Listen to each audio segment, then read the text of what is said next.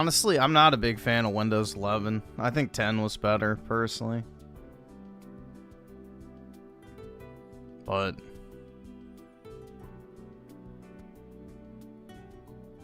I can't really think of a single thing about Windows 11 that I like more than Windows 10. Just give me a second. I'm just gonna start up Doom, the Black Ages.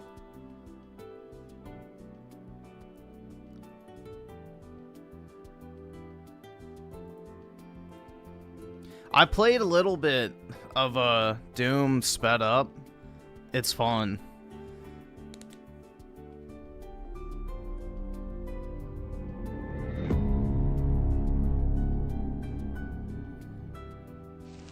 Would recommend.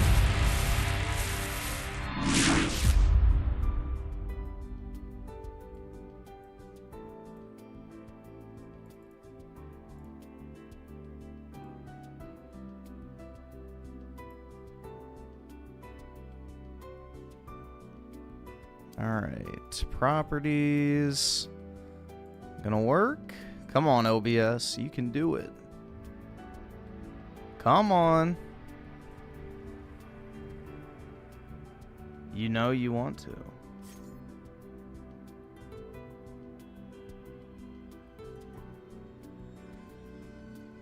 There we go.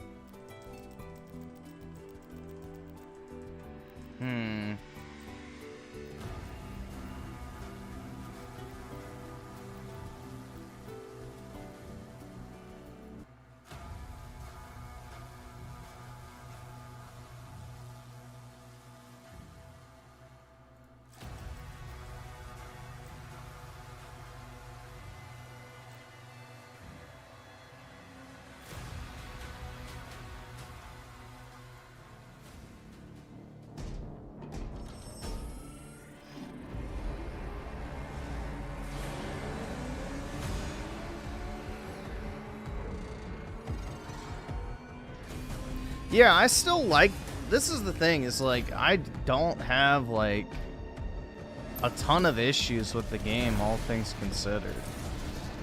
Like, I think it's good overall. It's just, you know, not necessarily the best Doom game, if that makes sense.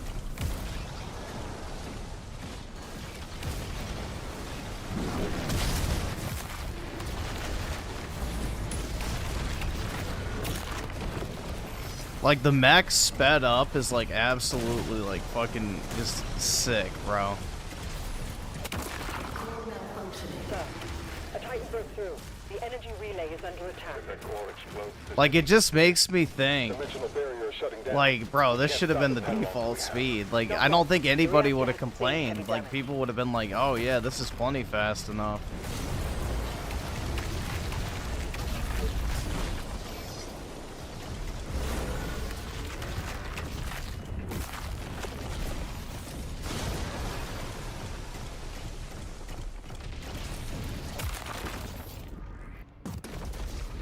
How do you speed it up? You just go down here to, where is it? Fuck. Is it here? Yeah, game speed. Right here. You can put it up to 1.5x, basically. It's like a dedicated slider in the actual game. More Titans ahead. Support team, deploy weaponry. Incoming.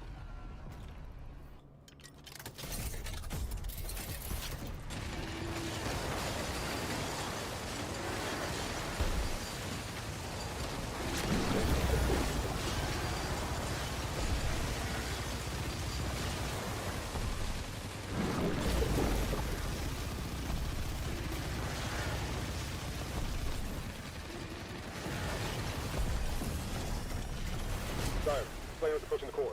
The barrier is critical. Relay overloaded. We need to pull everyone back. He's trying to save the city. Slayer, there's a strip mine nearby. I'll mark it for you. Disappears from relay.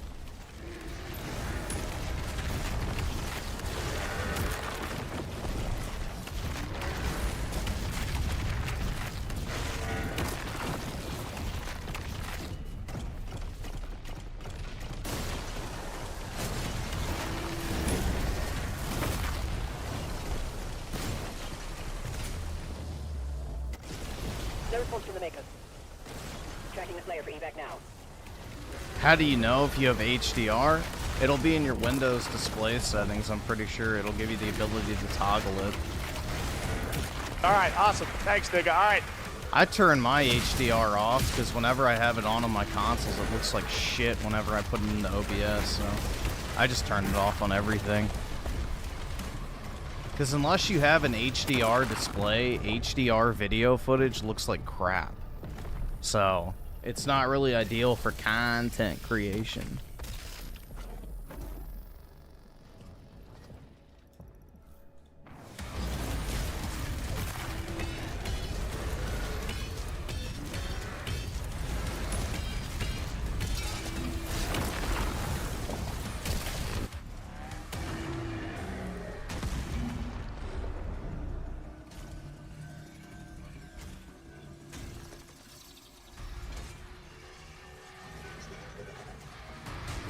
Gobble it up, bitch. This is a cool execution. Like, why didn't we get something cool like this for the final boss?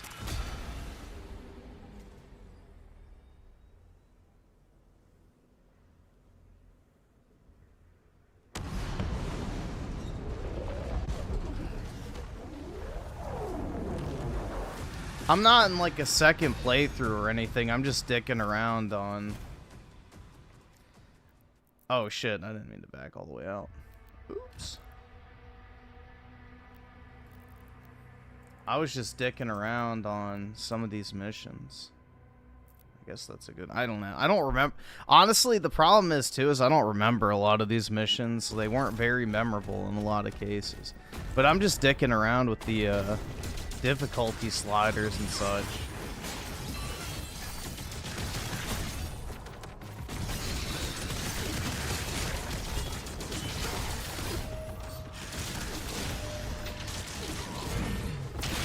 I already beat the game legit, so now I get to dick around.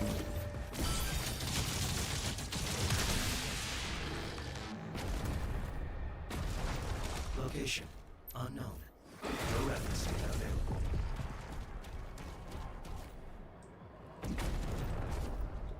Oh shit. Nope. I forgot. I ain't black. White boy can't jump. Hell yeah.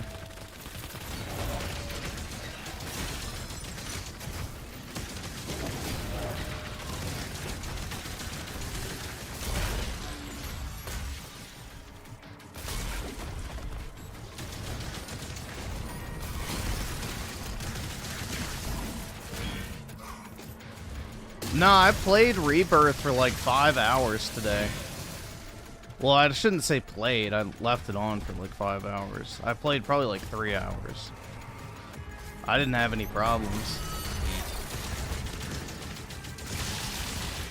I looked it up, though, the error that I got, and apparently it's a known issue with Rebirth, so it's not even uncommon.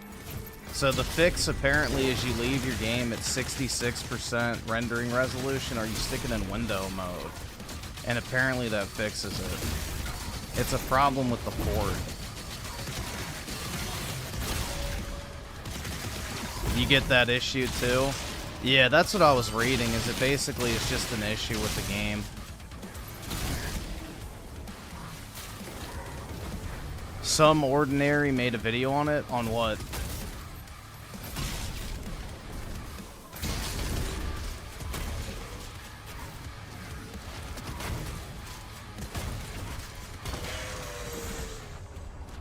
I also installed my driver again, and that like seemed to fix all the performance drops I was having too. Like I wasn't getting like the little random stutters as often. Like maybe I'd drop like 3 frames or something during a cutscene, but it pretty much stopped the stuttering completely at 120 FPS.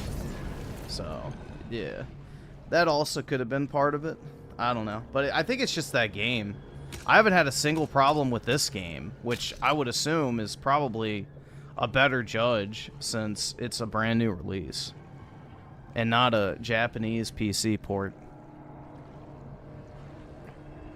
Dude, I know, this game sped up is so fun. Also, if you crank your damage, it makes it a lot more fun too. Because you just get to have like a cracked out experience of just, you know. Yep, the PC arrived. So this is it right now.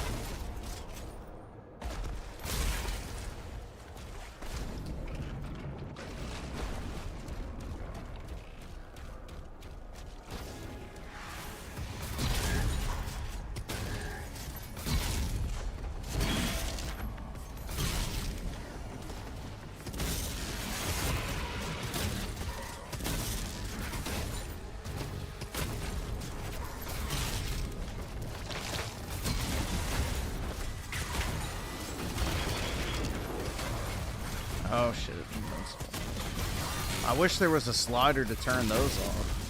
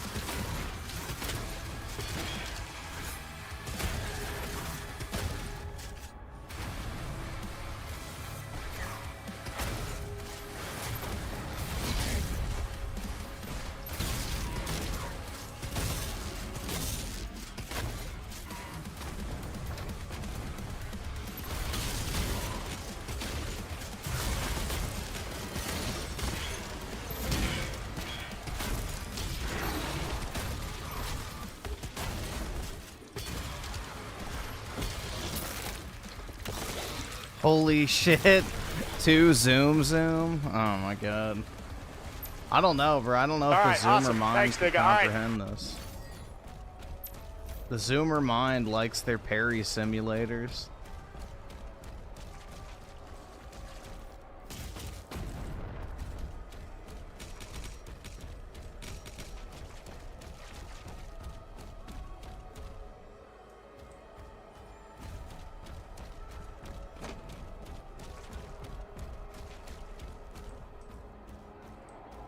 I forgot where the fucking vantage point is for this.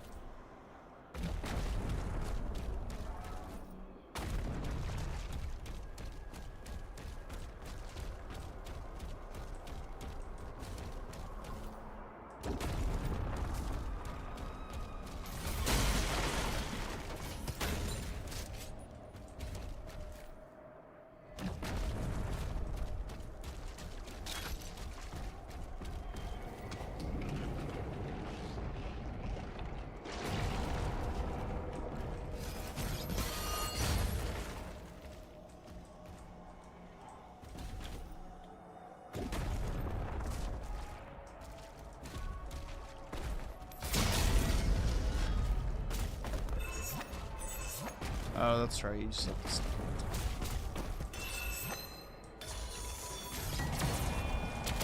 That would also be another great slider to turn on is auto solve puzzles. So you can just skip right through them.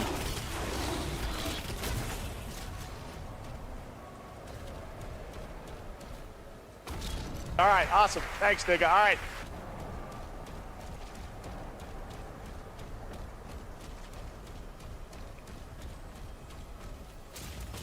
Spooky Cerberus of the 2, oh no. Truly is a horror is a Nintendo Switch 2. I know, man, it's gonna ruin my marriage again. I won't be there to hold the camera for my wife and her bull.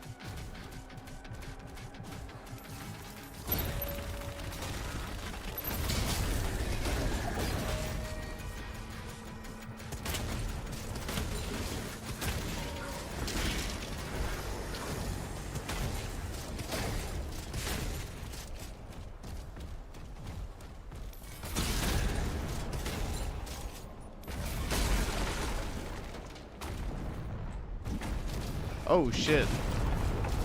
Fuck. I wasn't holding down sprint.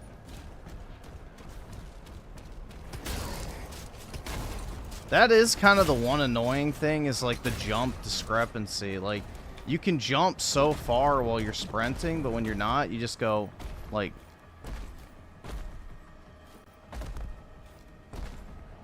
Oh, true. I forgot you can turn on auto sprint. Shit, I forgot about that setting. Yeah, I probably should. Forgot where that is.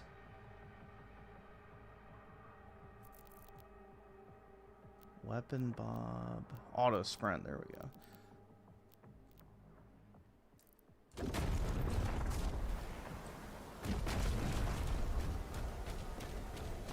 Yeah, I don't really even know why auto sprint wouldn't even be on by default. Seems kind of dumb to even have to sprint in a Doom game.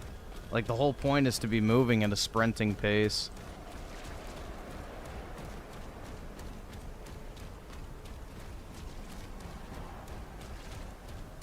Ryan Miller with the 5. Hey man, did you hear about the former FBI director's post on Inst? Yeah, dude, he might actually be kind of fucked over that. Like, that gets you into a lot of trouble. So, he could actually have some legal ramifications for that. Because in his quote-unquote apology, he's just said, I thought it was a political statement. Which basically means he's not denying the meaning of it when he posted it. He's just saying that it's justified because it's a political statement. It's like, no, you can't fucking actively call for the death of a president because of a political statement. So, yeah, he might actually be in pretty big trouble over that if they decide to prosecute, but we'll see. The FBI's been all fucking talk so far this administration.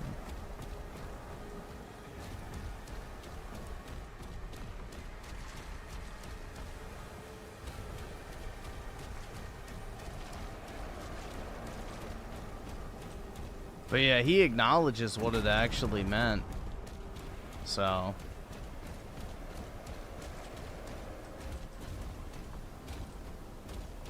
Alright, am I like having a Riri moment and I can't fucking figure out? Oh shit. I forgot about that mechanic entirely.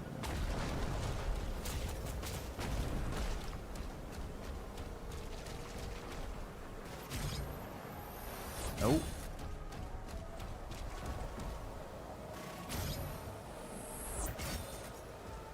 Alright, what gives? Shit.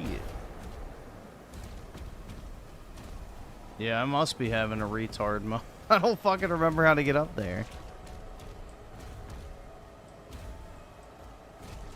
Johnny's of the 5, so id Soft decided that developing a multiplayer component was just a waste of time and money that nobody would play anyways, right?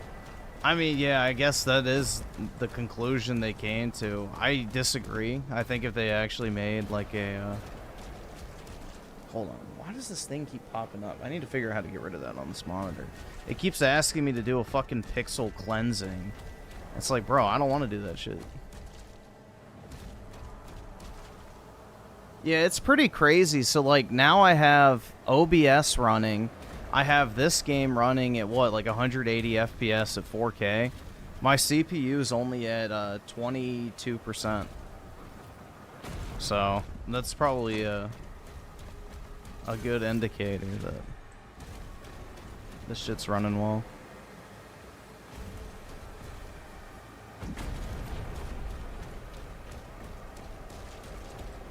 Yeah, but I would imagine you don't have to do a pixel cleaning every 10 minutes. Well, that's probably an exaggeration, but it pops up all the time.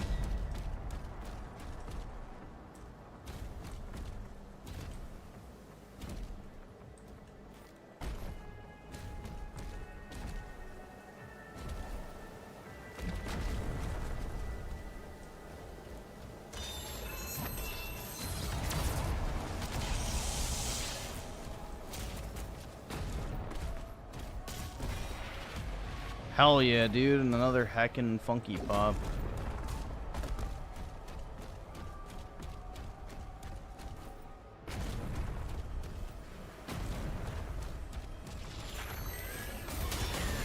There we go. I guess I was meant to find the heckin' Funky Pop.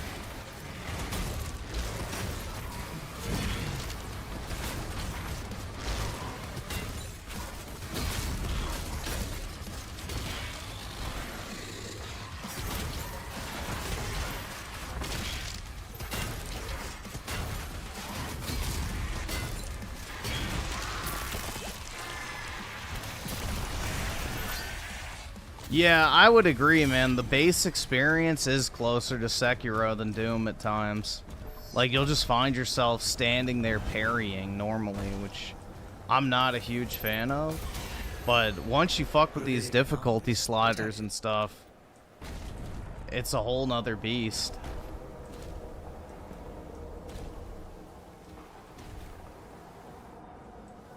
Oh. I guess I wasn't supposed to do that. Don't you fucking tell me to my face to shut the fuck up. Oh shit. Okay, never mind. It's back. It turned on. I was about to say, how the fuck do I find my way back up there again?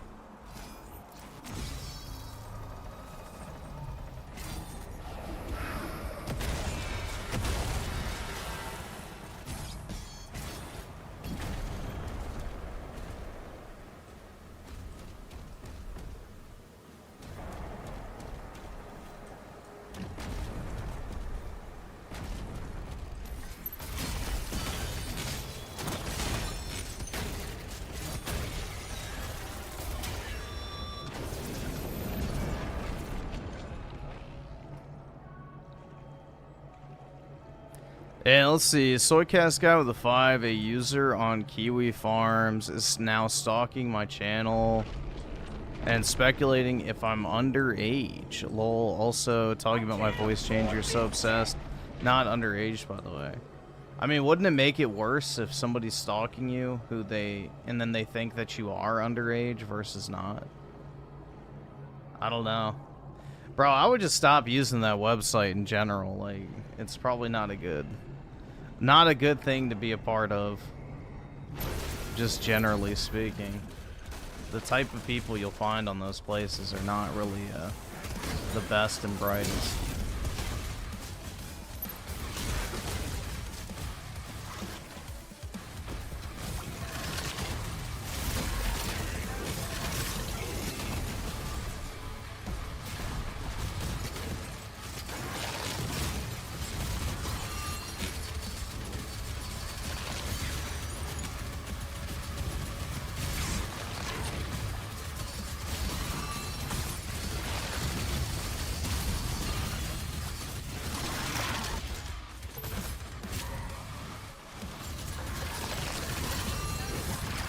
I'm a Nintendo Switch 2 hater. That's right, dude.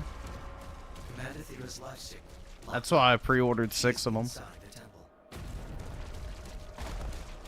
All right, awesome. Thanks, nigga. All right.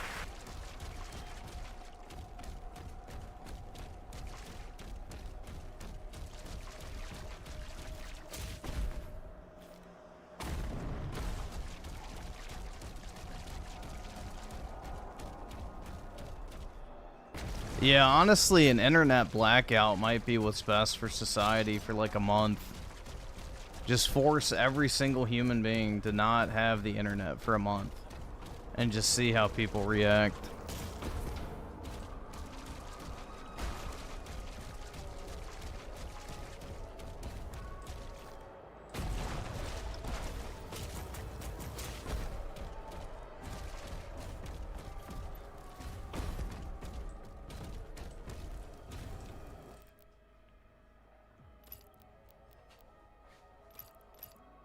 Is there anything I actually want to upgrade? Not really. Oh, that's good.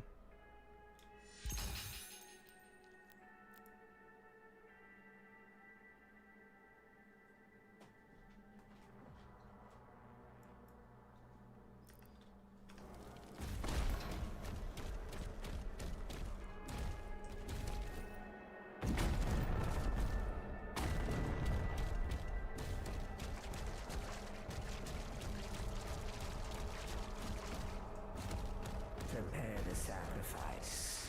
The beast approaches.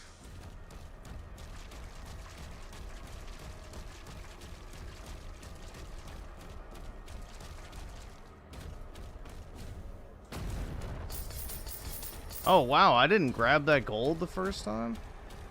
Jeez. Just laying there and shit. Oh, I wonder how you get that. That's how. That I can definitely use. What the fuck?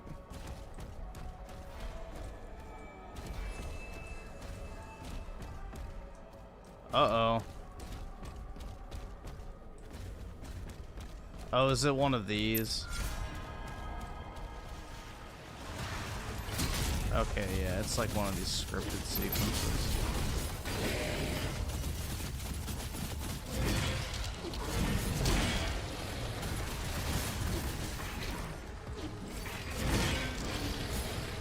All right, awesome. Thanks, nigga. All right.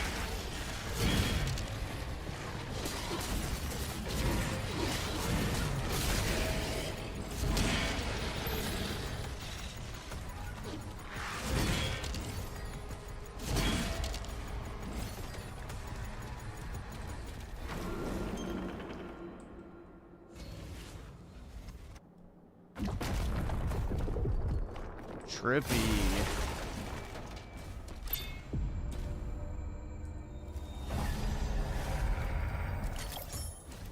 There we go.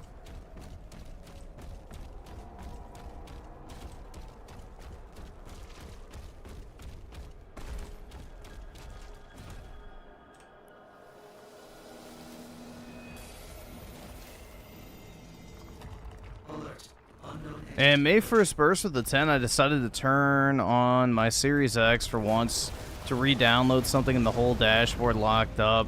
Even holding the power button didn't shut it off. I had to actually unplug it. Absolute POS. It's a sign, bro. The will of Phil has forsaken you. Oh, here comes the padding mission. Dude, I still can't believe this was an actual thing. Honestly. This is wild. Like, really? He just goes, yeah, I'm just gonna lay here and get swallowed, bro. Like, why? It makes no sense. It's so fucking dumb, but yeah. You know, video game padding logic.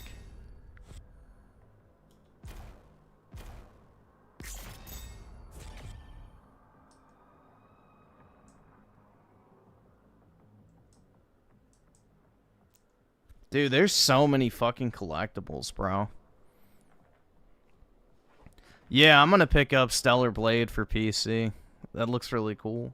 Well, I mean, I know it's gonna be good because it's, you know, Stellar Babe.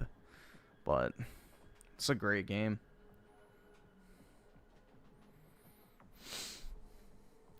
Let's see. Oh, yeah, don't hit back. Or can I hit back? I don't like that it takes you back to, like, the home screen every single time when you try to, like, you know, just play another mission. Like, just take me back to the mission select screen when I hit back. You're adding an extra step for no reason.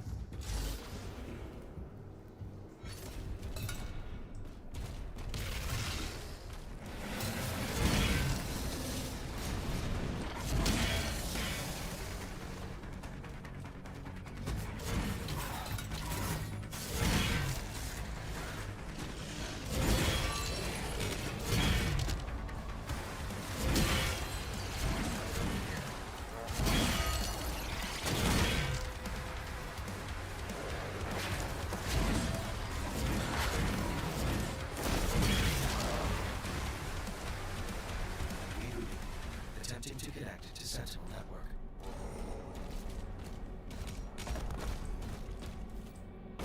Oh shit, yeah, you gotta drop that box. I remember this part. But do I remember where to stand to do so? Yes. Let's go. Wowie zowie. I'm so smart.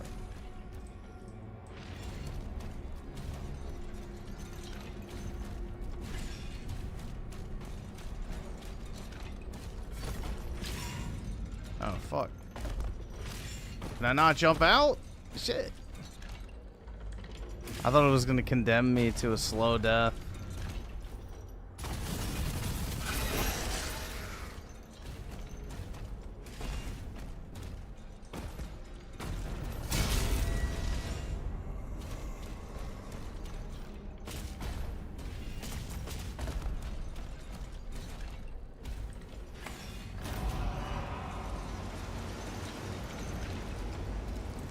Yeah, Halo Combat Evolved is boring. Signal detected.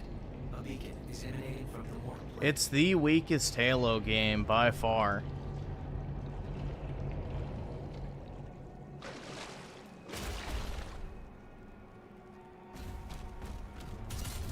Scanning. Did you see Kojima say 60% of playtesters hating Death Stranding is a good split? Yeah, that's exactly what you should be doing. I mean, I guess at least he knows what audience he wants to target, but sure shit ain't me. That's for sure.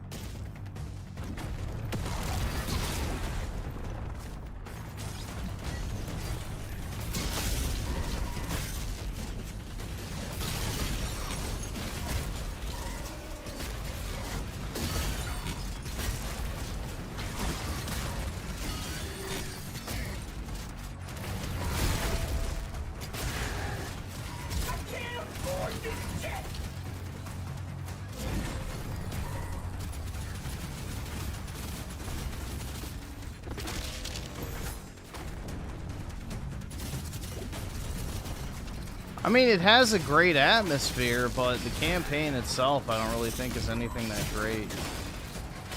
For what it was at the time, I can appreciate it, but personally I don't really like it in relation to other Halo games.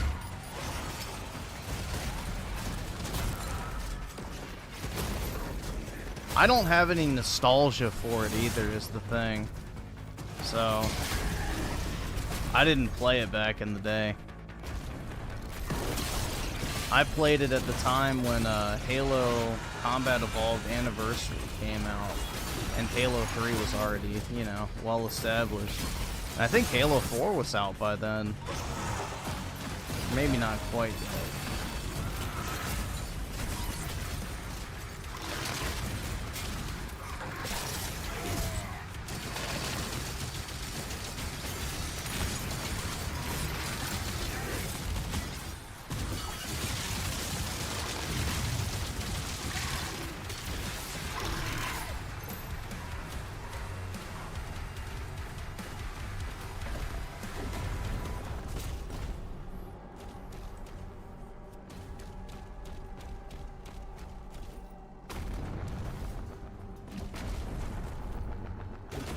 I think I played Halo Combat Evolved Anniversary on Heroic?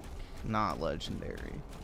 But I don't remember. I know I played it on a higher difficulty because I wanted the achievements.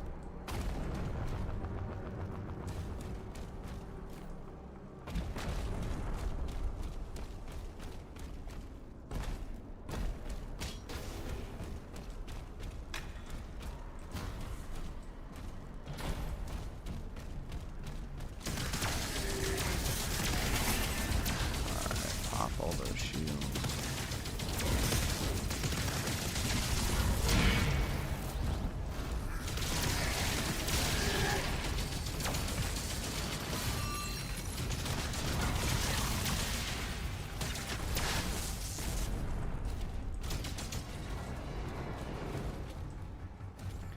Let's see. So Soycast guy with the 2. Also, how'd you like my Latina queen? Oh, the Fratanga. Yeah, it was pretty good. That dude's such a disingenuous fucker, though. It's like, you know, I mean, he does like his little complaints about how he doesn't have any friends or whatever on YouTube. Blah blah. It's like, yeah, I wonder why. Gee, I don't know. Couldn't be that you literally try and like twist every single fucking little retarded thing and end up looking like an asshole doing so. Yeah, he's like the prime example of one of those like Redditors that thinks like they're way smarter than they actually are, when in reality they're just like actually fucking retarded.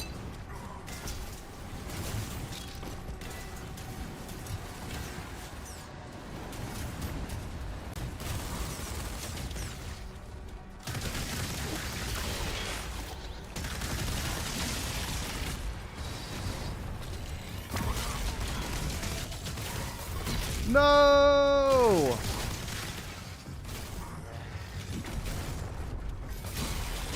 Shamed and fallen.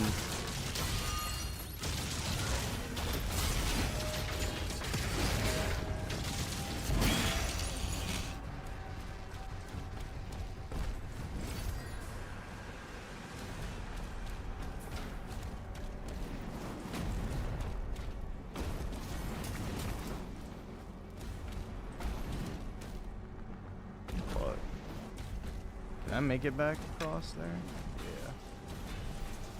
Yeah. Just wanted to see if there was like, yeah, there's a secret over there. Oh shit, why didn't I get my sprint jump? There we go. I was like, wait, was I not sprinting? And then I remembered I have sprint turned on all the time, so. Oh, fuck. Jeez, bro. Platforming challenged as usual.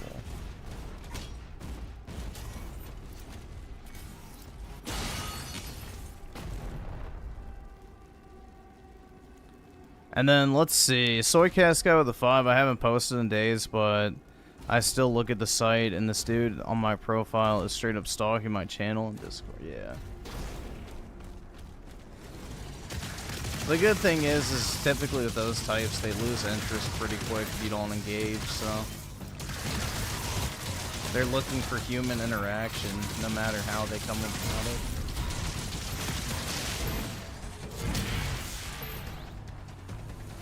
And also Soycast guy with a 5, it's very odd though that this dude keeps looking at the YouTube channel who he thinks is an underage boy, like who's got the yeah, exactly. I don't know how he thinks that helps him. Like, yeah, I'm gonna stalk this kid. Or someone I think is a kid. Alright, awesome. Thanks, nigga. Alright.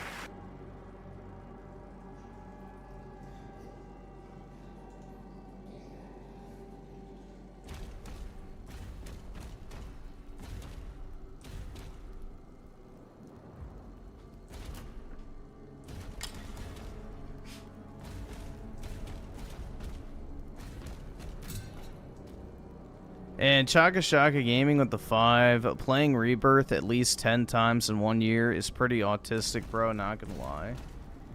How? What is... Alright, let me ask you a question. what difference does it make if I do like 10, 20-hour playthroughs of a single-player game versus putting in 200 hours into like Fortnite or Apex Legends or fucking Warzone or CSGO or whatever else? Like, why does it matter that you replay a single-player game? What's like wrong with replaying a single-player game?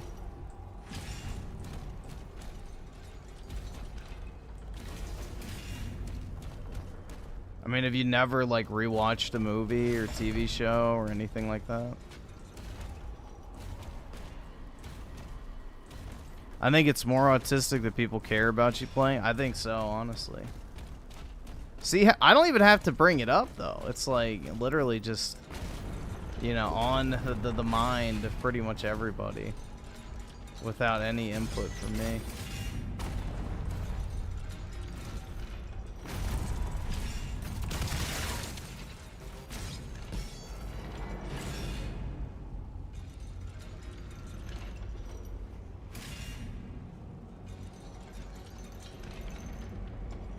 I mean, look at our resident Last of Us 2 fan, Renadog, bro.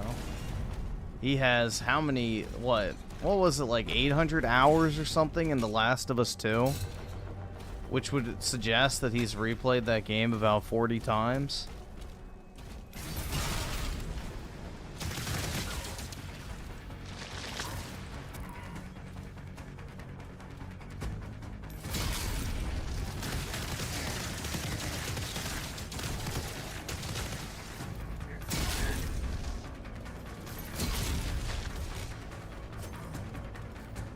All right, awesome. Thanks, nigga. All right.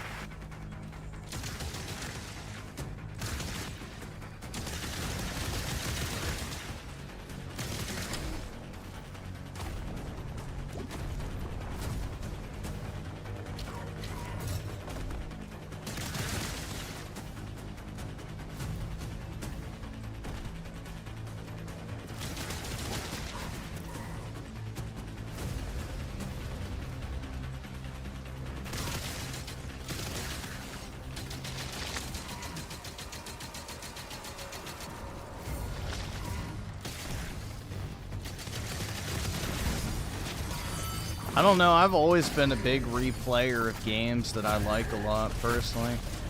I mean, that's literally what I used my PSP awesome. for, Thanks, was nigga. replaying Star Wars The Force Unleashed. So, I've played through that game, God only knows how many times.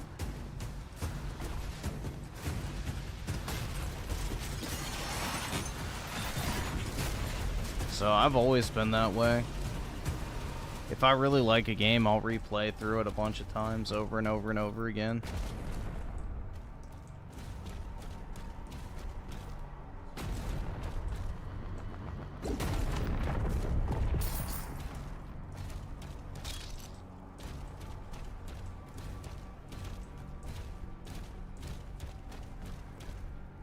That's why I prefer, like, shorter games where it's like you can play through them in, like, you know, an afternoon or a weekend or whatever it might be, because you can always just go back and replay it.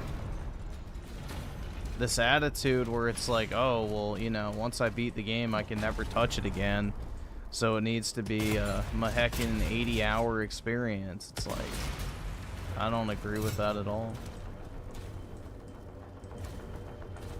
Alright, so how do I get in there? Oh, there we go.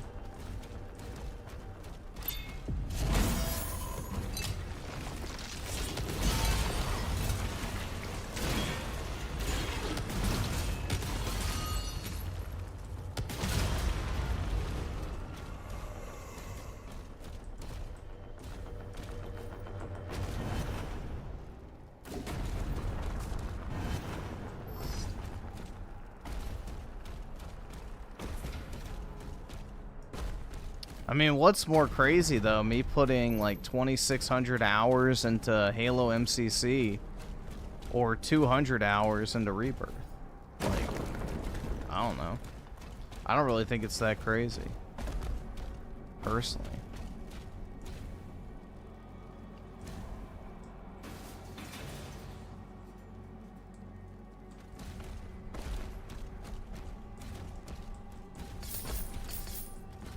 The way I judge games, though, is if I want to replay them, then I consider that a good game. Like, games that you never want to replay, that's not a good game. That's, like, literally an experience. It's not a game. Because if you're not experiencing it for the first time, then it's like, okay, well, I don't really want to do it again. So at that point, you're not really enjoying the game itself. You're enjoying, like, the first-time experience of it.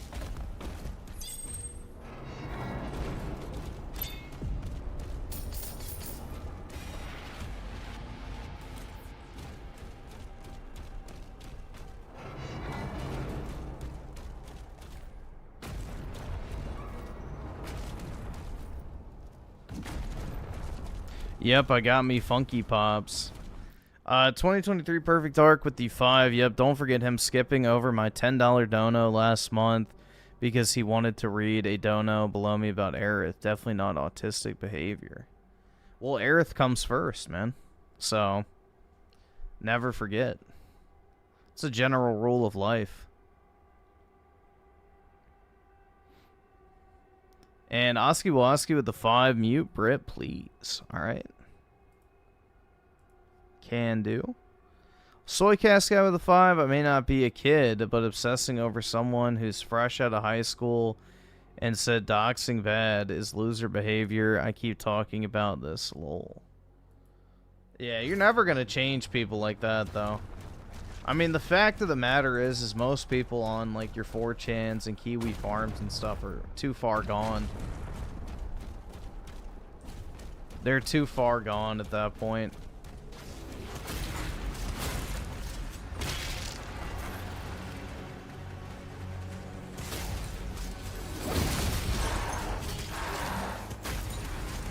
It's like asking a Redditor to have an honest conversation. It's not gonna happen.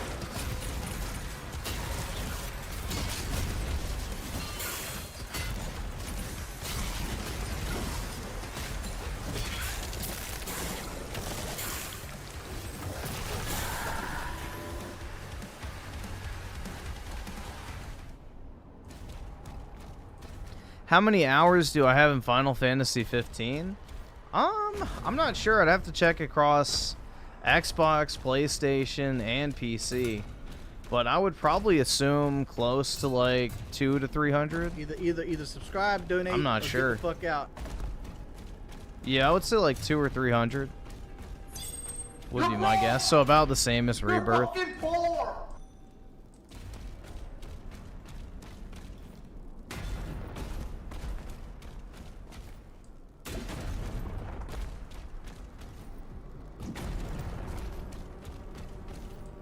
Oh yeah, I've already been in here. There's not anything to pick up. I forgot about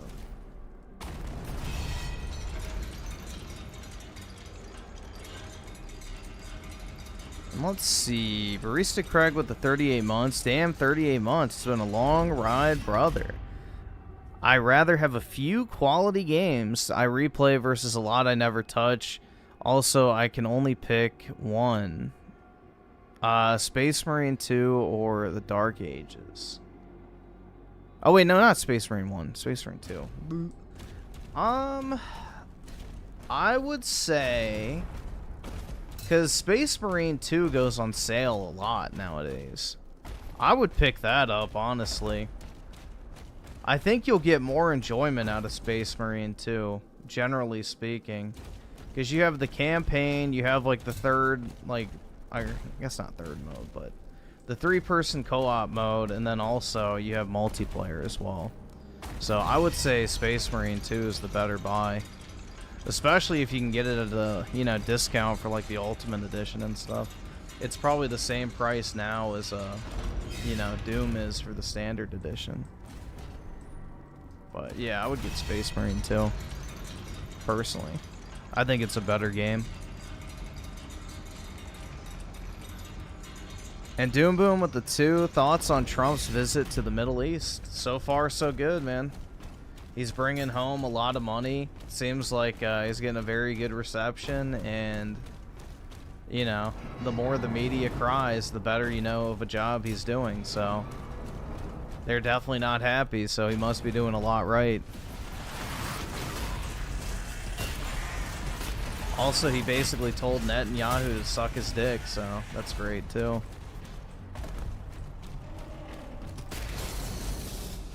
He's going on a trip of the Middle East and not visiting our greatest ally, so that sends a pretty clear message.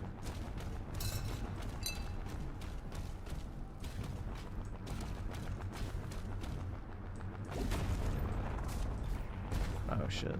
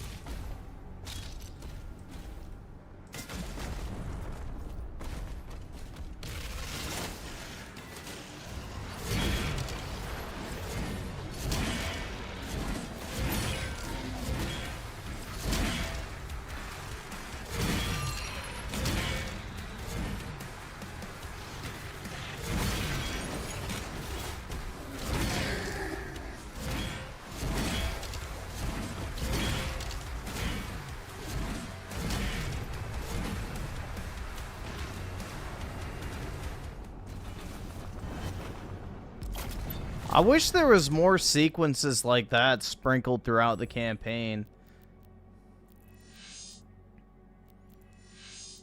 Like, it feels like a lot of the stuff, like, you know, they either just shoved at the beginning or the very end. Like, how many Berserk, like, power-ups were there in this game? Like, maybe 5? How many, like, double damage or, you know, 4x damage drops? Like, there's not... I don't know, bro. It's like, it feels like they forgot to add a lot of stuff. Like, especially towards the middle of the game. Like, the middle of the game is a slog. And there's really not much in it that's, like, super differentiating. It feels like almost everything is either put in the very beginning or the very end. And this, like, 70% middle section is just extremely drawn out and just generic.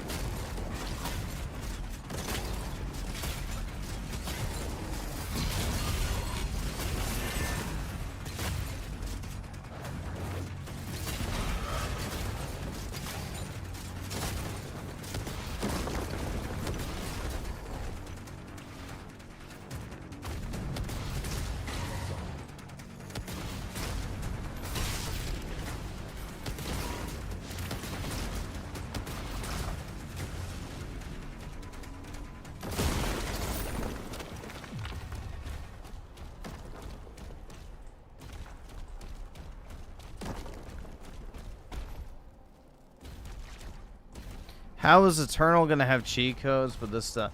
Yeah, like, even stuff like that. There's no, like, you know, special, like, modifiers you can find in the map anywhere. I mean, it feels like a lot of content's missing from this that would make you feel a lot more like Doom. Like, if you were picking up, you know, power-ups constantly, you had, like, I guess the traditional, like, end game type content, which, I mean, you have the difficulty sliders, which basically break the fucking game. You can take 25% damage, deal 10x damage. So, in a way, it is kind of there, but it's not there in, like, the traditional sense, which adds to that feeling that it's, like, almost a different game and not necessarily Doom.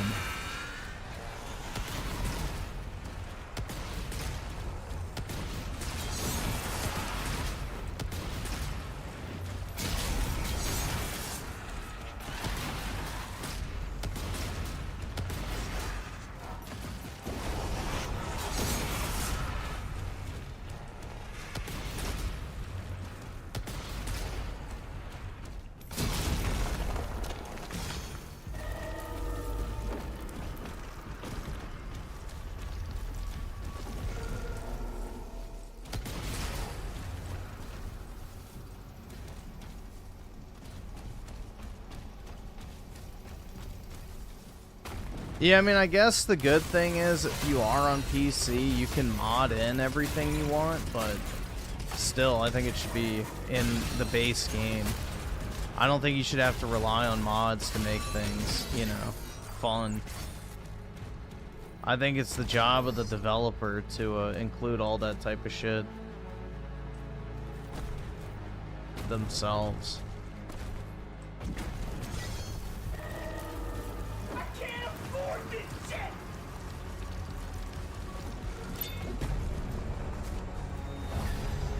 All right, awesome. Thanks, nigga. All right.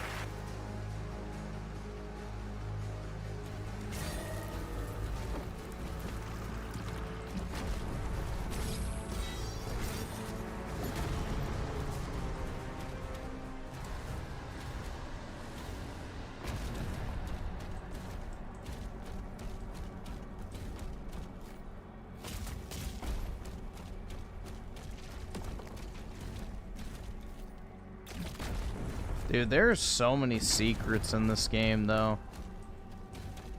It must be really hard to just do like 100% run with zero guide. That's got to be like a huge time commitment.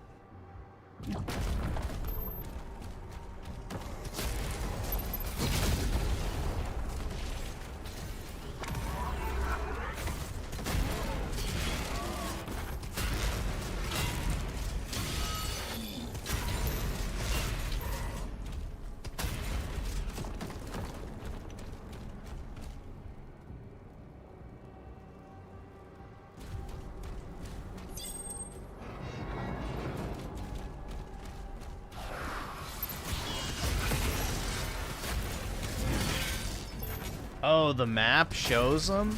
Oh, okay. I don't think I've ever opened the map. Oh, yeah, shit. Wow.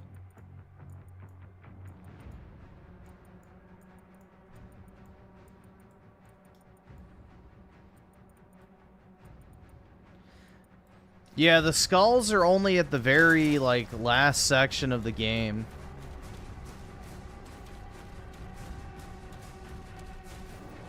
They're at the very, very end. And only during, like, the hell portions.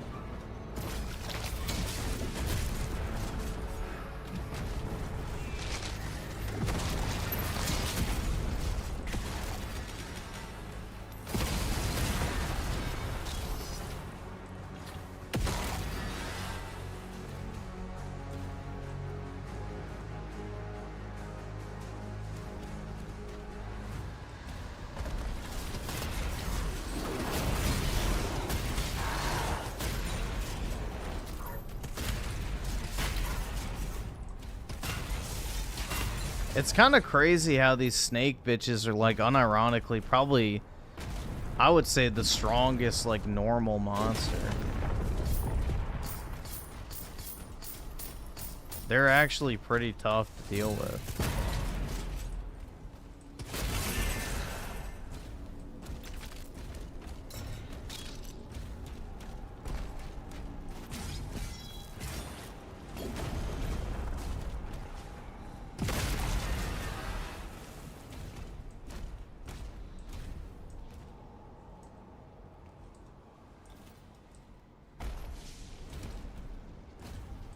Okay, so how does one get in there?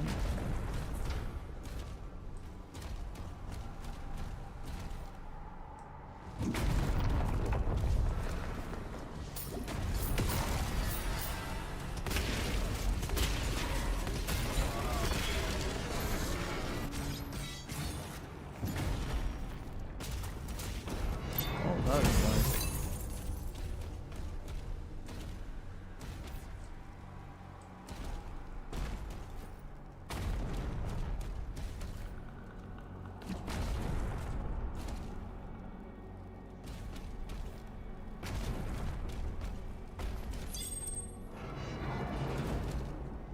Yeah, the Revenants are really tough, but at least when they do that double, like, cannon green skull attack, it's pretty easy to kill them off of one stun.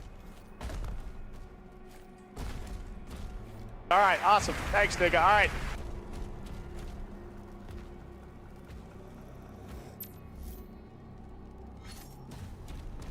Vessel scanned. Routing to bridge.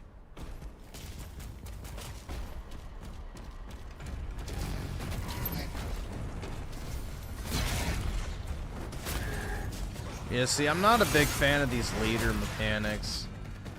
I do not think that was a good improvement.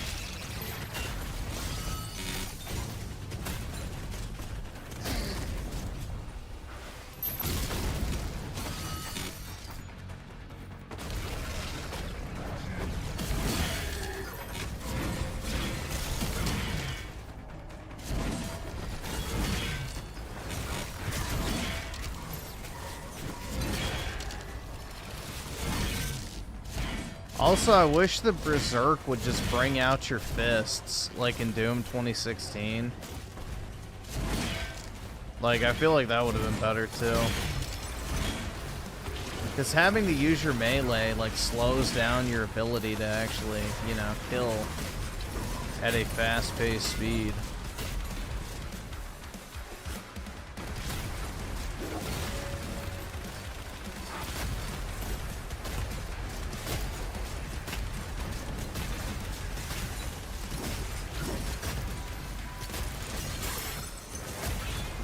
Yeah, there's just a lot of unnecessary changes in general.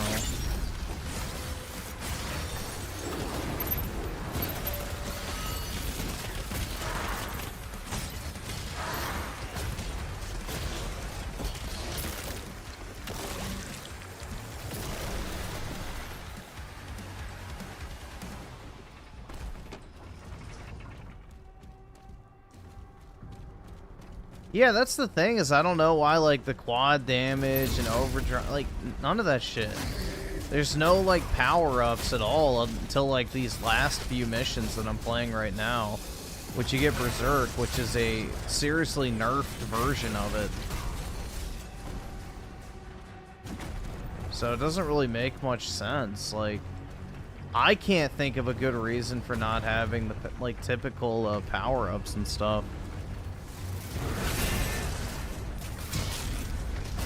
Like, especially in a melee combat Doom, like, I feel like those would be even more fun.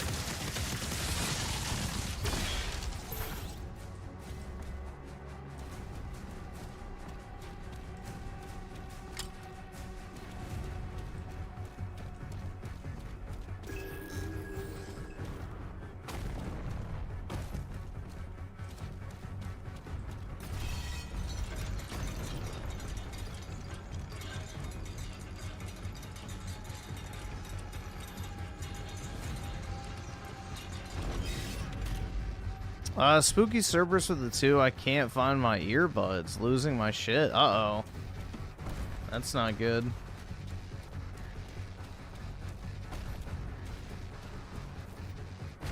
The worst is when you have the Bluetooth earbuds and you lose one of them. Because, like, you have half a set, but you still have to go buy another one.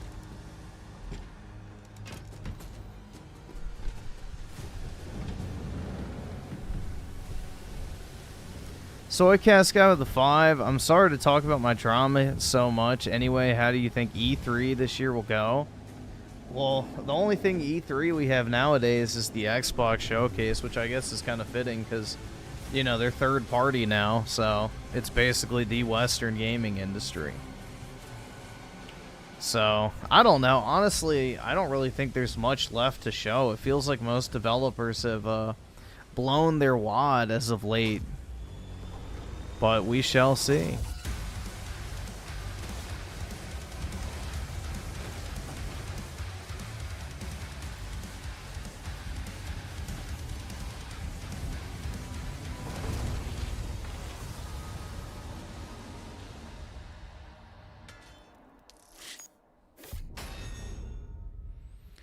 And let's see, EH with the 5. I feel Dark Ages will be the last good Doom. The way Western AAA is going, it's a miracle Dark Ages can exist at all. All good things come to an end. Yeah, I mean, hopefully that's not the case. I still feel like they have a good, like, development team over there. For the most part, it seems like they actually enjoy developing video games. They're actually trying to keep their games feeling like video games. And even if, like, we don't like everything to do with Doom the Dark Ages, it's like, it's still, I would say, a gameplay first experience, more so than anything. And I think that's what matters the most, generally speaking, because, you know, once you lose that aspect of your studio, then it's all over from there on. Like, you can make adjustments to gameplay experiences as long as that's what you're trying to make. But once you go down the cinematic route, you know, very rarely do studios ever bounce back from that because it's a completely different skill set than making a game like this versus something like A Last of Us, for example. All right, like, the awesome. staffing Thanks, would be nigga. All right. completely different.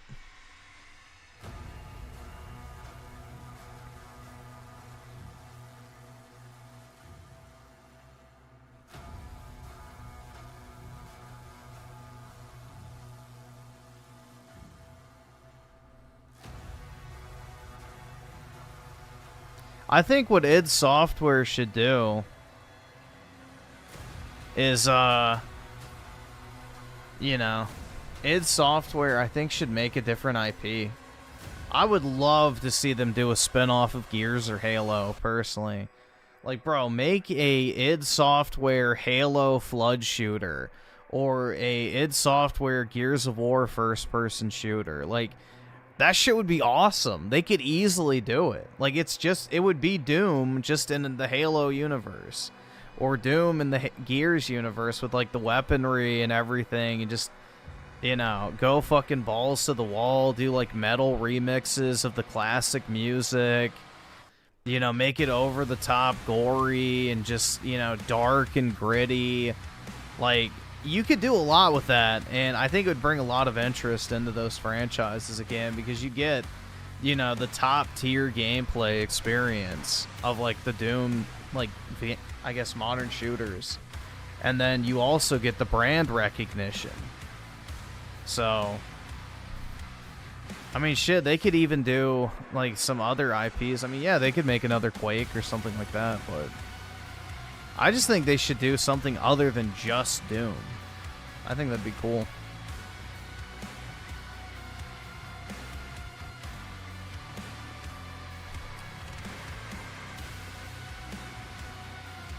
You're broke! You're fucking poor!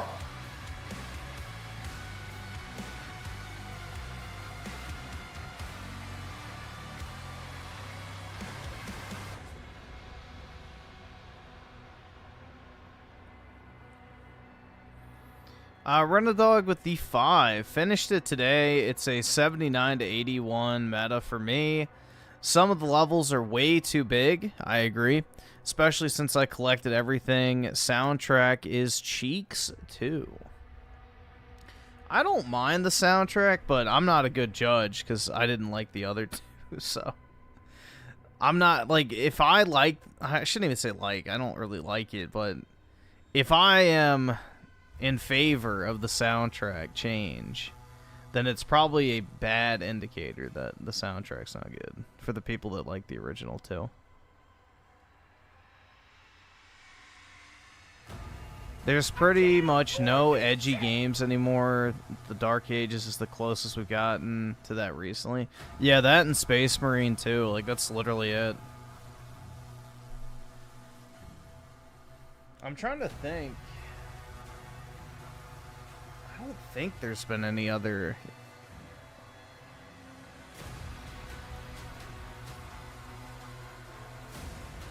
Yeah, I can't really think of any.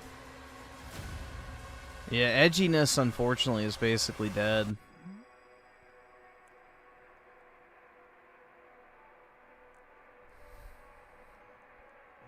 Doom Boom with the 2, yes for both, but with the brutality of Gears. Oh, yeah. I mean, that's why I think it'd be a great combo. Like, imagine a first-person Lancer, bro. That shit would be awesome. Or, like, the Retro Lancer, you could turn it into, like, some sort of dash attack with the bayonet charge and stuff. Like, there's a lot you could do with it. And EH with the 2, it can't create good stories, though. No on hand. Well, yeah, it wouldn't be a story game. It would just be like a, you know, flood shooter, like, go and exterminate everything. It wouldn't be like a Maheckin, emotional storytelling or anything like that. It would just literally be go in and kill. Like, literally, that would just be it. Go in and kill.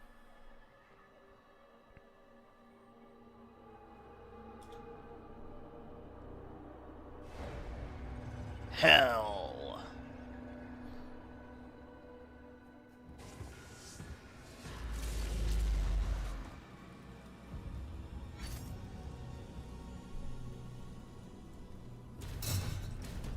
We've tried to attack you before, but we couldn't break through to Asvik's fortress. Look out for damaged Adlins. You may have to repair one to reach the target.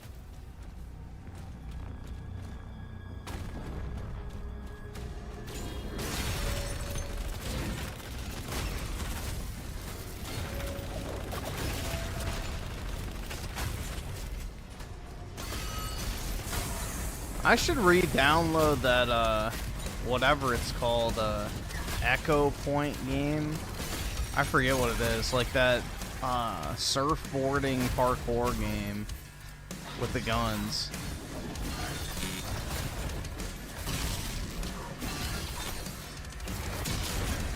I should also download that Severed Steel game, too. The same dev made both of those, and I never played the first one. I don't remember what it's called here. Let's check.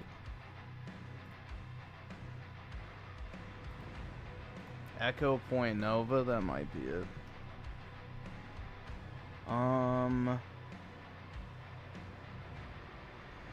E. Yeah, this one. This was a pretty good game.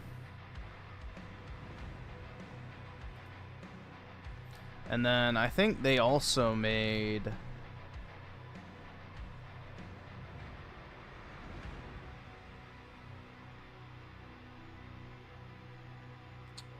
Yeah, this game as well. Which I never played this one. But yeah, they made both of those.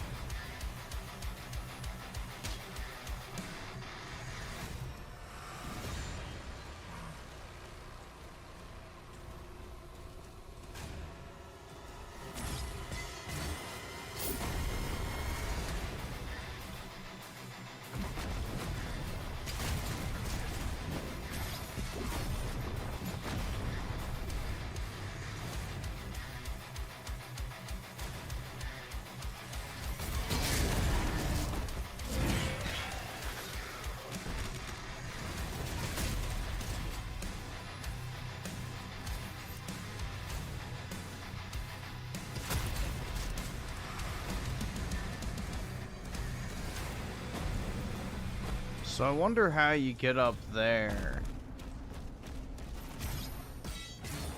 Do you have to like rocket jump? Yes, okay. Well, that answers the question. Alright. Oh, fuck! Damn it! I just flung myself off.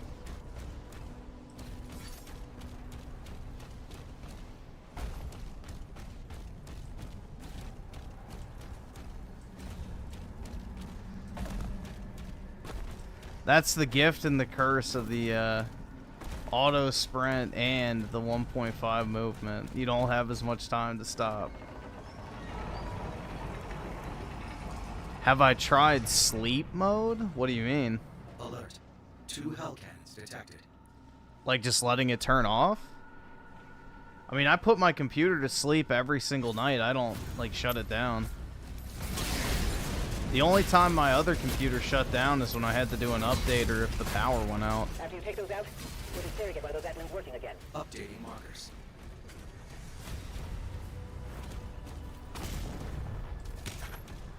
If it still works, that's good. What do you mean?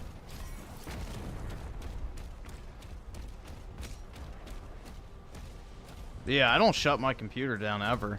Shutting down your computer isn't good for it. Like, you're better off just leaving it running all the time, which is a very common misconception people have.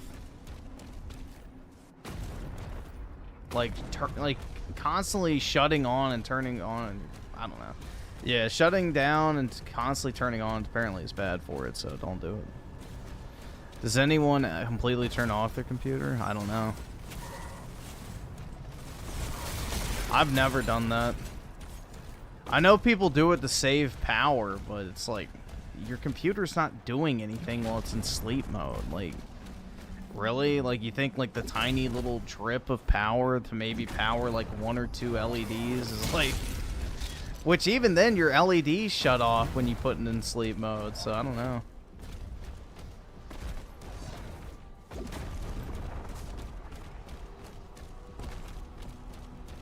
Keeping a computer really only matters if you have spinning drives.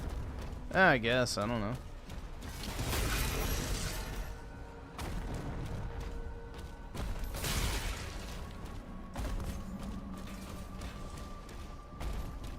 I feel like anytime you like, I mean, it's like an engine. The more you know, turn it on and off constantly, the more wear you put on it versus just leaving it running. But I don't know the science behind it.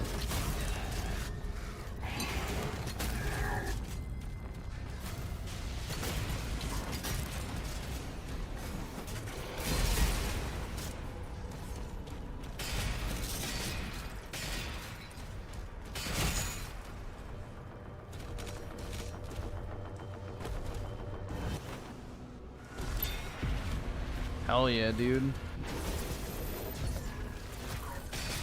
Another funky pop for my collection.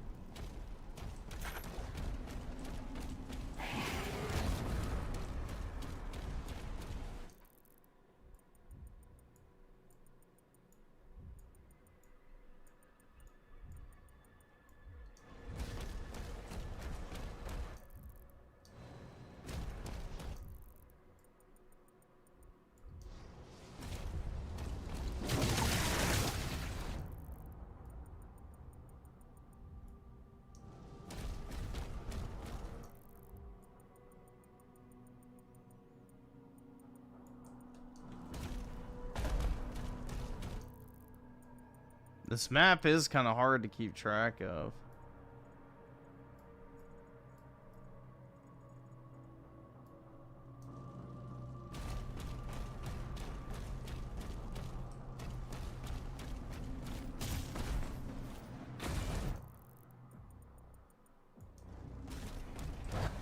Oh, yeah, I need the key.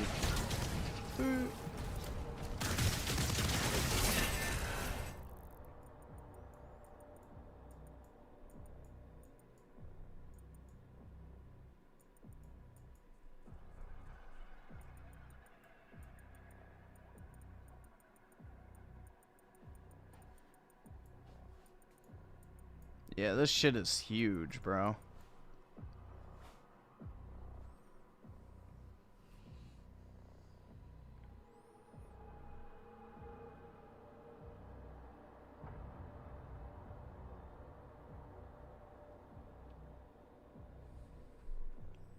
Older PC took forever to reboot, but your PC has an SSD, which is fast.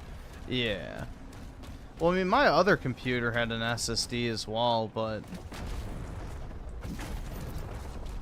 just as things get older, they take longer to turn on and all. I don't know. There's probably some reasoning behind it. Also, the, you know, SSDs have gotten a lot better too.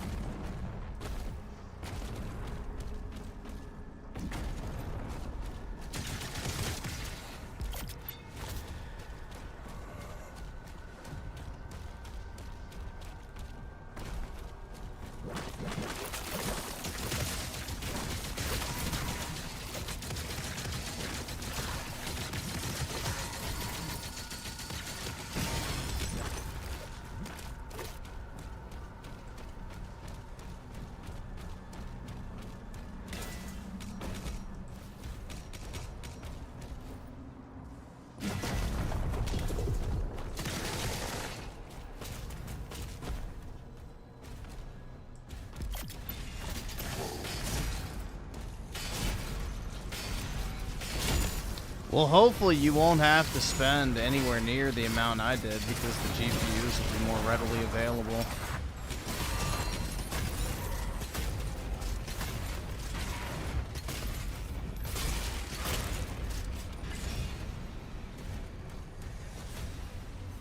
Yeah, I saw this little switch on my GPU where it's like a silent mode versus gaming mode. I have no idea what the fuck that does, but I'm tempted to flip it. I know my, I think it was my 1080 Ti had a similar switch.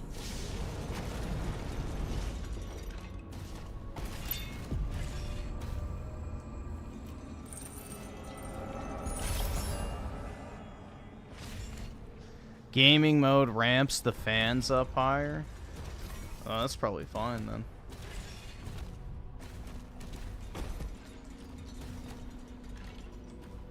Put it to gaming for gaming, yeah. If it says gaming, it must be good, right?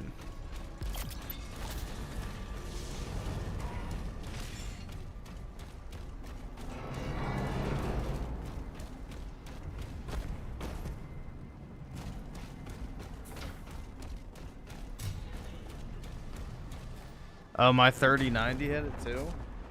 I don't remember ever seeing that.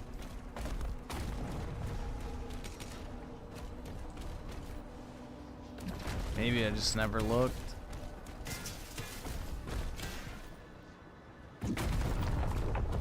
I think at that point I probably just wanted to get one that actually worked. I didn't even care.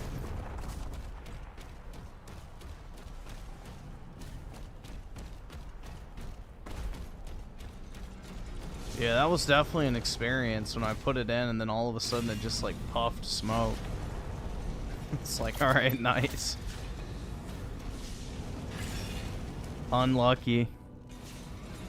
But yeah, the EVGA company was really like normal about, they're like, oh yeah, that's why we keep extras just in case. It's like, oh, cool. So I didn't have to wait, luckily, but yeah. They said, yeah, it happens every once in a while. That's why we keep extras. You just got unlucky. It's like, oh, of course.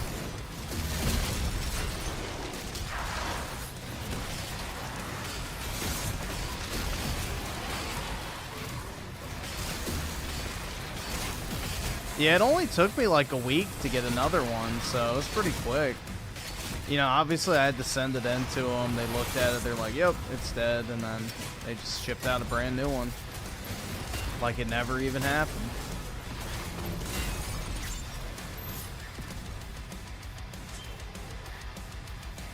I remember people were saying like, oh, they're a pain in the ass to deal with and stuff. It's like, that was such an easy problem. I don't know. That was one of the easiest customer service, like, return requests I've ever done.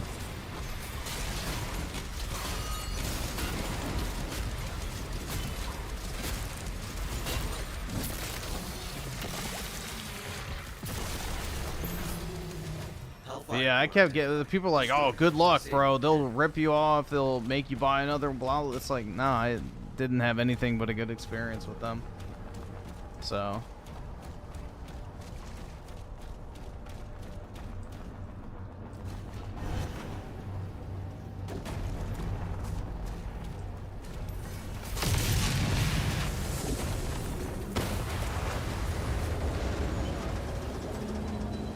Yeah, PlayStation has shitty customer service. I had so many fucking PlayStation 3s shit out on me.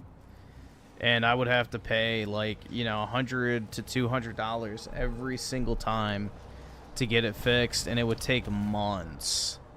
Like, literally fucking months to get your, like, broken PS3 replaced. That shit sucked, man. I had 3 PS3s yellow light on me.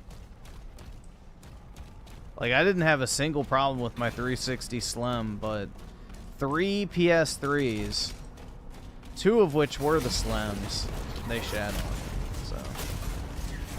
Or no, I think all of them were Slims. I think all of them were PS3 Slims.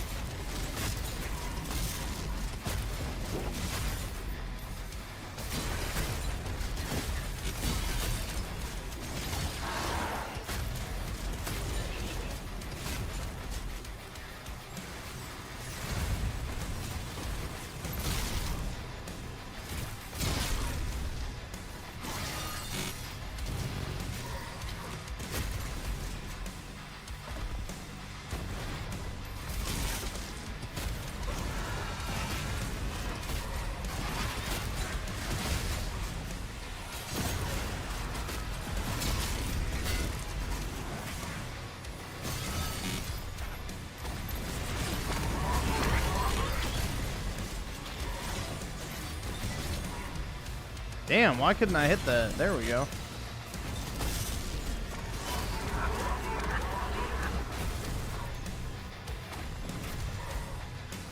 Alright, where's this last spot? There we go.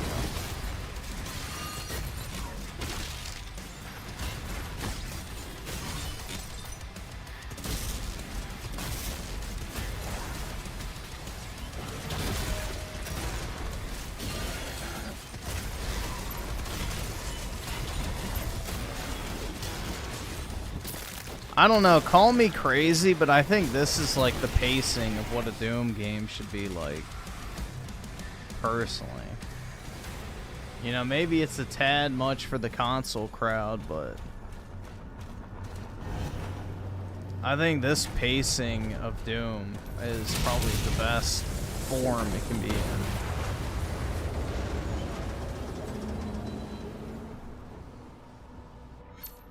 Bro, the Xbox had a 50% failure rate and was still more desirable as a gaming console. Yeah, exactly, man.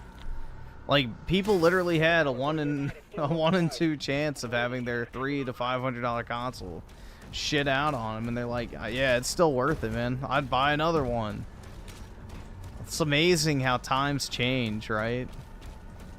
You go from people literally jumping through as many hoops as possible to just be able to play on 360. To Microsoft basically having to force people to buy a Series X at this point because nobody fucking wants it.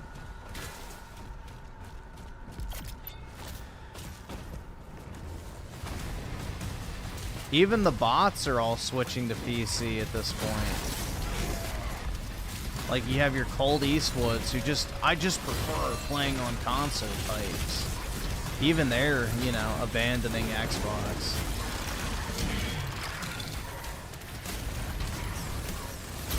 And they have this massive cope that Xbox is, like, you know, not a console anymore. It's a, you know, it's a developer now. So you can still be an Xbox fan even if you don't like the Xbox, which is so retarded. It's like when people say Xbox, you don't think of Activision or Bethesda, you think of the console. When someone says Xbox is failing, you don't think, oh, well, they're fucking own studio. No, you're thinking the console. So the name Xbox is synonymous with the console. That's why it's called a box in the first place. But, you know, the bots want to pretend like that's not the case. When people say PlayStation, you don't think of Bungie and shit. You think of the PS5. Stable at 92%.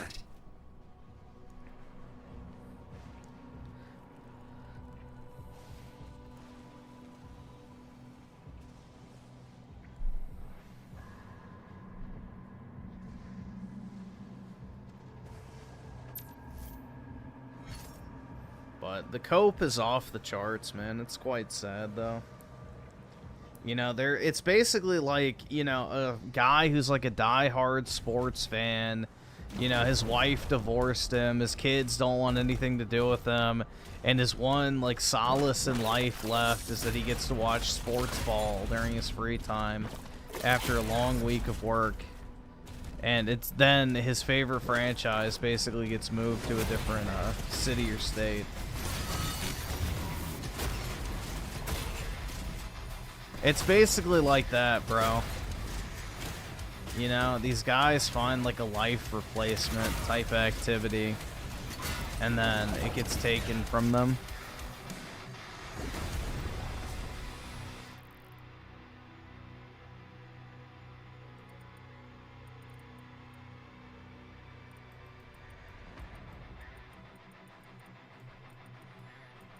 Alright, well, I can't get that. So maybe I need to go over here. Well, I can't do that.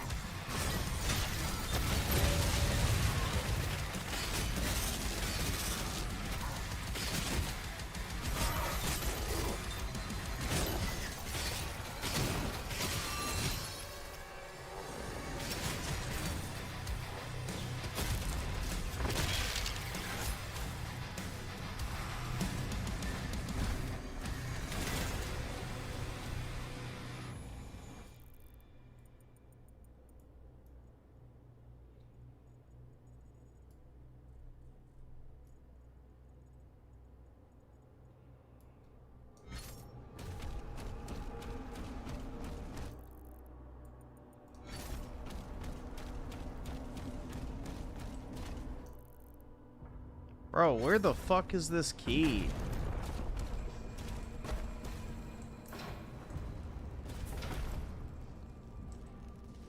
And why can't I grab that?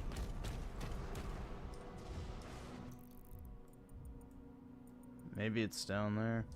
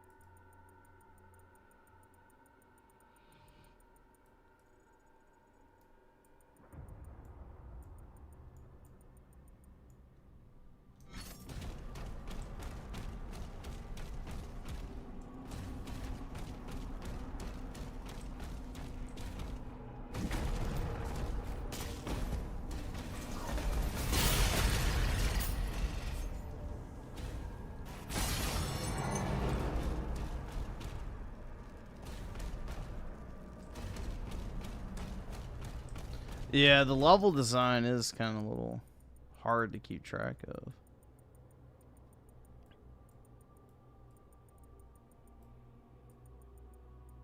I need to find that key, bro.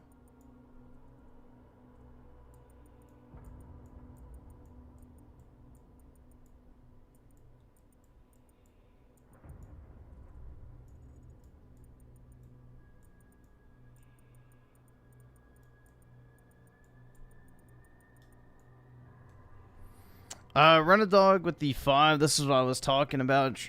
Drastically slows down gameplay looking for this shit. I got it all, but yeah, my second run is more fun. Yeah. I don't even know why I'm wasting time doing it, because typically I genuinely don't really care that much, but... Seeing if I could grab some. I already missed that, so... Whatever. I'm probably done. If I can carve off a few, I guess, each time I play through a level, then that's good enough.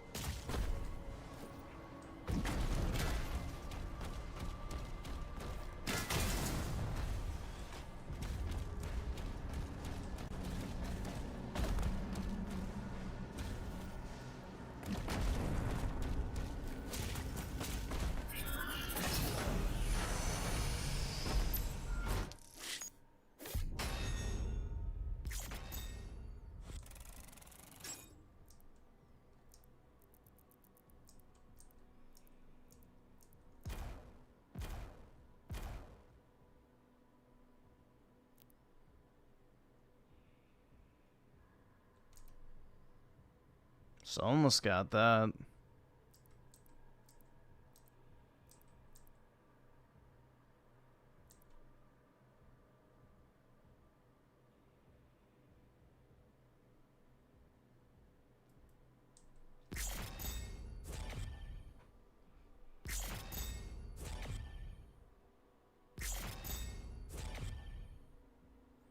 I hope they add a game mode or something that is based on the mech. Yeah, I think the mech is fun, honestly. They could have done... Well, there's a lot of things they could have done multiplayer-wise, but they could have done a mech mode for the multiplayer. They could have done, like, a melee combat multiplayer mode. Like, there's a lot of cool shit they could have done. It's kind of a missed opportunity. They didn't do, like, a traditional multiplayer just with, like, some gimmicky shit that's just supposed to be fun. Yeah, I'm not really a huge fan of the dragon. Yeah, there's already planned DLC, so you can see right here, actually. Upgrade to premium, get the digital art book and soundtrack, and the Divinity skin pack and campaign DLC. So, yeah, if you bought the premium edition, you already paid for the DLC.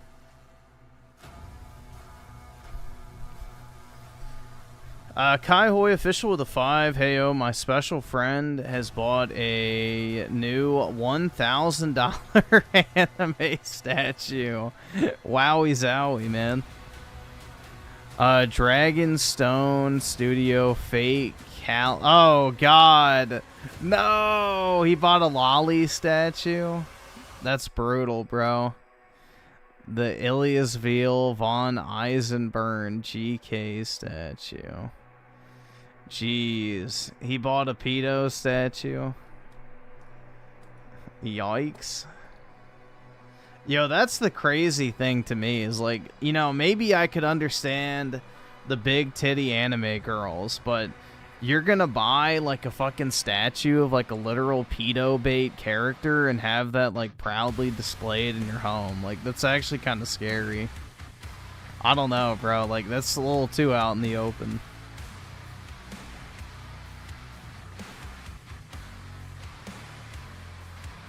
The thing is, though, id had their hands full entirely on Dark Ages campaign. Id can only do so much. That's why they had certain affinity to the snap map and multiplayer.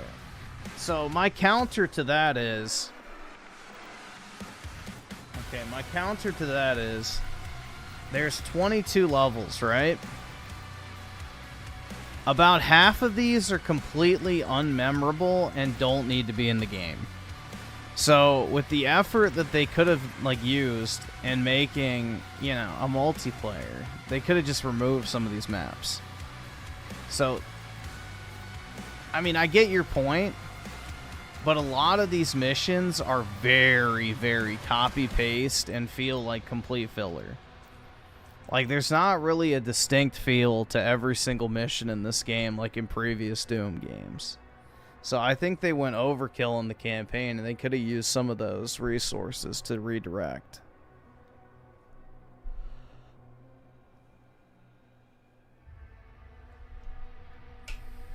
And then also my counter to that is how does a studio like Saber Interactive make Space Marine 2, which has a pretty decent-sized campaign with a lot of shit going on?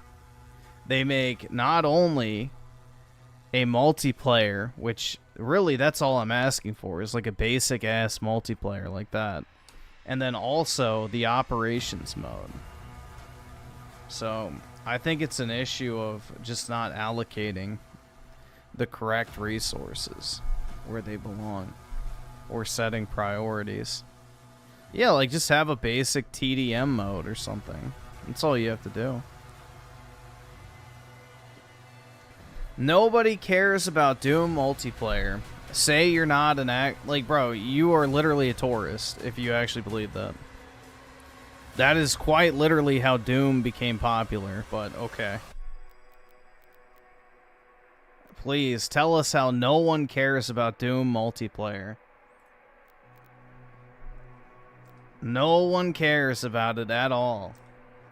It's definitely not one of the reasons for why the entire franchise became popular in the first place.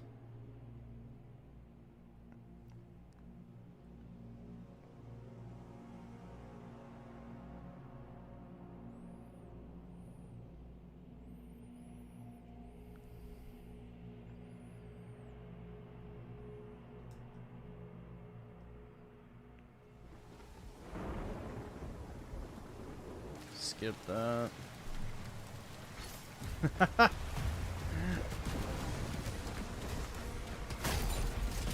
The tutorial mission with all the fucking weapons.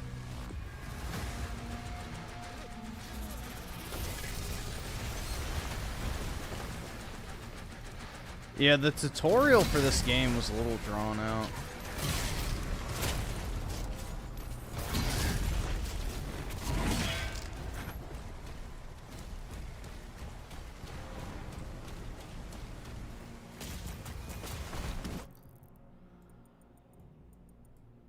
See, no collectibles.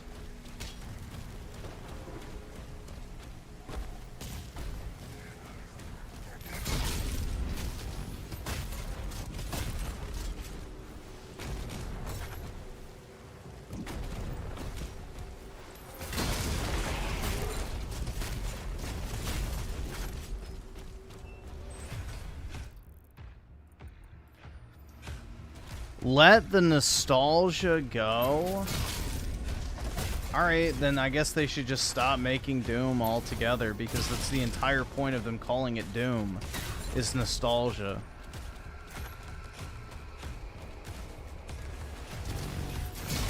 That's all Microsoft in general has now, is nostalgia.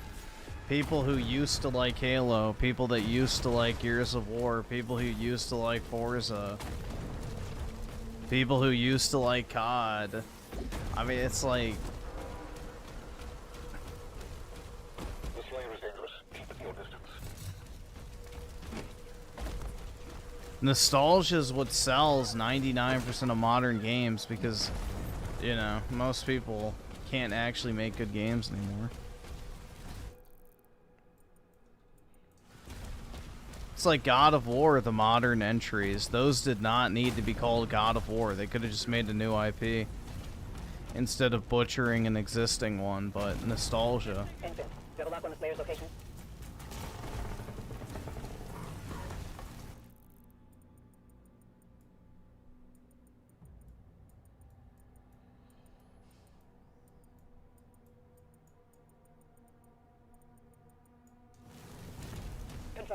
Weapon drop incoming in 3, 2, 1.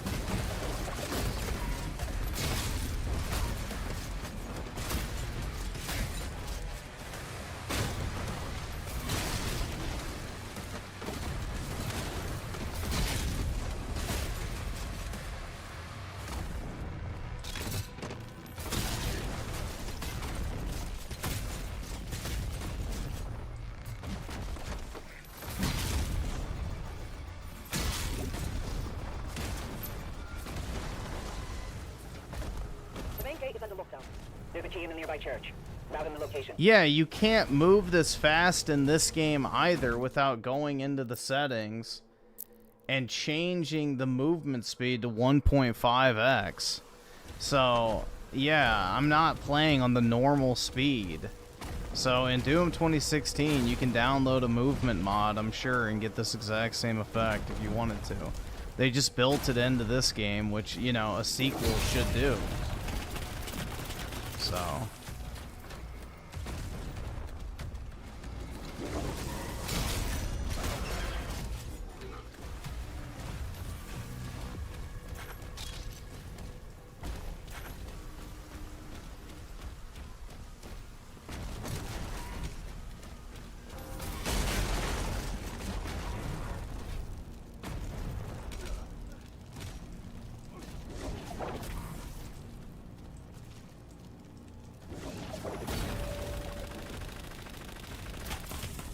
I thought that was supposed to blow up when you parried it.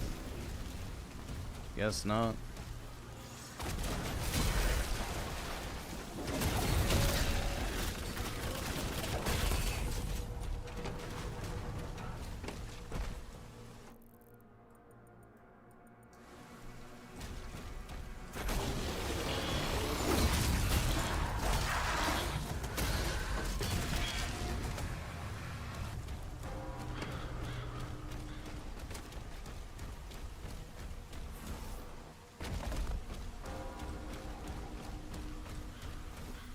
The cultists are traitors. He's at ground zero. He located. Yeah, give me your shit, bitch.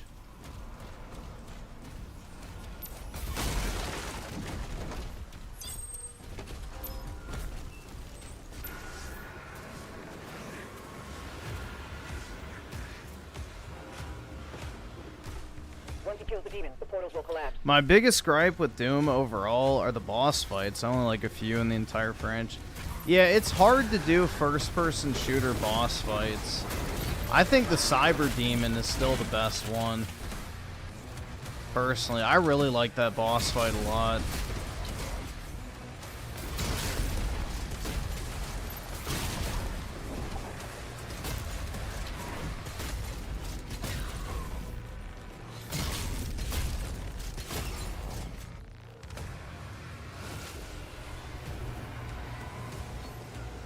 The thing is, though, is like the final boss of Doom 2016, I think is really bad. Like the damage is super inconsistent. I don't know why, but that boss's hitboxes have always felt off to me. I don't know if anybody else agrees, but the hitboxes for that boss have always felt off. Like you'll hit it dead on with an RPG, and it does absolutely fuck all.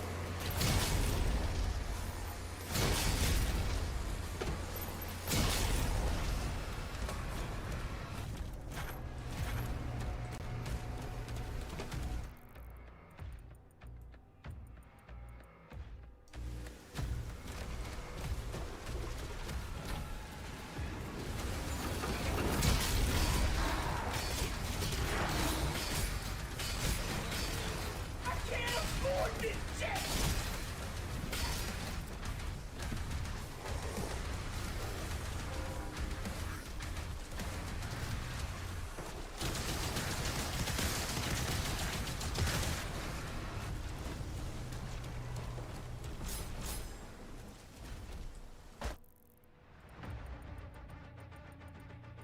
There's the key.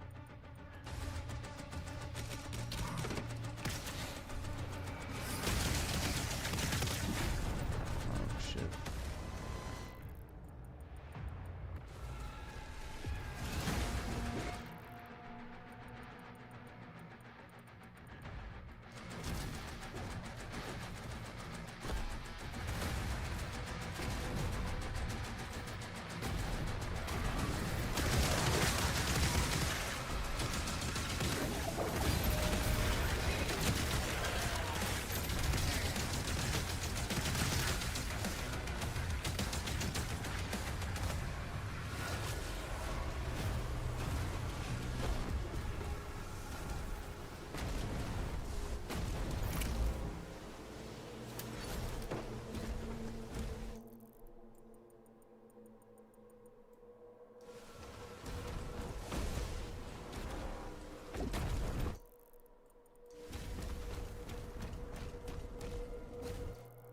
Oh, that's just a life.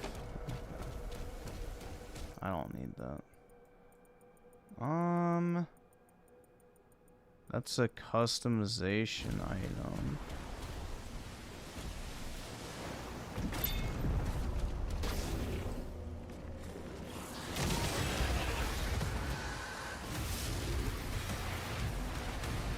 Well, that was easy.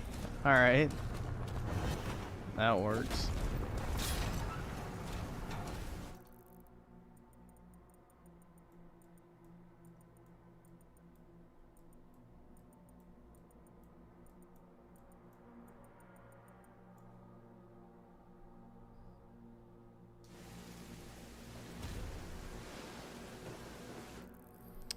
Let's see.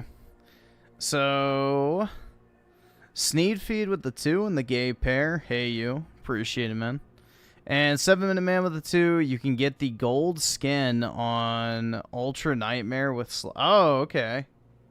So if you beat the game on Ultra Nightmare and just turn all the sliders to make it piss easy, you can still get the skin. That's kind of cool.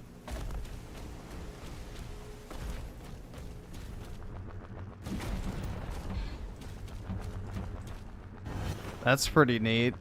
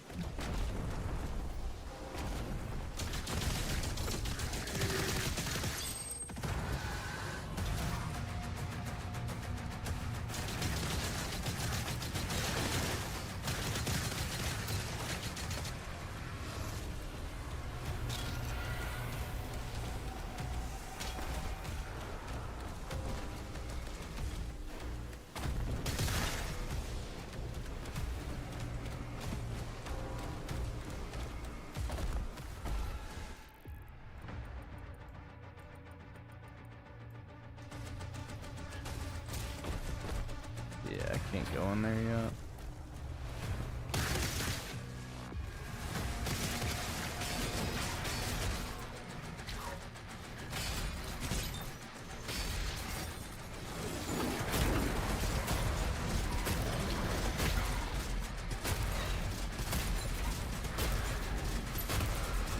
Oh, shit.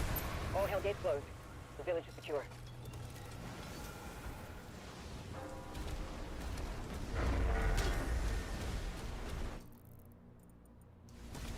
Tier 5 reading to the South Bay. Incoming. A Titan has been summoned.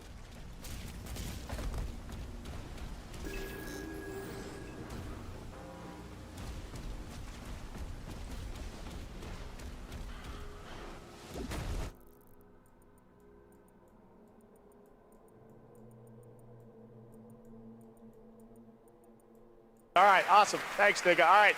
I can't afford this shit!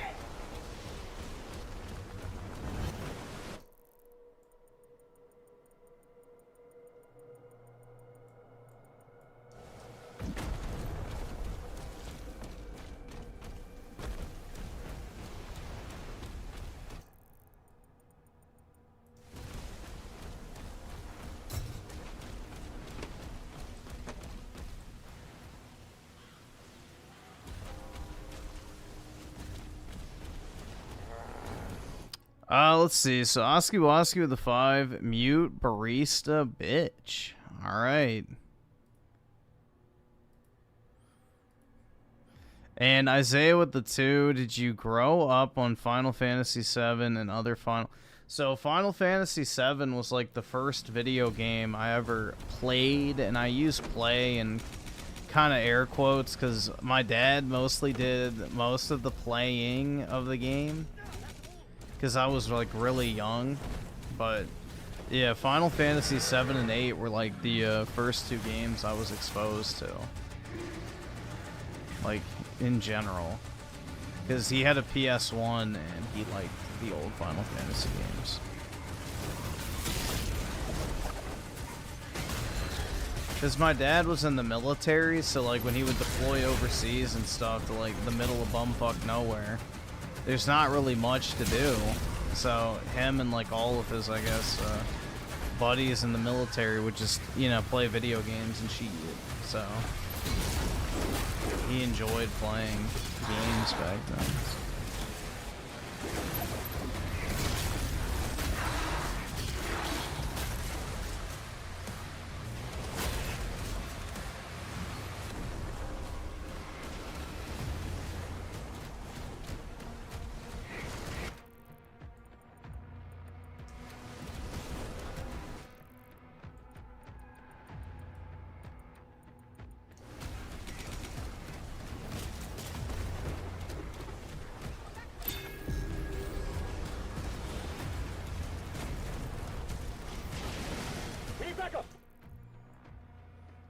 Get on that turret!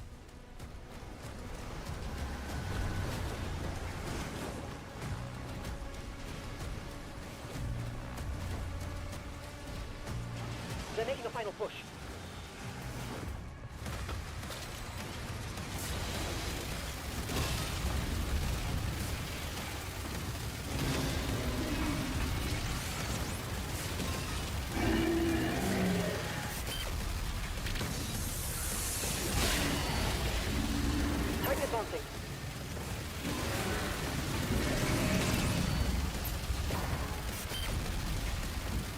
Oh, it missed.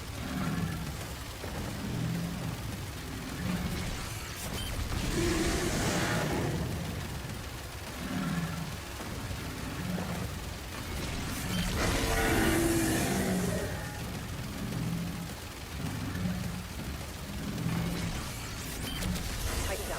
All remaining enemy targets have been neutralized.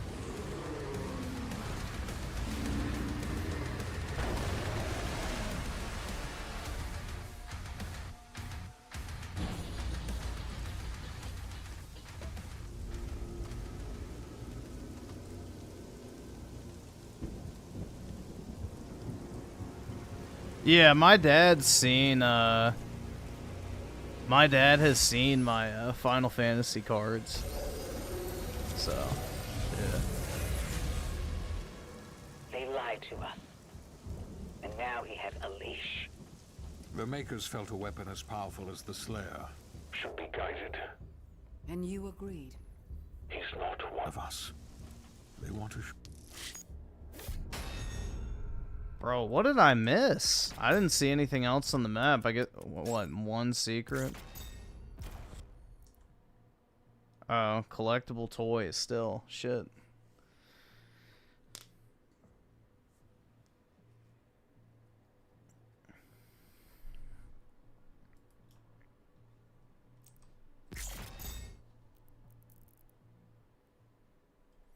Dude, I really can't get over how good this monitor looks, though. It looks so much better. Like, just every time the screen goes black, it's like, damn. That shit looks clean.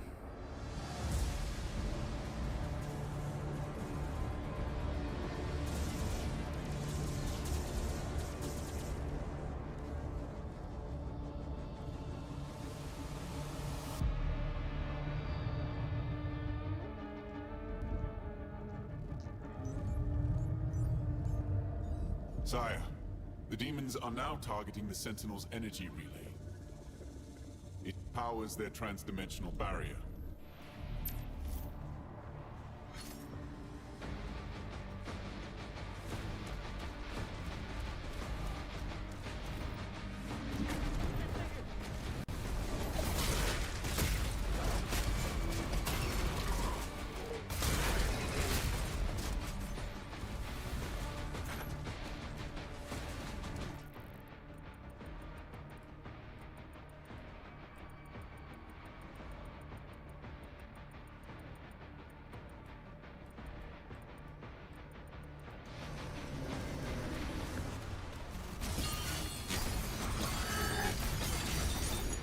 Route all units to the energy relay.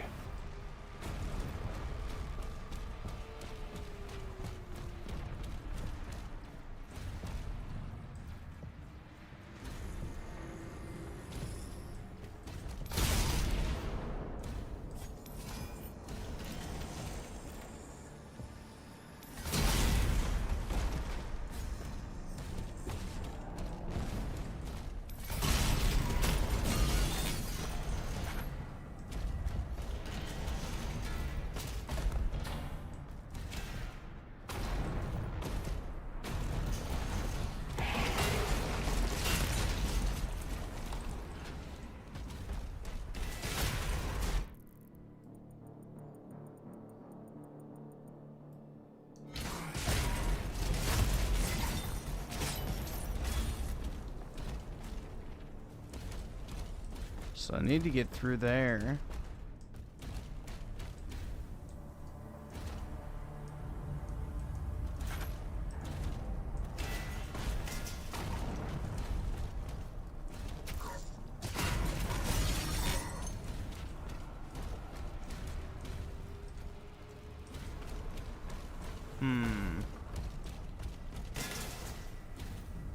There we go.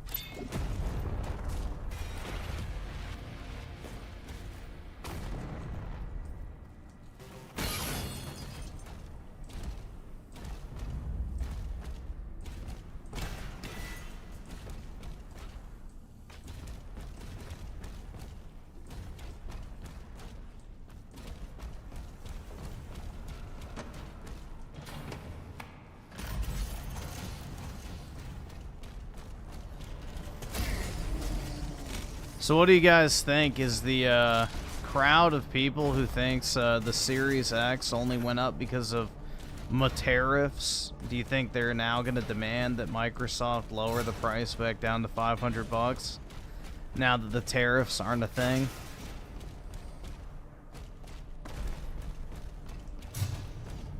Or, do you know, are they going to accept the fact that it wasn't the actual tariffs that caused the price increase in the first place? And more so, it was just the lack of sales.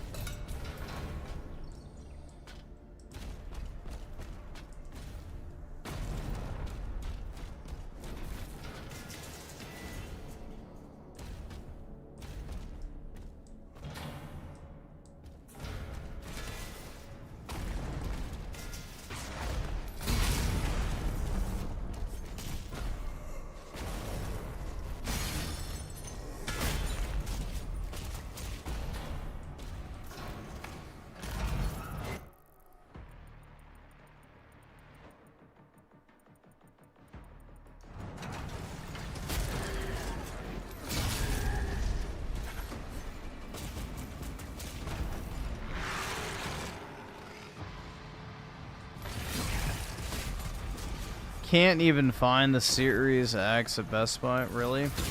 I mean, Microsoft doesn't really stock the console, though. That's the thing, is you have to basically order it online, and then they fulfill it from China directly. It's like what Apple does with iPhones. Like, if you ever ordered an iPhone from Apple, it ships direct from China. So, they don't keep them in stock. The only ones they have in stock are like the few they keep at the Apple Store. But if you order online, it comes direct from China.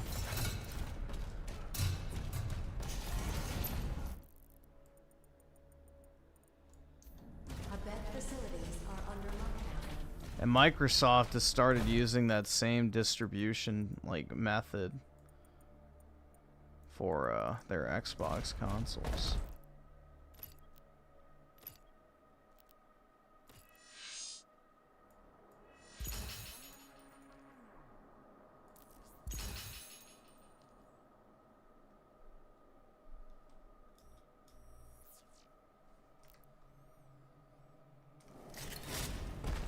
The command room has a key. Mark it on the player's map.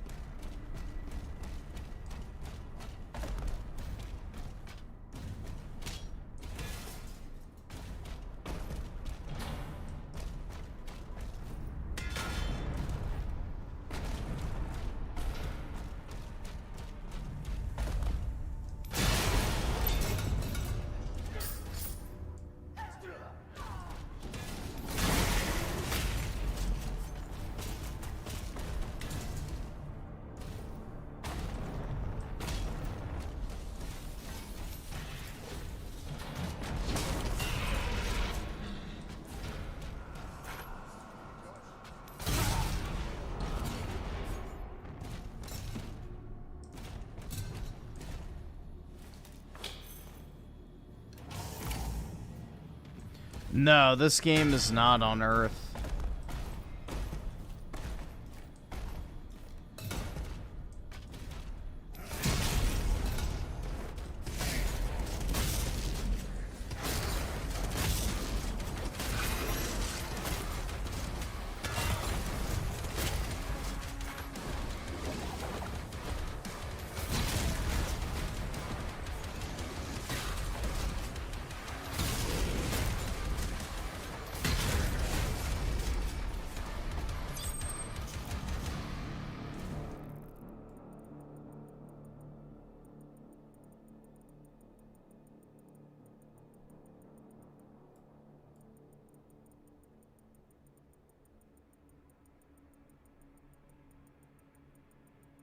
Okay. Welcome to research and development. Operations are currently...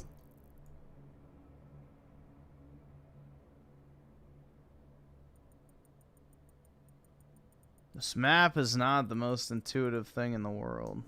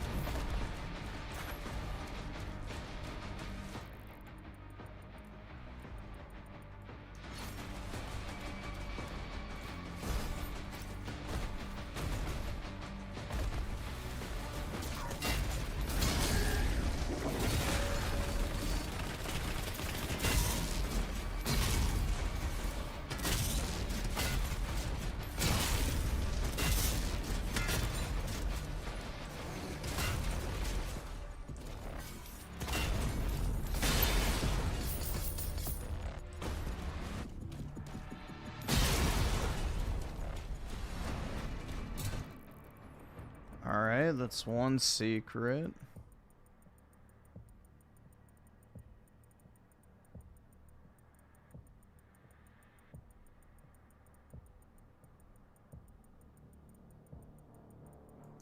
Alright, I don't see anything else.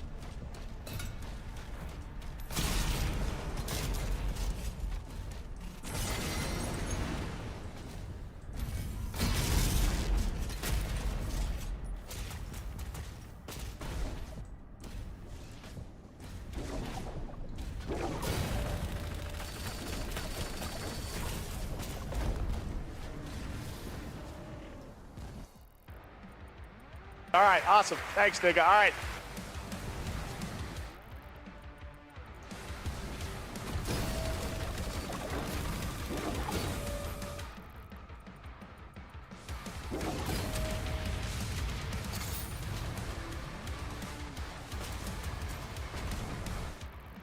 Alright, so got that one.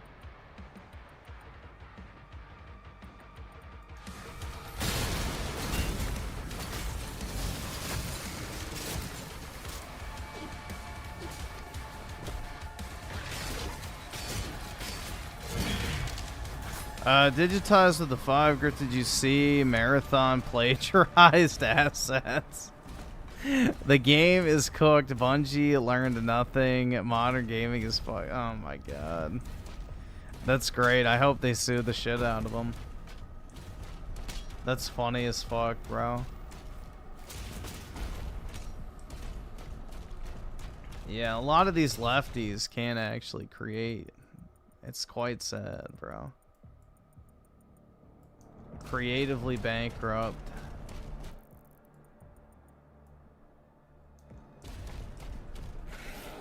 Yeah, Marathon is dead. Like, you don't even have to wait for that game to release to know it's already dead. Like, it was doomed from the start.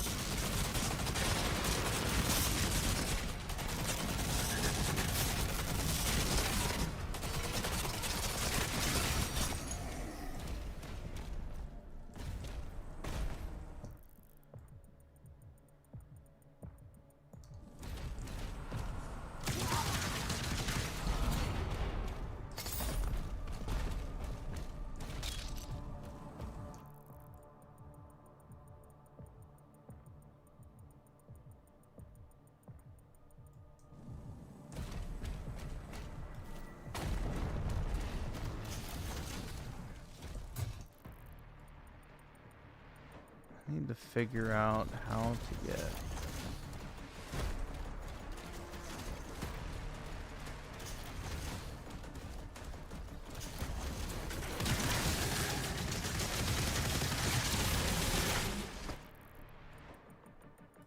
Yeah, that gold up here.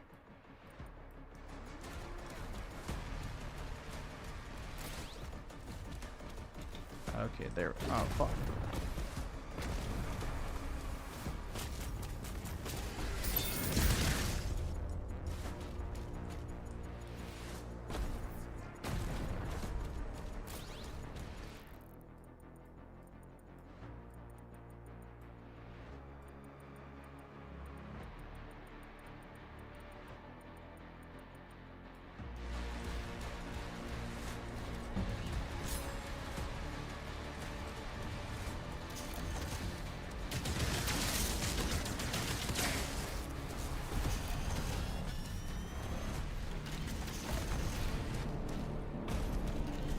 Commander, we need assistance out here.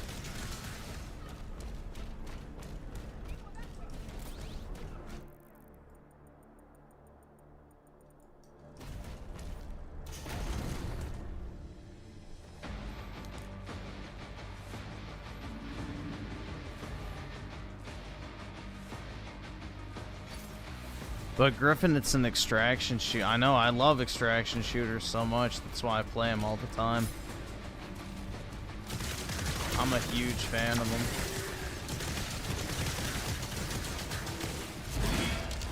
Yeah, but you notice, like, this game, for example, what? I've been playing this for, like, 2.5 hours now. Like, 0 issues at all. Like, it runs perfectly fine. I'm getting in high FPS. Streaming at the same time. I don't think there's anything wrong with the stream. I think everything's good on that end. So, I think it's just that Final Fantasy port. I don't think there's anything wrong with the computer, honestly.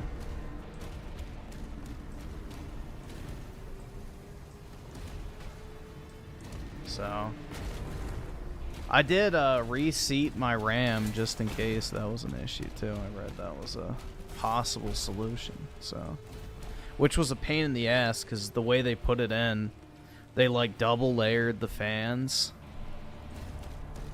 And so the top of the RAM doesn't clear the fan, so you have to like angle it in and like kind of bend it. I don't know, but it's in now.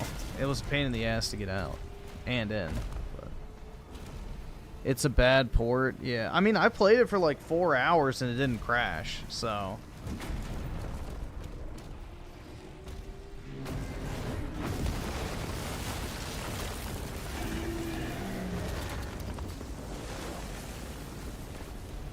I also reinstalled my graphics driver just in case.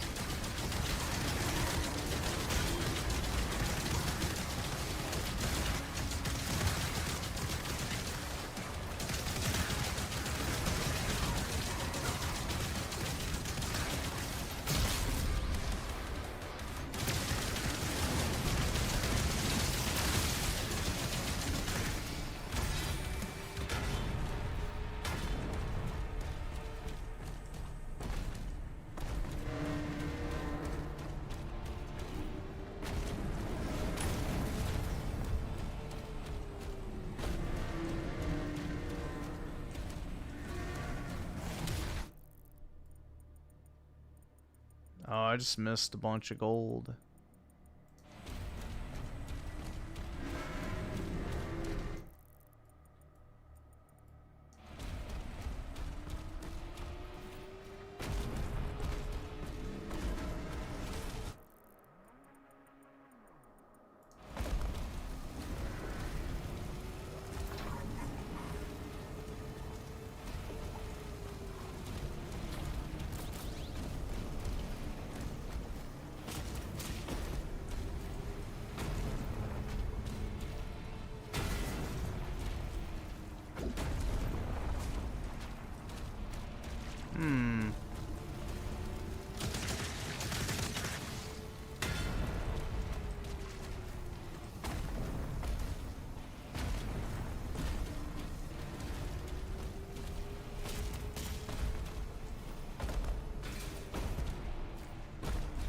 How does one enter that? I guess down. Nope.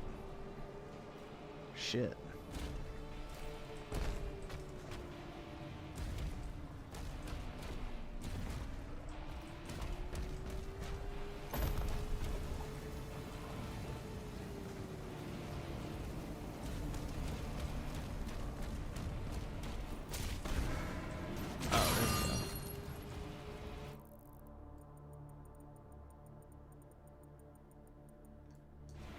No, that's not it. Shit. Shark just.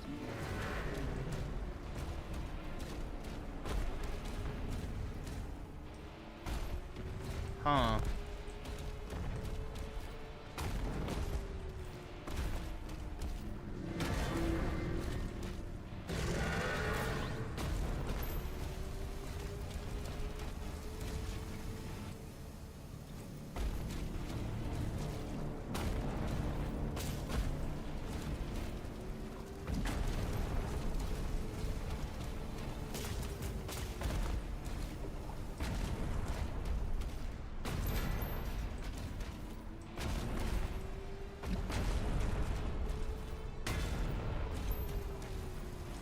I don't know how the fuck you get in there.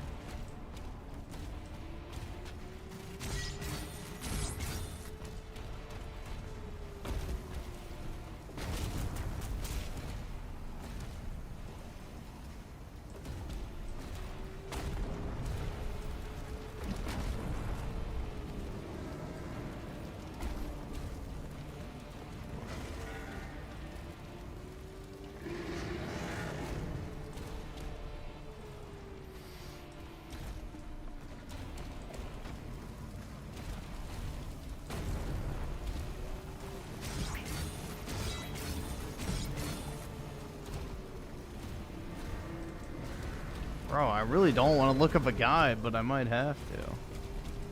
Shit. Unless it's like going through here, but...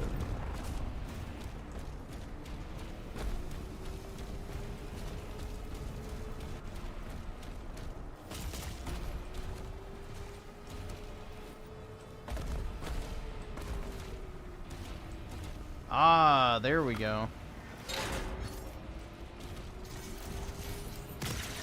I missed that my first playthrough too. Because I went in there the first time, I remember that.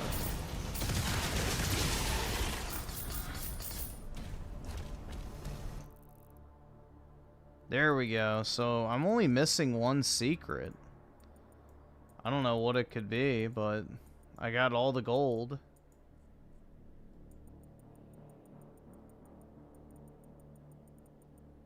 Oh well.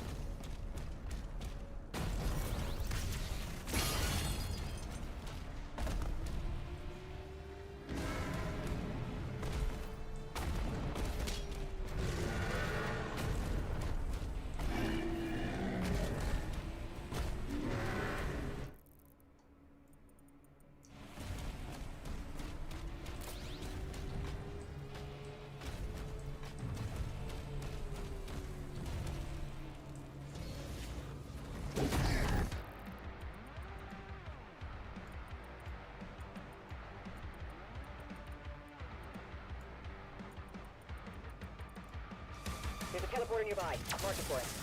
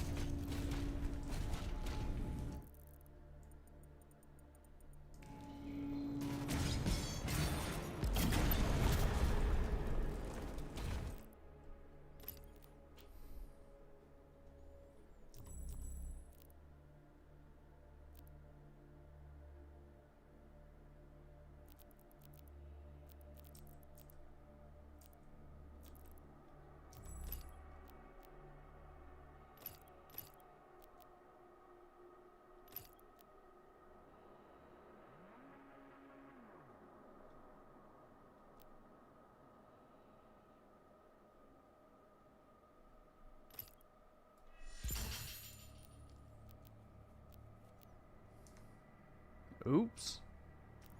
I always used to do that.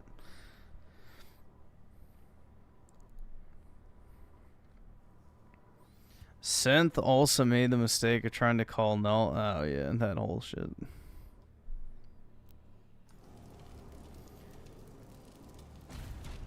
Yeah, hopefully the VTuber drama arc is over for Synthetic Man.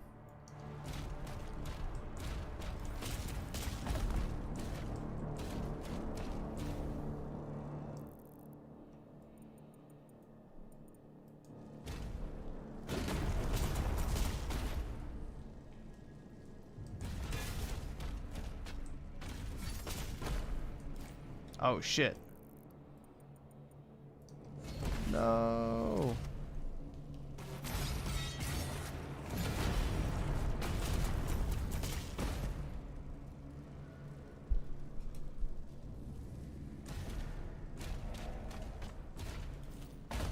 Yeah, I mean, it's not my drama to get involved with anyway, so I don't have an active part in it.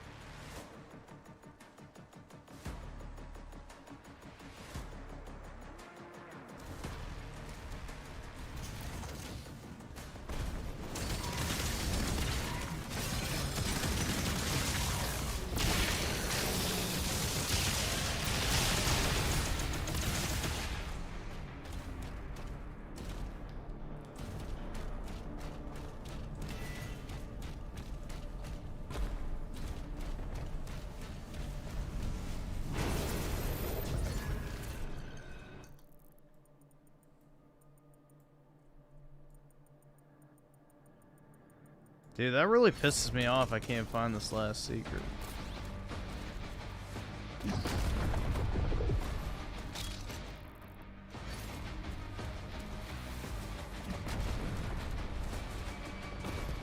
But yeah, I probably already missed it. It's probably another funky pop or something. Because I already have all the gold.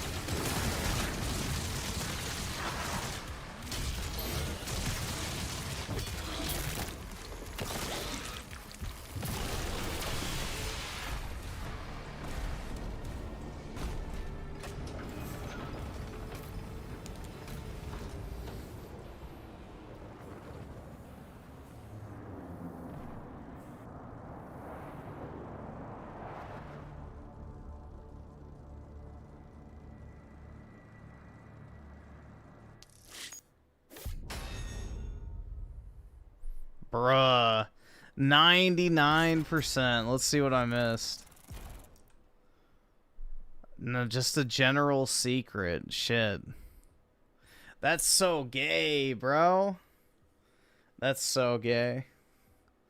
So it's not even like a toy or something specific I can look for. It's just literally some random item. I wonder if the lives count if you don't pick them up.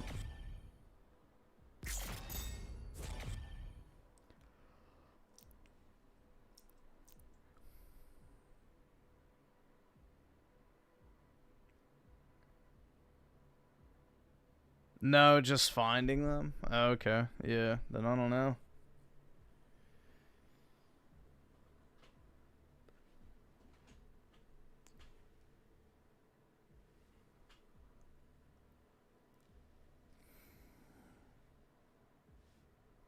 Did I do all the bonus objectives? I have no clue.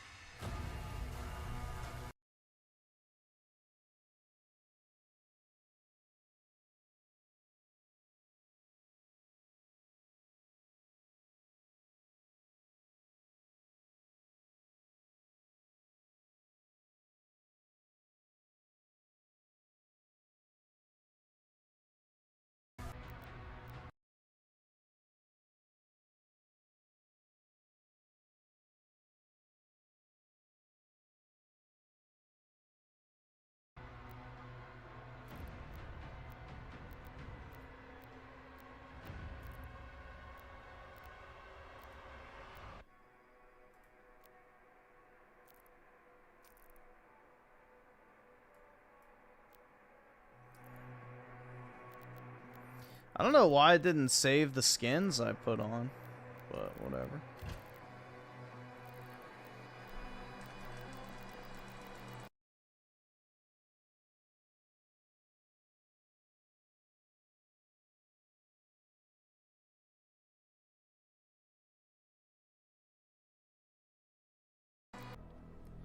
Oh.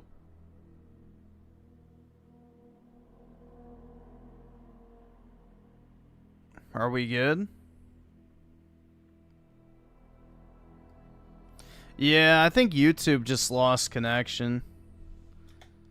Yeah, it was just YouTube. I saw the like little bar in OBS go red, so yeah, YouTube server issue.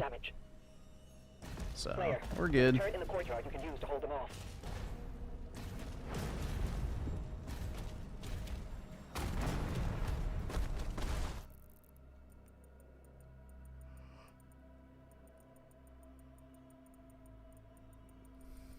Alright, so there's a funky pop up there.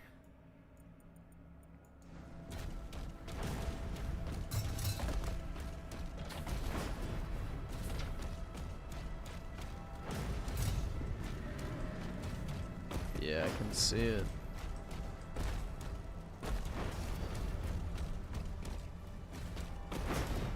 How does one achieve this funky pop?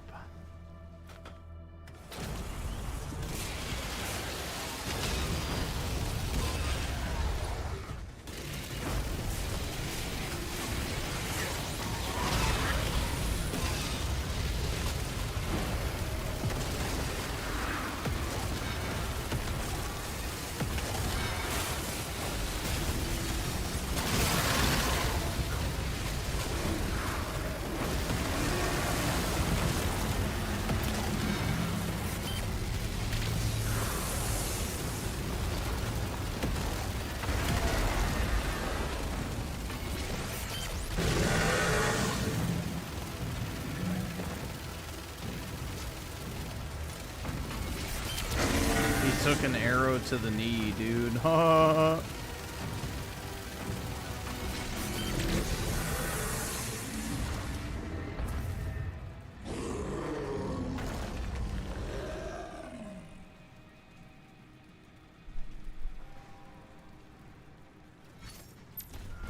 They're inside the castle. We almost have everyone out.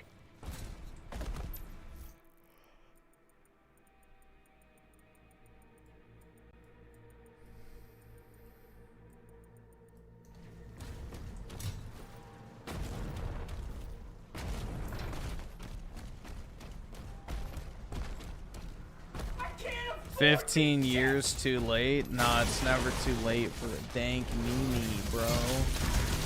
Hell yeah, dude.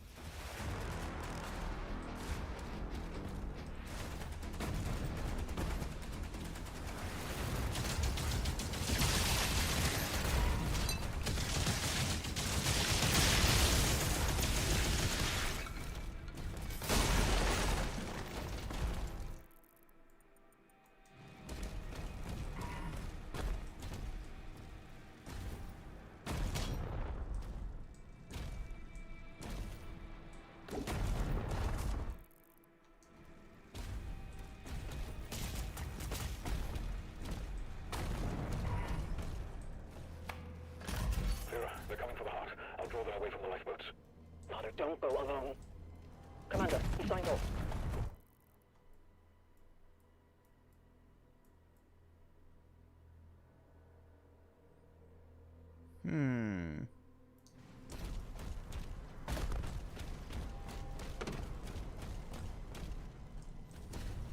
I guess you achieve that funky pop by going up that way. But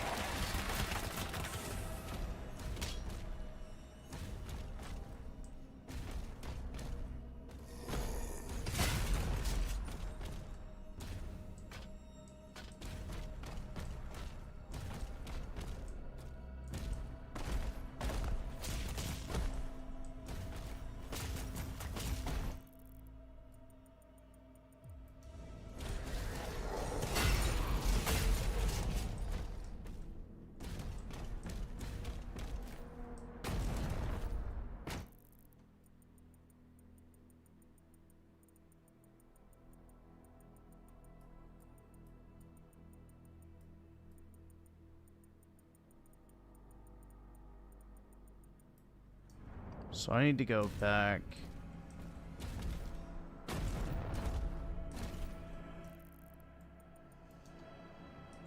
That's where I need. Okay. Now I can get it.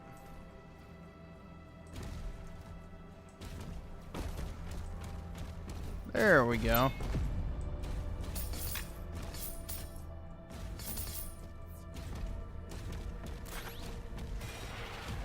Nice, dude.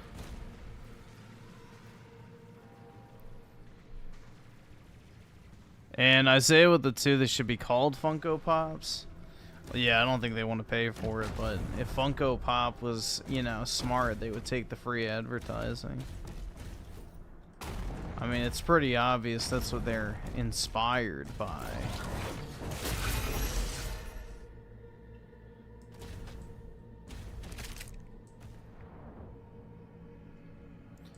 Let's see, Jaguar Gaming with the 2. You talk about Jade Raymond leaving PlayStation. Who's Jade Raymond? I'm not familiar. I'm guessing that's a woman, but I have no clue. What was their capacity?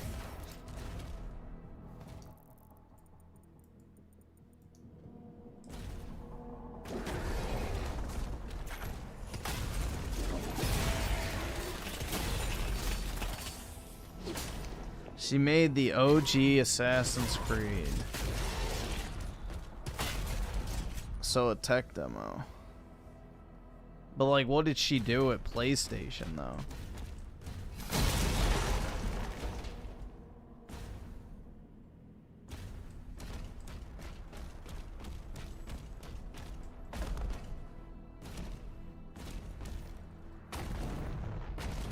She's gonna make some game. Oh, okay. Yeah. So it's no major loss then.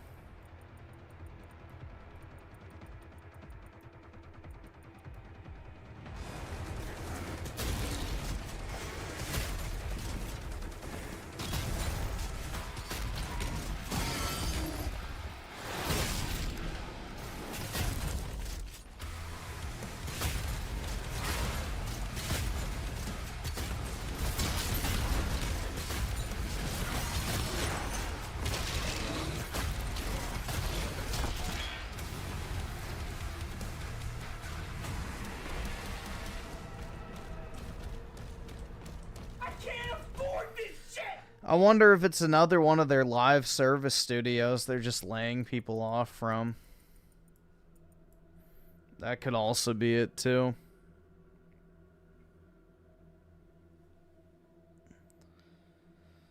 Jaguar Gaming with the 2, they were leading. Fair. Oh, okay, yeah, then good riddance. That shit looked terrible.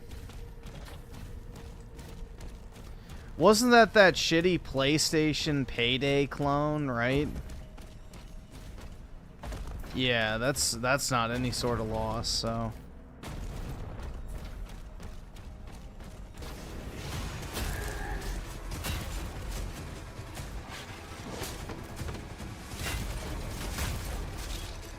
Bro, you can't see a damn thing in this room.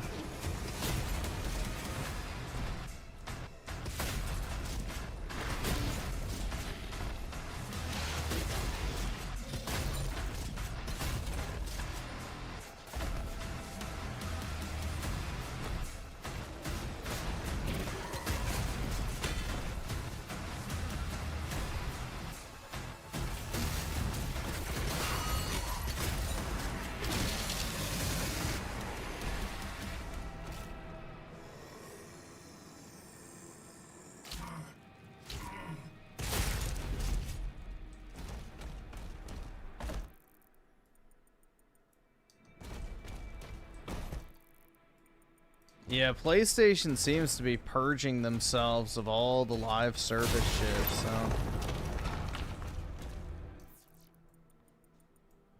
They seem to be cleaning house in that aspect.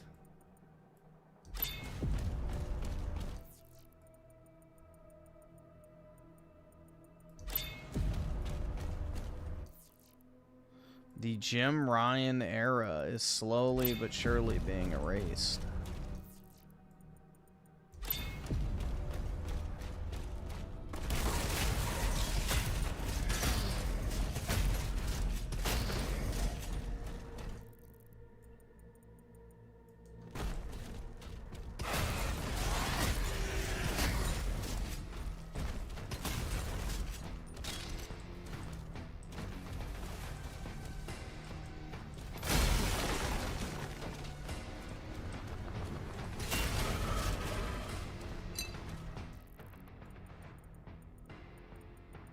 So I have everything up there. I need to jump down.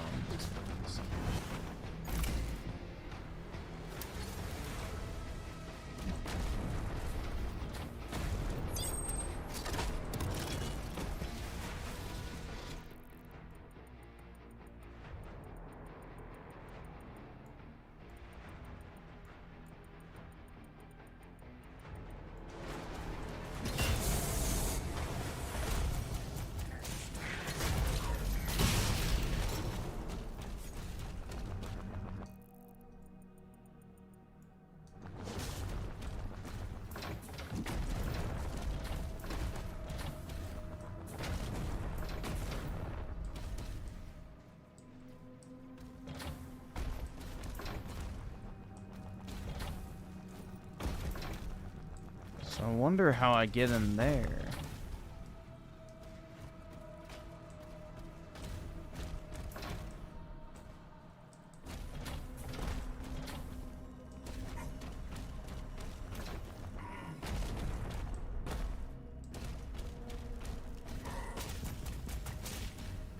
Well, this is on PC, so there is no platinum trophy. I'm just more so doing the collectible autism, because why not? I don't know.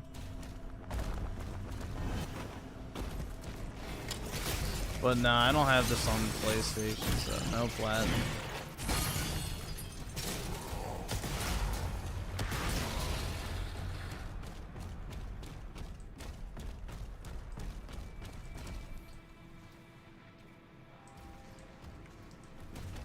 Wonder how you get in there.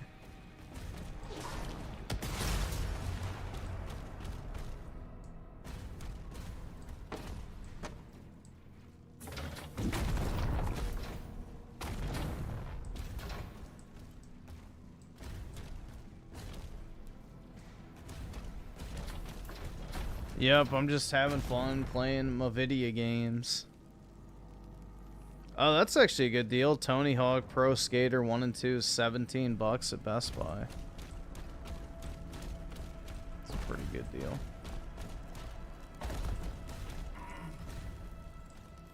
Wait, you don't have this on PlayStation, but I thought you were a fanboy? That's right, man. One would think, right? You know, I'm the biggest PlayStation fanboy on the planet. Alright, this is driving me insane. Does this, like, open up later or something?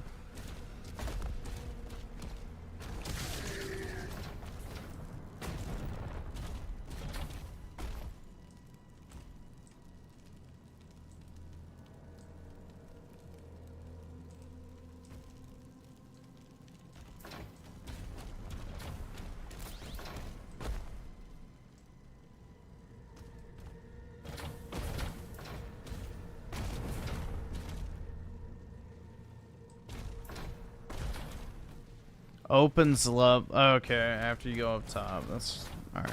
That would explain it.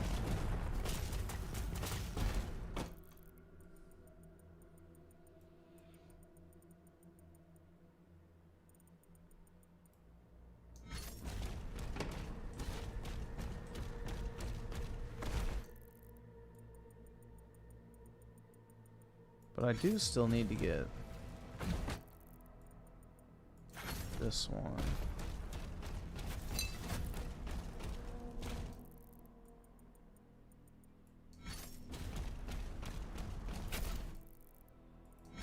Yeah, this one.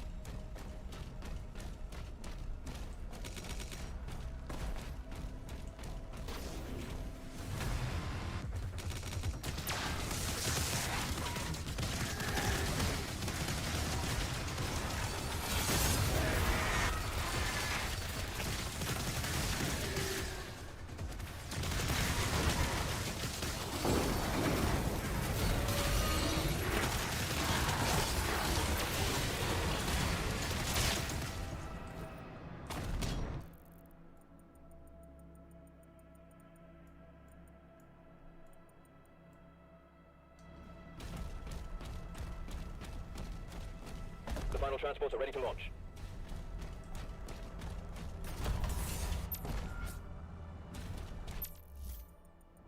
Oh, I guess it didn't open up later.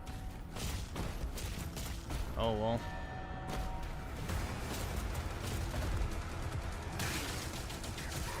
Maybe there was a lever or something I missed. It's not a big deal.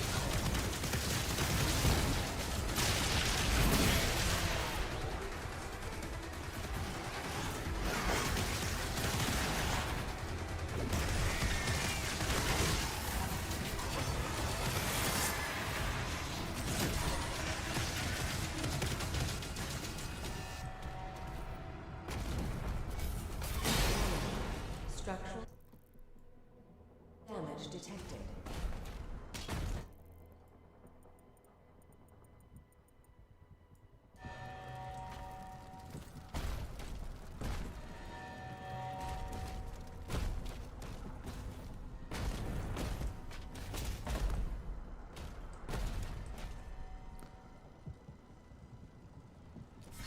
Griffin better not do it. Do what? Time to wake up his cat? Oh, okay. Give me monies! Open your wallets and give me all of your monies. There you go.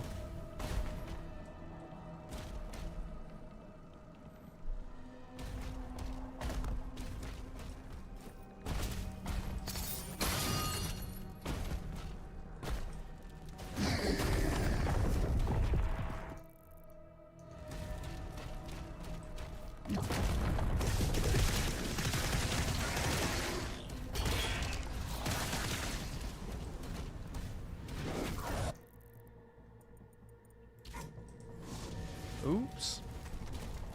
Pushed me off.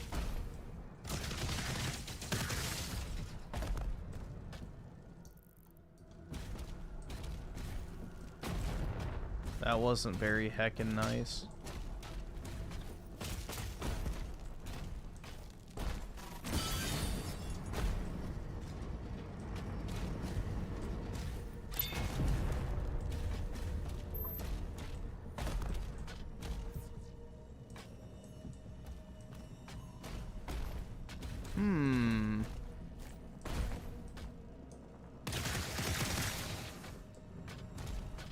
Oh. Boo. Alright. I was way overthinking that.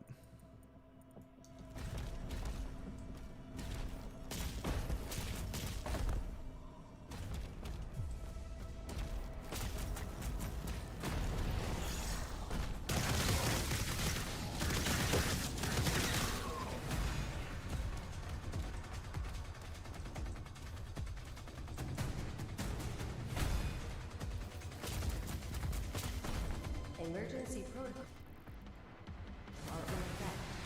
Please clear the hangar immediately.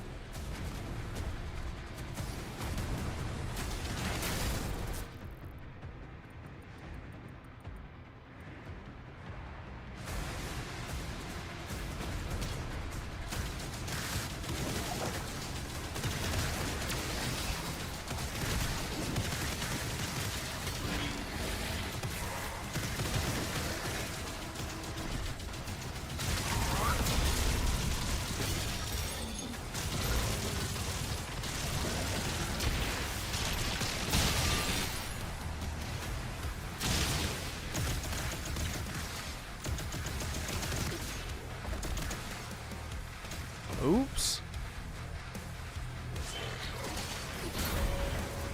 I'm glad they didn't penalize you in this game for jumping off the ledge.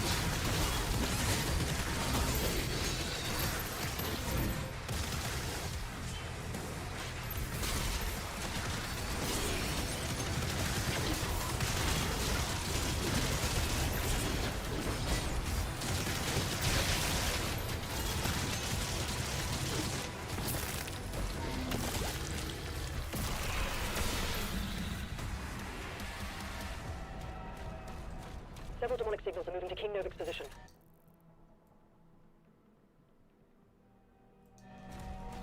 It's Adric. Layer, you have to help him.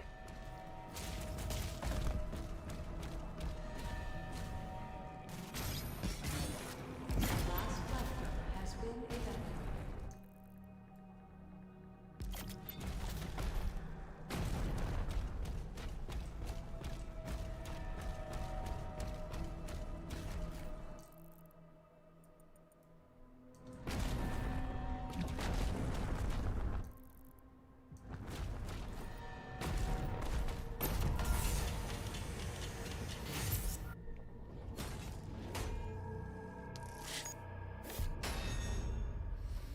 Yep, I missed the one secret with the gold. Oh, I missed a ruby too. Shit.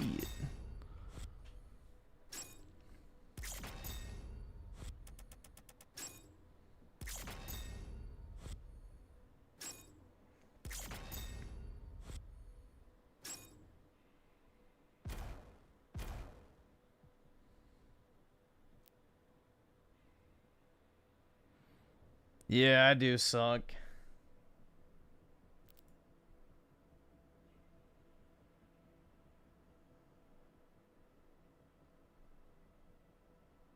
Oh, I could have easily done that. Shit. That would have been piss easy to do.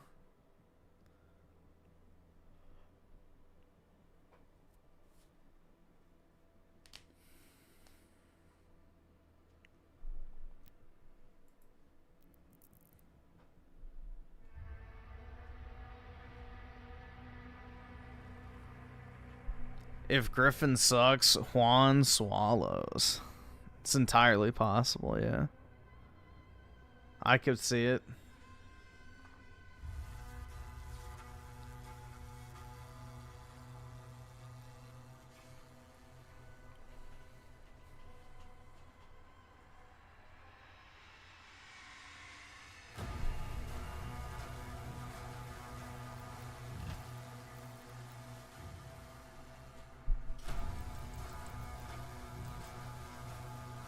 It's funny though, me playing that mission, this mission in particular, scared off the bot because apparently he was worried about spoilers.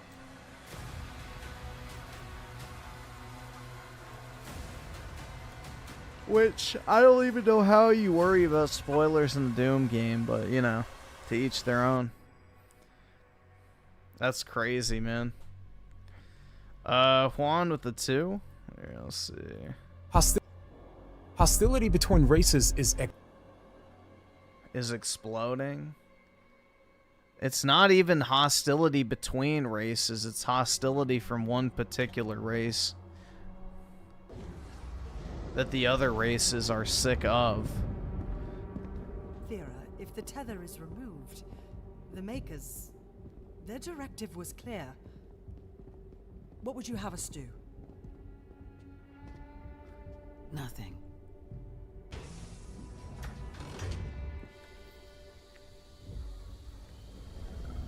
I should get a GGG chain for the culture. I can't be spending any money on precious metals right now, bro.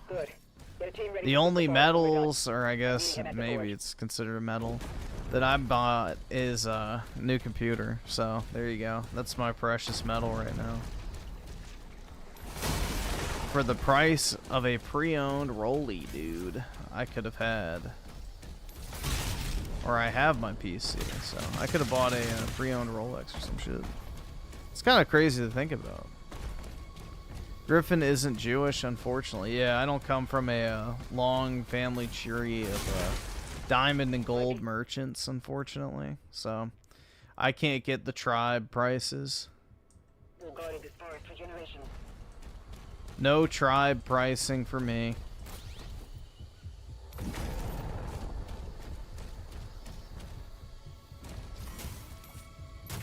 Dude, that shit was so fucking funny. My friend in Israel has to pay a massive tariff. He's in business. He sells things into the United States. Things that you can't get over here. He works in, like, he was trying so hard to put it off by saying what industry he worked in because he knew how bad it sounded. That shit was funny, man. Yeah, if there's one industry that can afford to pay tariffs on its massive upcharging, it's the fucking jewelry industry.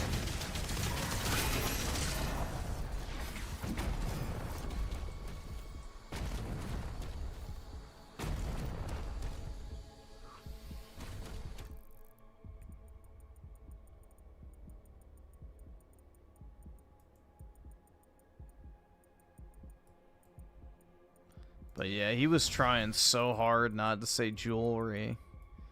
Because the thing is like, bro, it's like such a non-essential item. Who even fucking cares if jewelry gets more expensive? Oh, I'll tell you who. But yeah.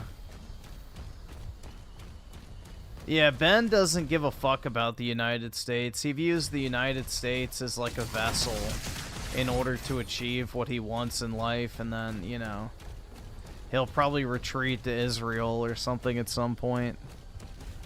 So I don't think he genuinely even cares about them. I've never liked Ben Shapiro personally. Never watched him, never really taken him seriously, but yeah.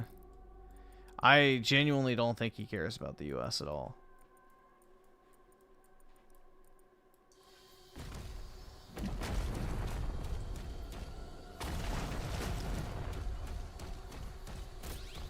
You'll need a key to continue through that gate.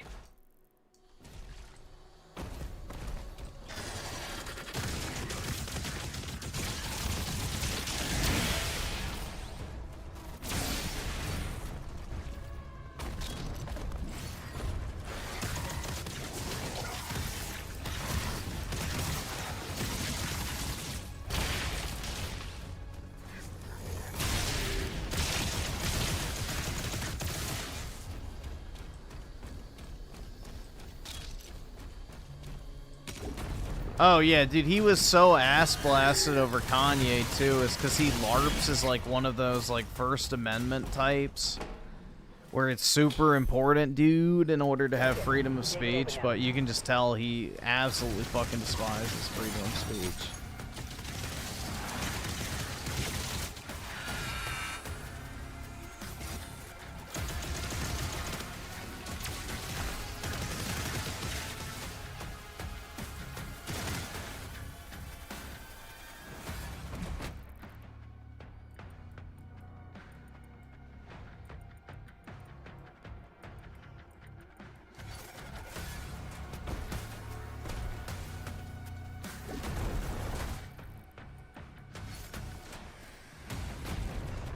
Yeah, freedom of speech is bad because you could question, like, that's the thing, bro. It's like the only people who actually are afraid of freedom of speech are the people with something to hide. Like, that's it. There's no world where somebody talking shit about you would genuinely bother you unless there's, like, some actual, you know, real-world ramifications for it. So, obviously, Benny Boy is not a fan of what people are saying about his group.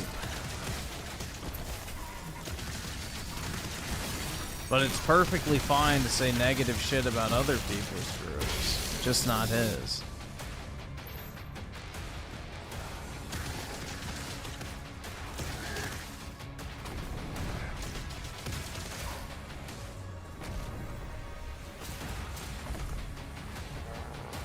Yeah, that's what I was saying the other night, Jethro. Is like, if Jewish people stopped going like, hey, stop bullying me, I'm gonna sue you, I'm gonna ruin your life. Like, yeah, if they stopped being massive bleeding cunts about everything, then nobody would fucking care about them half the time. But they, like, literally, you say anything negative about them, and they're like, I'm gonna ruin your life. You'll regret ever talking about me. I'm gonna make sure you never get alone. Like, all, it's like, you're literally proving every fucking stereotype in the book correct. Because you're just a massive bleeding bitch. Like, your bleeding little bitch pussy is just absolutely out of control. It's just pitiful. So, you know, they do it to themselves.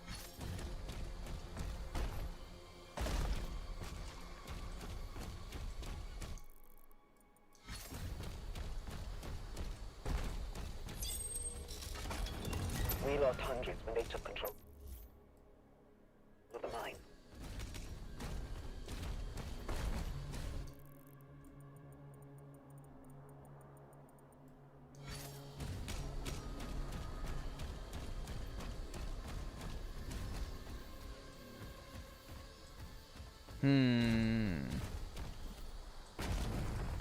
How to get into there?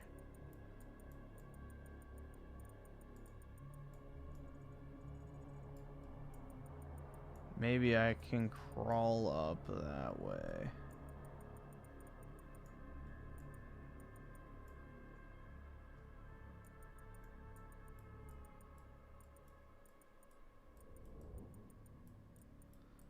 Yeah, that's really the only reason I could see going down.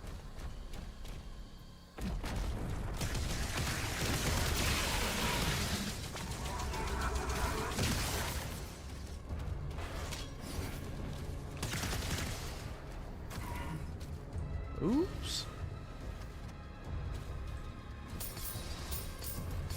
Oh, nice. I glitched onto it.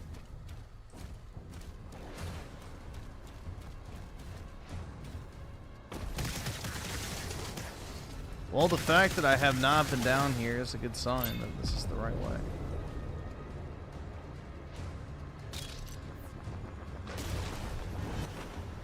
Yep.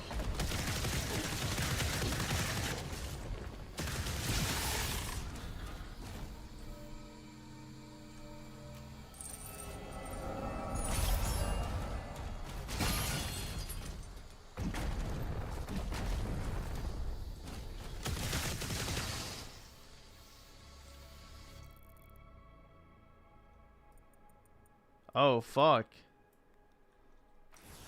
I missed a bunch of gold.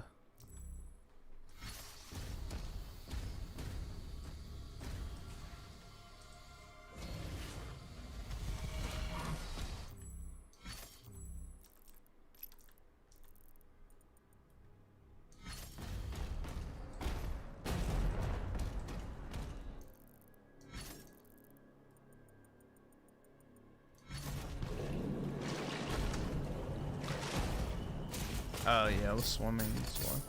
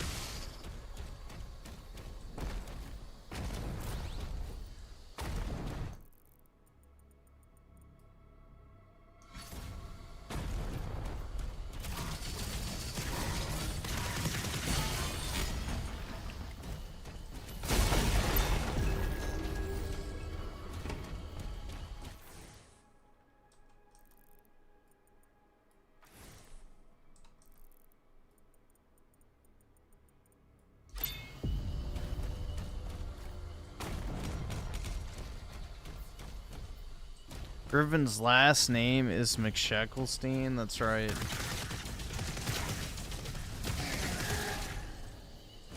Absolutely, but please refrain from doxing in the chat. Thank you. Is the new Doom worth it? I would say so. If you like the first two games, you'll probably like this one.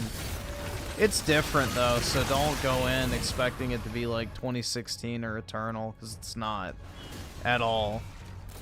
But yeah, I would still say if you enjoyed the first one and the second one, I would suggest picking it up. I mean, you just don't really get like very many gameplay centric experiences like this anymore, so I think it's definitely worth getting at some point. At least you don't have to buy it day one, but I would definitely recommend playing it.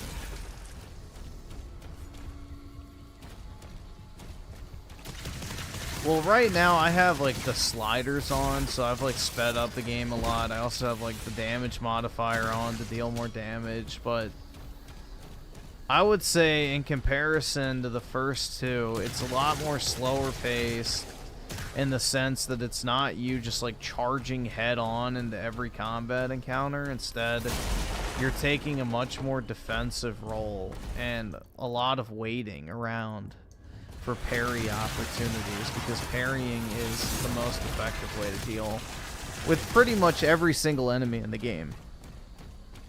Like, parrying is a requirement, so very, very parry heavy combat focus.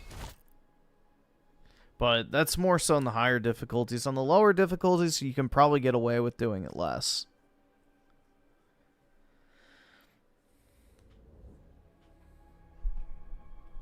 But yeah, if you don't care and you just want to mess with the sliders and stuff, you can have, you know, a really fast-paced, just first-person shooter experience, pretty much. So, yeah, I would recommend getting it, personally.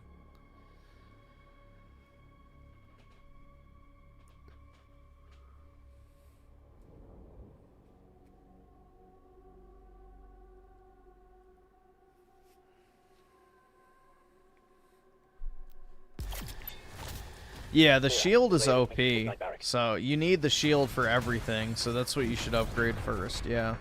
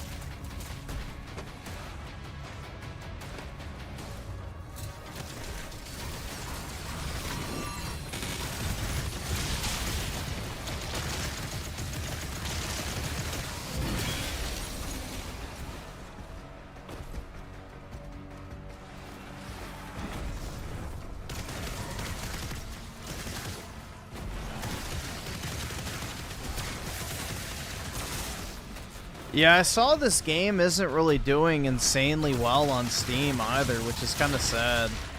But I'm sure there's probably a pretty large number of people who got this on Goy Pass. Because it is just kind of a quick, you know, single-player type game, but still. I think the concurrent player count, the last time I checked, is even below Doom 2016, which is pretty alarming.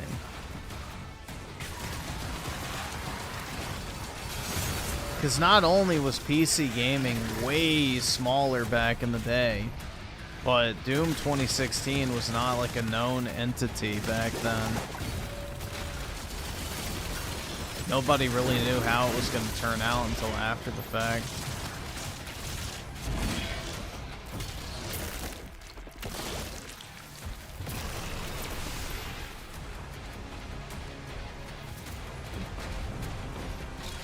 The cannons in the watchtower can clear a path.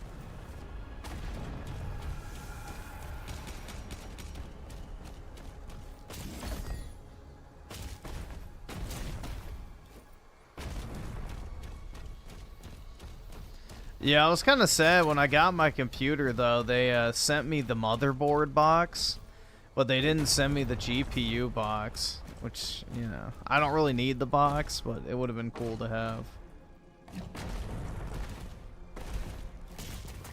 But they made sure to include the flyers and stuff, and inside the flyer, like, pile was a Game Pass 1-month code, bro. Like, Microsoft is trying really hard to push Game Pass on PC, so then they can raise the price once they get a high enough user base.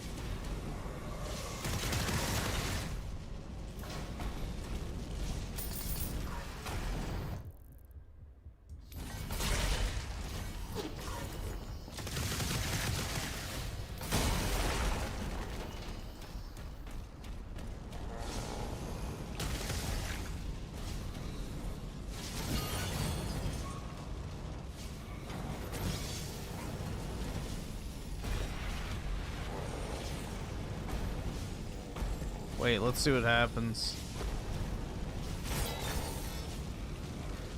Oh, nothing? Damn. I was gonna see if I could lock myself in the cage and break the game. But no such luck.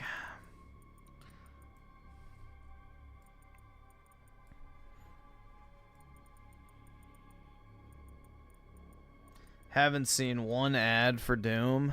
Yeah. That's the thing, bro, is Microsoft does not market. Nigga. All right. Like, if you want to be the biggest publisher, you have to market. And they don't. And then when they do, it's terrible. So, you know, on the one hand, they don't do it, but maybe it's good that they don't. I don't know. Maybe it's for the better that they don't actually market, because a lot of their marketing material's pretty shit.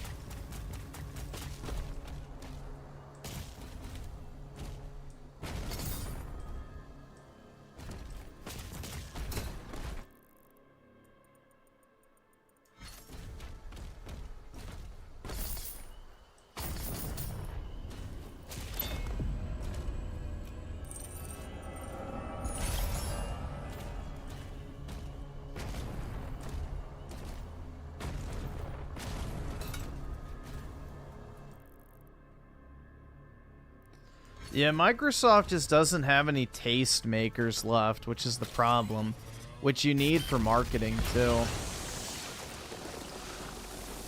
Like, they just don't have a good finger on the pulse of gaming. This site is ancient. These mines were built to harvest the raw materials of the ancestral beast. The forge is inside. They think, like, bringing in, like, a bunch of B-list celebrities and, you know, it's just, it's very odd.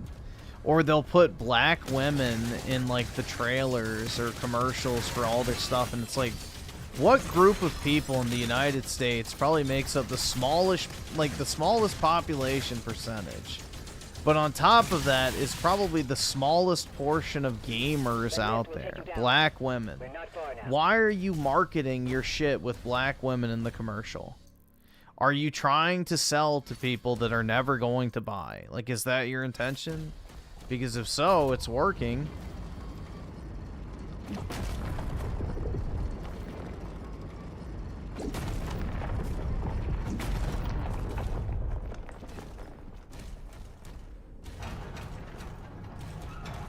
We can enhance your weapons inside the forge.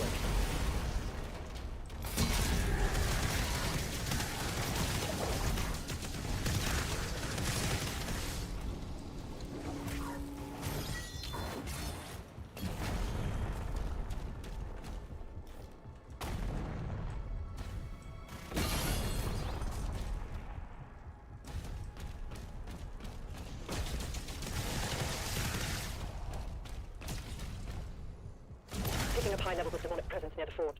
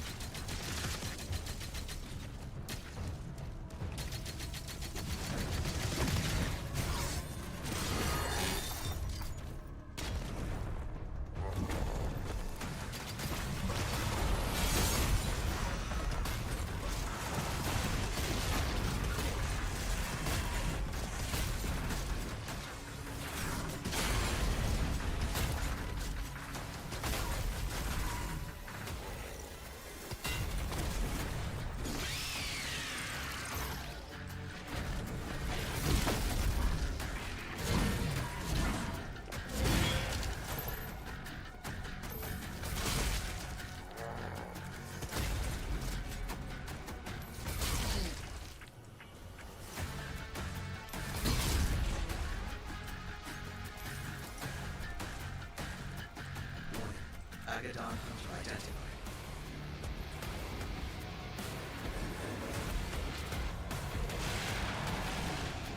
Why does it matter what race they are, Griffin? Because it's all about brand perception.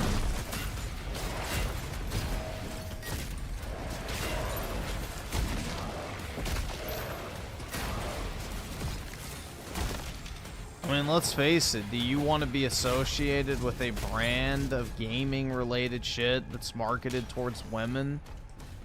Of course not. What man wants to buy a product that's for, like, you know, perceived as being a female product?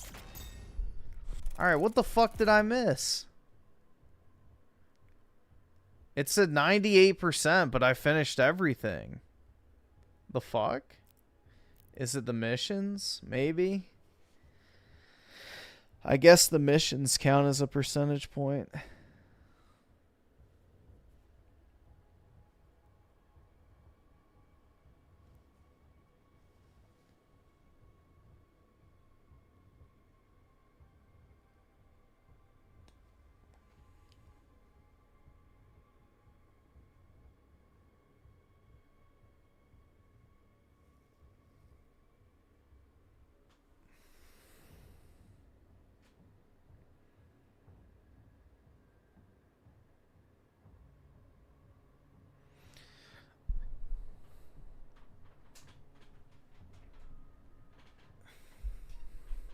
It would be like if I launched a makeup company and the way I marketed the makeup was showing like a bunch of fucking fat slob dudes.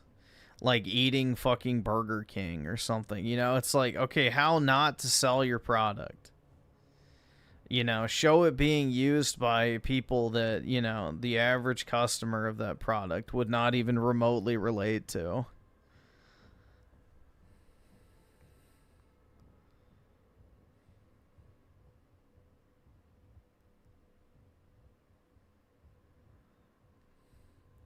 But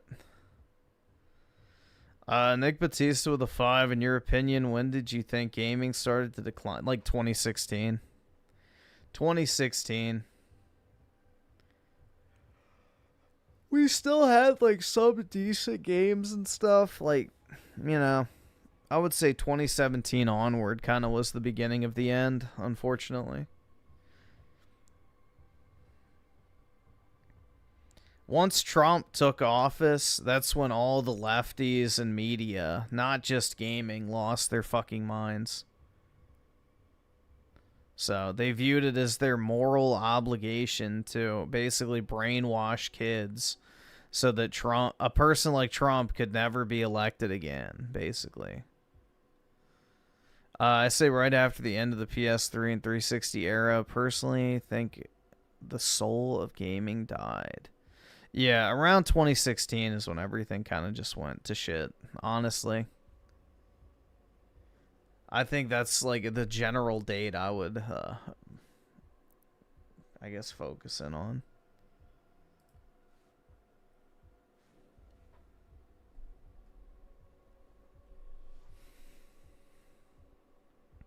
Well, it doesn't really matter because, you know, the lefties thought they were going to get their Democrat dynasty. So if someone other than Trump had won, it would have been the exact same result, unfortunately. So it doesn't really matter. They thought, like, basically the Democrats would never lose another election after Obama. And we were going to have, like, a one-party state, essentially.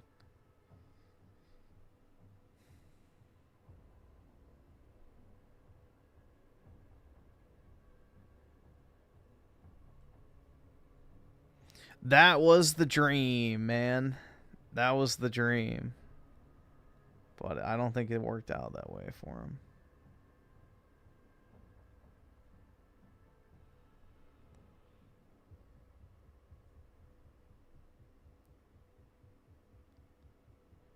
The fuck?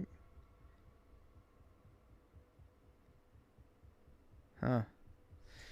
It's weird.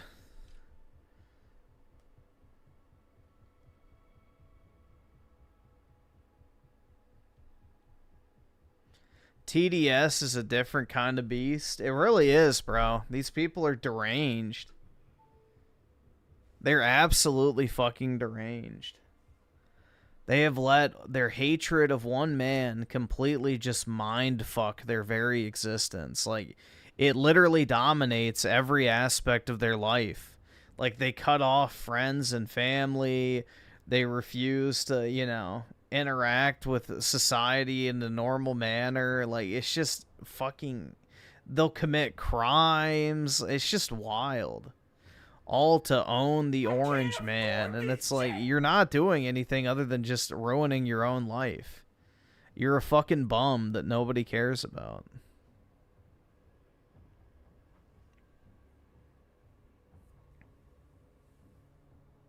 Tim Marco, the 279, and now that dream is shattering in real time. Yep.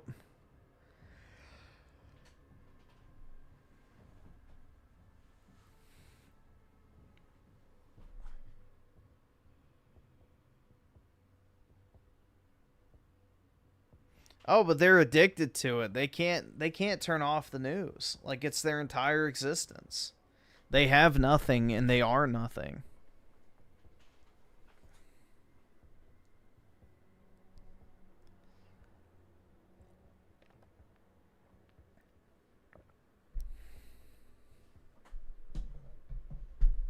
Like, these people live empty, miserable lives. They don't have anything going on for themselves. It's just, you know, a pitiful existence. But quite sad, man.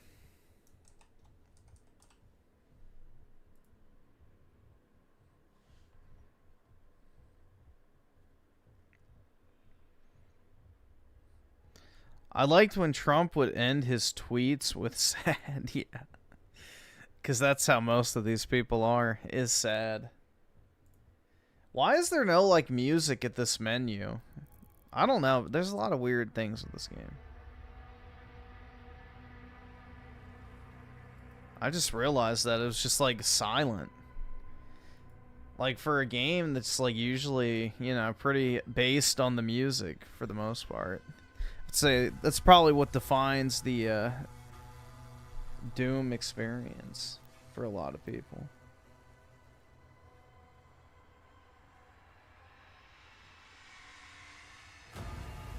No, the music's right there. It just wasn't playing.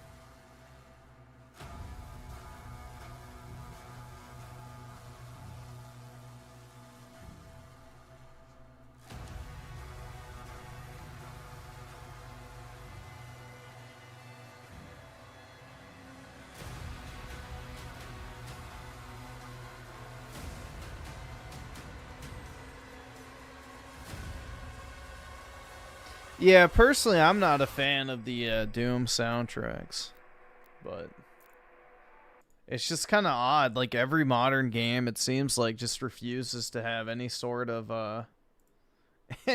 music just playing ambiently, other than, of course, you know, Final Fantasy, which has music everywhere. So, bruh. Lonky's gooning right now, I guess. He's using his Aerith mods.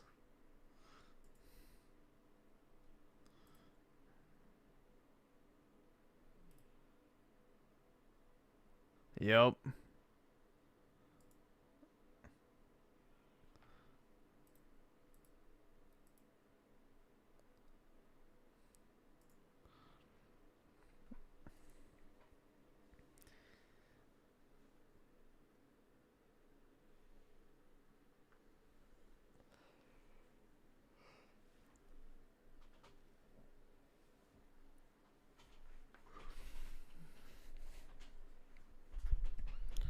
Losers like anime.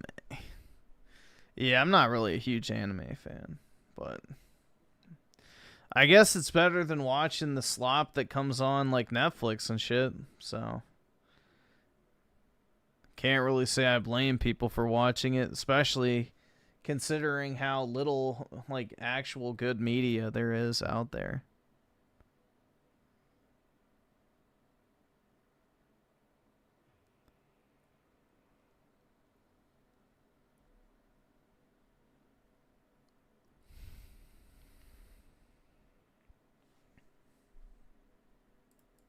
Just wanted to see how much is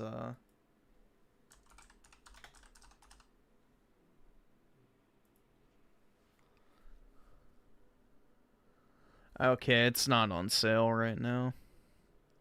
If it was on sale, I'd go ahead and buy it.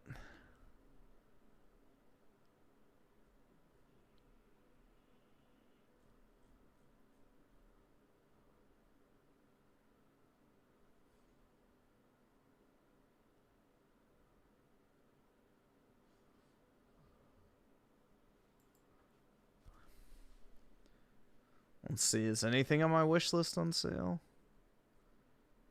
Not really. Yeah, I do want to play this whenever it does come out. I don't know when it's going to, but it looks fun. The third-person shooter night game.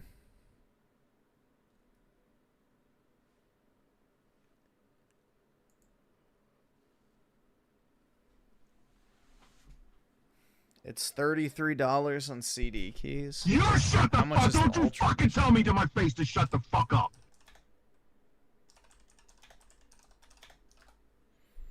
Space Marine 2. Want the Ultra. Oh, it's $60. That's not bad. That's not bad. Yeah, maybe I'll go ahead and buy that. Here, I'm gonna just put y'all on that. I need to get my video file for the starting soon screen. Forgot to transfer that over.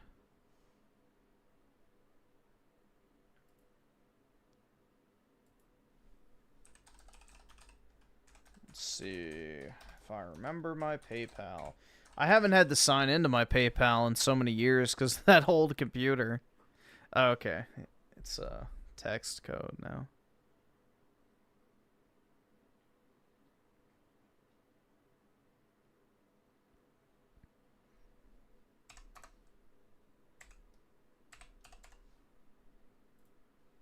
Oh shit.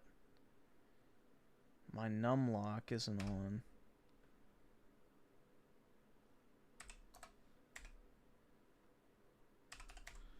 There we go.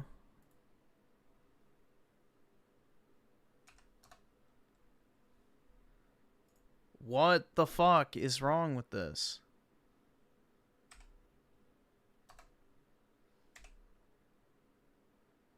Six. Thank you. Jeez.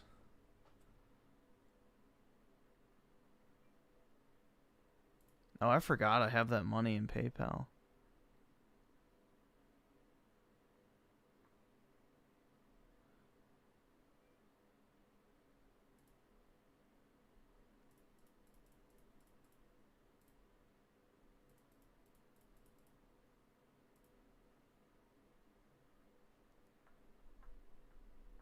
I need to upgrade my budget build? In what way? What portion of it do I need to upgrade?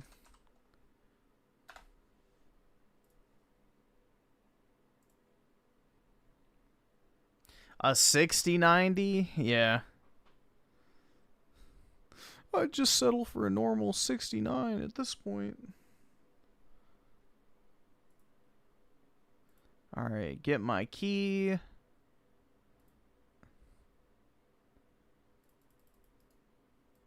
Alright, yeah, I'm gonna have to put y'all on that again, just in case. I mean, I highly doubt someone would be able to snipe it, but I don't put past anything. Alright, there we go.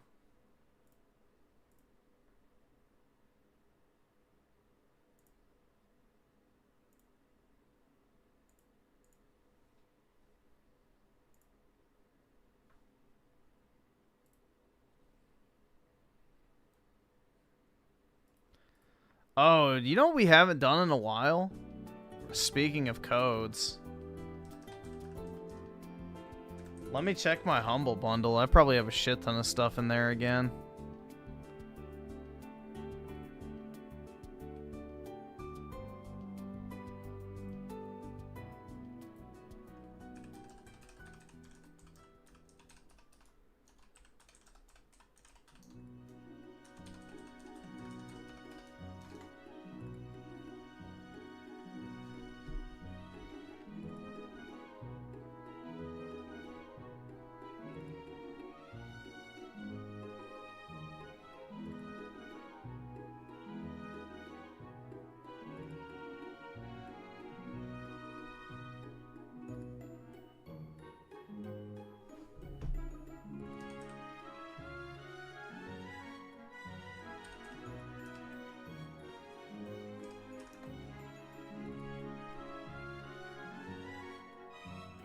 Bro forgot to hand out the Doom Dark Age. No, it's linked to your GPU, so I couldn't.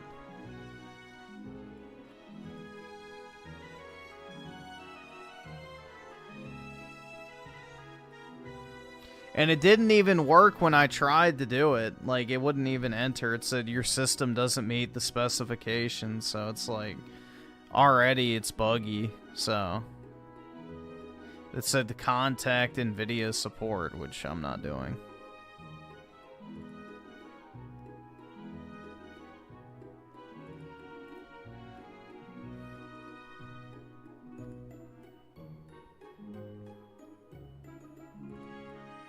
Alright, let's see what the previous games were.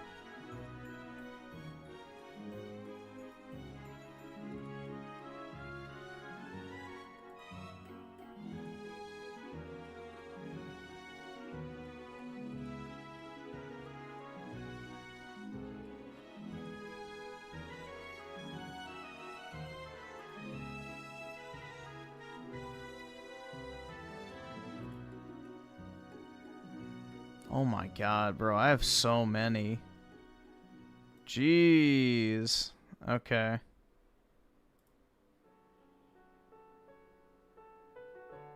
September, I didn't claim any.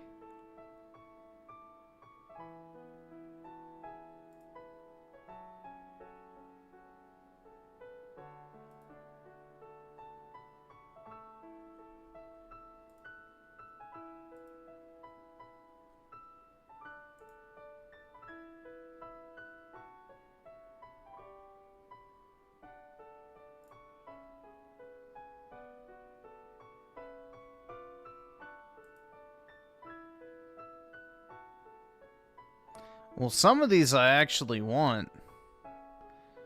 I might have to go through these. Because, like, Blade Runner... Or no, not Blade Runner. Ghost Runner, too, I definitely want. The first game was good.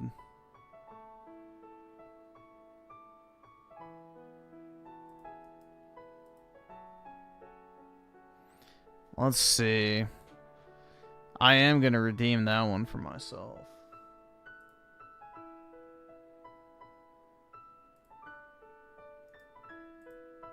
But yeah, I have some. I found where it goes back to. So, let me see here. So this I'll never play. This is, I guess, a decent one. There's one. All right, awesome. Thanks, nigga. All right.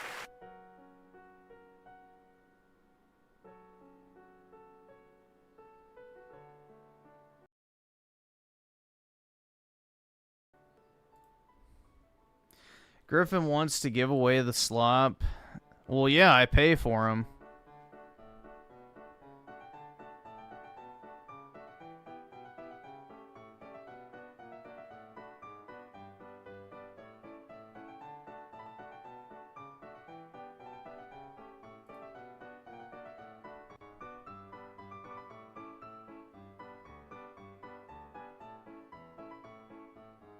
Keys are temporarily extinguished or exhausted for this product.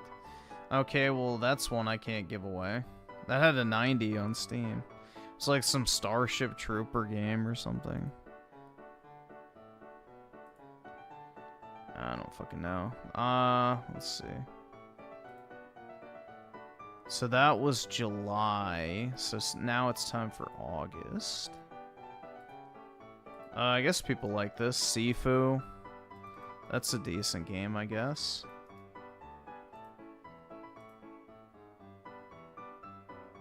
There you go. High on Life. I don't like it, but I'm sure there's some Redditors in the chat that like Rick and Morty.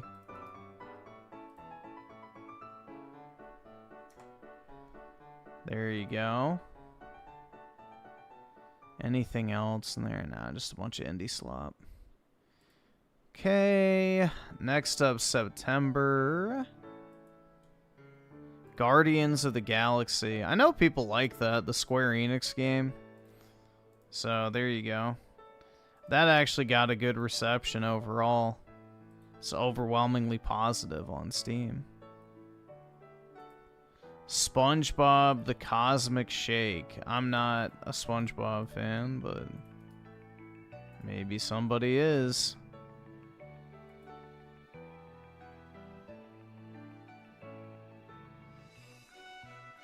What is Stranded? Oh, it's like some survival game. Okay, it's got an 87. I guess that's worth giving away. If it lets me. This might be another one where the keys are exhausted.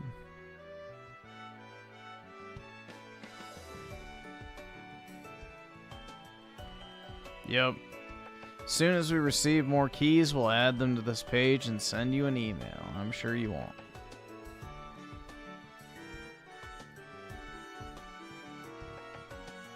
That looks like absolute voice slap. I'm not gonna do that one. Let's see. October. Remnant 2. That's a pretty popular game, right?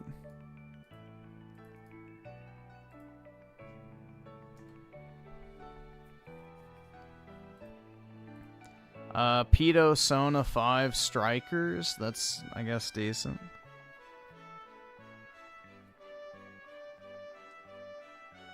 Oh, is this one gonna be out too? Dude, they're gonna owe me a lot of codes. Yep. Temporarily exhausted. Oh my god, it's that climbing game from the fucking Game Awards. It has a 94 on Steam. That's shocking. But yeah, there you go.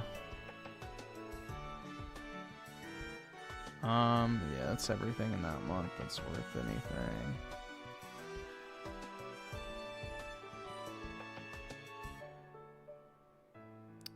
Do I have Warhammer Darktide? I don't know if I ever bought that. If I haven't bought it, then I'm gonna use that. I do not have it. Okay, yeah, I'm taking that one.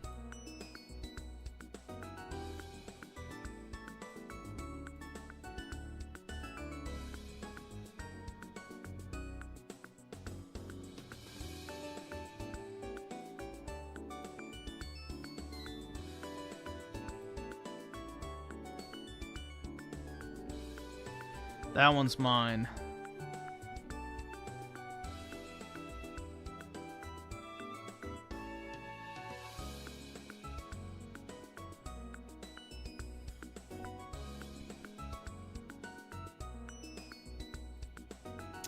Persona 4 Golden. That's definitely one people will like. Oh, is this one exhausted too? Oh, no, okay. Good. So there's Pedo Sona 4 Golden.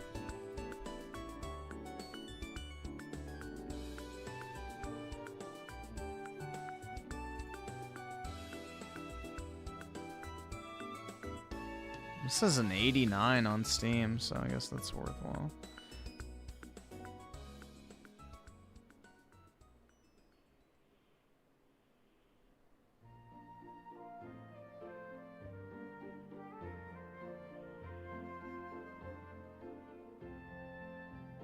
Nope, that one's gone. Nothing in there.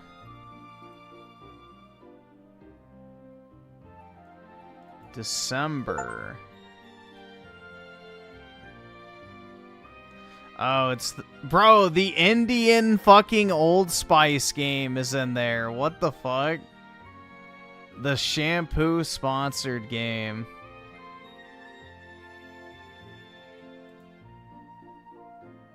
Oh my god, bro.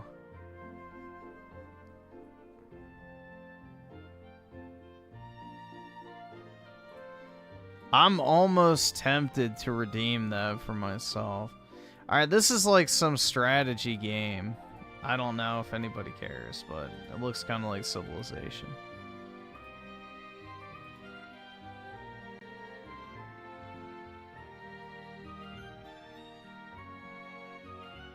Oh, I actually wanted this game, but it kind of looked like slop, so I don't want to pay for it. So I'm going to take this one too.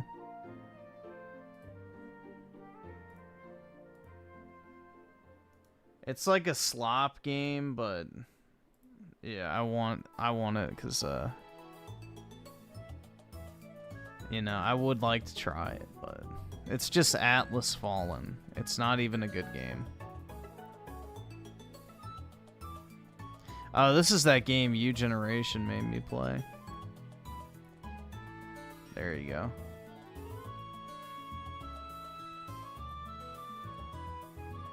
Alright, I'll give away the Indian Old Spice game, alright? Here you go. There's the Indian Old Spice game. You two can learn how to bathe.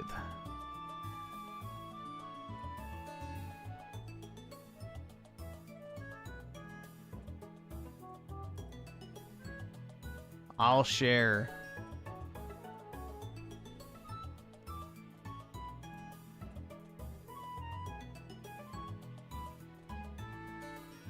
Oh, there's some good stuff coming up, too.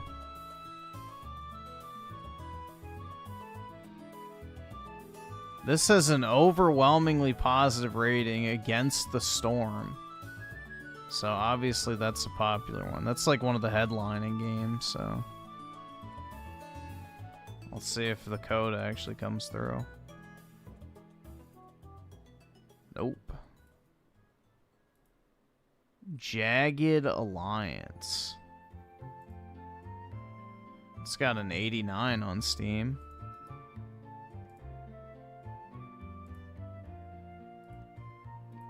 Oh, this is a good game. I know people like this.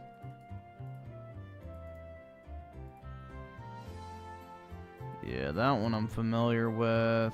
Yeah, I don't see anything in there.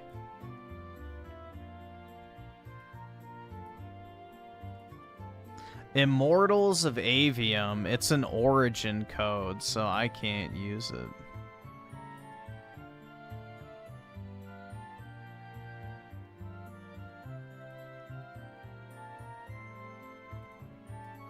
I don't have an Origin account, so if you want it, there it is. I don't have Origin. Trey Pang 2, I'm pretty sure I have that. Yes. Yeah, this is a really good game. It's basically Fear. But yeah, if you haven't ever played Trey Pang 2, there you go. That's a good game.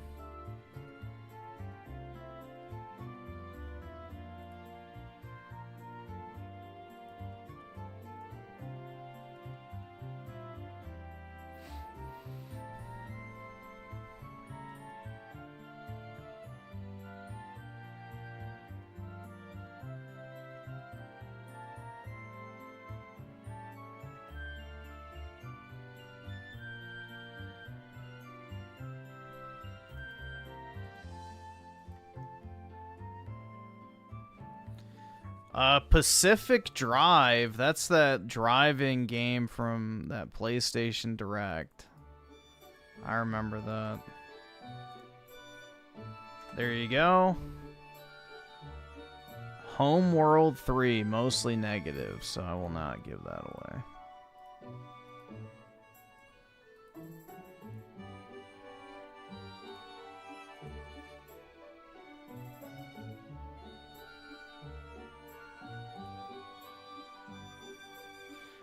Wild Hearts. That's another Origin code. Which, again, I don't have. That's like EA's Monster Hunter, I believe.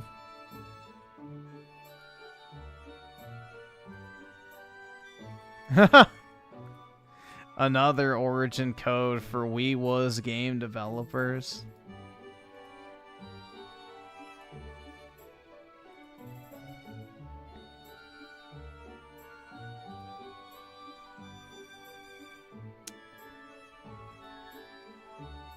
Alright, I kind of want this one, but I'll give it away. Just because I'm not likely to ever play it. But this is the Tomb Raider Remastered Collection.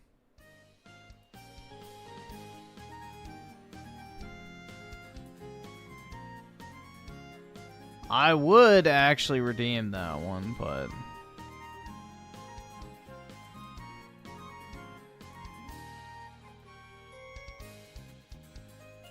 This says a 95. Alright, I'll give it away.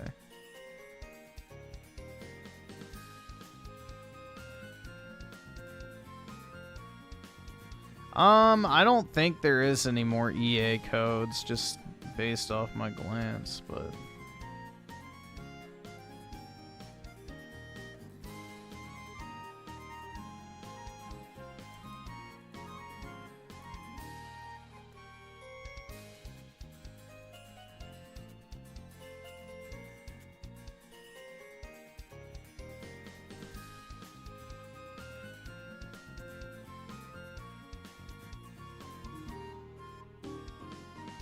Alien Dark Descent. That has an 89. So there you go. That's good enough. That looks like slop. Oh.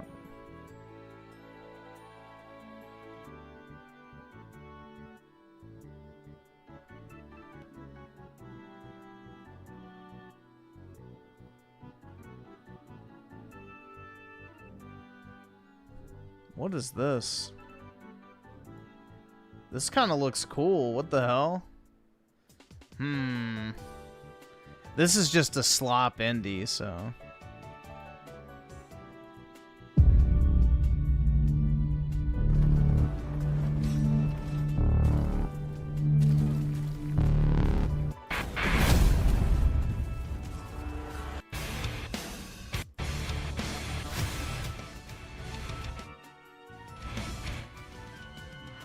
I don't know. I kind of want to redeem this. This just looks retarded.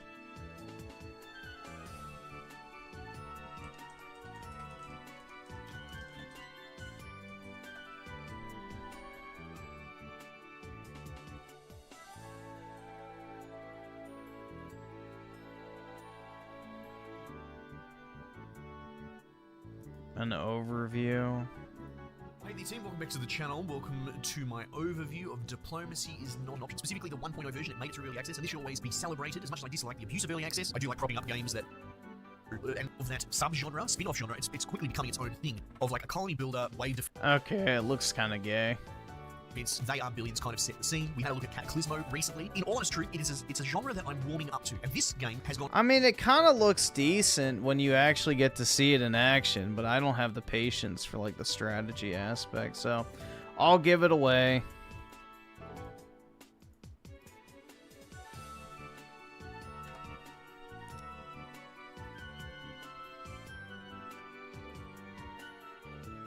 What the fuck is this slop?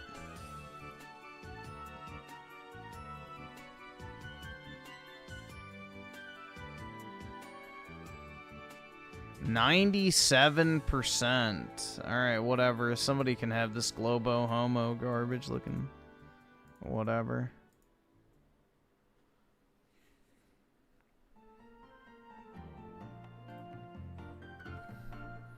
It's got a 97% on Steam, so obviously it can't be that terrible, but...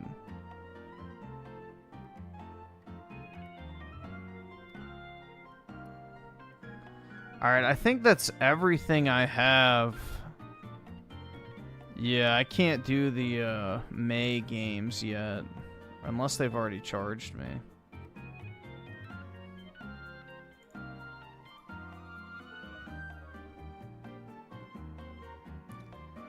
Thermaturge. What the fuck is that?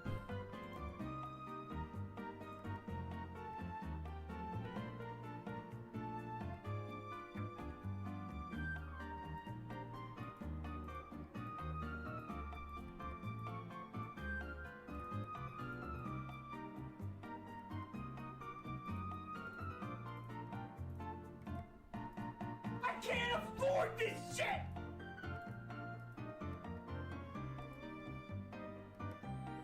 Amnesia the Bunker. Okay, so I have to wait until it charges. Alright, awesome. Thanks, nigga. Alright. Actually, it's a pretty decent month, so I'll just go ahead and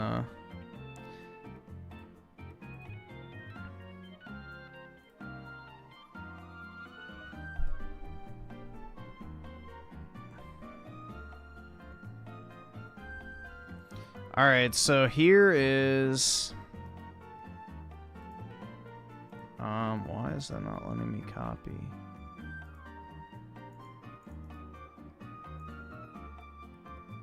There we go. That's Amnesia.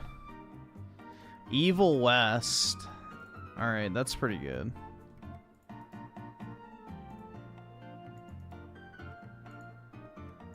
There you go. Shadow Gambit.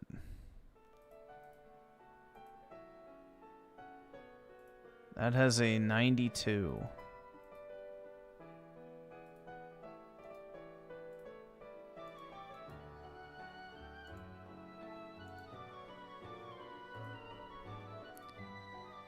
Oh, I want this.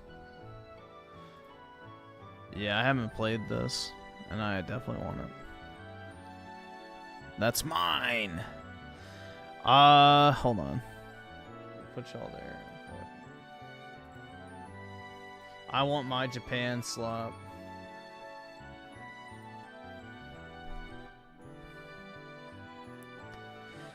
Star Wars Bounty Hunters. I will give that away.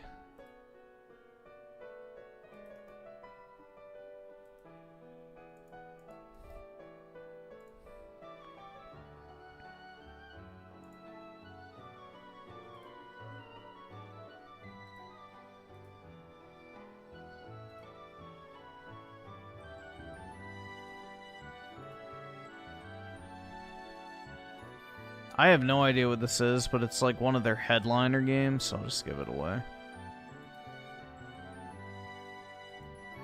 There you go. Alright, well, that's everything I got now.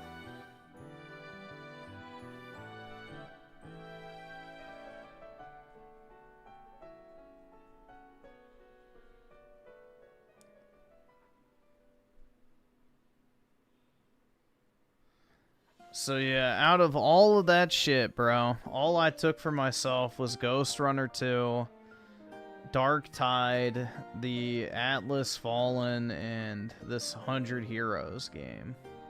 So everything else y'all got, so don't say I never did nothing for you.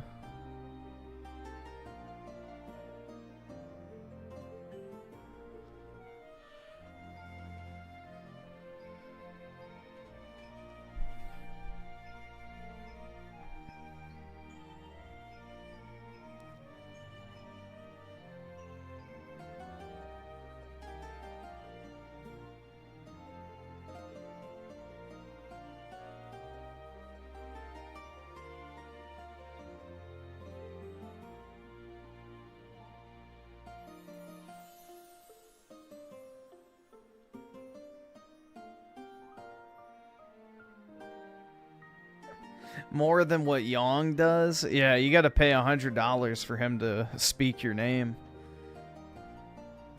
He's famous, guys. Come on now.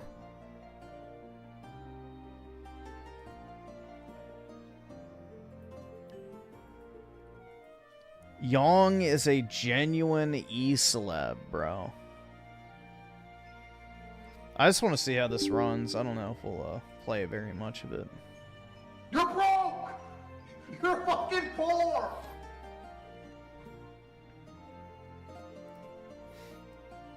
I just want to see how it looks.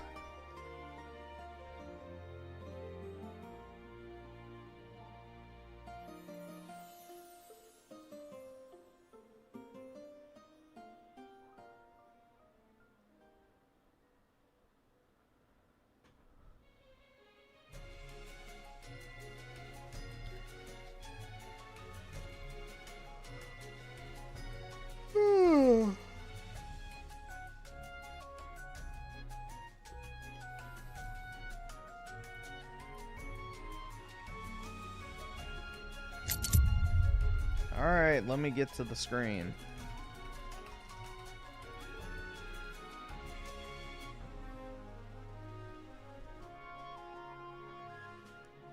Come on, bro. I want to use my mouse. I get it. It's made by a bunch of different companies. Hurry up.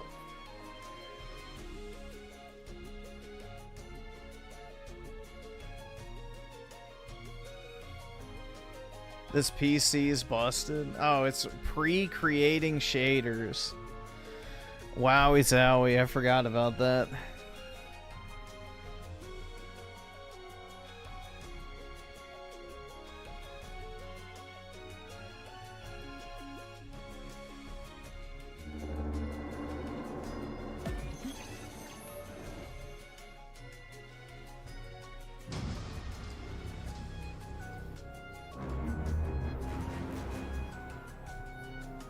Still can't use my mouse.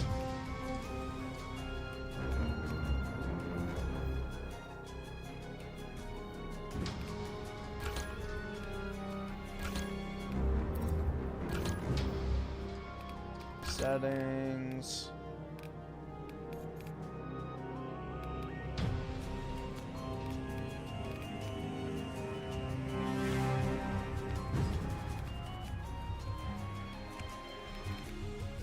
Borderless.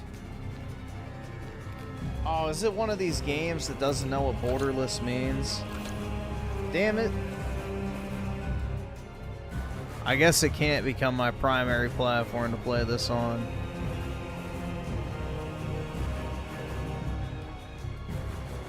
Alright. There we go. New game.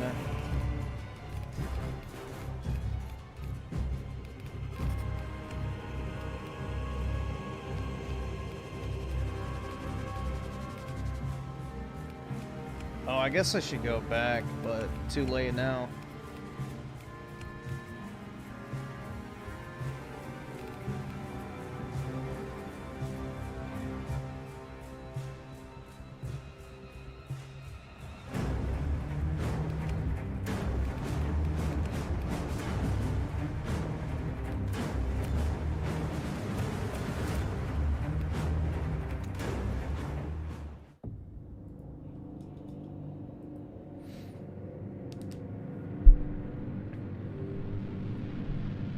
Too bad the PS5 Pro runs this better than your budget build. Probably, man. I didn't do any of the graphical settings because, you know. Oh, well.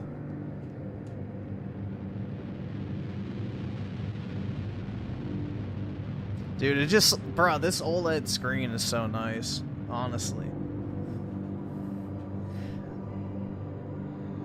Oh my god. It's just like every time it's like pure black, it's like, wow. Nothing better than deep, dark blacks. I can't afford this. Did I forget creamy?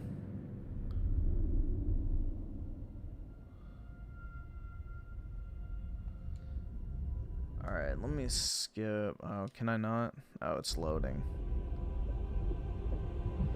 I want to fuck with my settings, but I don't know if I can. Alright, there we go. Alright. Settings, video, native, DLSS, I guess.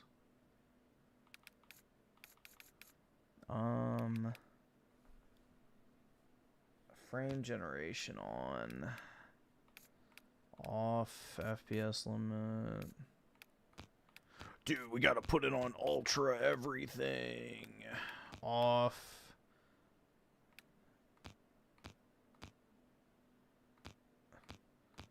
And that doesn't look too bad. Usually ambient occlusion's kind of ugly, but...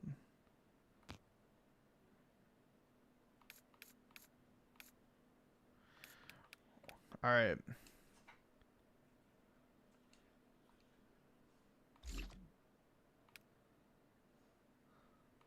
Let's make this rig cry, dude.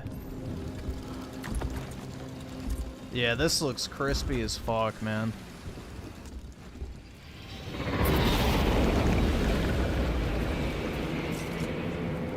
Kill team leader to squad. Box check.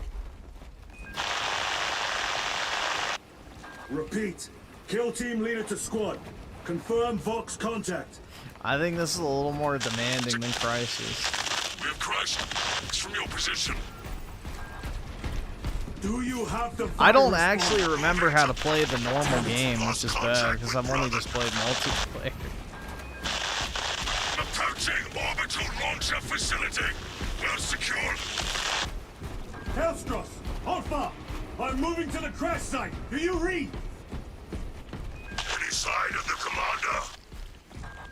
Negative. No contact since the crash. I'm here, damn it! Hellstross, you have command. What are your orders? Proceed as planned. Launch the virus bomb into the stratosphere, detonate it, and watch the Tyranids die. A sight I will greatly enjoy. Transmitter must be broken. Hooligans. The area will be cooling with them.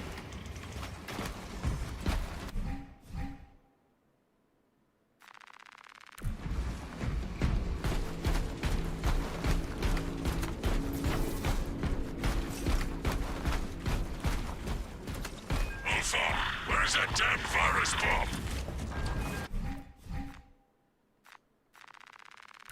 I'm up to my elbows in these wretched gods. Any word from Brother Darius or the commander? Nothing. It is left to us to share the glory now, Kelstros. Hold on, brothers.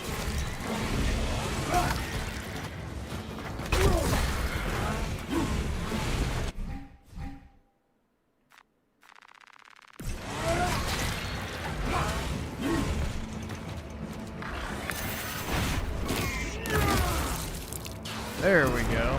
Spores. Yeah, this looks really good on here. It's actually running really well, too. What, like 150 FPS?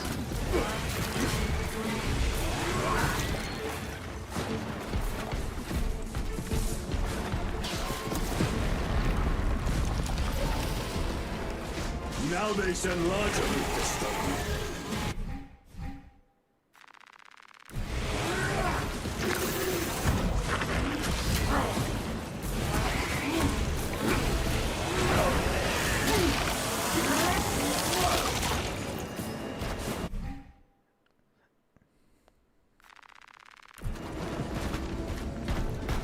150 on 4K is insane, I know. But dude, it's a scam! The 5090 is a scam, bro! I got scammed, guys! It's ruining gaming. Nvidia's destroying the PC gaming market. Fuck them! It's just so gay, bro, honestly. These fucking cocksuckers are just so obnoxious. It's like, just say you can't afford the game. Like, please. You know, spare yourself. Like, if you can't afford the game on the 5090, that's fine, alright? You know? That's cool. But stop trying to act like everything you can't afford is somehow a scam, a ripoff. You know, they're stealing from... It's just pitiful. Truly. Darius, brother, I will repay them tenfold. Bro, this shit looks clean, though. I wonder what the multiplayer looks like.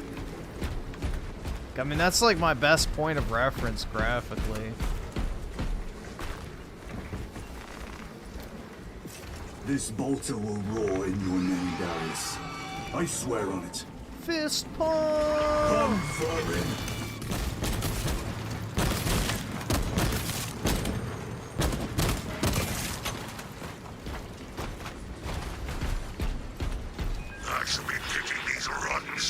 Out of my fangs for weeks. Dude. Situation here at the Locha is becoming severe. Have you secured the virus bomb?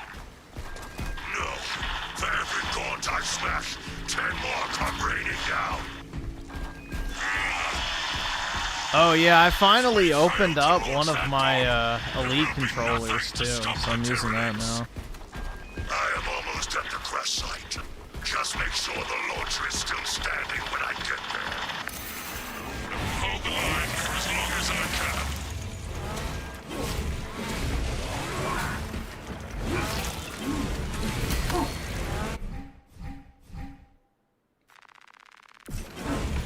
Oh shit, I don't have my I have like the Nvidia app or whatever open on my other screen, but it got covered up by a different tab. So right now, hold on, let me unpause this so I can get an accurate read. So right now, it says I'm using 95% of my GPU and 52% of my CPU. So, yeah. The concerns that this CPU would not be able to stream and play games at the same time was kind of unfounded by some in the chat.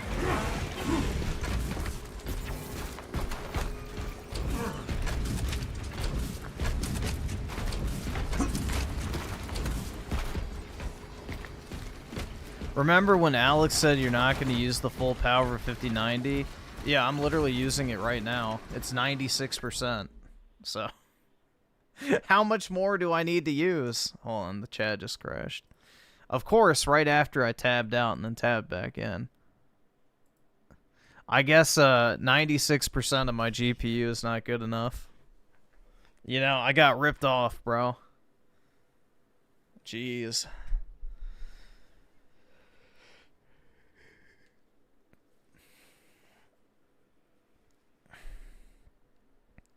Let me read these super chats real quick. Z-Herb with the 20. Really appreciate it, man. Israel war is similar to TDS. People are so deluded that they can't imagine Palestinians being anything but angels and freedom fighters.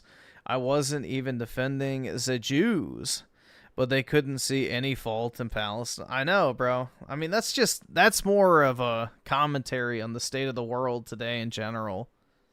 Nobody has any sort of like semblance of nuance, and it's either good or bad. You know, all shades of gray have just been completely removed. It's either black or white, basically. Most people are not capable of that level of thought. And Lonky with the 5, laugh my ass off. Why does it look like that on your screen? I only seen a couple pictures on my end. Oh, the Steam screenshot. I don't know. Maybe it's because you have your settings to like auto share them, so it just batches them out instead of spamming people's feed with like one at a time. And All Night Yahtzee with the 2. Whoever got Persona 4 Golden, if you haven't played, enjoy. Better you than me. I'll just say that, but yeah. Hopefully whoever got it enjoys it. And Nero Redwood with the 5. Final chapter in Final Fantasy VII Remake was amazing. Started Rebirth, that intro. Zack got done dirty, but we all know he'll get his girl back. That's right. Fingers crossed, man. We can only hope. And also, let's see. Real Controversial Truth with the 2. Griffin doing free giveaways. And Heil Griffin the God. I appreciate it, man. Yeah, I didn't even make anybody hit the like button, dude. And Osky with the 2. After you're done with the first mission, let me in. I think I have you added on Steam. I guess. I don't know how long I'm going to play this tonight, but yeah, I can do a mission or 2. Let's see. Tim Marco with the 7, the Switch 2, the 5090, and the PS5 Pro are all scams, dude, and you're ruining gaming by buying them. I know. Stop having fun. You have to be as miserable as me, obviously. You have to be as miserable as me. Otherwise, you know, it's just not going to work.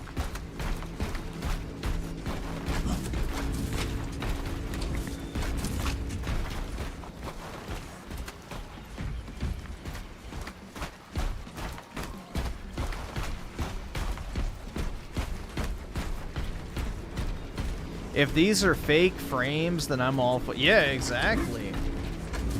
It looks perfectly fine. You would never even know that this is quote-unquote fake frames.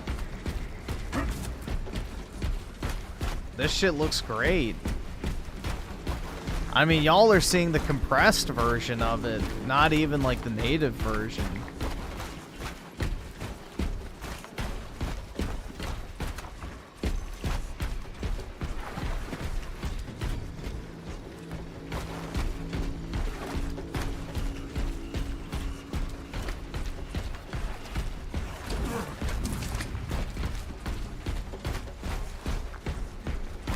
Yeah, AI bad because furry porn artist said so. What a reliable source.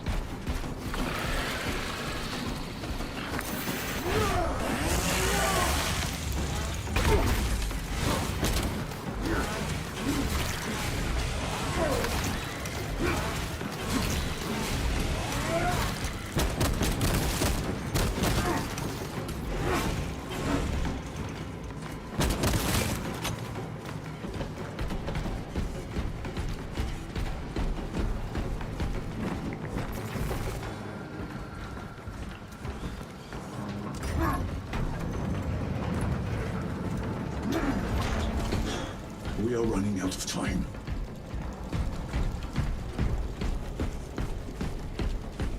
Kill team, I am at the crash site.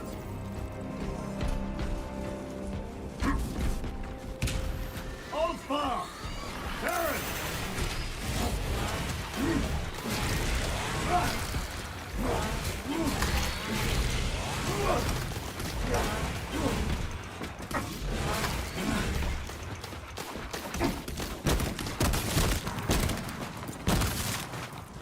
Baron, my brother, you have honored the Imperium with your devotion. Yeah, but now you're dead.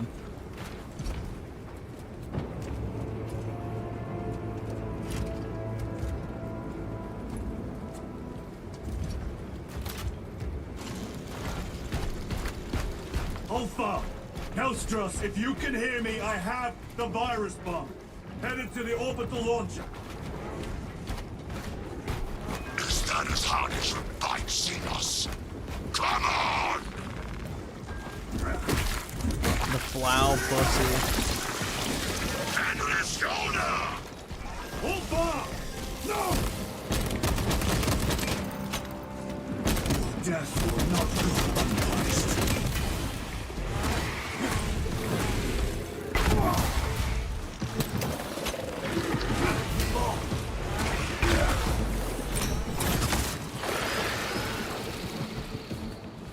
Cracked him.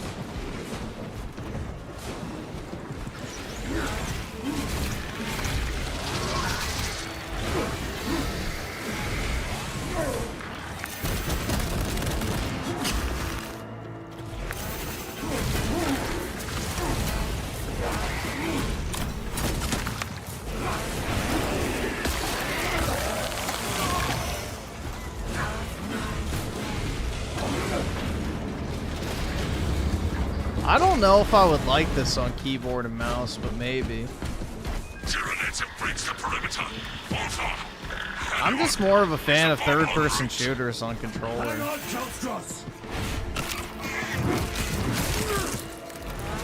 Especially because this game is more of a hack and slash, if anything, for the campaign.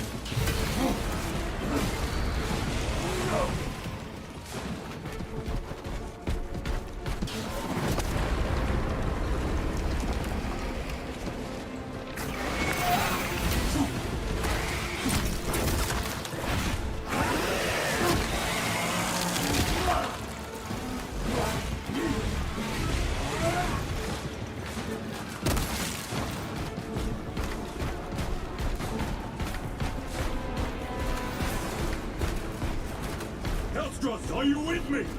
I have the bomb! Yeah, I'll buy Stellar Blade on PC. For sure. I'll definitely pick that game up again. You have served your Emperor well, brother. Record log. To any Imperial unit that recovers this log, my kill team crash landed off course. My brothers are all dead. Slain by Tyranids. I have the virus bomb. Moving to the orbital launcher. We'll fire into stratosphere where it will disperse over Tyranid positions.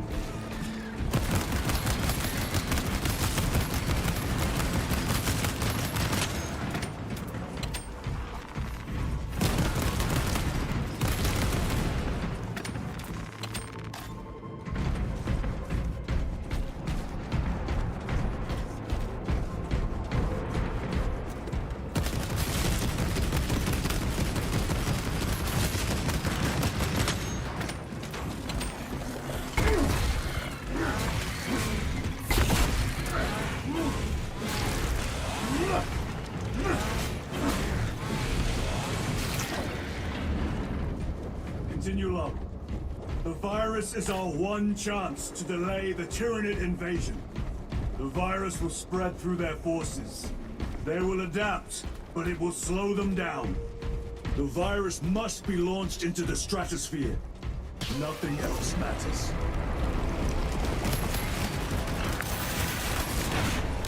You matter.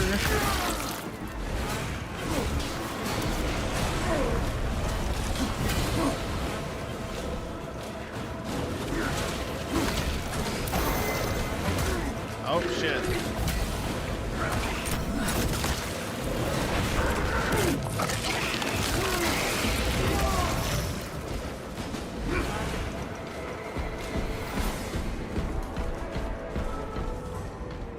All right, awesome. Thanks, nigga. All right.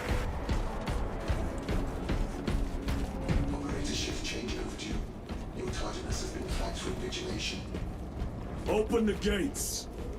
Shift chronometer reset. You're registered as on duty. Carry out the on-science work according to the divine synchronicity.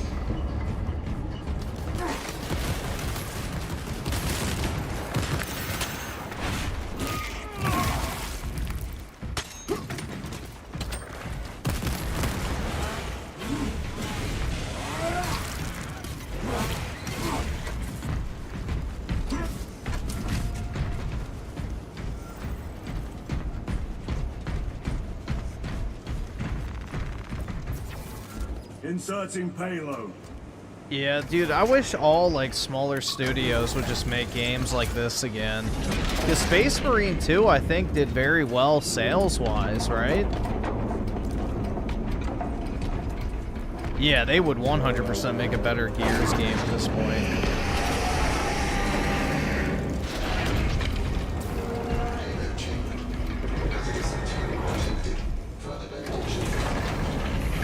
Transmitting override authorization.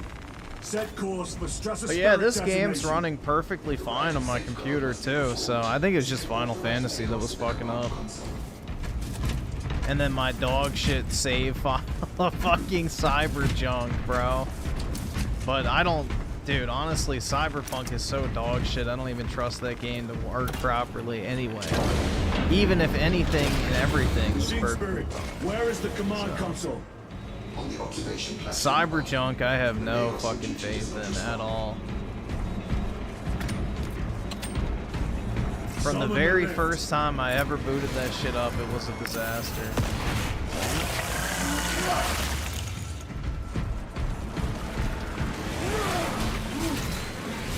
Well, the difficulty doesn't really matter in Doom once you crank up the sliders, because I turned up gameplay speed, I put on double damage, and I think that was it. I think I left everything else the same.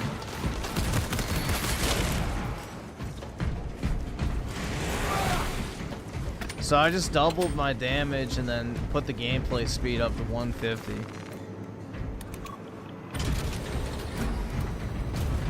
Oh, dude, it was a disaster. We couldn't even get the game to work. Hibernation. Couldn't even get, like, it was a literal disaster. Like, it was, what, an hour and a half of me just crashing 100 fucking times? Like, it was a disaster, bro. Like, genuinely. Then my computer shut off. So, that's when I was done. I'm like, yeah, no. I'm not doing anymore. Like, I'm not bricking this computer for that fucking dog shit game. Like, absolute. I got a blue screen of death the first day I had my computer because of that fucking garbage game, bro. Ain't no way. No fucking shot. Yeah, we had all the same issues I had the first time I played it.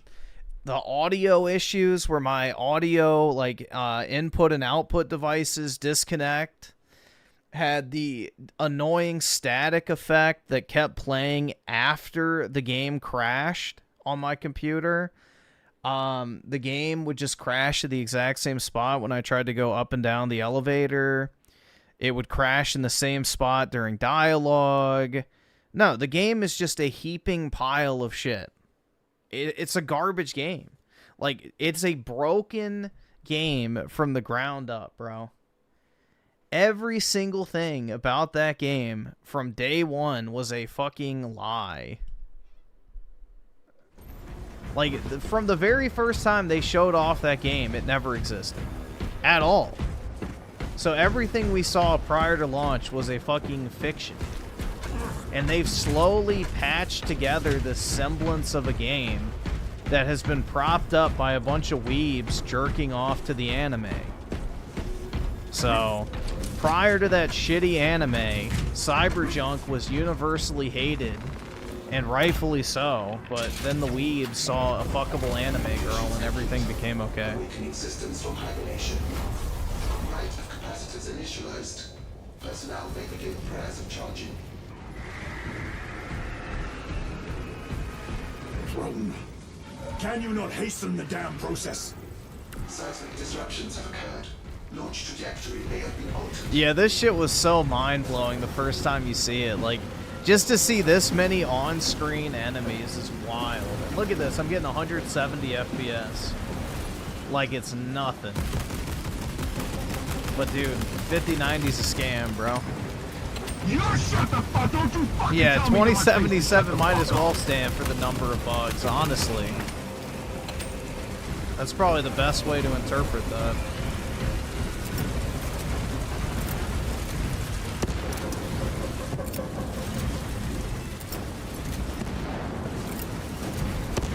Organic presence detected on the railway. All personnel vacate for launch. Launch preparations complete. Standing by. News.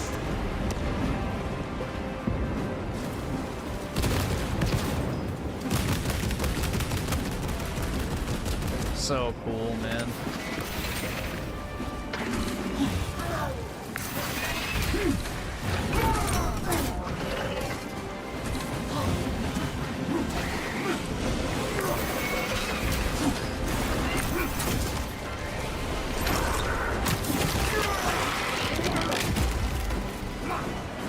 Attention. Neighbors. Your launch authorization is required for dispatch of payload.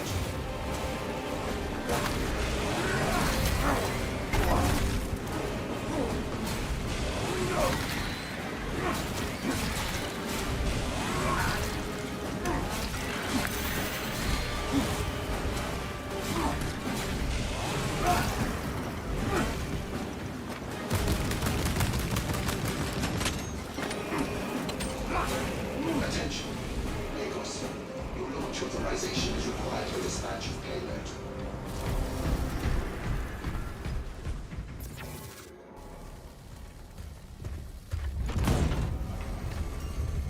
Only competition Intel can do is against themselves at this point, yeah.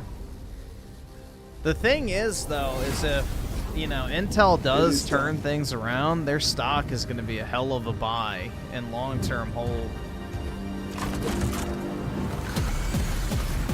But the question is can they turn it around?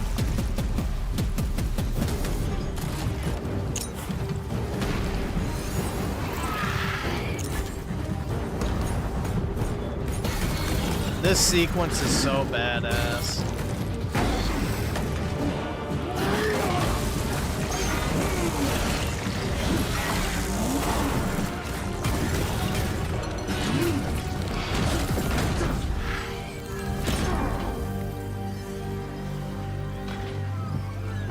Just like the effortless killing, bro. It's so cool.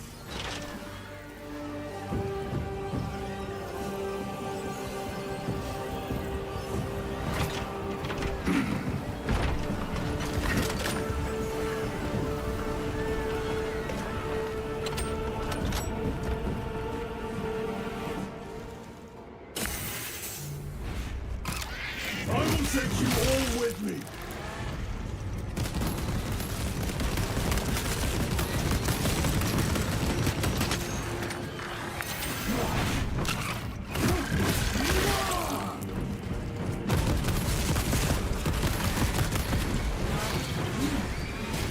I will not rest until you lie dead at my feet.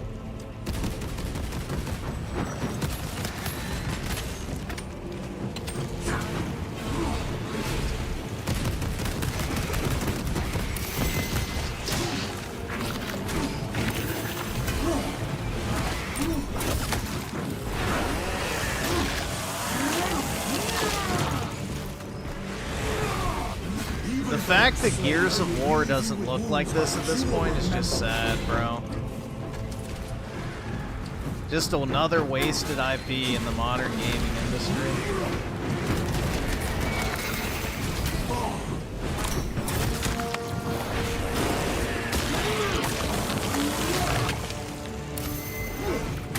We will eradicate your kind from the galaxy.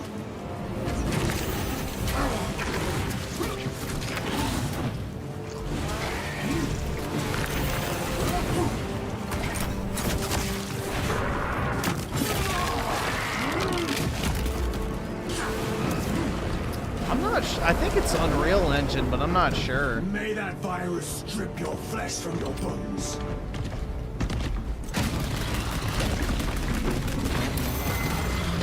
Oh shit.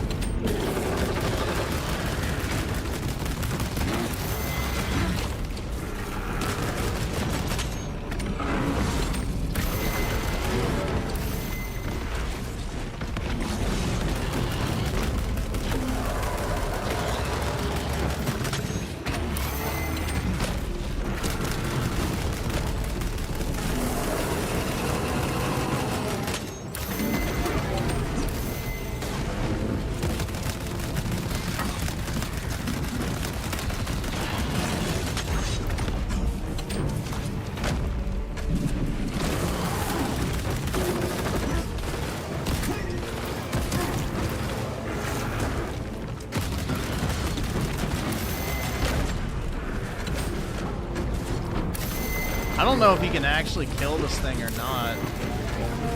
I know you're supposed to die.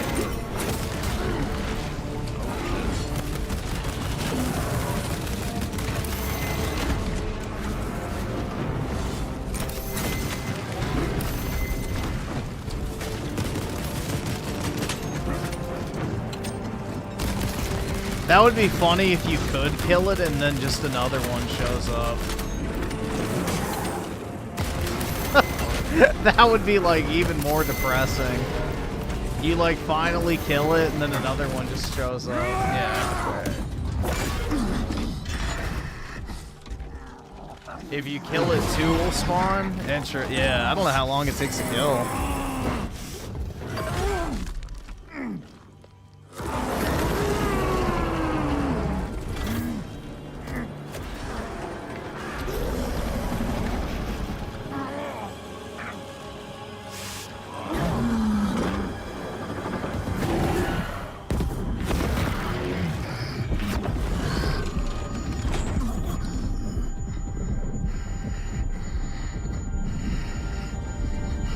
Bro, how come his bullets killed it, but not mine?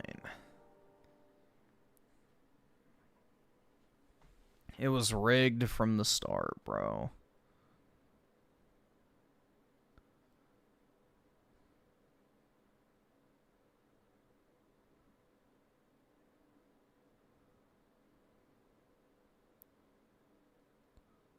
Let's see. So, Nero Redwood with the 5. Appreciate it, man.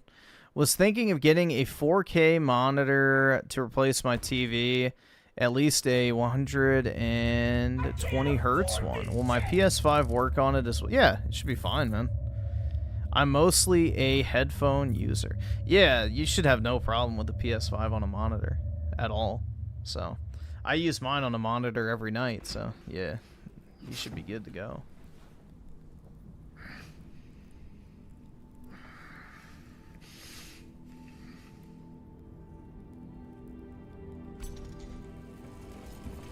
Praise the Emperor.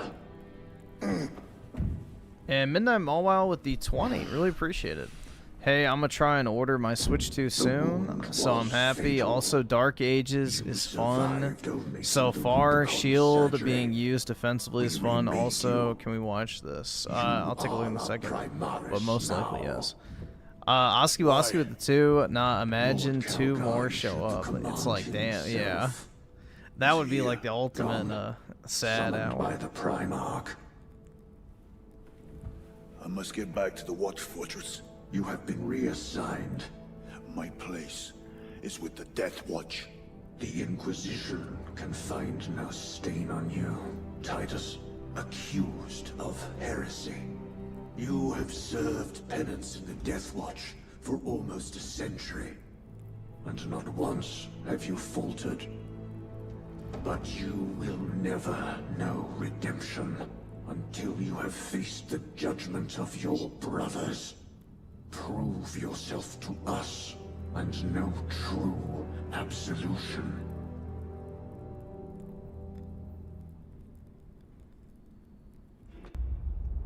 That's that rat, bro. What is your life? My honor is my life. What is your fate? My duty is my fate. What is your fear? My fear is to fail.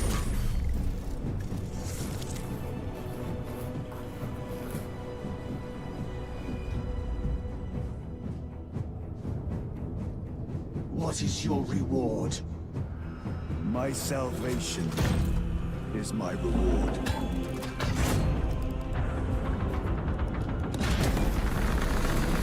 What is your craft? My craft is death. What is your pledge? My pledge. Yep, I'll definitely be playing the new Mafia game. Absolutely.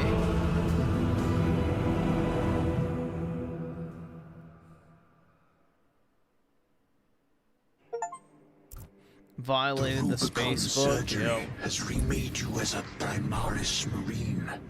You are now stronger. I know what that means. And more a resilient. Primaris, dude. You will take your place as an Ultramarine once more. Your brothers will know that you served in the Death Watch, but your dishonorable status as a Black Shield has been redacted from the archives. Should it be discovered, there would be questions. Lord Calgar has offered you a second chance. Do not taint it.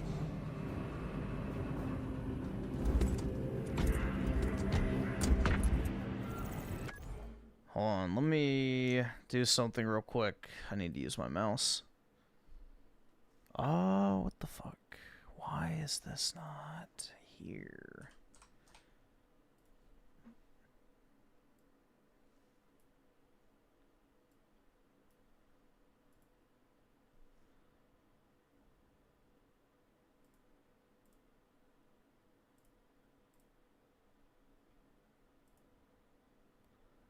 Let's see.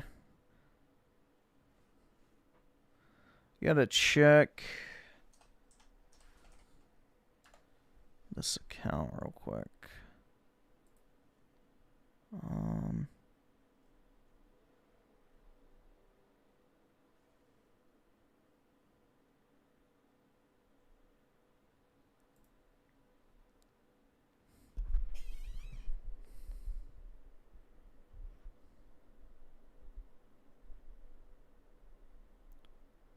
Fill out. Okay.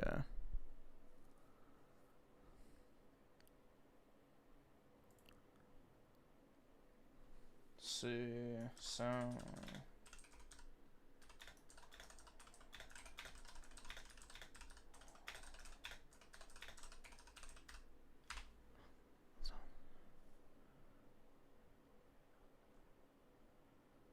I might be getting a sponsorship for the channel, which would be cool because I actually like the company.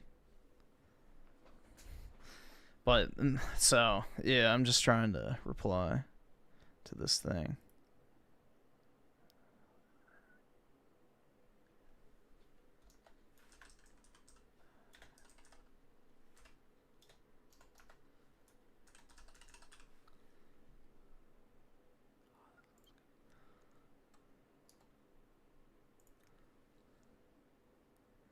Sellout?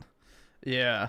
I mean, it's like one of those kind of rare instances where I actually like the product. It's just for a it's for a discount code, which is, you know, I think better than just getting paid to shill something in one video. But yeah.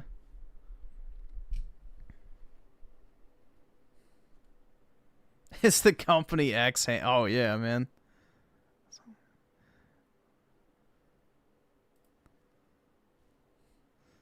Absolutely. X Hamster.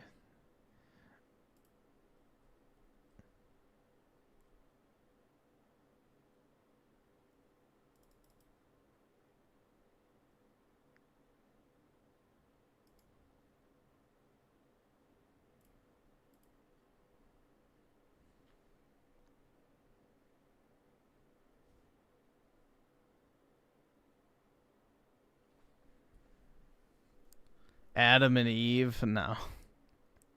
These are all great potential ones, but no. From smashing your own. It's actually, it is gaming related, so that's good. No, it's not G Fuel. Let me see here real quick.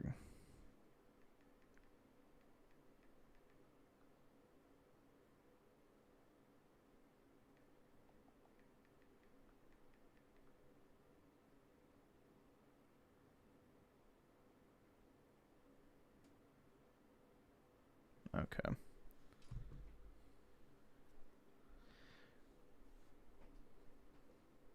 Spank Bang? I'm not familiar with that one.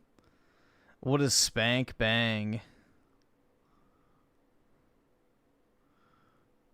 That's, I guess, too new for me.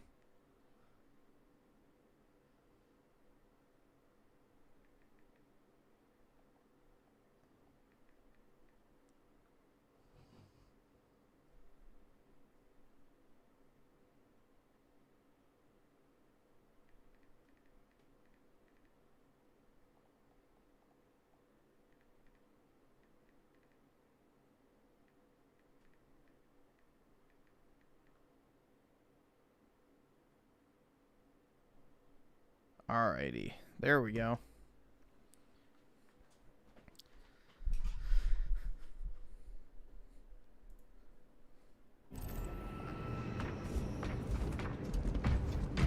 Sergeant Ventiad's brother.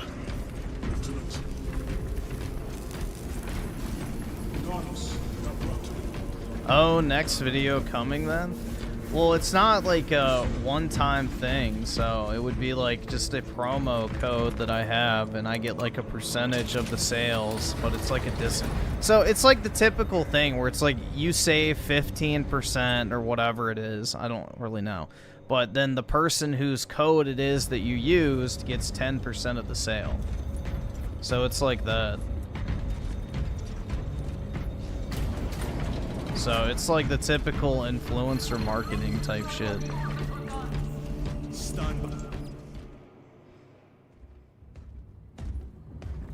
My lord, Lieutenant Titus reporting for duty.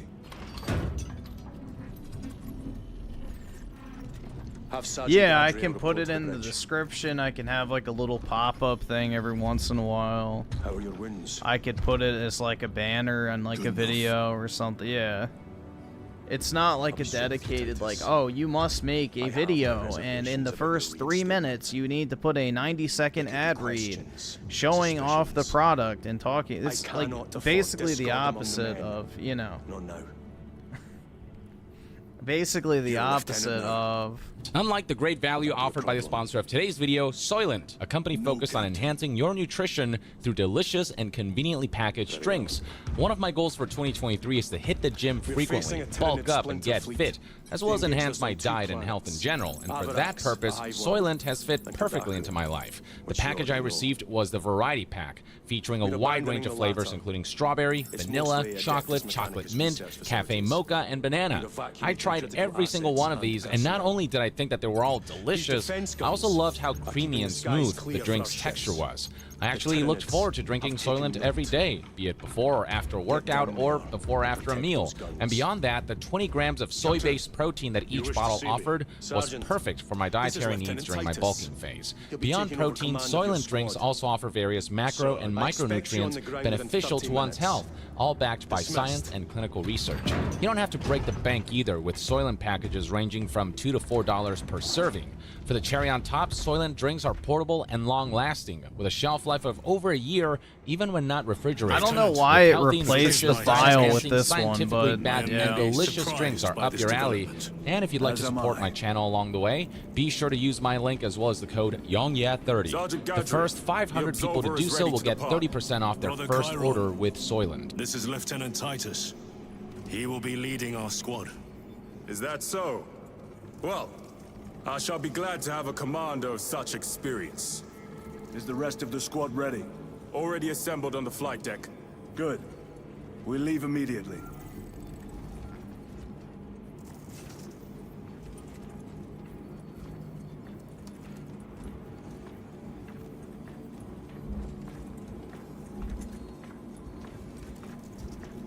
Maintain distance from the High Fleet. Do not engage. Did I drink my Soylent today? I did not. I was a bad little goy.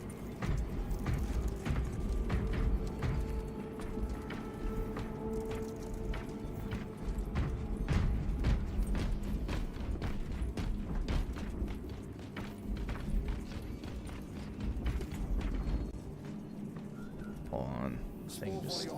Court. Why is it always, whenever I, like, go out of the tab and then back in, it crashes? It's so irritating.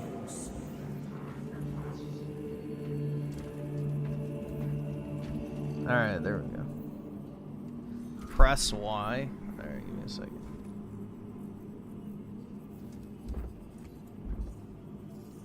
My lord, urgent requests for reinforcement.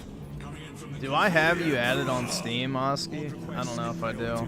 We will respond when able. Yes, Lord. Colonel Drury, your requests are noted. You must proceed without Astarte support for the time being. Resilient out.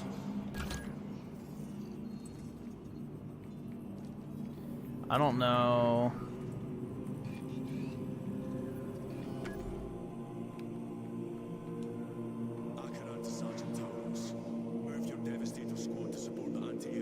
Leave squad.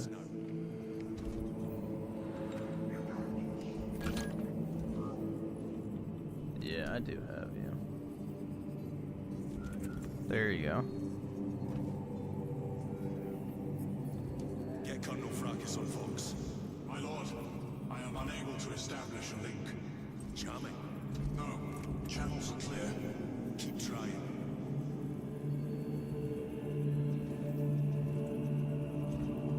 Oh, Griffin since saw that Bald Doomer's video about women in his lane. Oh, the guy who looks like the Redditor? What was the channel name? What was the channel name? Do you remember it? I don't remember the guy's channel name, but... It has a larger choir. Requisition it. Give my authorization.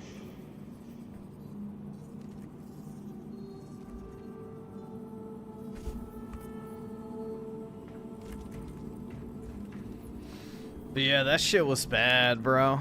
He said it was a warning to himself he might end up like... Nah.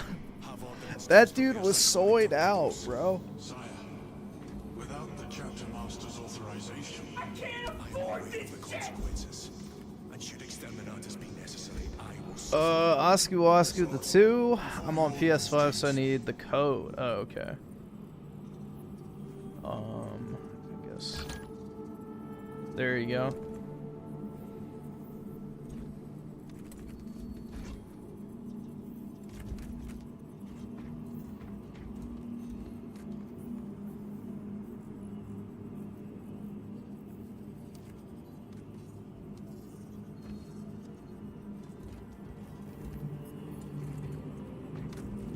Do I have crossplay enabled? Would I have it off? Isn't it like automatically on? I can see real quick. Yeah, crossplay is on.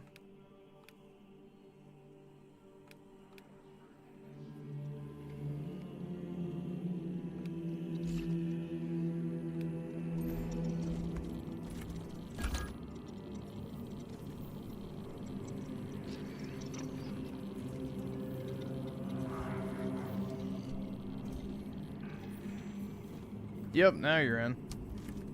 Alright.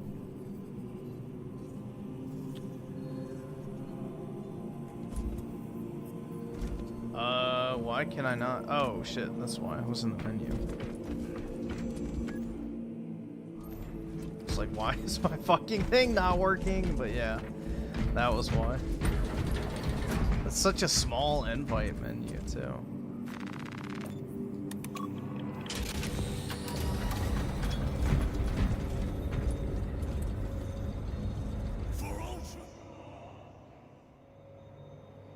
The channel name is Raymond Thoughts and Mind. Alright, I'll see if I can find that video that I saw the other day, because like the last 5 minutes or so is like fucking gold. Those guns in great waves. I'm impressed the Cadians held out this I'll take a look.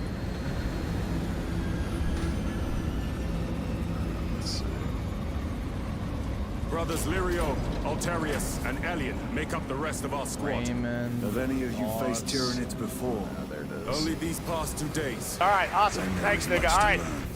I look forward to Damn, it. bro, he uploads a lot.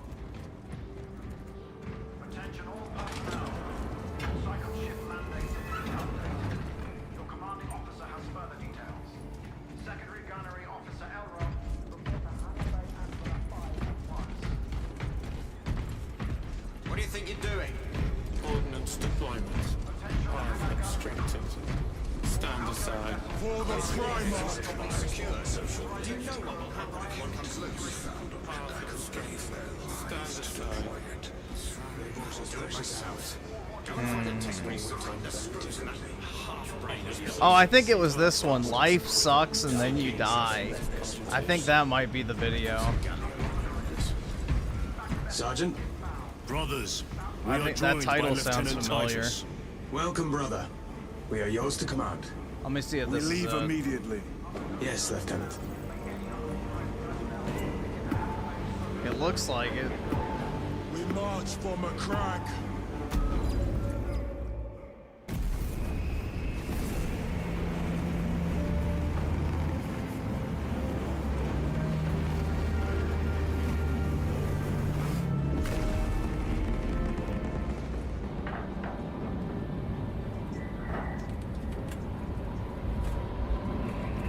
You know, this is it. This is it. Oh my god, yeah. The thing where he's jerking himself off into his own mouth, yeah. Alright, yep, that's the video.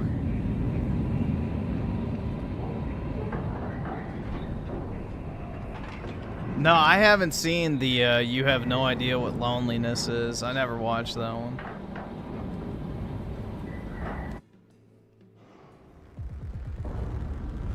But he looks like that stereotypical Redditor dude.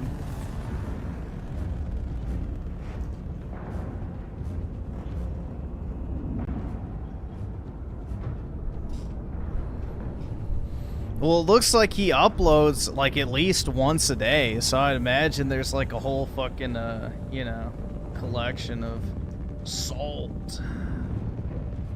Sir, you served in the Death Watch. The situation here has deteriorated. Those foul gargoyles pollute the skies. The Tyranids have the orbital guns. They do. These unrelenting attacks make a counteroffensive difficult. We shall take care of that. But yeah, he's like super unhinged, bro. Like he just rants about how he wants to have sex or what. It's like basically an insane incel, but just insanely honest, and it's kind of funny. I don't know. Very good, my lord. It's like, bro. It's like no wonder why he's single, because like, could you actually imagine being around him? Is the real question.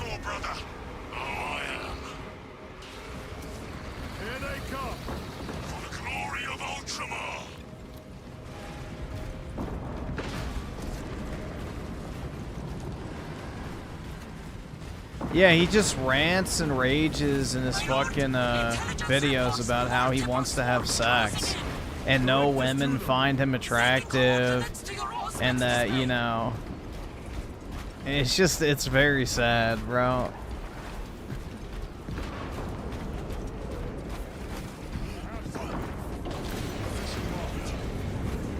My lord, we are preparing an airstrike. Can you hold the enemy in place until it hits? Consider it done. Leave not one of them standing. For Ultramar!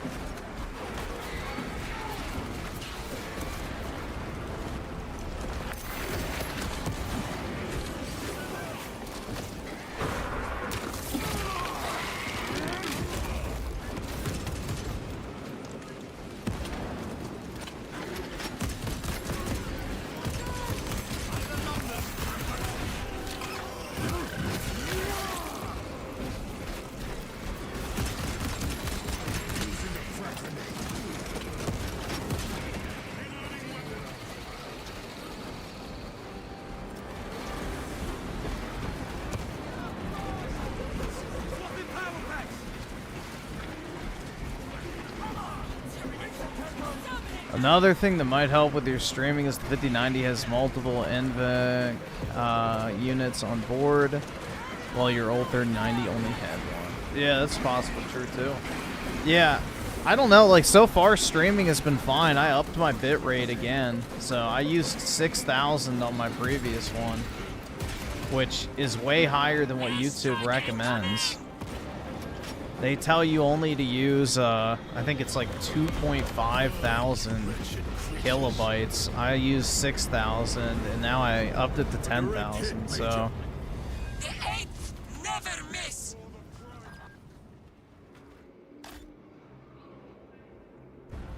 Everyone at this base owes you their life, my lords. The Emperor protects. I may up it to 16,000. I don't know how big of a difference it'll make, but... I might try it, because that's what you're supposed to render 1080p video at for 60 FPS. So that would be like watching a pre-upload YouTube video, but I don't know how YouTube would compress that or not. These abhorrent husks are everywhere. Living organic machines. Indeed. Their ships, these pods, all of it. Their very existence is heresy. We shall thin their numbers today, brother. Yeah, I guess I'll just take that. Actually... Very good. I think I need to use the combat knife. Oh wait, no, I'm not on PlayStation, so it doesn't matter. Shit, I forgot. It's like, oh, I think I actually need to get like executions or whatever with it. But... Watch the ground.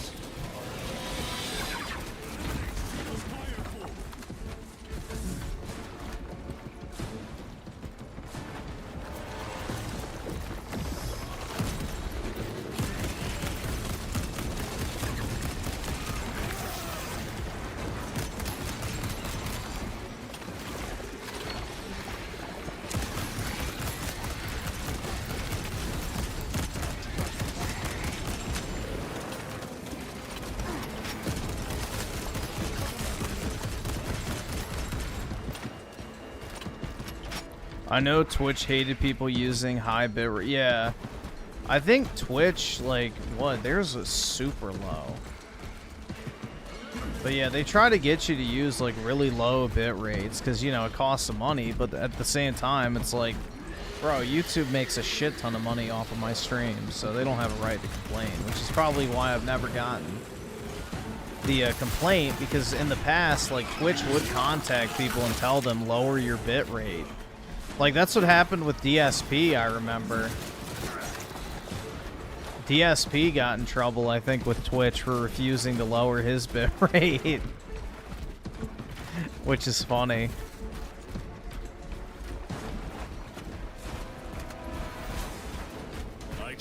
better of the Cadians. Losing the orbital guns was costly.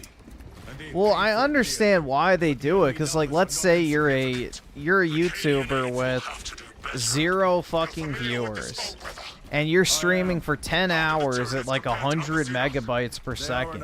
That's actually kind of costly as a company if, you know, 1 million people do that. So you have to pay for all the server capacity for all of those things. It's not free. So you have to think of like the scale at which people use YouTube. Like all the videos that get uploaded that never get watched, or all the streams that go up and nobody clicks on. Like all of that shit costs money, and you know, the infrastructure for that's not cheap. So I understand why they do it, because it's an easy way to cut costs, but at the same time it's like, well, if you're a larger content creator who actually is making a shit ton of money for the platform, then they shouldn't care. But I guess they figure it all evens out. That's the logic behind it, is like if one person, you know, makes a bunch of money, then it pays for everybody else, and then some. Your combat doctrines are unorthodox, Lieutenant. Which company did you serve with before this one? I served the Emperor elsewhere. The Death Watch? Yes. I hope I too will share that honor one day.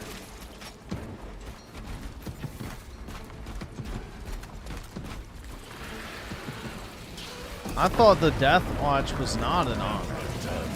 Oh well. Each get through. Eliminate them, then proceed.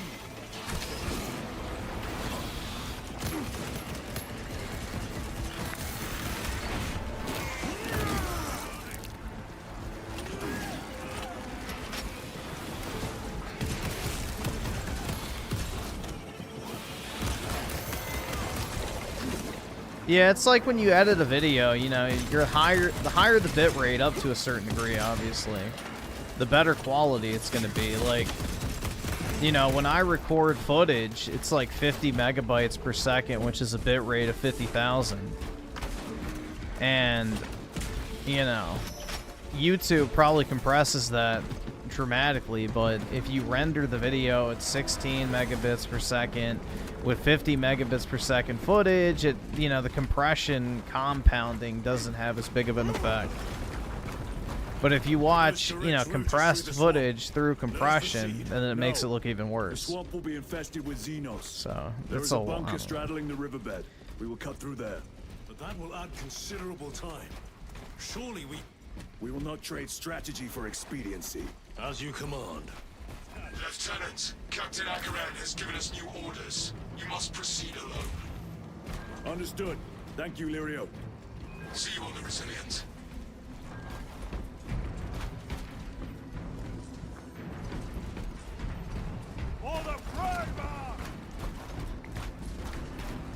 Wait, it said shouts for the Emperor, and it said for the Primarch. Actually, that's not the same thing, dude. Looks good. There they are. I mean, I guess technically, but not really.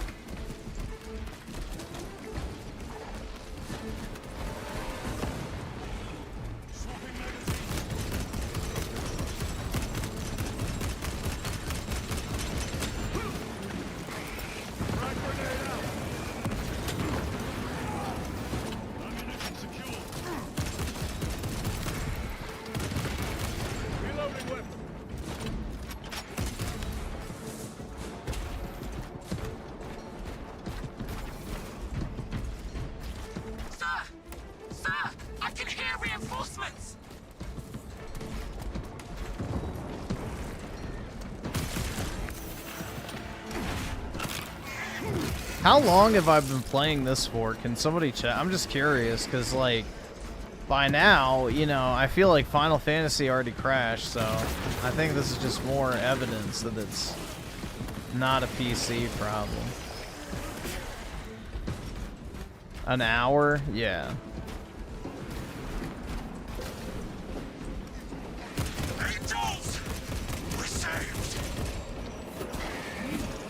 I played Doom for 3 hours pretty much, and then this for an hour, and I haven't had a single problem. So, and I'm streaming at the same time. So. Never! We've locked them in. We can do no more. Open the gate. Yes, my lord. Open the gates!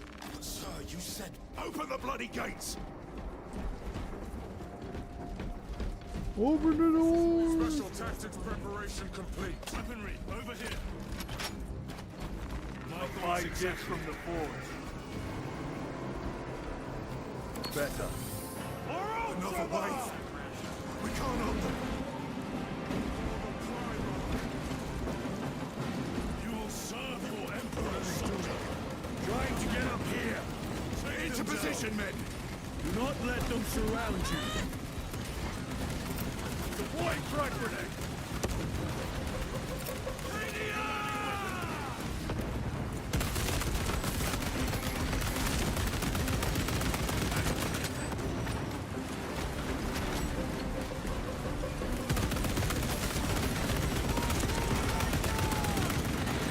Changing magazine.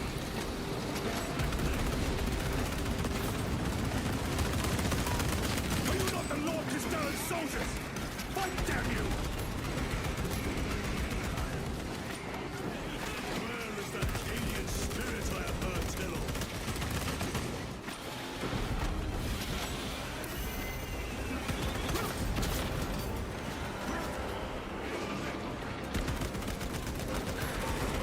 Another one dead.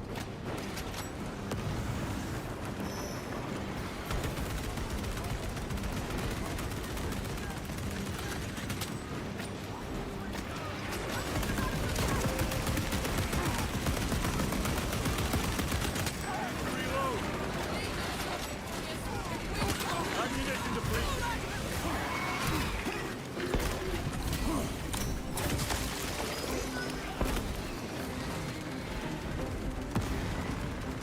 Resupplying. Reload. No, I know math is hard. You're an idiot, but if you're a broke boy, just say so. Honor your whole world's memory, guardsman.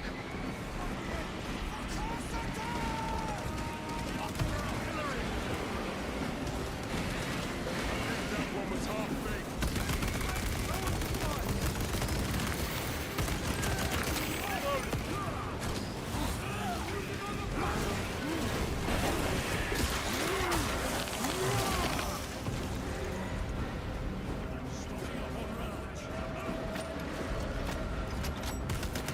Oh no, you don't. The gates are open! Everybody inside, now! Yes, my lord! Should we not eliminate the remains of the swarm? There will always be more. We must focus on taking down the hive ship.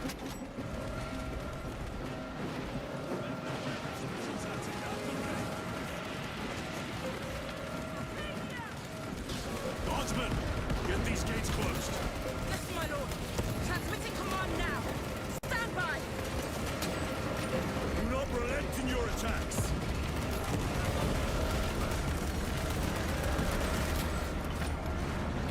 Never seen orcs do that. Makes them easier to kill. You have yet to see the worst of them. Oh, I look forward to it.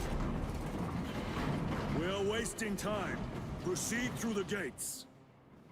Stutters? What's stuttering?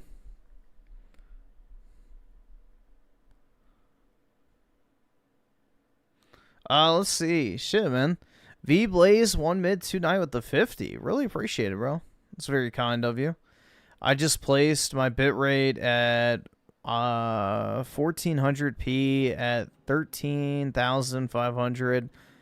And my Twitch, Kick, and X platform all at variable bitrate, I'm guessing that means. 4,500 to 7,500. Perfect. I watch all 3 of them into YouTube web browser. All 4 of them don't pair up good at all. Costly what I'm doing. And I did a beta HVC AP1 test. Yeah, I should, dude, honestly, like the multi-streaming stuff I should be doing. Proceed. Looks like a slaughter. It makes no sense to not multi-stream. Like, I should probably do multi-streaming, but... Yeah, the whole bitrate thing is really weird, honestly.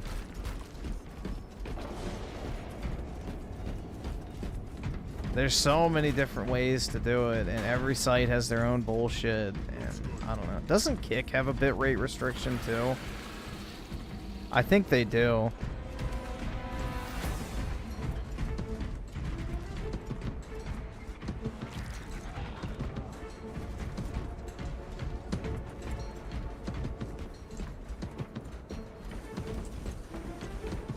Apple bitrate's so much better.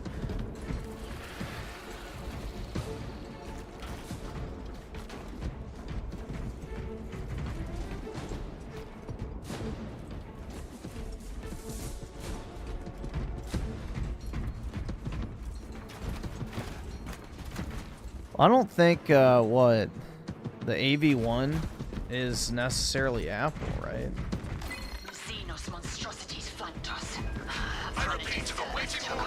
I think PS5 records in that too, but it's not compatible with a lot of editing softwares. Hold fast, Captain. We are coming. For the Emperor. I don't think AV1 is compatible with Premiere though, is the problem.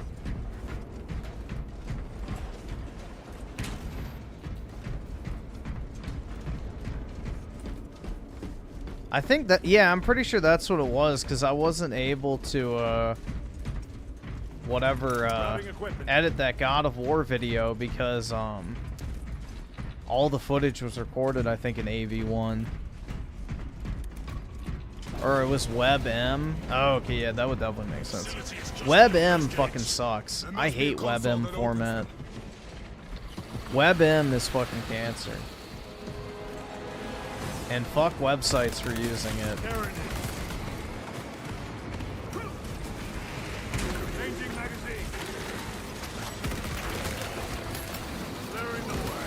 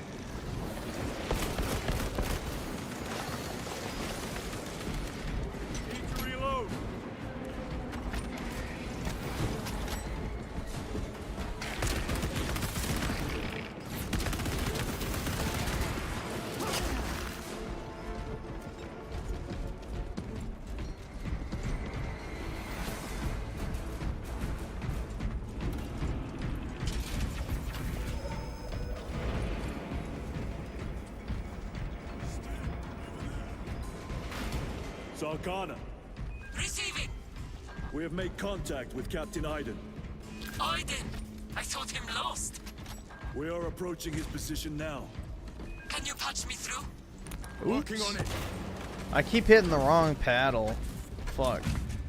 I gotta get used to the paddles again.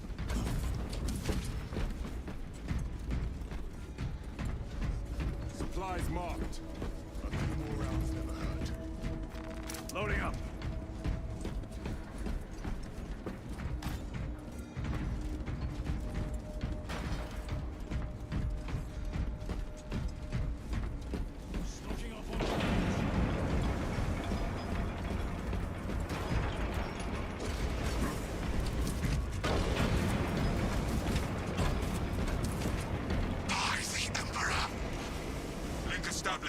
Go ahead, Major.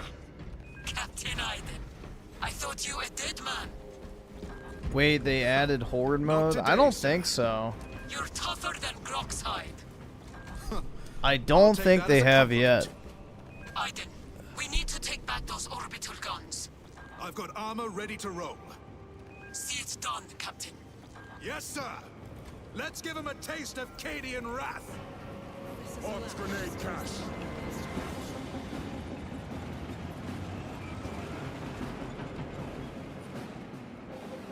Guardsmen! Honor your Emperor! With great pleasure, my lord! Yeah, I have my PS5 set for MP4. That cursed gate is in our way. Then let us remove it. Controls must be nearby. Soldiers, do your work. Controls are in that tower. Make use of them.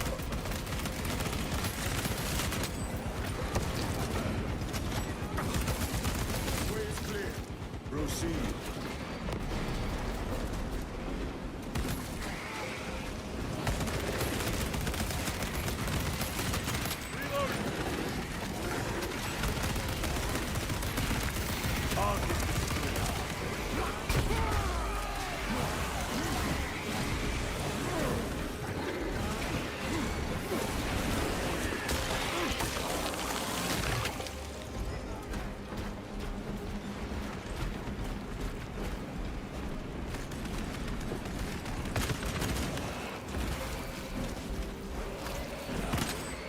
Yeah, I don't know why you can't customize the Chaos Marines. It's really irritating. It's like such an easy thing to fix. Reloading weapon.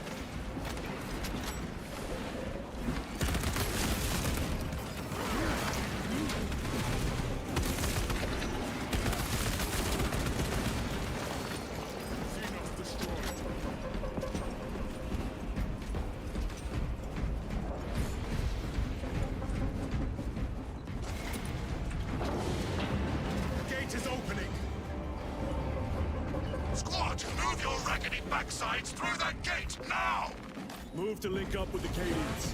As you command, Lieutenant.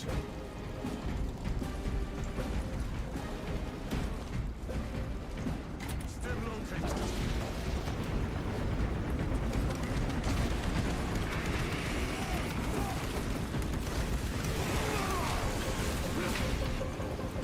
Don't be a heretic. Well, you have to in the multiplayer, so. And the designs for the Chaos Marines and multiplayer are pretty bad.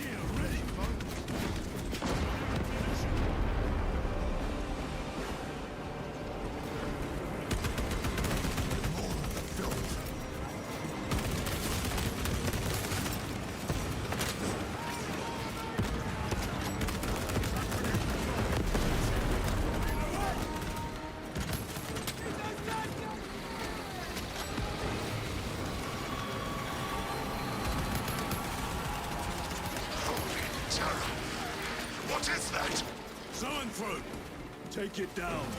While it lives, the other creatures are harder to kill.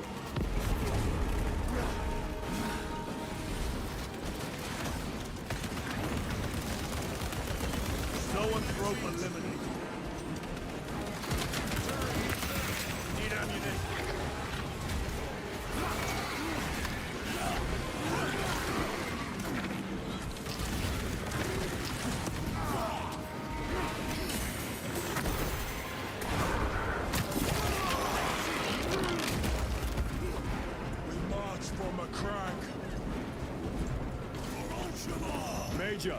have retaken the facility. Praise the Emperor. Boarding a Valkyrie now, heading to you. Praise God. Are you playing? Yep, this is on the new PC. So this is at like a 4K, 170 FPS maxed out. So it's running well.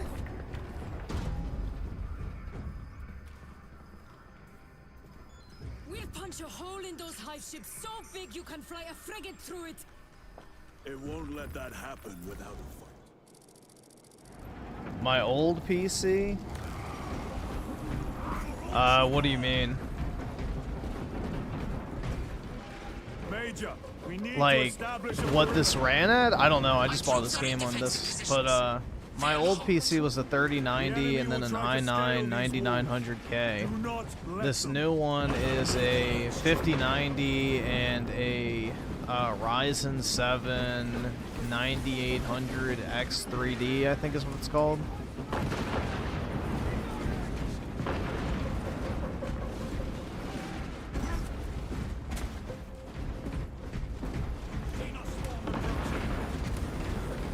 They just keep coming.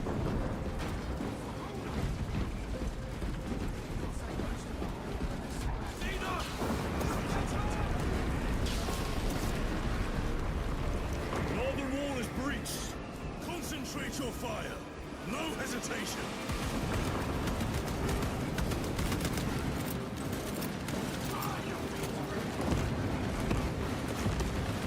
Get them off that wall. Well-placed grenade.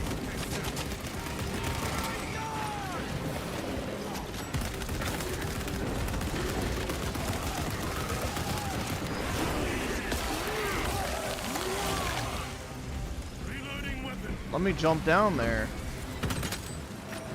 Some close quarters combat.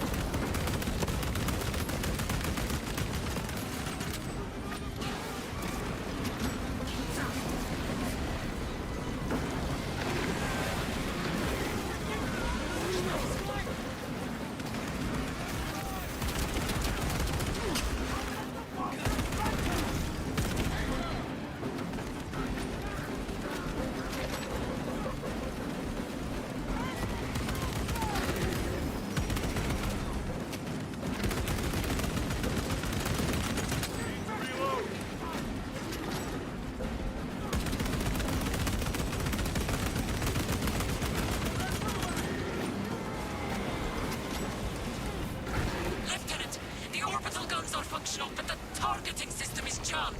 It needs to be reset. Let's see, so... Hold on, I think that's Japanese, and I cannot read that, so my bad. With the 20, the max allowed bitrate for YouTube streams are based on the resolution of your stream. 10K for 1080p, 30K for 1440p, and 40K for 4K. Interesting.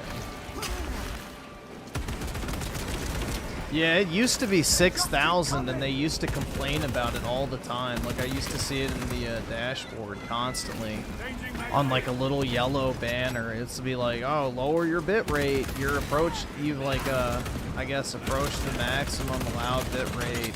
We recommend a bit rate of whatever. And I think it was under 6,000 is what it used to be. But that's good they raised it. Am I going to clean my PC now? Yeah, probably. I probably will. Resupplying. Restocking.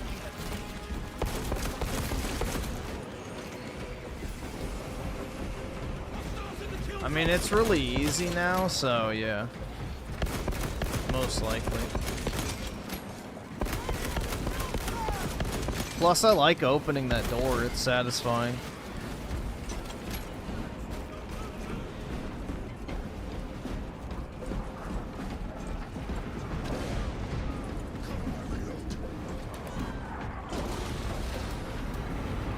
I think Twitch is still at 6,000 if I'm not mistaken for bitrate though. I know they'd never have increased theirs and people hate it. But, you know, there's I don't even think you can do 1080p 30 on Twitch, right? Or you can only do 1080p 30. Yes, my lord. You can't even do 60, I think, over there.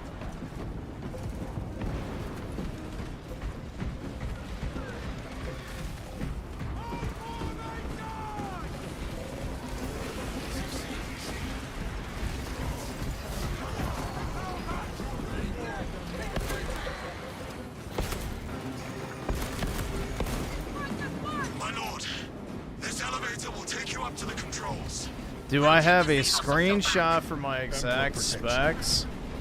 I think it shows it in that NVIDIA app, which I'll open up in a second. After this mission, we'll do videos and stuff, and yeah, I can show you.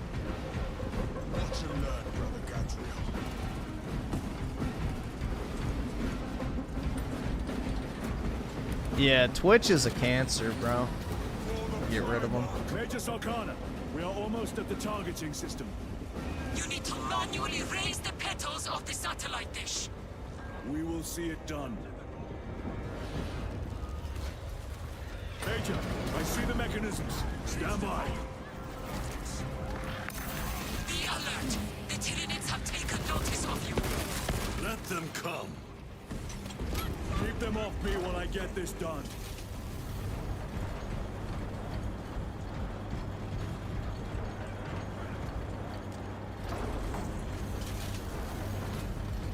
First one is activated.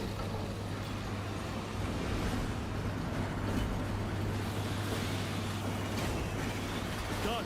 Go for the next one. One more to go.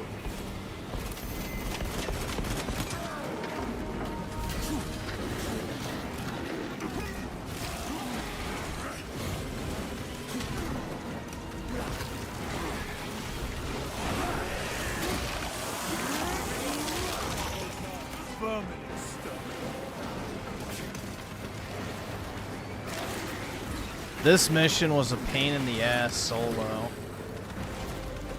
We are done. My lord, the gargoyles are heading for the antenna. I need to destroy the targeting system.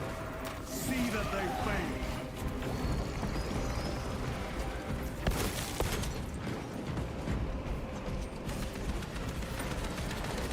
Switching magazine.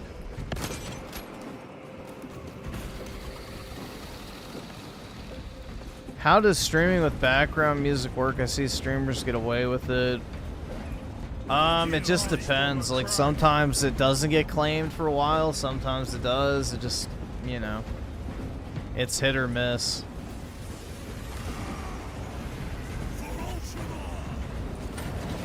It's very hit or miss. There's not like any exact science to it, unfortunately.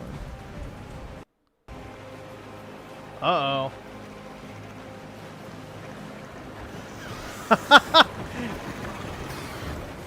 Too many things on screen.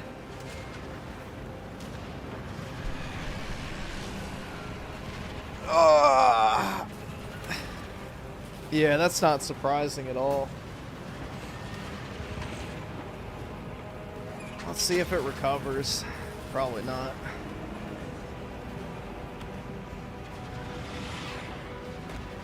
Alright, let's go. Task manager.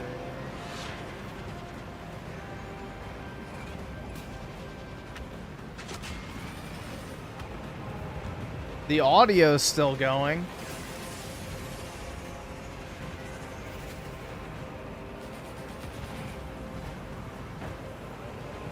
I don't know. I'm kind of tempted to just see what happens. Oh, there it goes. Yeah, it stopped responding. Let's see. Yeah, no error message, so I don't know. It's probably just that scene, bro. With all those flying fuckers.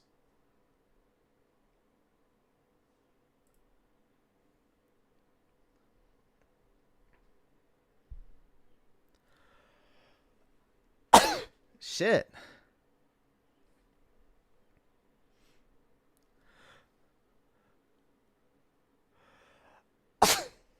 Jeez.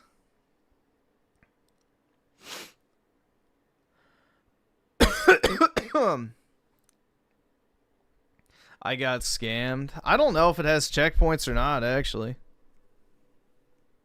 I have no clue. Guess we can find out.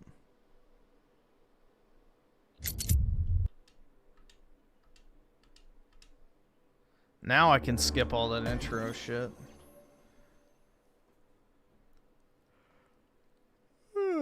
Let's see. Continue. It's probably not going to let me continue the campaign.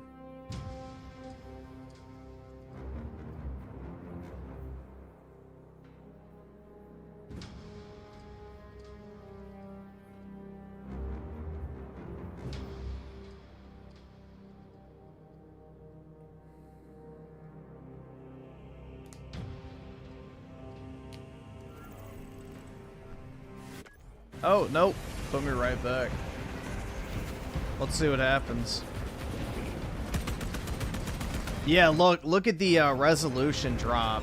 See that? That's exactly what it was. Yeah, that's exactly what that whole thing just like over fucking loaded it. Now it's running fine, so.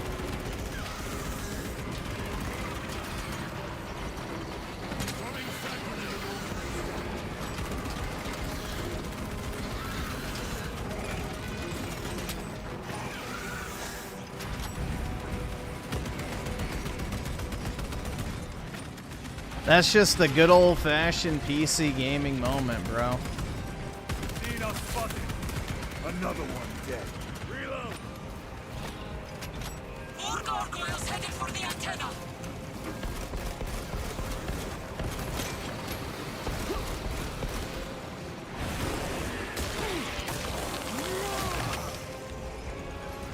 Well, to be fair, bro, games crash on console all the time too, so.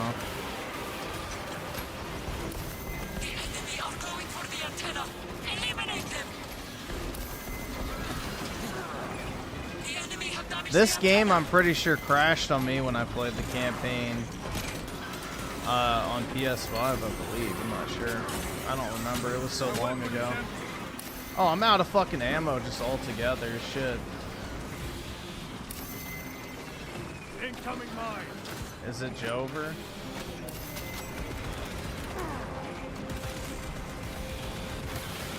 The enemy have damaged the antenna.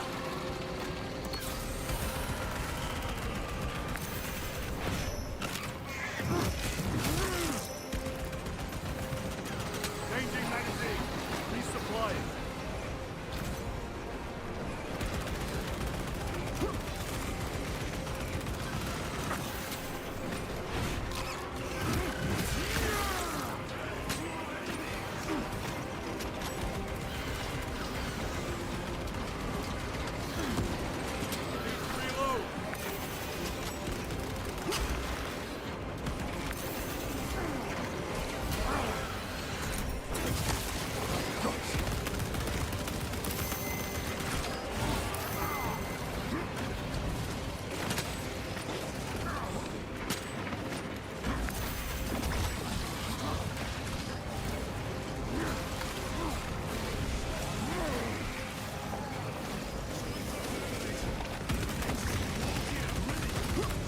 There we go.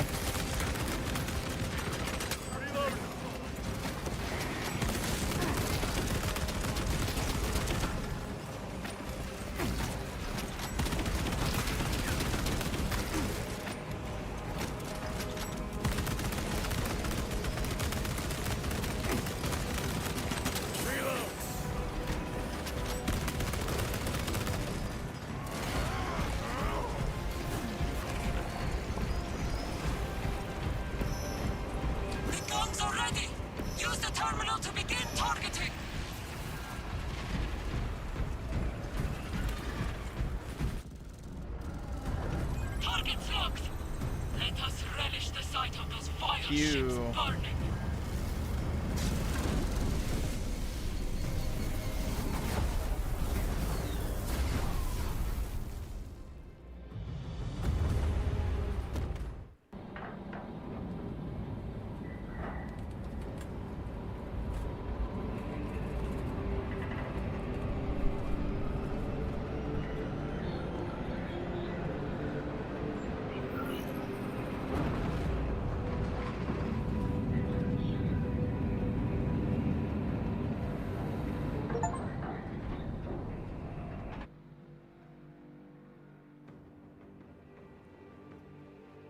Hooray, I got a trophy.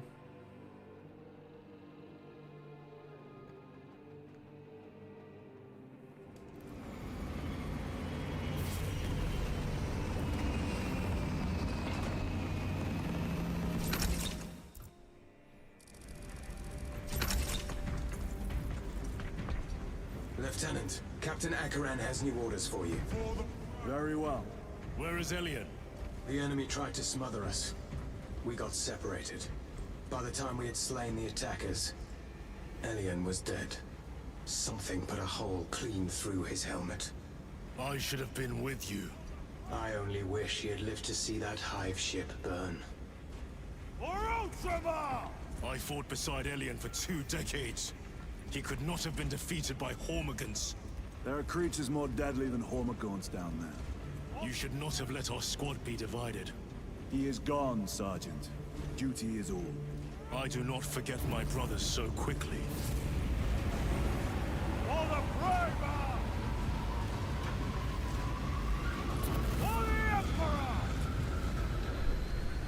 Yeah, the BLM Power Fist. Alright. Couldn't have just waited 2 seconds. Oh, what the fuck? So when I just closed it, it says crash dump. What the fuck? So when I closed the game, it crashed? Hold on, I want to test that again. That's retarded. Why would it crash as I'm closing it? Yeah. You know, a certified... Gaming. I just want to see if it does it again.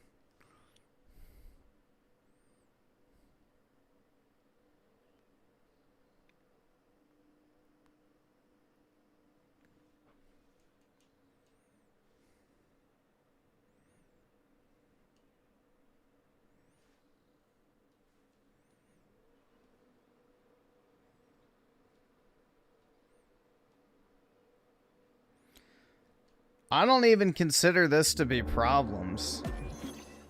Like, a game on PC that's being maxed out at 4K, 100 whatever fucking FPS gets to, like, probably the most demanding portion of the game with, like, fucking 10,000 individual models.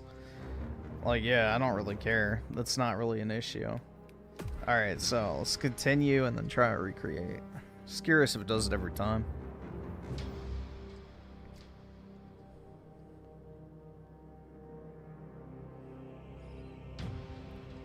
Bro, the amount of times I've had a PC game freeze up during, like, an extremely, you know, I guess, whatever.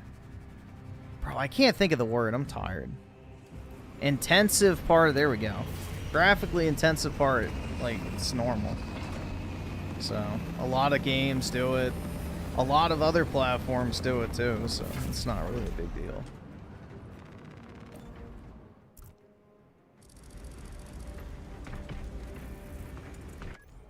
Alright, let's see what happens if it just does it again. Nope. Alright. Yeah, just glitched out, I guess. I don't fucking know. It don't matter.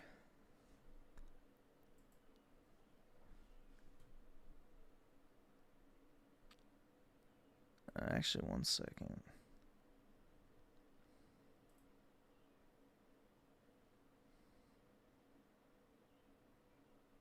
Okay. Close out of this.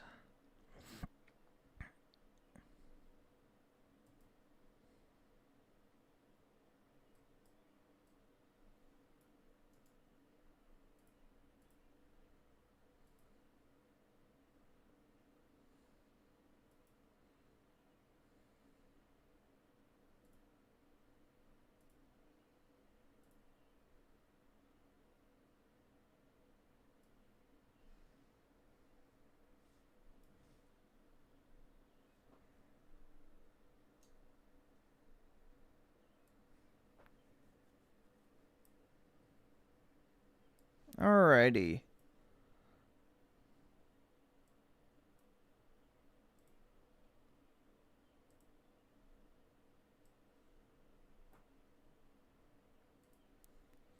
And then let me pull up some stuff too.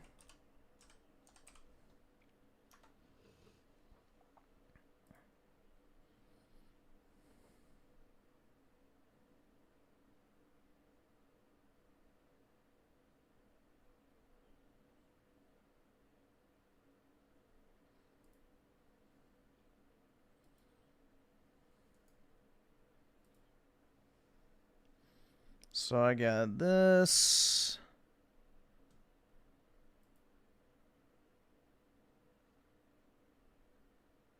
What is this before I pull it up? Okay. That's not anything.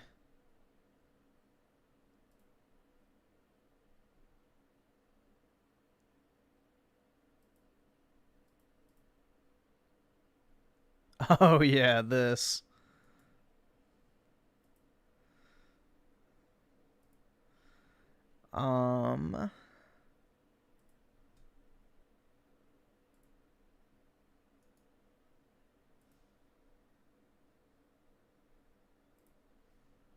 And then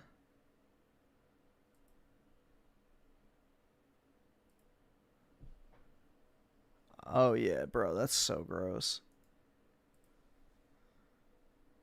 That's nasty. I think that's everything, but maybe I got one more. Oh yeah, this one. Alrighty. Now we're good.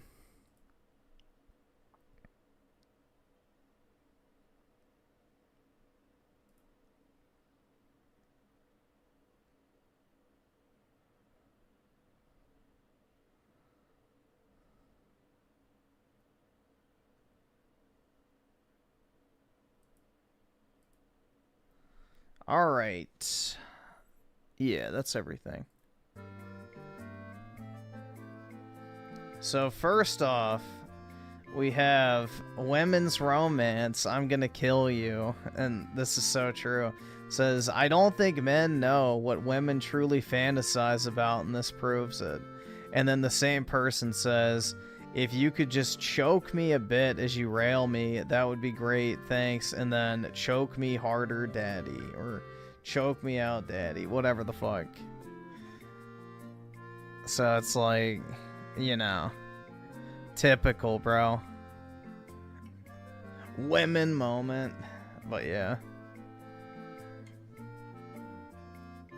Then we got this. What do you call this meal? Look at this shit, bro. And, you know, we wonder why there's an obesity problem. Yeah, I see it. Yams. People not showing up for work. I mean, you're working today. I know. I ain't supposed to be lifting. I ain't supposed to be doing this, but I ain't supposed to be doing that. I ain't got no choice. One thing about you, when you own your own business, you gotta be prepared to jump in, okay? That's for sure.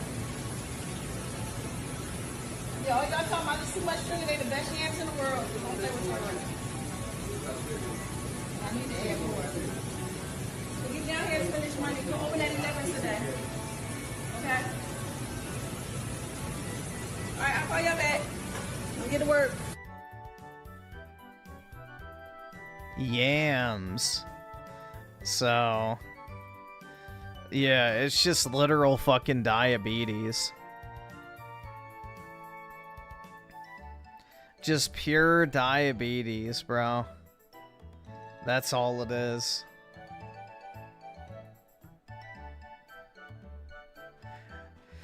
That's what they mean when they say YP Po ain't seasoned day food. That's the seasoning. A bag of fucking sugar.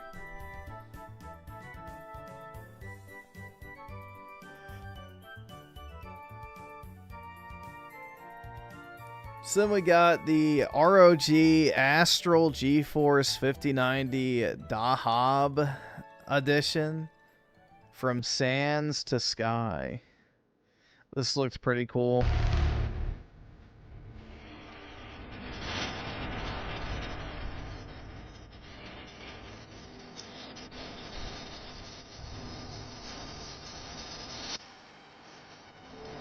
This is like the ultimate flex card.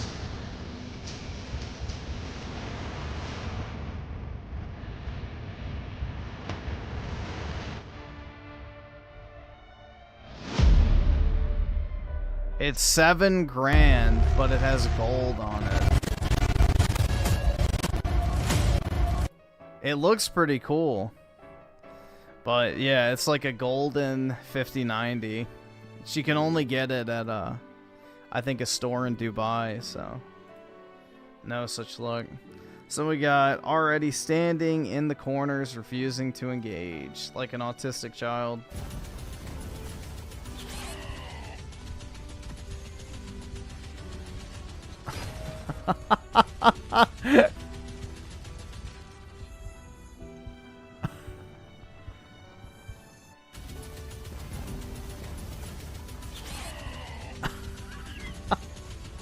I know, the face makes it so much better.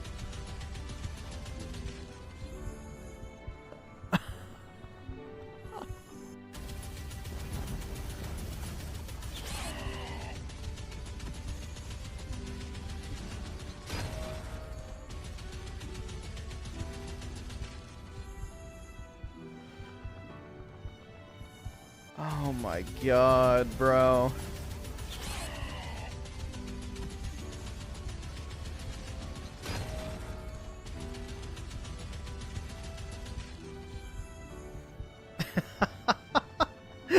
He looks like he's about to fucking kill himself. He literally looks like he would rather be doing anything other than what he's doing right now. Yeah, he's so full of that positive energy and just chill vibes, dude.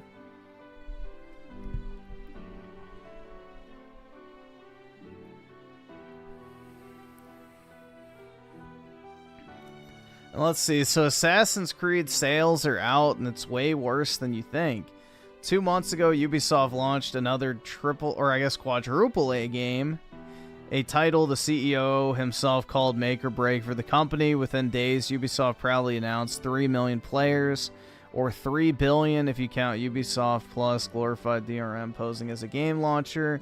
Shilln celebrated, declaring their God's greatest gift to mankind had shattered all gaming records, yet no one knew the actual sales numbers. Now, 2 months later, we finally have the numbers, and they're brutal. PS5, 1.7 million copies sold since launch in the past 2 months. So just keep that in mind.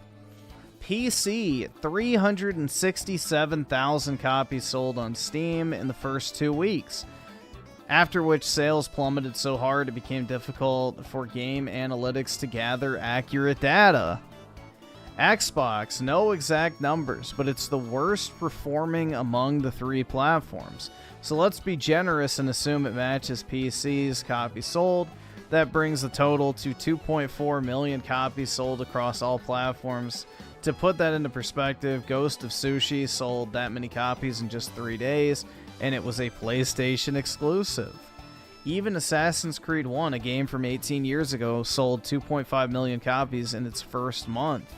Ubisoft will post their earnings today and in the next few hours, which I think they were like losing 200 million or something like that.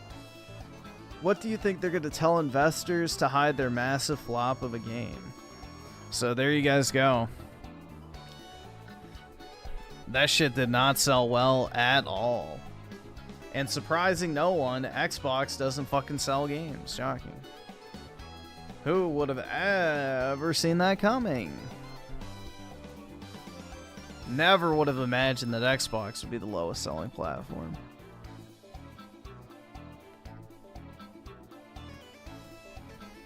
Too old for game. Yeah, bro, DSP, like, he's gonna be like 60, sitting there trying to hype up a new game release.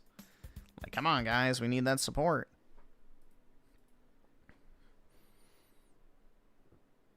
And Nero Redwood with the 2, not surprised. Women tend to be freakier than men. Yeah, that is true. So, they definitely like their weird shit. Xbox people don't buy games. No, they do not. Alright, so we'll take a look at this. own TV to demanding free flights to leave America. These are the 20 craziest reactions to Trump winning. And first, there's an entire movement of women divorcing their own husbands just because Donald Trump won. See, this all started in South Korea, where women started saying no to any sort of intimacy with men. They stopped wearing makeup, and some of them even shaved their own heads, with hopes of it giving the women more power over the men. So after Trump won the election, American women... That is not what it is. But, okay. Yeah, the 4B thing is massively misinterpreted by, you know, Westerners. Decided to copy the South Koreans and pick up the 4B movement. And well, just check this out. You guys know that my husband turned Republican this term. I don't know why. Threw his ass out of the house. I think I'm gonna sleep with his friends. I think that's the only way. 4B movement starting. We're not gonna dye our hair anymore. We're not. Women, when they have to do anything, let me have sex. Like, bro, I don't really think, you know... Here comes the sexism, but I really don't fucking care. Women default to sex for literally everything. I want something, I'm gonna go be a whore. I'm upset about something, I'm gonna go be a whore. Like, you know, I want to go have fun, I'm gonna be a whore. Like, it's literally just always, you know, sex with women. That's it. That's all they fucking have, bro. Whatever it might be. Not gonna do makeup, we're not gonna use filters, we're not gonna go get the skin stuff, we're not gonna dress up and look nice. Why? So that they can come and act like they own us because we look like this? Absolutely not. No, y'all. The 4B movement means, like, we gonna be cozy comfy in our own skin, and everyone over here is like, yeah, get strapped, get ready, get prepared. But you know what? It's fine. Let's go. Bring it on. You wanna fight? I'm ready to fight. But what's even crazier is number 19, because ever since Trump won, people have been demanding for his assassination. You have one woman on TikTok asking for a hitman. There is a highly trained professional assassin out there right now, and you have one job. Top. And another saying a third attempt would be the charm. I'm a firm believer in karma, as well as 3 times the charm. But by far, this girl's the craziest. All I'm saying right now is that someone in the White House better take their shot right now. They better not miss. My doors are open for you if you need a safe house. Now, at number 18, a man was so mad about Trump winning, he decided he'd leave the US. But he didn't realize the place he was moving to was still in America. Okay, so since Trump won the election, we're cooked up. I'm gonna be leaving the US and I'm gonna be moving to Hawaii. So we'll see how it goes. When people say that the black community has, like, the highest rates of gays, it's kind of hard to believe, but then you remember, yeah, you see this type of phenotype literally everywhere. And I'll update you guys. But look, this lady, number 17, was so mad about Trump winning, she threatened to kill half of America. And well, when Trump won, she was so mad, she posted this. I would purchase a Glock, and if you and I are walking on the same street and it's dark out and you're a white male, you have to be white for this to count, okay? Even if you don't approach me, I will shoot you. Yeah, I know. But the craziest part is, after she started getting hate, she posted another video where she doubled down. Just so we're clear, okay, little white boys and more of you little white boys, I didn't delete my video. I would never do such a thing, okay? What I say, I mean, unlike most of your friends, okay? If your feelings are hurt and you're triggered, it means you're going to hell. That's what it means. So I don't really care how you feel, and I never will. But this seems to be a trend, because for number 16, multiple women on TikTok started fantasizing about killing their husbands, all because Trump won. See, this is Julia Tafana, and in the 1600s, she killed her husband using deadly poison called aqua tofana. And well, ever since Trump won, women all over social media have been saying make aqua tofana great again, or Matka for short. And these women have been posting deranged TikToks, fantasizing about killing men. Women who can divorce their husbands, I'm gonna need you to do it today. And who can't. Jesus Christ, bro, you could land a fucking plane between those teeth. Fantasizing about killing men. Women who can divorce. Like, bruh, it's like a whole ass tooth is missing. What the fuck? Divorce their husbands, I'm gonna need you to do it today. And who can't divorce their husband, look up aqua tofana. I didn't say to do anything with it. I just said to look it up. Now, next up for number 15, this girl recorded a TikTok calling every Trump supporter dumb and ugly. Now that we're all saying what we're thinking, I'm gonna go ahead and say that I think if you voted for Donald Trump, you're ugly. I think you're all freaking ugly, and I think you're dumb as bricks. I also not only won't care when all the bad stuff that's gonna happen happens to you, I actually want it to happen to you. I want your taxes to go up. I want things to be more expensive for you. I want you to have a complicated pregnancy. I want all that bad stuff to happen to you because that's what you deserve. Also, like, the only silver lining is it's actually gonna suck for all you Trump voters way more than it's gonna suck for us blue voters because we actually have educations and good jobs. Y'all are broke as so it's really gonna suck for you when he raises your taxes a ton. But she wasn't the only one going crazy, because the person at number 14 reacted to the election by worshiping Satan. To my transgender and friends and, you know, the people who it affects. Oh my God, ew. As long as you stay alive, they cannot say we don't exist. Being a Satanist means rebelling against them because they're wrong. And as long as you draw breath, every breath you take is a rebellion. Dude, how can you not just want to kill that at first glance? Keep on fighting because you just have to. Hail Satan, hail reason, always. Trump haters had mental breakdowns in all different ways after the election, but the woman at number 13 was so mad about Trump winning, she shaved her head. Is this cutting off hair? I'm gonna have to cut it short on that. Being skinny, being hot, being all the things that the patriarchy wants us to be. All right, awesome. Thanks, nigga. You never were those things, though. Yeah, it's so funny that some Uggo goes like, yeah, I'm not going to be beautiful anymore. It's like, were you ever? Clearly, they don't give a shit about us. We're cutting it off because I will not be giving my money to anyone that helps support misogyny and the patriarchy and keeping women down and making women think that we need to look a certain way or be a certain way or you. Women, f***ing stop dating men. Stop having sex with men. Stop talking to men. Divorce your husbands. Leave your boyfriends. Leave them. People tell me I can't do something, I want to do it. Just entering my middle-aged mom era. But the woman at number 12 wants to take things a little too far because she went on TikTok and told the world to start burning American flags. I highly recommend flag burning, especially in ceremony around full moons. I actually pulled one down from a sacred space once and burned that one. Wow. That ceremony, powerful. But some people think Trump winning is the end of the world. Because for number 11, a man was so mad about the election, he wants to rename the country. Now that the orange turd has won, we should now rename America hell, because it is going to be hell on earth once they strip everyone's rights away that is no straight white cis man. So buckle up. Hope you freaking Republicans are happy. Now look, we've hit the top 10 now, so we're going from crazy to full-blown psychotic. And first up, this next one was so mad that Donald Trump won, she told Trump voters to die. If you voted for Trump, I think you're a oh my loser. God. I think you're stupid. I think you're a moron. I think you're evil. I think that you Dude, look at this fat fucking whale. She doesn't even fit in the frame of her shitty video. to die by because their little fucking T-Rex arms can't lift the phone up far enough in order to, you know, fit her entire fucking fat blobulous head into the frame. my hands. More specifically, by the rake that's in my hand that I'm using as a bludgeon on your f***ing skull. You f***ing loser. I'm better than you. You're a horrible person. You don't deserve air. But the woman at number 9 needs all the air she can get because she got on TikTok and demanded a recount of the election. Oh results. my Every vote God. still needs to be recounted and everything else. There is also, if you need, the crisis number, which is 988. Have a bottle of wine, an entire bottle of wine. It's okay. Get out your coping skills, anything like that. No, you should just take an entire bottle of opioids. Having ice cream. Just talk to someone. Everyone is You have some ice cream. Make sure to bring some over for me too. I love ice cream. struggling. I don't know what to say, right? But I can't really say to get better because it's not. How is this even considered a human being, bro? How is this considered a human being? Like, this is a subhuman, literal fucking, like, piece of livestock. That's not an actual, like, you know, sentient human being. Nah, it's gonna be hard. Now, number 8 is just ridiculous because not even a day after the election, workers in the city of Atlanta painted over Kamala's mural. My girl just lost a day ago. Like, damn. Now imagine trying to ruin marriages just because you're mad Trump won. Well, the girl at number 7 says she's going to seduce the husband of every conservative wife to get revenge. I'm going to look him in the eye, and I'm Okay, well, that's on the husband, not her. gonna explain to him that nobody has ever made me feel the way he has. And I'm younger than you conservative woman that married him. And I'm gonna start, like, explaining that I'm just so fun and I like doing fun shit, because you're probably married and you can't do fun. And then once I do that, and I implement your f***ing marriage arc, he's gonna cause some irrational feelings, which is going to establish itself in your marriage problems. And then you're gonna be like, why am I doing this shit for a man? But look, for number 6, we gotta talk about how Joe Biden is secretly Trump's biggest supporter. See, after Biden dropped out of the race, everything changed, because instead of showing support for Kamala, he started supporting Trump in the craziest ways, like wearing the MAGA hat and even calling Trump his friend after the recent assassination attempt. We're friends, co-workers, citizens. But after Trump won the election, it seems like Biden was on Trump's side, from congratulating Trump on his win. Yesterday, I spoke with President-elect Trump to congratulate him on his victory. To even inviting him to visit the White House. And keep in mind, Kamala was a huge part of forcing Biden to step down. She then took the nomination and then lost. So it only makes sense that Biden's a bit salty. But this next woman at number 5 said something beyond crazy. Black women have every right to not trust, ever again, white women. That 52% of you, again, voted against your own interests. Voted showing you don't care about the welfare or the lives of black women. You're on your own now. Wow. Oh no, dude, not the welfare. Now it's not just... Which I know it's the other type of welfare, but ironic. The Trump haters that went crazy. Because we know what type of welfare they actually care about. Because at number 4, comedian Charleston White was so happy Trump won, he did this. Born in the USA. Amen. Hey, shut my Instagram down for showing all this, and I'm for show it again.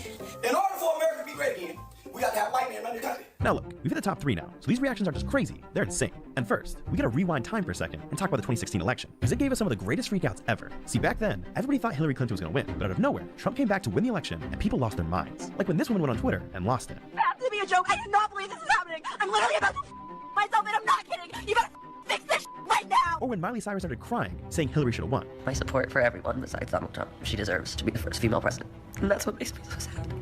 She's fought for so long. But the best reaction of them all was from this woman, who found out Trump won and thought the world was ending.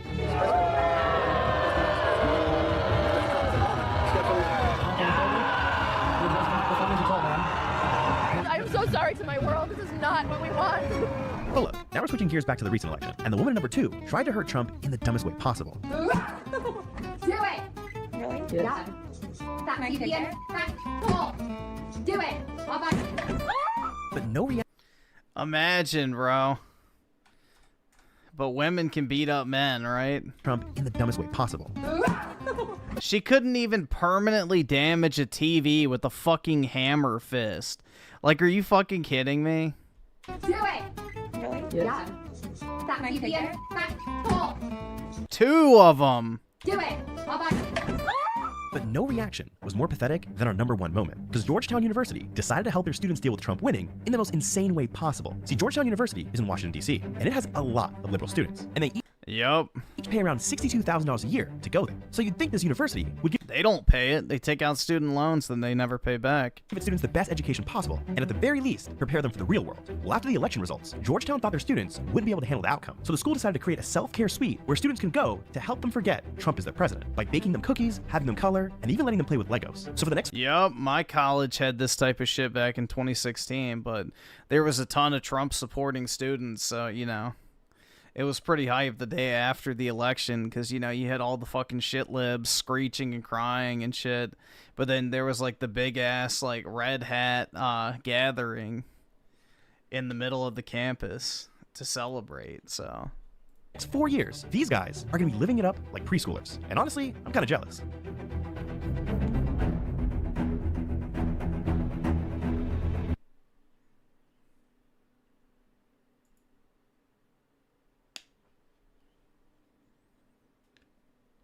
Yeah, well, they are just children. That's the thing. They're, like, mentally stunted, bro. They're mentally fucking stunted. Exploding online right now. Let's fuck the hell out that baby. Make that baby brainless or something for a while. That's what happens when you grow up with racist experience. So you're an unashamed racist. Correct. Everyone's tired, everyone's overwhelmed, and we're all exhausted from watching the world fall apart, and most of us don't know what to do with the tension anymore. Without any real solutions, the chaos hasn't just continued, it's gotten louder and uglier. They can call you hard ER today and get $1 million tomorrow. And it'll all get swept under the rug. Yeah, and you can stab a fucking white boy in the chest, walk away with $1 million too. So shut the fuck up, you dumb cunt. Because they all still have their teeth. We've come to realize that we're all about to wake up in a very different world soon, and this moment right now marks the tipping point. So what's really going on underneath all of this outrage? And more importantly, before it's too late, how can Christians step into the chaos without becoming part of the problem? To understand what's really happening, we have to look at the 2 events that everyone's reacting to and why they become a tipping point. Oh god, the amazing mucus. For so many Americans. A few weeks ago, you probably heard the story about a kid named Austin Metcalf who was fatally stabbed at a track meet by another teen named Carmelo Anthony. And despite Austin's dad saying that this wasn't about race and begged for people not to turn this into a race war, that's exactly what the internet did. I just have one thing to say on behalf of the black community. Yeah, because it's one event out of 1 million that happens just like it, so... Black on white crime is the most prominent cross-racial, you know... whatever crime rate there is. So, white people don't commit crimes against black people even remotely as much as black people commit crimes against whites. Like, it's a dramatic difference. Especially when you look at violent crime. We don't care. We don't care, okay? The same way you don't care about Trayvon Martin? Yeah. And I'll say that with my whole heart. We don't care. Anti-white race hatred is so profound that a black student can stab an unarmed white teenager. But this was only the start. Things got much worse as soon as this happened. Carmelo's family set up a fundraiser, which quickly raised... The question is why would you even bring a fucking knife to a track meet in the first... This is what I mean. It's like, this dude is just scum. $600,000, which left people online split and enraged. Those who defended him making the money claimed that the stabbing could have been a self-defense and that the money was raised so that Carmelo could have a fair trial, while those who are opposed to him raising money claimed that the money was raised as a way of celebrating a crime against a white kid and essentially condoning murder. So after this, tensions were already super high, but they got even worse after this happened. Just last week, a video went viral showing a white woman named Shiloh Kendricks at a park in Minnesota allegedly calling a 5-year-old black autistic child the N-word. And when asked why she said it, she defended her words. Him a child? Did you call the child the N-word? It is my business. You call him a... Okay, why don't you have the balls to say it right now again? Okay. All right, that's what you say. A little kid, you call him a little child? But that's not even where things went crazy. This was the start of the tipping point. Hendricks launched a crowdfunding campaign, doubling down on her statement and claimed that she and her family were facing threats and needed help relocating. And the fundraiser skyrocketed, raising over $700,000 in just days, surpassing the amount that was raised for Carmelo Anthony. Supporters said that the fundraiser isn't about what she said, but about pushing back on cancel culture, defending free speech, and in defiance of the white guilt narrative. While those who were opposed to her raising money are claiming that the reason why she got so much support is because she's racist, and that this is essentially about people wanting to condone racism. And ever since all of this went down, a digital race war has exploded on platforms like X. Who the fuck?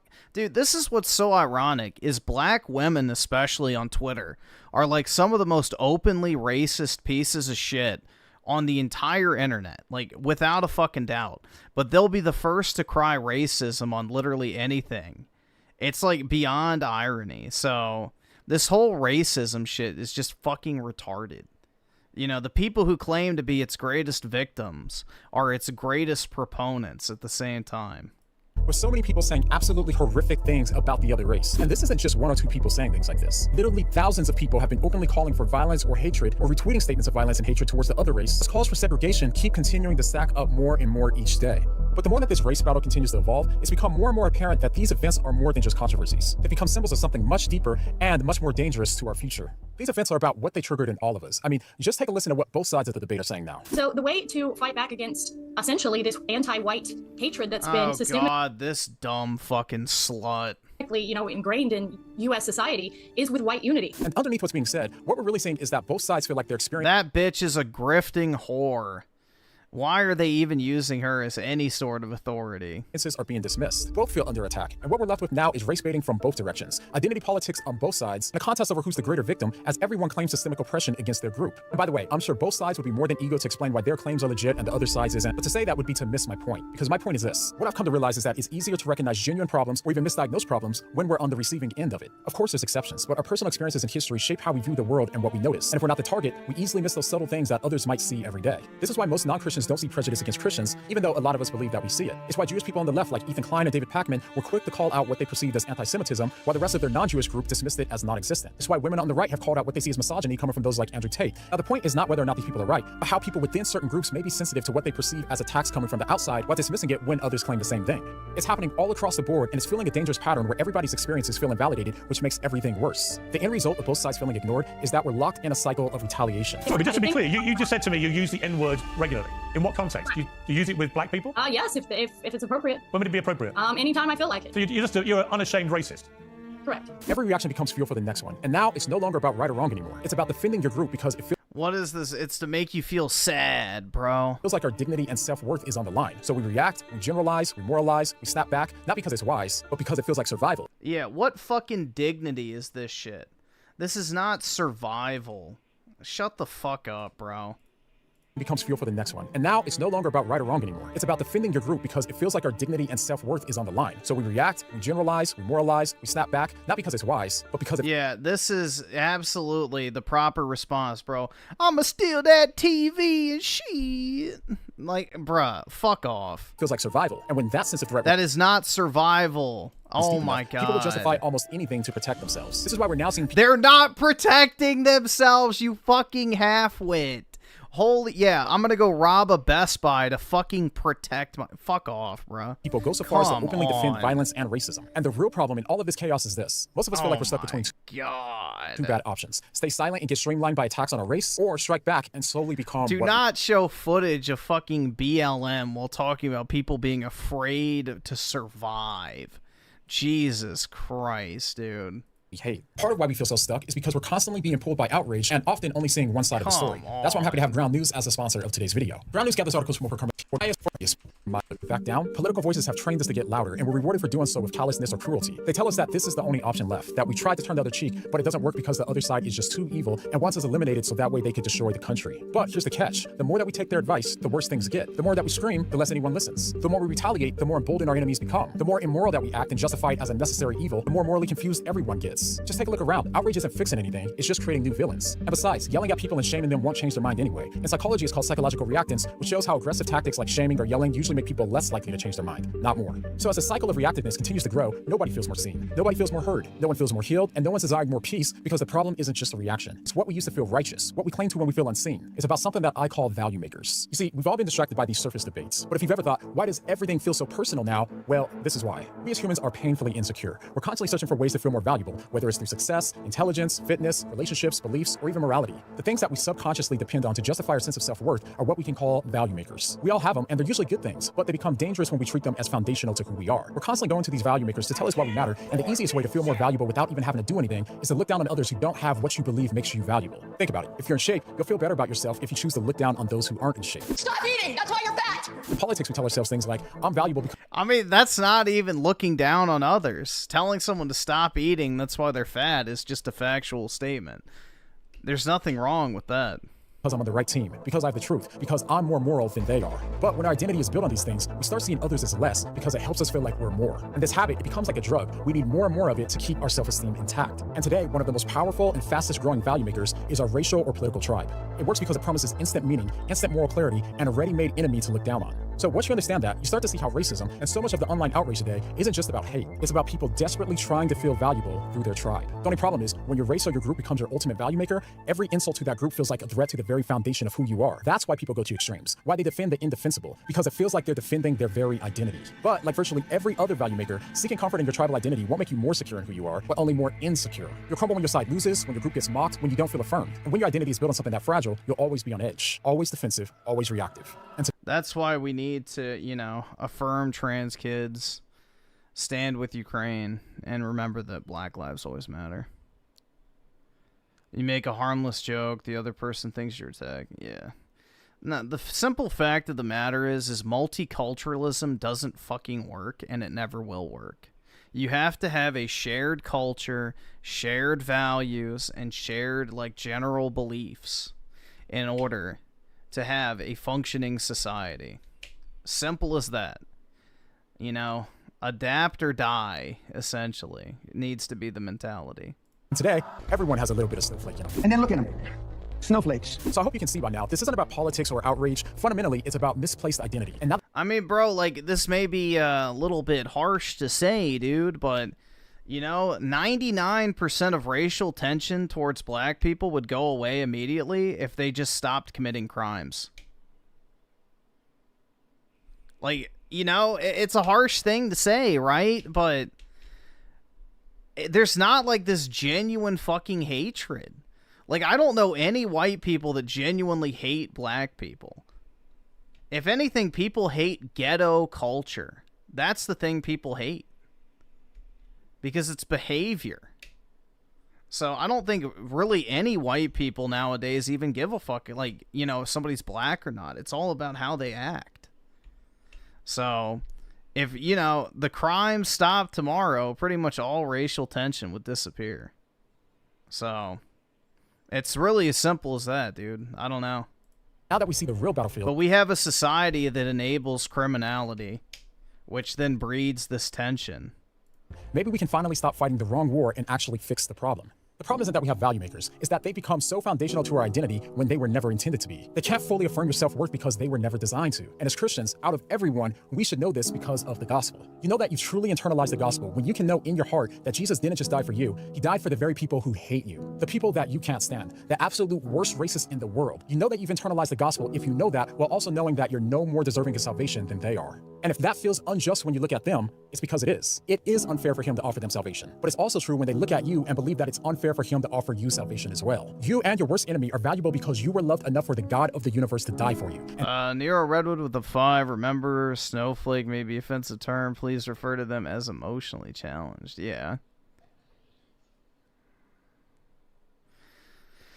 I don't know, bro. This whole thing is just annoying as fuck. Because, like, it's just...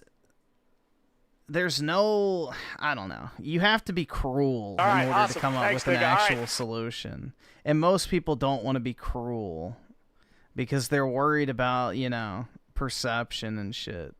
So we'll never have an actual solution to any of this type of crap. Unfortunately. And not because you earned it, not because you deserve it, but only because he offered both of you his grace. And this is why the gospel takes away the illusion of self-superiority. Oh, wait, hold on. Let me refresh. I see like 1 or 2 I missed. Let me just make sure. Oh, yeah, shit. A bunch just popped in. 04 Alphatron with the 16 minutes. Maybe UB will actually make money. Wait. Make games for gamers? Maybe. First, Ubisoft has to fire everyone. Then, maybe, just maybe. I don't even know if they'll do that, bro. I don't think they have any of the talent.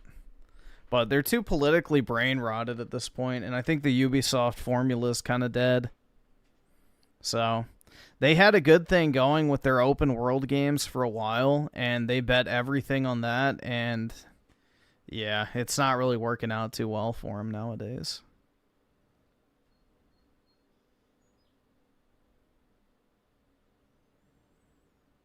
And Nero Redwood with the 5, 1.7 million sales was great for 2005.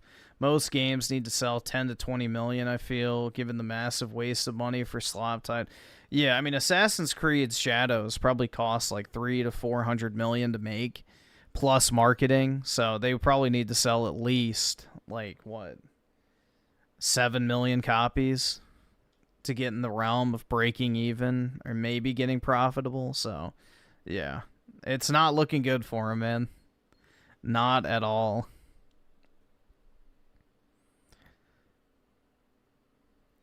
And 04 Alphatron with the 5-0. And don't forget how much Ubisoft spent on AC Shadows. Tencent, in my opinion, will fully own Ubisoft in a few short years. Well, you notice that when Tencent gave them money last time, it wasn't for ownership in the company. They bought a stake in their IPs. So even Tencent knows that Ubisoft is a dying company. Like, the company itself can't be saved. So what they're doing at this point is they're investing in the actual, you know, money-making assets that Ubisoft has, which is its IPs, because they know those will be eventually sold off, and they'll get their money out of them that way. And Sneed Feed with the 2, they need to feed their keys, and that's right, yeah, they need that TV from Best Buy, obviously. And Nero Redwood with the 5, remember, oh wait, I read that, we're good. All caught up now. If you truly believe in the message of salvation, then how could you possibly look down on the other team or feel superior to them because you found Jesus and you're saved? The truth is, you can't, and that's the kind of value maker that changes everything. It frees I can. you from needing to win the argument just to feel okay. It frees you from the cycle of outrage because your value isn't up for debate anymore. You don't have to defend your race like your worth depends on it. You don't have to drag the other side down just to lift yourself up. Your identity is no longer built on the tribe, it's built on the cross. So yes, fight for justice, but don't fight like the world. Don't cling to your tribe like it's your salvation. It's not. This whole world and all of these worldly titles causing division are fading away. Jesus didn't die to save your race, he died to save your soul. So speak the truth, but do it from a place of peace, not panic. From grace, not ego. From a secure identity, not a fragile one. Because in Christ, you were fully known and fully loved. You were worth dying for, and not because you had the right views or anything good that you've done, but because of who he is. Yeah, this is like the typical, you know, cuck Christian belief of like, yeah, just lay down and fucking take it, because why does it matter? It doesn't matter, dude. Just, you know, continue to take it up the ass for all of eternity, and then you'll die and then go to heaven, so bing, bing, wahoo. Yeah, that's like the cuck Christian mentality. I'm sorry, like, no. Cody Booth with the tier 1 membership. Appreciate it, bro. Big ups.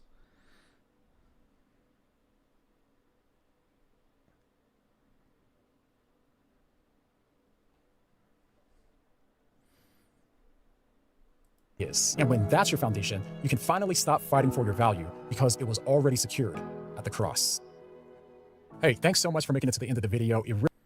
Yeah, nah.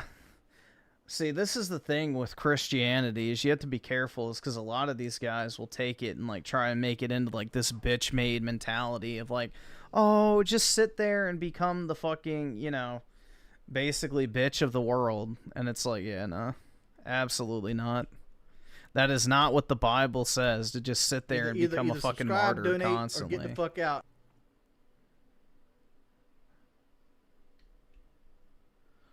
Yeah, who cares about the future? Who cares about the world that you leave to your children and their children? You know, just, you know, die, and then they can die, and everyone can die. And who cares, bro? Who cares?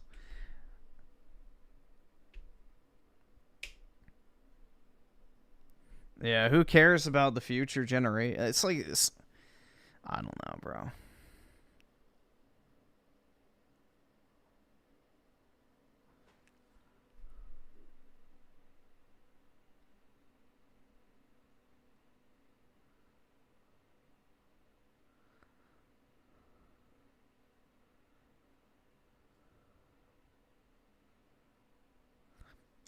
Cody Booth of the 15 months, you got to be cruel to be kind. Well, yeah, you have to be cruel to create a world worth being kind in. I mean, it's the biggest thing. It's like, if you're kind in today's world, you're just taken advantage of. So, you know, the environment has to be conducive to that type of behavior, which it's not right now. You know?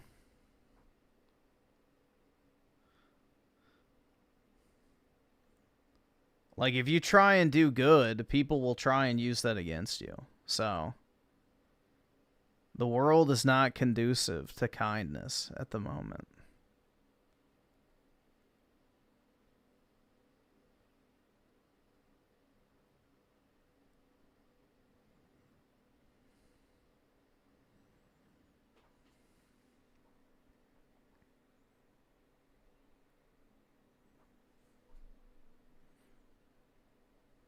Japanese skeleton. Yeah, we watched that the other day. It was kind of boring. There was nothing of value there.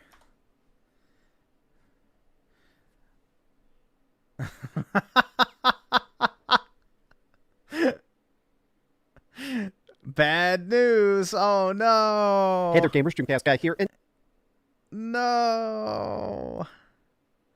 Not bad news. Whatever could it be, man? Today we're talking about Nintendo because it just came out that there is not going to be reviews for the Switch 2. They're not... So? Dude, I have never understood console reviews. I think it's the most retarded shit ever. Like, bro, I'm going to give this console an 8 out of 10. It plays video games, but it could play them a little bit better.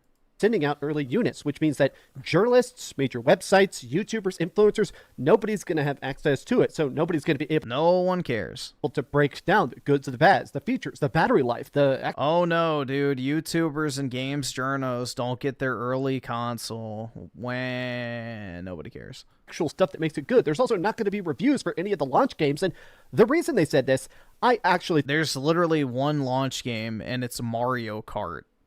Do you really need to see a review for Mario Kart? Of course fucking not. I think it's a lie, but let's take a look at it. And I also want to just say that the weirdest part of this entire thing is that this is unprecedented. There has never been really any piece of major tech that doesn't have reviews. Even with expensive graphics cards, they send it to tech websites early, or stuff from PlayStation or Xbox. They usually send the consoles and the games early so people can actually see how good it is. It shows a... No one cares. Poor games journos. They have to wait like everyone else. Confidence in the product that clearly Nintendo just does not have. They don't want people to even be allowed to talk about it, good or bad. And I have to say that part of the weirdness of this is that a lot of Nintendo fans are celebrating this, saying, the YouTubers were mean. I don't want to see your review. And I find that weird. I don't find it weird at all. You fucking YouTubers are entitled pieces of shit. You fucking sit there for months saying, it's destroying gaming, it's a scam, don't buy it, and now you're upset that you're not getting one for free to review? Yeah, fuck off. Fuck right off. Believer that the if it's destroying gaming, you shouldn't want one in the first place. Is important. Even when No, it's not. It is absolutely not fucking important to hear from a YouTuber whether they like the Nintendo Switch 2 or not. Fuck right off, bro. No one cares. This is a zero consequence item. A Nintendo Switch 2 will have zero consequences in your life, whether or not fucking Bing Bing Wahoo Tuber number 621 decides to review the console a week before launch or not. Watch a review coverage, even if it's something that I feel like their opinions are incredibly bad or unfounded, or they didn't do enough research, or they don't understand the game series. I'm still always interested in other people's takes. And it seems weird that, if anything, Nintendo wants silence. They do not want to allow you to badmouth it before they can sell it, which is, to me, the biggest red flag. They don't want you to badmouth it before they can sell it. What the fuck have you been doing on your YouTube channel for the past 2 months, you incessant Hey cunt? there, Gaber, Streamcast guy Oh here. my And today god, we're talking bro. about What has he been doing for like the past 2 fucking months? Let's see. That's Sony. I saw a Japanese guy, so I wasn't sure. Nintendo. Where's the next one? Nintendo. He talked about Nintendo in that one. Nintendo. Let's see. Nintendo.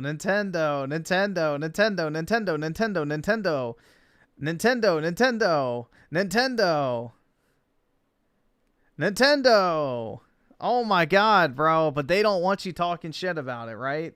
Why haven't they struck down every single one of your fucking videos that you use pictures of the Switch in? Holy fuck. Like, these people are not real human beings, guys. YouTubers deserve nothing. But let's take They're not special. They can buy the console just like everybody fucking else. Look, hi, hope you're having a great day, and if you could, please give this video a like and subscribe if you haven't already. Okay, now, their official thing is that journalists are not getting Switch 2s before launch until just before launch, so probably 2 or 3 days before launch, due to a massive day 1 patch, claims the game business. Notably, a recent video on Nintendo Today showed a Switch 2 running firmware 20.1.0. The latest Switch 1 firmware is 20.1.00. So essentially, they're saying, okay, we're trying to make sure that it's finished, that the OS, the operating system, is as good as possible. Now, a lot of people are immediately saying this is BS. There have been major updates to all sorts of games, all sorts of hardwares. I have been reviewing tech and video games now for just short... What tech have you reviewed, Dreamcast guy? I would love to see your tech review. ...of 10 years. I think I've been reviewing tech now for like 9.5 years, right? When you actually review stuff before launch... What tech has Dreamcast... I got this God of War PS5 controller, and look, it's got a wolf on it, and it's blue. If there's glitches and stuff, they tell you. They say, wow, we really needed that video in order to make a decision whether or not I wanted to buy the controller. Thank you, Dreamcast guy, for your deep dive tech analysis on this new DualSense controller with the God of War sticker on it. Into this manual, and there's this big part of the manual for all of it that says known issues of, hey, like stuff like if you try to jump from this save point to this save point, sometimes stuff doesn't work. Like when I was reviewing God of War Ragnarok, there was a big thing that said, hey, changing the difficulty before launch, you have to completely leave the game, go back into it, and it registers. Or when you're reviewing tech, a lot of times people say, okay, don't open like 15 tabs and stuff. We're still working out the final kinks of the multi-threading. There's all sorts of stuff like that. This is the first time I've ever seen where a company is saying, you can't review it because we don't want you to see this update. I truly don't believe it. Now, the Wii U also had a thing where the Wii U had a big day 1 update, but they still gave out review units. The 3DS, the Nintendo Switch, they gave out Nintendo Switches an entire month before launch. I mean, a lot of y'all don't remember that now because it's been 8 years ago, but this to me seems sus. Now, I actually saw this tweet from DirectFeed Games, and I feel like it's brilliant. I don't know why people are celebrating this. It's not a good precedent to see a company, it's not a good precedent to see set by a company, nor do I believe the firmware reasoning. This is a net negative for launch day. Game releases that want to generate excitement or hype, I'll have a launch. Yeah, this is the thing. So not only are there not going to be reviews, there's not going to be... Oh no, dude. Nintendo wants to generate hype surrounding their launch. How dare they? Day 1 videos. There's not going to be cool side-by-side comparisons saying, hey, here's Cyberpunk running on a PS5 versus it running on the Nintendo Switch. There's not going to be anything. And to me, I do feel like this shows the fact that Nintendo definitely seems to be afraid of the videos. They're afraid of the negativity. I guess maybe they're trying to damage control it, but in a way, this is going to make it worse. It's weird. It doesn't seem to be... No, they're not going to give the very people declaring their console a fucking scam for the past 2 months the privilege of reviewing it ahead of time and getting a shit ton of money off of them. Fuck them. Too hard to send units that have already had the firmware update. Do you know how many copies of my game I would send out to people who talked shit about it prior to launch? 0. Absolutely fucking 0. If you want to talk shit, you're not getting anything from me. Simple as that. This is typically what they do. If you're trying to send something out, a lot of times what they'll do is, hey, we're going to update it at the lab, and they'll tell you. A lot of times I've gotten stuff like some retro handhelds stuff I've reviewed in the past. They would actually tell you like, hey, we're trying to rush a patch. We're doing something for launch. We'll let you know when we drop it in the mail, but we're trying to finish the back-end testing of this patch on the firmware before we put it on the final device and mail it to you. This is something that'll be ready in factories whenever people buy it. There is ways to do this that clearly this shows that either the firmware is really not ready, even though it's coming out here in 2 weeks, or they're lying.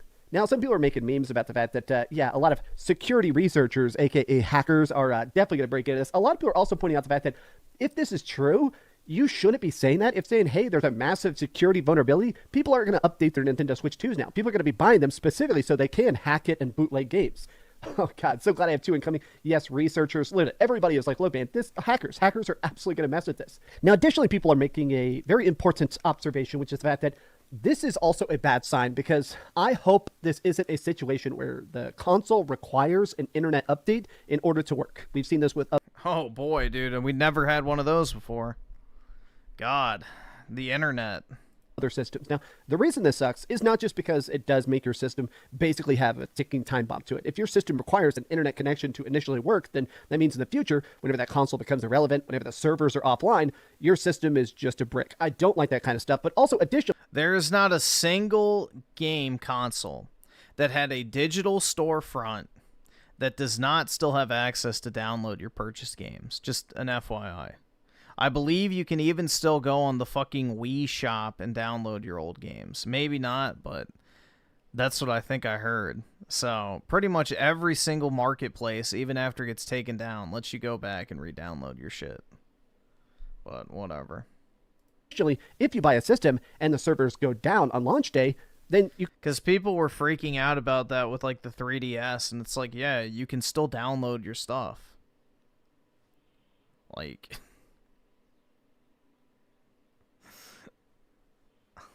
I don't know. Can't play your system. The system you buy day one. I actually had a viral video back when the Xbox One came out because Microsoft servers actually crashed, or I think maybe they got hit by Lizard Squad or something. And so because of it, for the first 3 hours that I had my Xbox One, it was bricked. I unboxed it, I booted it up, and it would not do the That's an Xbox Series X. Starting launch because it said, oh, I don't see the servers, so your system just doesn't exist. I do not want the Switch 2 to require an internet. Guys, he had to wait 3 hours. Oh my God. Connection. And also, again, this is something that would be unprecedented. There's never been a Nintendo system ever that requires the internet to even work. This sucks. Unprecedented. I'm glad that so many people are pointing it out. This to me is also weird because that means the fact that there's not going to be a review for Breath of the Wild, any of the update. There's not going to be a review for Breath of the Wild. Yeah, where would I ever go to figure out a oh my God. He's just so dumb. Patches, so we don't know are the games that are getting the Switch 2 patch. We're not going to know how significant they actually are. Also, yes, we have. People have literally filmed themselves at the Nintendo Switch experiences playing those games. Someone literally set the speed running record for Breath of the Wild at one of the Switch 2 experience events. So, no. I really don't know what the fuck he's talking about. We already have seen plenty of footage of both games getting upgrades. Also, there won't be a review for Mario Kart World. I mean, this to oh me... my God, dude.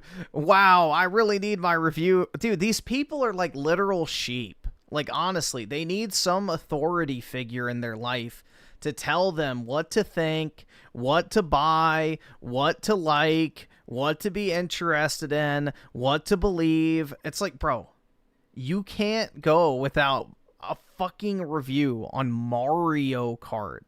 Wow, dude, it's Mario and a kart and there's racing. Wowie zowie. There's like a whole 40-minute direct you can go watch on Mario Kart. If you can't figure out if you're interested in that game based off that footage, you're a fucking dumbass. Like, you need some authority figure like IGN to tell you, it's an 8 out of 10. Well, now I can buy it. It's like pitiful, man. But these are the same people who want the government to think for them, the government to raise their kids, the government to tell them, you know, how much money to pay in taxes, how many booster shots to get, how many times you can see your grandma within a year. Like, it's just absolutely pitiful. Mind-cucked people. They need their appeal to authority. Just across the board, this shows the fact that how unprepared Nintendo is. The fact that Nintendo is trying to, even in its current state, I think they're trying to damage control this. I think they are trying to basically roll out as many patches, as many updates, as much as they possibly can to insulate themselves from the perpetually bad press. I feel like so much of the conversation around the Nintendo Switch 2 has been how expensive the games are. The fact that games are costing $80. The fact that the controllers are $100. The fact that the system, even without a game, is $450. This is by far the most expensive console that Nintendo has ever released for just the baseline. It has, in my opinion, the worst launch games. One launch game, and it's freaking Mario Kart. I am actually at a point where I think Nintendo truly thinks you're dumb. I truly think they think, okay, piggies, time for your slop. That's because you are... Listen to this fucking condescending retard, bro. Nintendo thinks you're dumb. Okay, piggies, time for your slop. Yeah, it says the guy who made 50 fucking videos hating on this console and then was begging someone to give him their pre-order because he couldn't get a pre-order, and he was sitting there begging for a pre-order that he could buy the console day one. Yeah, fuck right off, bro. Yeah, get in line, little piggy. It's time for your slop. You fucking dumb, brain-rotted drone. You are subhuman. And I am just honestly aghast about how many perpetual missteps they're making. I truly think this system is going to have problems. And I don't just mean because everybody's broken. I don't just mean because it sounds like it's going to get a price increase. Nintendo's already been making statements about the fact that it sounds like it's going to get a price increase probably around July or August. It sounds like the system's going to go up $100. I just think across the board, if you're excited for the Nintendo Switch 2, I'm not here to tell you don't be excited. I am saying that as a person that's bought every single Nintendo console, who's reviewed every Nintendo console, tons of Nintendo games over the course of the last 10 years, this is the first time where, honestly, I'm actually skeptical as to whether this is worth it. But these have just been some off-the-cuff thoughts from an incredibly sweaty gamer. But what do you guys think about it? Are you excited for the Nintendo Switch 2? And how do you feel about this, I guess, busted launch we're about to experience? Tell me your thoughts in the comments down below. And if you could, please give this video a like and subscribe if you haven't already. And please keep dreaming. Thanks so much for watching that video. If you want to see something else, you can always click this link to see what I put up last, or, subscribe and see what's coming up next. Also, I promise that whatever I do... Oh my god, I'm just so sick of these fucking people, man. I really am. I really fucking am. The hatred grows day by day for the average human being. Truly. The longer I'm alive, the less I like those who are also. Generally speaking. Not gonna lie, Creamy is probably beefier than Griffin. Probably, bro. Hey there, gamers. Dreamcast Guy here. And today we're talking about some breaking news, which is that PlayStation just got busted stealing from a fan. Like, actually taking assets and art and putting it into their upcoming game, Marathon. And everybody's kind of just freaking out because not only does Bungie have billions and billions of dollars. They're the people that invented Halo. They made Destiny. They recently got acquired by PlayStation. They don't need to steal art, but also it just feels scummy. Now, we don't have an official reply yet, but I want to show you the evidence because it's obvious. They straight up stole from fans to make art, and it feels weird about why they would even bother to do this on a game that honestly needs some good press. Every headline, every reaction, everything you see about Marathon is so perpetually negative, and it looks like we're about to give them another giant L. But let me show you the evidence about why we know this is legit, unfortunately. I hope you're having a great day. And if you could, please give this video a like and subscribe if you haven't already. It is currently 100 degrees in Texas, and my AC broke. So if I look like I'm very sweaty, if I'm sort of dabbing my face, I'm actually completely burning up right now. But I want to talk about this because, honestly, this to me is rather fascinating. I'm interested in Marathon because it seems like Sony's got this big obsession with live service, about making games that you just perpetually play. Instead of making good stories or cool universes, it's about cool microtransactions and battle passes. But even in their effort to make a good live service, they can't compete against even other standard indie live service. Like right now, this game is an alpha and this game is alpha. Marathon versus Arc Raiders. Now, these literally had a tech test at the same time. 13,000 concurrent players versus 200 concurrent players. Not a good look. And a lot of people are like, okay, this is Bungie in shambles. A lot of people have even been just sort of having that talk about the fact that, okay, how can this game not be a flop? You're taking Marathon, the first big Bungie brand, and... Isaiah with the 2, he should change his catchphrase to keep consuming. That's right. It's just... Bro, it's just shameless how fucking retarded... Like, I would feel shame for being that fucking dumb. But these people are fucking shameless retards. Like, there is no shame in being an idiot. It's quite sad, honestly. You can just sit there and lie and contradict yourself and get shit wrong constantly and just keep standing there with a smile on your face.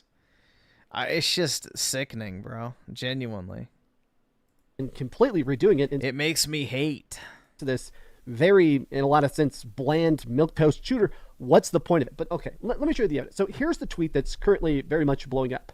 The Marathon Alpha recently released, and its environments are covered with assets lifted with poster designs I made in 2017. Now, this gentleman here, I've gone through his art, and you can just take a look at it.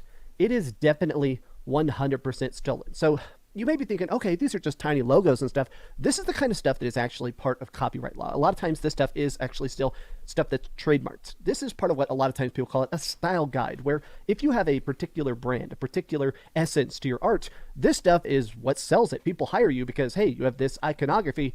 Literally, his posters across the board, they just sliced and diced it. They put it on flags, they put it on banners, they put it on spaceships, they put it on every single part of it. And it's extremely weird because why bother doing this? Like, it just seems weird to take a random person's style and plaster it all over your game.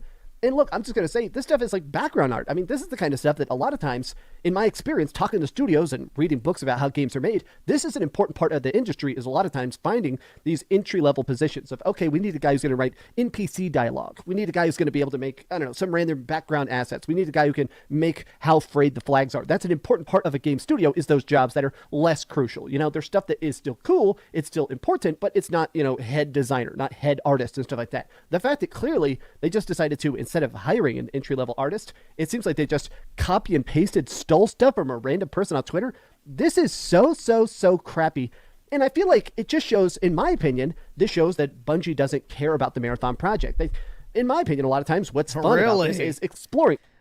What gave you that impression? The fucking soulless slop presentation, the unfinished art style, the one mode. Like, I don't know. This just seems like, you know, they were looking for some project to start working on as fast as possible to make themselves look more valuable to PlayStation when they were getting acquired.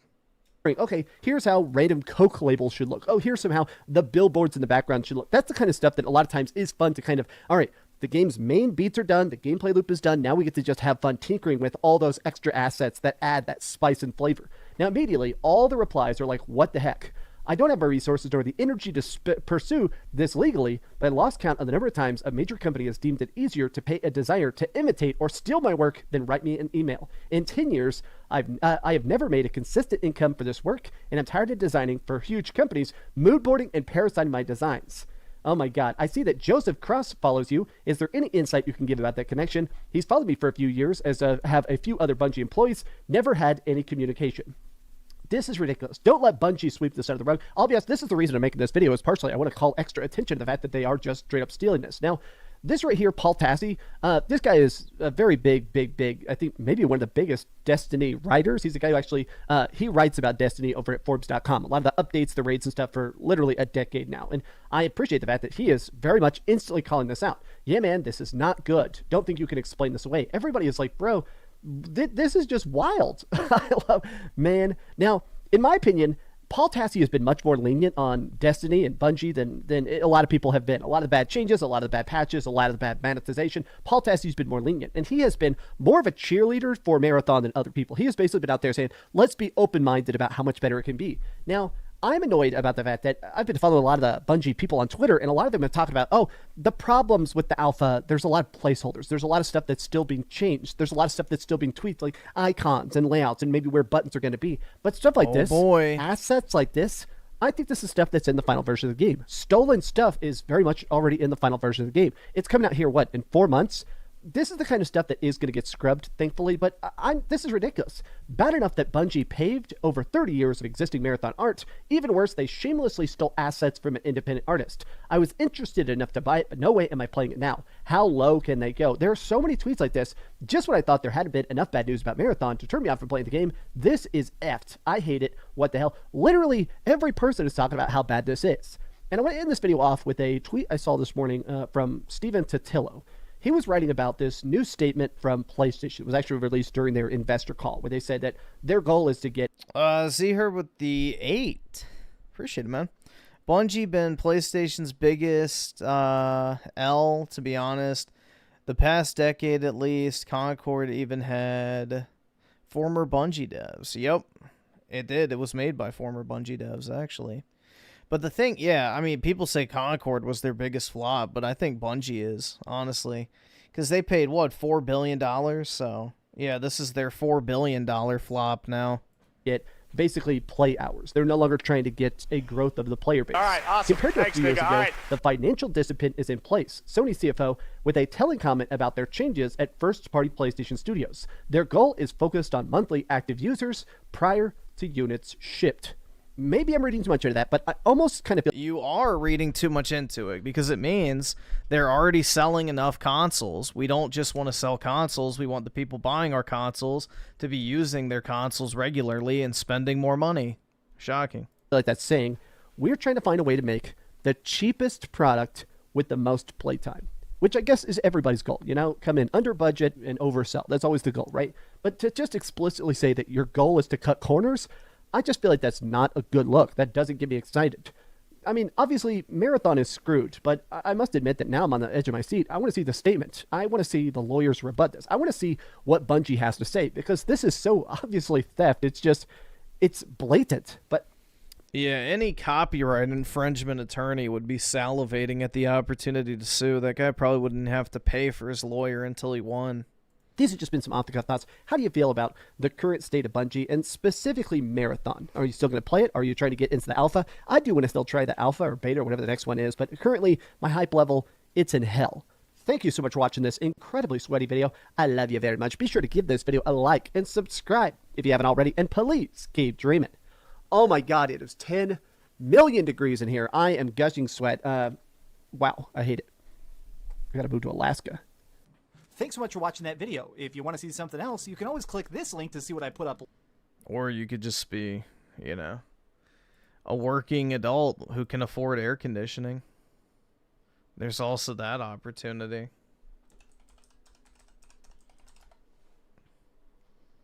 Let's see. Oh god, he's making a video hyping up the not... Here we go. Xbox has had an insane 2025 already, with nearly a dozen major games released to critical acclaim, and all of it is ramping up toward their yearly reveal at the Xbox Showcase for 2025. Little is known about the upcoming event, but it's time for Xbox to release their biggest games ever. Little is known about the event, so I'm going to speculate for 20 minutes. Let's get into it. There is a long wait for Fallout 5 sometime in the mid-2030s. Oh my god! No! Come on, bro. It's not happening. It's not. Holy shit. Xbox plans to capitalize on the success of the Fallout TV show by bringing new Fallout games. With the success of the 20-year-old remaster or remake of Elder Scrolls IV Oblivion, Xbox is reportedly working with Virtual Studio to remake 2008's classic Fallout 3. Fallout 3 is showing its age while They're not remaking it. They're going to remaster it again. Being available on Xbox and PC at 4K 60, but this title's not available on PlayStation consoles. Virtual Studio would rebuild Fallout 3 and Unreal Engine 5 to update visual aesthetics from the ground up, modern textures, and improve animations and especially gunplay, which Fallout 3 needs more than anything else. Xbox has been teasing this project since 2022, and it's likely we could see a reveal for Fallout 3's remake, with a release date set for sometime in 2026 or not long after. But they wouldn't stop there, as the true fan favorite Fallout New Vegas would need the same treatment, and Xbox would be better suited by giving gamers both games simultaneously or planning Fallout New Vegas Remake to come out a year after Fallout 3. Right now, we get a look into what Fallout New Vegas Remaster could look like with the Fallout 4 New Vegas mod, but this labor of love would far outshine even the classic that is Fallout 3. Fans need a newly reimagined Fallout New Vegas and Fallout 3 Remake, and that's coming soon.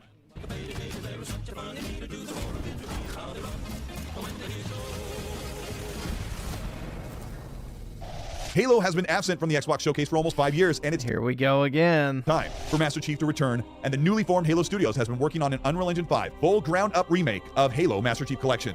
Halo CE was recently remastered in 2011, but this is a time and a plan to overhaul the graphics, modernize them, and improve the combat features, and revitalize this classic first-person shooter campaign. This would capitalize a fully multi-platform event, bringing Halo for the first time to PlayStation console and PC at launch. Some of the initial reveals of the Unreal Engine Wowie zowie, dude. Can't wait to play the worst Halo again. 5 models have been underwhelming as Halo Studios begins this work, and the plan for Halo Combat Evolved Remake to come out sometime in 2026 or 2027. Perfect Dark got several minutes of gameplay revealed at last year's showcase and was recently delayed from a release window of 2025 into 2026. This is the perfect opportunity to show an extended gameplay reveal of mission structure, combat scenarios, creative dynamic gameplay that is afforded by Perfect Dark, which melds Dying Light and Mirror's Edge style parkour, Splinter Cell stealth and subterfuge, and hard-hitting first-person melee and gunplay. The Initiative Studio has been very quiet about their development of Perfect Dark, and the team behind this game is led by Daryl Gallagher, who also rebooted the Tomb Raider franchise, so that pedigree is there for Perfect Dark to become an instant classic. Hopefully, the Initiative Studio has been listening to fan feedback from the trailer with an implementation of some third-person camera work or some adjustments to Joanna herself. But so far, the original vision of the creator of Perfect Dark is being realized, and we'll get to see the game release sometime in holiday of 2026. What this world was really hiding.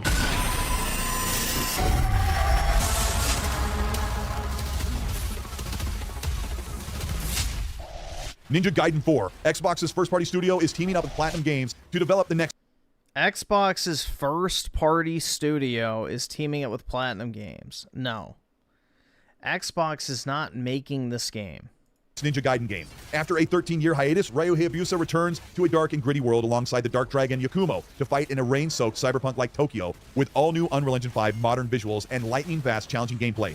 Ninja Gaiden 4 looks absolutely incredible and will be releasing sometime. Koei Tecmo and Platinum Games are making this. Xbox is just the publisher. That's like saying that Bandai Namco made Elden Ring. They did not. Or Activision made Sekiro. They did not. They just published it. I'm in the holiday of 2025, and we may see even more of this incredible game at the showcase, but it's set to come out this year. Whatever your plan is playing, it ends here. I will execute my mission. A StarCraft first-person shooter from Blizzard Entertainment. They've been quietly working on a brand new AAA first-person... They canceled this, I thought, a long time ago. Action-adventure shooter in the StarCraft universe. Fans of the isometric real-time strategy RPG would be surprised and shocked to learn that StarCraft... Yeah, fans of the isometric RPG would be surprised to learn that their favorite franchise that's been dead for over, 2 decades, basically, is not getting a new entry in the franchise in the actual genre they want it to. Instead, they're getting a shitty FPS spinoff that has nothing to do with the games and series they actually fucking like. Yeah, that'll do numbers, bro. Maybe taking a perspective behind the weapons of the Coprulo sector of the galaxy. Blizzard melding their incredible cinematic cutscenes with fast-paced and impactful RPG combat mechanics in a modern game engine. You can imagine that a new StarCraft FPS game would surprise fans at the showcase. Yeah, because they wouldn't want it. StarCraft game is probably a couple of years away, but now would be a really great time to tease fans for what's to come. Gears of War from 2006 is getting a full remaster now, fully multi-platform, and the Coalition could show us some gameplay for this release for August 2025, and that would be the perfect segue to show us gameplay for the upcoming 2026 release of Gears E-Day. Gears E-Day is a precursor for the original Gears of War game, the origin story of Marcus and Dom, and is fully built in Unreal Engine 5. And they've partnered with People Can Fly, the team behind Bulletstorm, and it's been an entire year since the reveal, and now it's... Why do they need to partner with a team? Like, see, Xbox can't actually develop their own games. They have all these studios, but they have to pay for all these other third-party studios to come in and do the actual work. Like, is anyone noticing that trend? Like, they literally are unable to develop a game by themselves. So they're paying for all these developers just to pay for more developers to come in and actually do the work. It's absolutely insane, bro. Literal corporate welfare. It's the time to see gameplay. We should have hands-on for Gears E-Day by the end of 2026.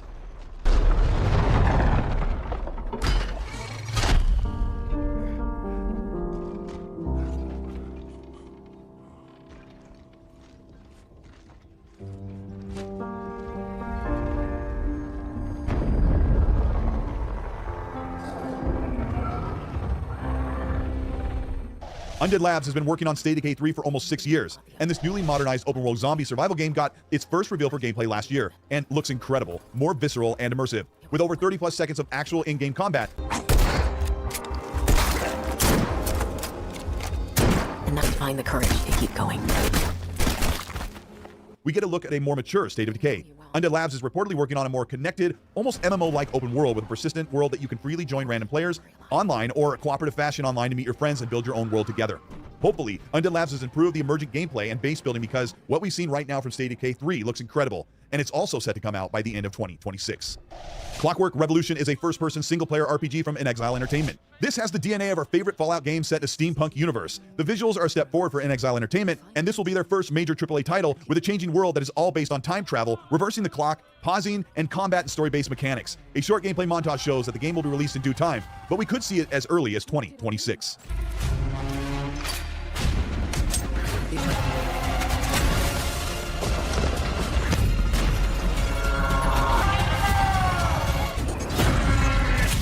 Any last words?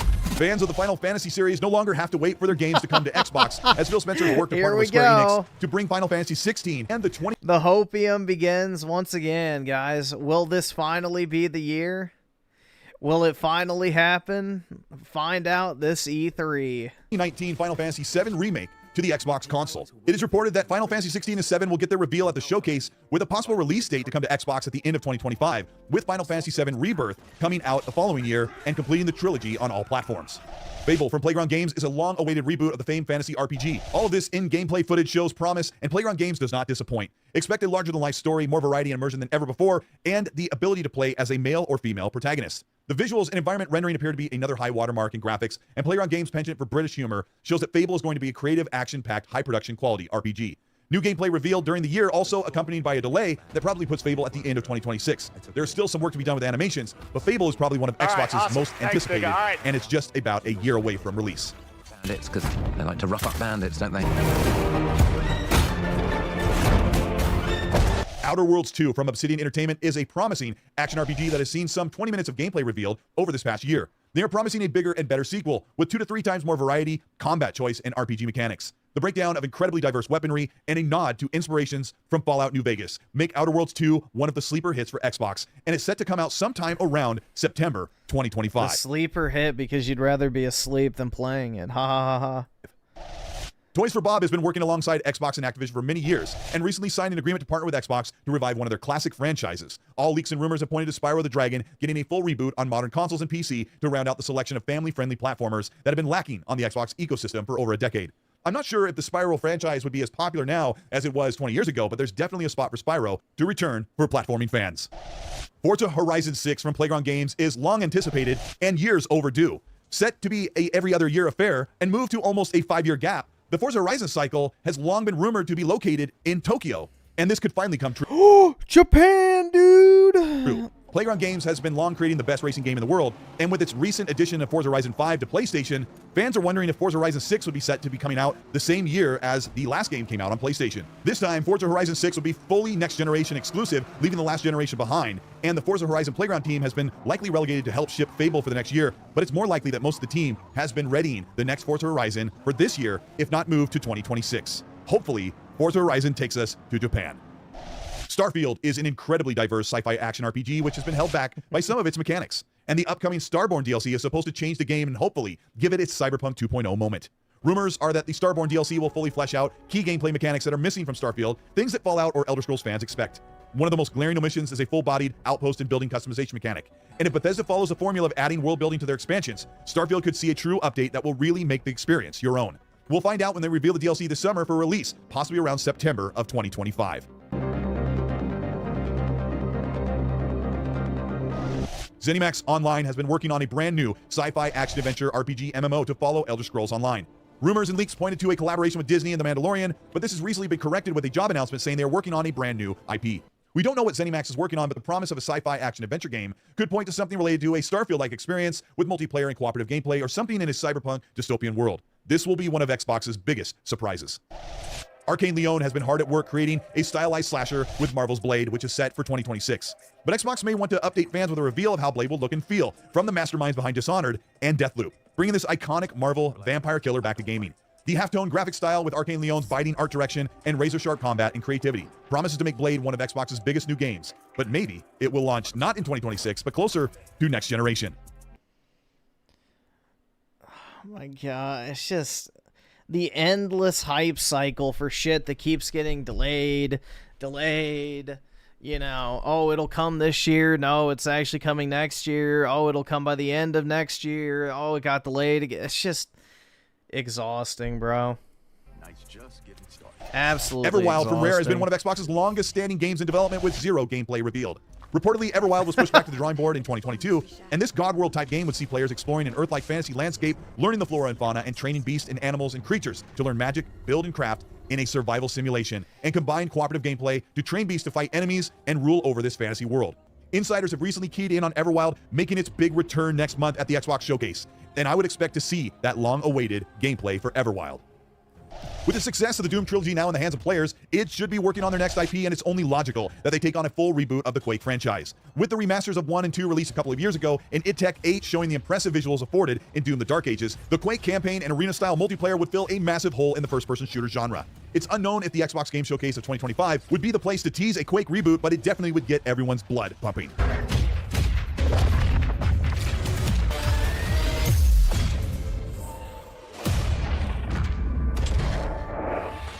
They already did a Quake reboot and it flopped, which is the footage he's showing right now, Quake Champions, which I think came out in between, what, Doom 2016 and Doom Eternal? So I don't know if they're going to be too keen to do another Quake game or not, but I guess we'll find out. Elder Scrolls 6. Bethesda Softworks has been hard at work for Elder Scrolls 6, and according to recent information, much of the game is far into development with the first campaign mission fully fleshed out. And knowing how Bethesda Scrolls 6 and You according know to recent damn well Microsoft is never going to make a game with a woman that looks like this, Colt. Stop using this fake footage. Information. There's no way a woman's going to have hips that are small. Like, yeah, no. There is no way a woman has hips larger than her shoulders and a waist that's smaller than both. Sorry. Microsoft has literally outlawed that at their studios. Much of the game is far into development with the first campaign mission fully fleshed out. And knowing how Bethesda software engines evolve, fans can't wait to see a new, reimagined, fully next-generation Elder Scrolls title. It's still early days with the game, some 1 to... Oh, I can wait. I can absolutely wait at this point. You know, I kind of got my Elder Scrolls fix with Oblivion, so... 2 years from release, but it's possible that Bethesda has Elder Scrolls 6 ready to shine at the Xbox Showcase for a release sometime around 2027 or 2028. But Elder Scrolls 6 is Bethesda's last chance to really prove that they are the kings of the open world, immersive RPG. And if Elder Scrolls looks incredible and feels immersive, we have so much to look forward to if they reveal Elder Scrolls 6 at this showcase. Xbox typically shows 20 to 30 games at their showcase with partner reveals from other platforms, as well as their own in-house studios across Xbox, Bethesda, Activision, and Blizzard. And with a large chunk of Xbox's biggest and brightest games already ready to release in the next 12 months, Xbox has an opportunity to show their prowess as one of the biggest game publishers, and having expanded their audience across PlayStation, as well as PC, cloud, and Xbox console. This upcoming Xbox Game Showcase should be an exciting one to watch, and the best part is we don't have to wait long to play most of these games. The famous last words. This is Colt Eastwood. Thank you so much for checking out this video. I've been waiting all year for Xbox Showcase. I'm upset that they're not doing it in person. I'll be watching from home. Watch this channel. I'll be live streaming the showcase. I'm excited about everything they're showing and really glad Xbox had... Why? All right, this is what I don't get about Xbox influencers, bro. Y'all have like this one event every single year where it's like where the entire community is excited and shit. Why would you as a content creator want to forego your opportunity to cover it in real time and go to a fucking like movie theater and watch a pre-recorded showcase? It's never made sense to me, honestly. Like, especially the content creators that used to go to E3. Like, I never really understood that. Wouldn't you as a content creator financially benefit more just from staying at home and like live streaming the events and covering them in real time? I don't know, man. Like, isn't that like the time of the year you should be working, not going on your Xbox vacation so you can bask in the glow of the Will of Phil and his acolytes?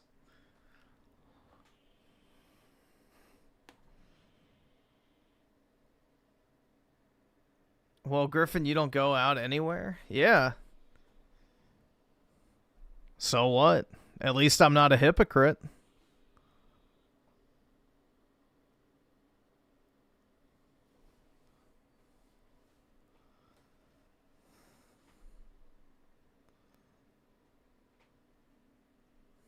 I would rather stream the event myself than go see it in person and not be able to, you know, monetize it. The only reason I would even watch these gaming events anymore is to make money off of them. Like, genuinely, I don't really care about gaming events anymore.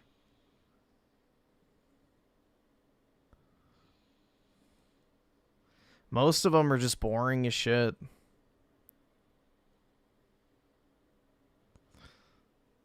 Let's see. So, Nero Redwood with the 5 won't play Halo Remake unless they bring back Cortana's Honkers. That's never happening, man. They put out that mandate at Xbox saying no attractive women. Also, the original Perfect Dark is way better. Yeah, that Perfect Dark game looks incredibly boring to me. I'm not really interested in it at all. And Zherb with the 7, or I guess 8. I feel State of Decay 3 been coming for years now. Lol, what the fuck have they been doing? Nothing. They've just been sitting there collecting their Microsoft paychecks and doing absolutely fuck all. Just like all their other studios. There's no accountability. They're all spending 8 years to develop 60s out of 10, or 60s out of 100, or 6 out of 10s. Whatever, games that are played for 5 hours and then forgotten. Take over a decade to make in some cases. It's fucking crazy. Absolutely crazy. Like, look at Hellblade 2, a 5-hour walking simulator that took 7 years to develop. You cannot tell me that's just not, you know, them collecting a check and doing absolutely nothing all day.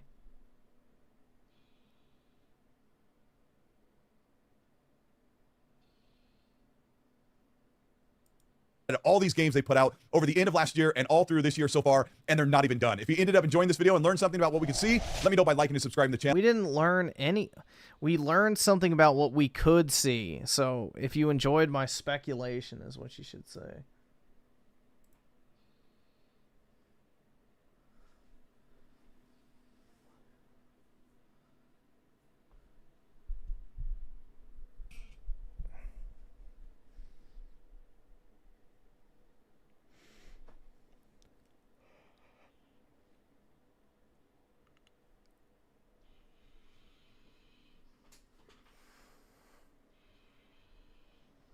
But Griffin, they have to have their safe place rituals. That's right, man. They gotta have their mental health days, their fucking adult daycare centers, and everything. All right, awesome. Thanks, nigga. All right.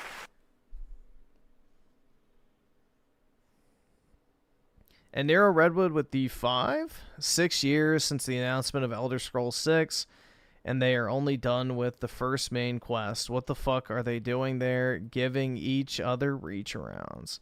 Probably, bro. That's why Phil Spencer developed his recently acquired gay lisp.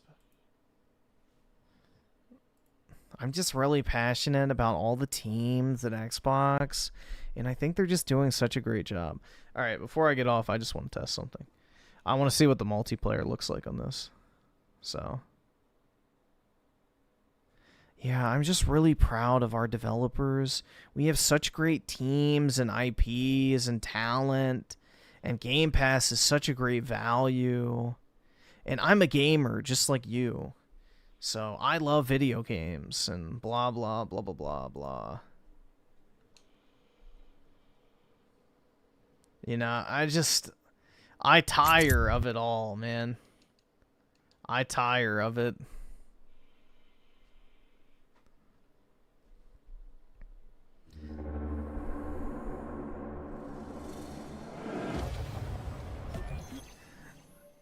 What's the phrase? I feel like butter spread across too much bread. You know? It's truly exhausting.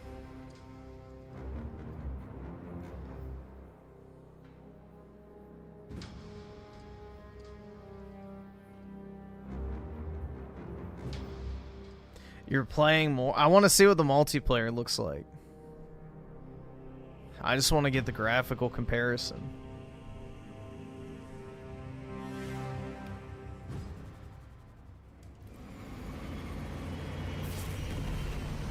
I have to sit through this dialogue again. Lieutenant, Captain Akaran has new orders for you. Very well. Where is Elian? The enemy tried to smother us. We got separated. By the time we had slain the attackers, Elian was dead.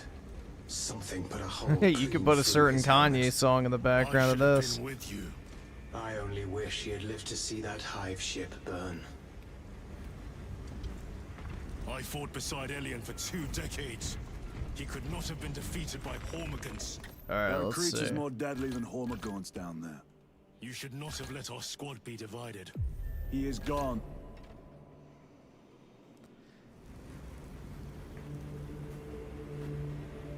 As Heil Symphony, is it on Spotify now? That's what I used in the background of that short. Oh yeah, it is there.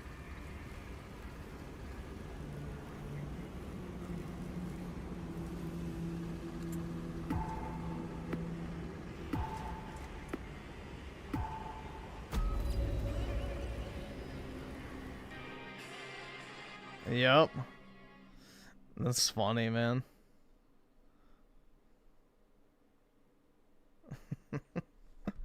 That's actually weak as fuck.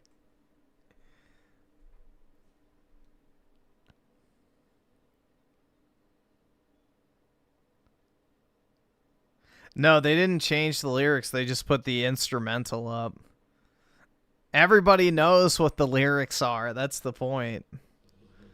Is you could just play the music now.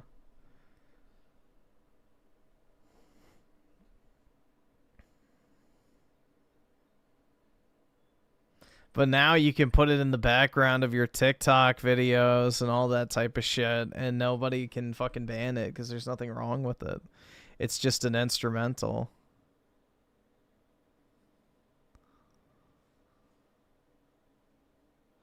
Waiting for Battle Brothers. Okay, well, these fucking retards are taking too long.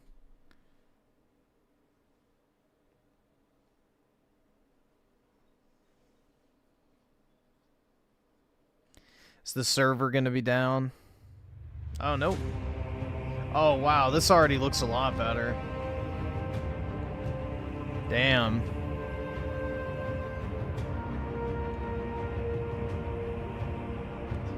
I don't know, I might have to start having my slot multiplayer sessions on here. Yeah, the Battle Bros don't have an SSD.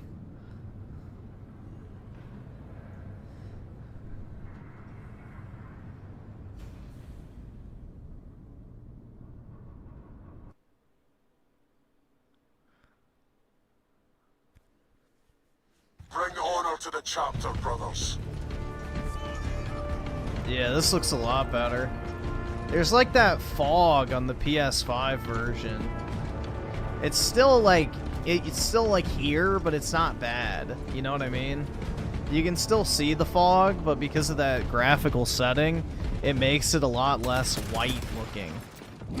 So it, you know, doesn't screw with the visuals as much. Oh my god, bro, this Xbox controller feels like my fuck. I was about to say it feels like my mom's dildo, but that wasn't a very nice thing to say because I don't think my mom actually has a fucking dildo. But yeah, this thing is vibrating like a bitch. But dude, white is right. Yeah, exactly. Will it crash though is the question. I don't really care. I don't think the multiplayer will crash because there's not like a million fucking Tyranids swarming your screen at once. So that's the only reason it crashed previously is because all that shit popped up at once. So, and it didn't even really crash like a typical crash either because the game was still running. It's just the image was frozen for a while. So, I don't know. It was weird. That's just a normal PC crash, so. Space Marine has crashed on me a few times on PS5 as well, so it's not really a huge deal. Not to mention the servers are always fucking down. I do need to turn the vibration off. This thing's like fucking crazy, man. This Xbox controller is like trying to take a jigsaw through sheet metal. Like, I'm gonna get the fucking old people shakes just holding this thing.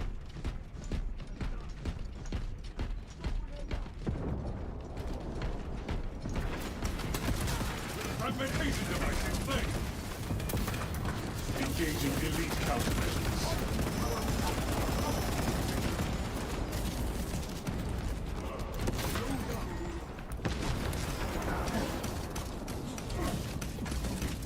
Yeah, the Parkinson's controller. Is dead. I stopped my target.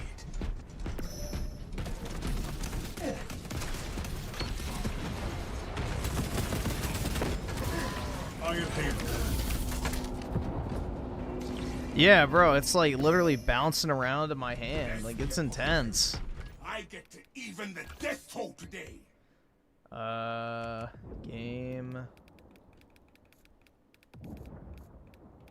Fatality reported. Maybe that. We lost the advantage. Reclaim it at once. Alright. There we go.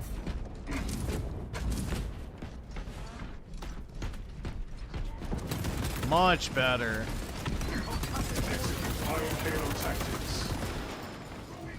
I'm not really a huge fan of vibration, but the PS5 controller, the vibration is a lot more subtle, so I don't think I ever turned it off.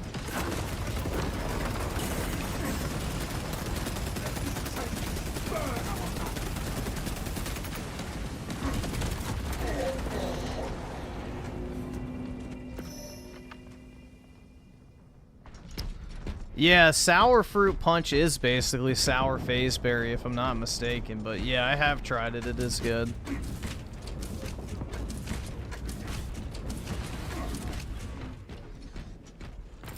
Fragmentation grenade out. Fresh magazine. Yeah, I've been pretty satisfied with the PS5 controller this gen. Usually I hate PlayStation controllers, so... Damn, I got fucked up. Stunned, triple teamed. Restored to combat readiness. Well, at least I got double assists. Our allies are halfway done.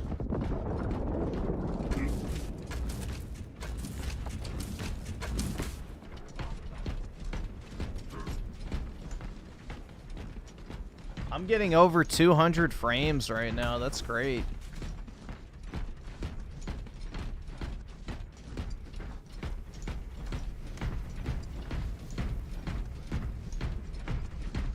I don't know, for anyone that's witnessed the, you know, Space Marine sessions, does this look, like, substantially better on your end or not?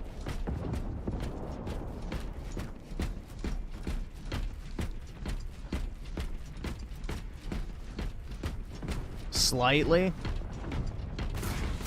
Yeah, I just wondered, because, like, YouTube compression, of course, obviously, because I'm not streaming at 4K, and then also... You know, the bit rates way reduced.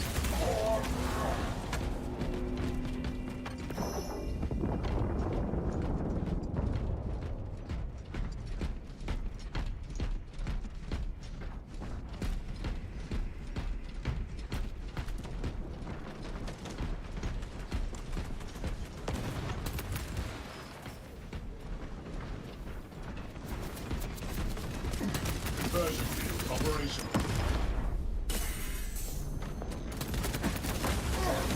Damn, bro. We got the sweat squad on tonight, I guess. Reporting permission.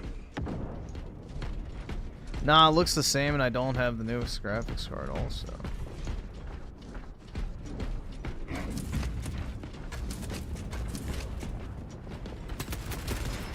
I don't know what you mean by that. Alright. Push for dominance. Engaging elite countermeasures. Shit, bro. I'm getting raped. Redeploy for combat.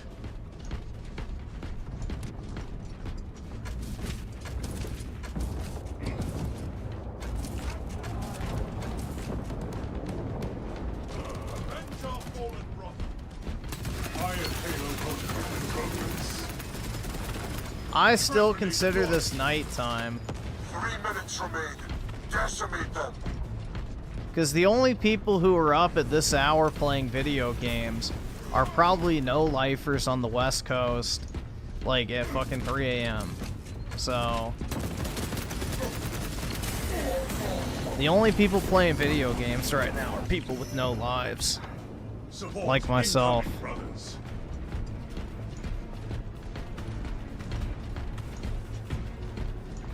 You know, a Doom was not good as everyone wanted when Griffin was not playing it 2 days after. I played it earlier today. I played it for like 3 hours on stream.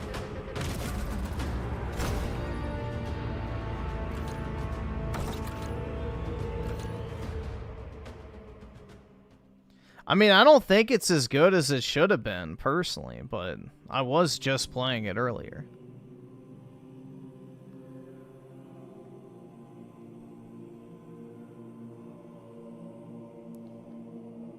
I just got this computer like a day ago, so I just kind of want to test it out. Shit.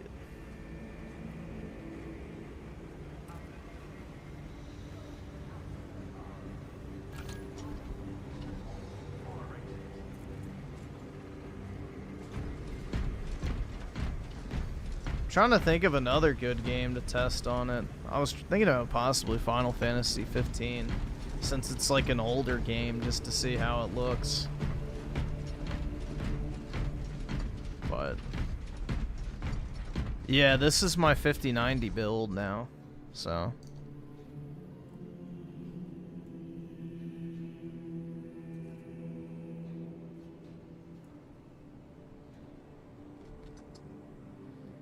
you can see right there, that's the specs. So yeah, CPU, the 98X3D, 64 gigs of RAM, and then RTX 5090, baby. Hell yeah, dude. But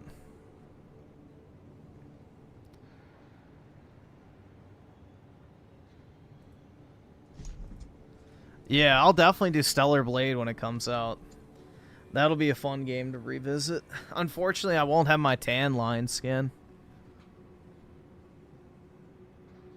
Unless with the complete edition, they just give you all the skins immediately.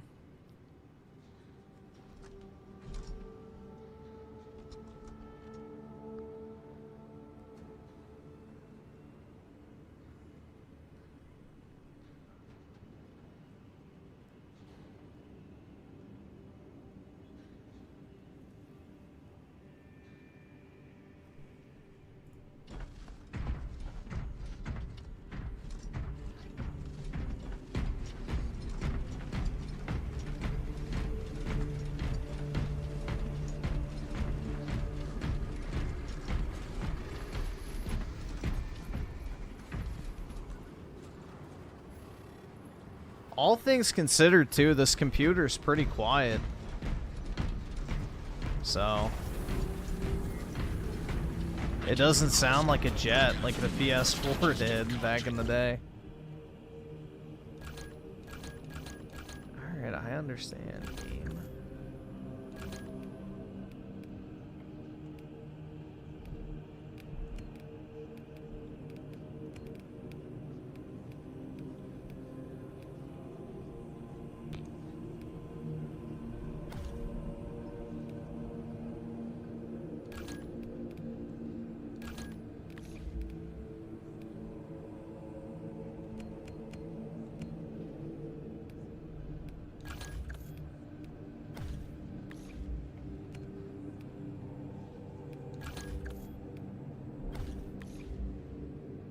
That one looks funny.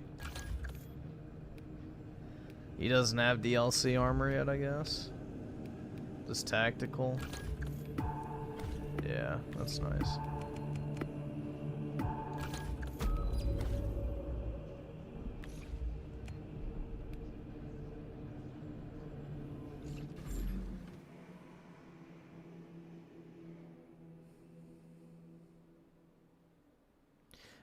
Griffin's going to get a girlfriend just by talking about his brand new PC budget build in public. I doubt it, bro. Who would I even talk to in public? Is the better question.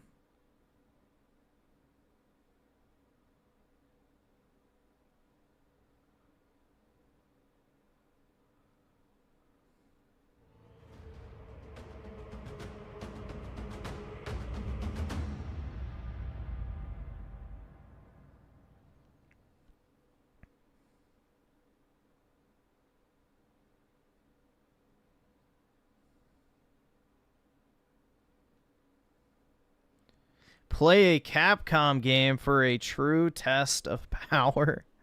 What, like DMC or something?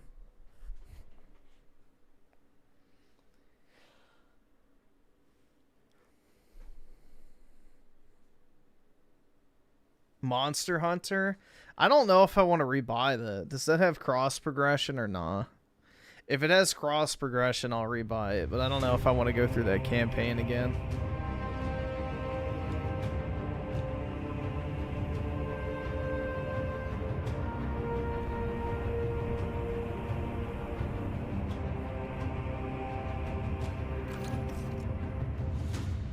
Yeah, honestly, the visuals... It also could just be my monitor, too.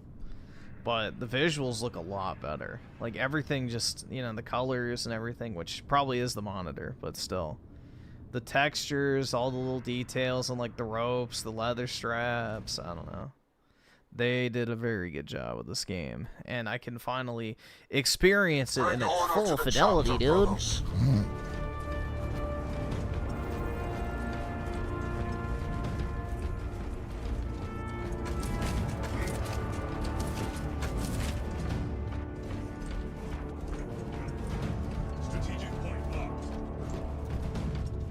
Oh shit, you know what I forgot to do? Hopefully I don't die. The tide of battle has turned in our favor. Reloading. Where is it? Does it not have it? Rally point updated. Iron Halo protocol in progress. Does this not have a FOV slider or not? Maybe it doesn't Rally have point one. updated. Camera maybe? There we go.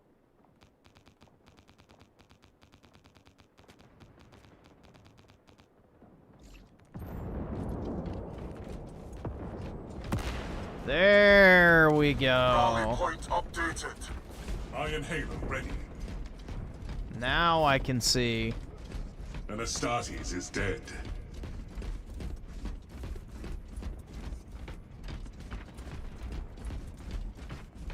Yeah, I can see behind me and shit.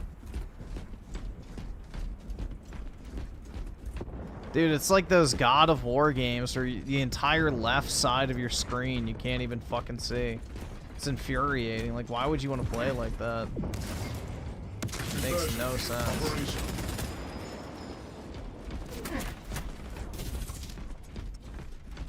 Like, yeah, I'd actually like to see what I'm doing on screen.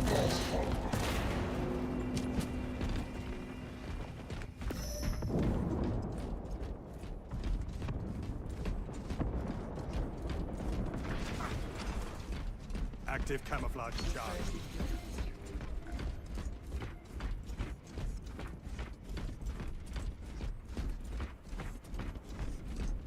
Yeah, I mean, I have an ultra-wide monitor, but I will never play on it because I heard it ruins regular monitors for you. And I don't ever want to have to, you know, go back and forth. Because I can't stream off an ultra-wide. It doesn't work because, you know, you have to have the same aspect ratio. Execute Iron Halo tactics. Rally point updated. And unless I wanted to have the mother of all black bars on the stream, then it would look like shit.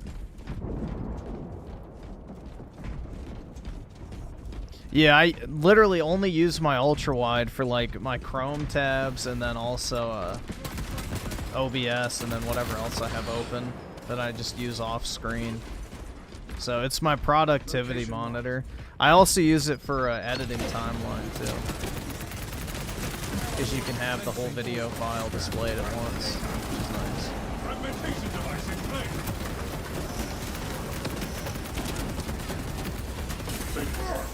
Shit, I should have popped my shield. I do use it for chat. I have my chat open, I have my stream dashboard open, I have OBS open, and then I have some other tabs and stuff open as well that I just have like either videos that we're gonna watch, or I have like maybe an email tab open, just whatever it might be. Sometimes I'll put a video tab over there and we'll have like the autism mode where I'll have a game open and then also the video playing in like an overlay for the TikTok viewing experience. Only instead of Family Guy footage, it's gaming. So yeah, there's that too.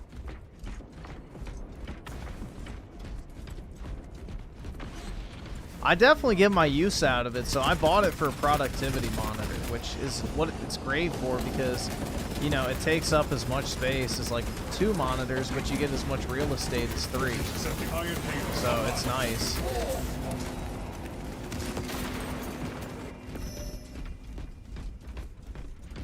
So you don't have like a shit ton of monitor stands cluttering up your desk. You just have the 2. Like my normal monitor, which is the 4K OLED one now, which was previously a 240 hertz 1440p one. Engaging elite countermeasures. Got him.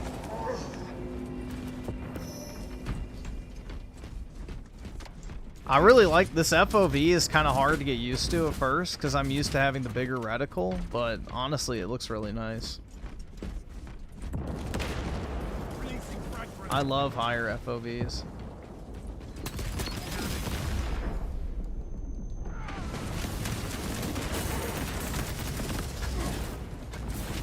Alright, let's crack. You're done.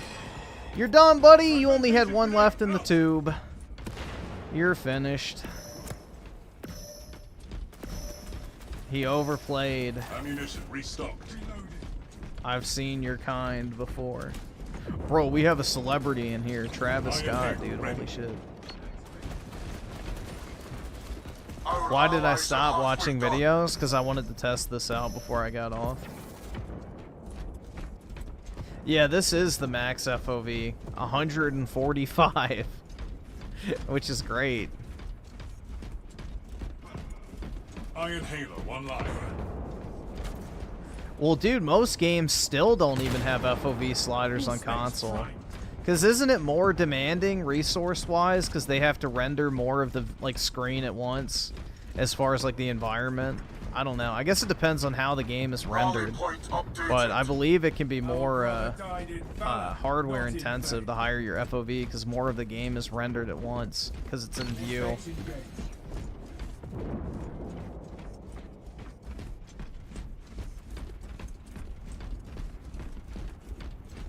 Refilling magazines.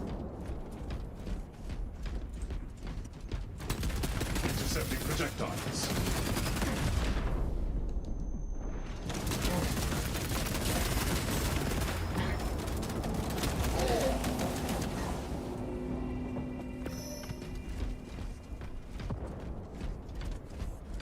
Minutes remain. Decimate them. But what if we want to be their friends? It's kind of crazy to think old generations never had FOV slide. Yeah. Well, I think I read the fuck. Sorry, I'm like using one eye again. 145. Holy. Yeah, this has a really high FOV. Usually it's like 120, maybe 130 if you're lucky, but 145 is insane. Astartes, push for dominance. Well, they're making that Turok game, Saber Interactive is, so that'll at least be similar to Space Marine, I would imagine, and then also Space Marine 3 is already in development. So, Packing up equipment. The sequel is on its way.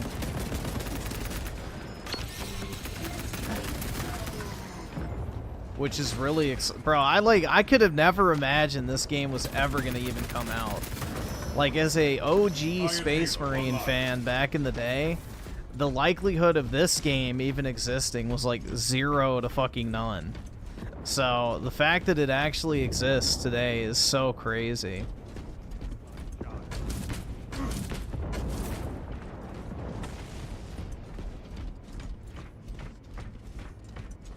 Like, that was one of the most slept-on games of the 360 generation. Of, like, all time. It was so much fun back in the day. Like, me and my friend used to play the multiplayer together. And it was a lot of fun, honestly. And then it died pretty quickly, unfortunately. But he was big into, like, tabletop gaming and stuff. So he played, like, Dungeons and Dragons and Warhammer and all that type of stuff. I never really got into that part. But yeah, he was like, bro, you got to get this Space Marine game. It looks awesome. It's like Gears of War. I was like, alright. Yeah, it was a lot of fun. Genuinely enjoyable game. So it looks like the Space Marine franchise is alive and well if they keep putting out bangers, bro. Was my friend Boogie? No, he was actually like this really redneck dude. Like, his parents owned like a fucking farm. He like had a bunch of tractors and shit.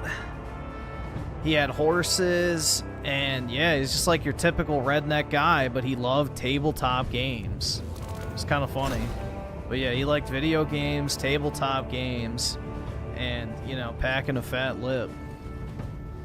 Those are his 3 favorite activities. But yeah, you never would have expected it. Like, overall type guy. Like, he used to come, like if you'd go out in public, he would show up and he would come in, like, overalls. So he would, like, get off from working on his family's farm and shit. So, yeah. Completely random, you know? You wouldn't really expect that. But I guess it kind of tracks, bro, because, like, you look at Henry Cavill, for example, you know, he's like the poster boy Giga Chad type, and he's a huge Warhammer fan as well, so, you know.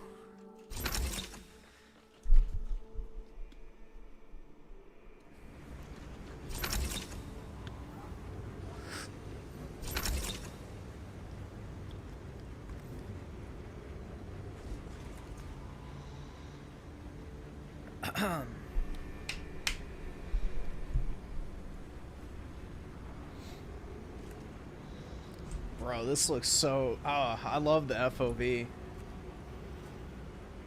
Beautiful.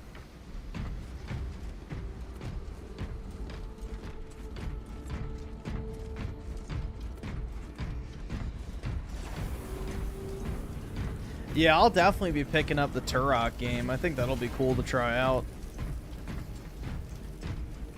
I mean, if it's just dinosaur Space Marines, basically, in theory, I'm sold. I'll try it. I mean, at this point, bro, like, I at least owe it to Saber to try out their new games, because this was, like, such an unexpected, you know, pleasantry that it actually came out. And then also, it's probably one of the best games to release this generation, so, you know, this and Rebirth were pretty much neck and neck for Game of the Year 2024 for me. You know, obviously Rebirth wins because it's Final Fantasy, but if Rebirth did not come out in 2024, it would have won my Game of the Year personally.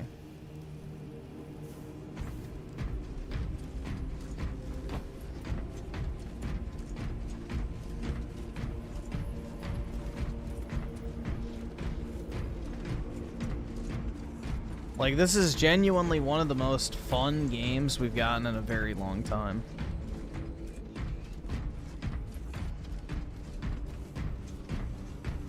Not just Final Fantasy, but Era. Well, I mean it in the sense that it's like a good Final Fantasy. Like, a great... I shouldn't even say good, but like a great Final Fantasy to me is like basically unbeatable. Like, it's almost impossible to top that if you ask me.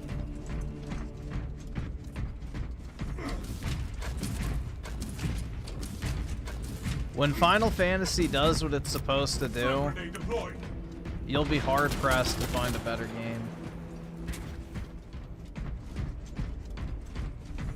In my humble opinion.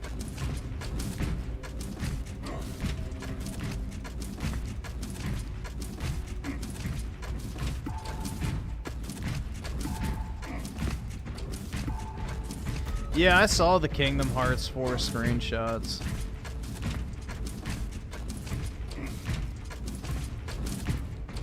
I don't think there's like, so I don't have like this hatred of 16. I think 16 was good for what it was. It wasn't great. Like, if they would have cut down the cutscenes, you know, reduced the dialogue, actually added meaningful side content, reworked the combat to actually not just be ability spam constantly, I think it would have been a lot better. But I don't necessarily dislike it.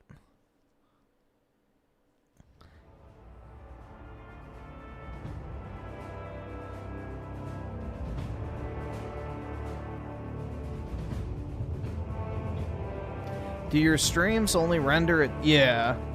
I could try 1080p now. I don't know how like much more resource intensive it would be, but I could try like 1440p. That's a possibility, I guess, now. But let's see.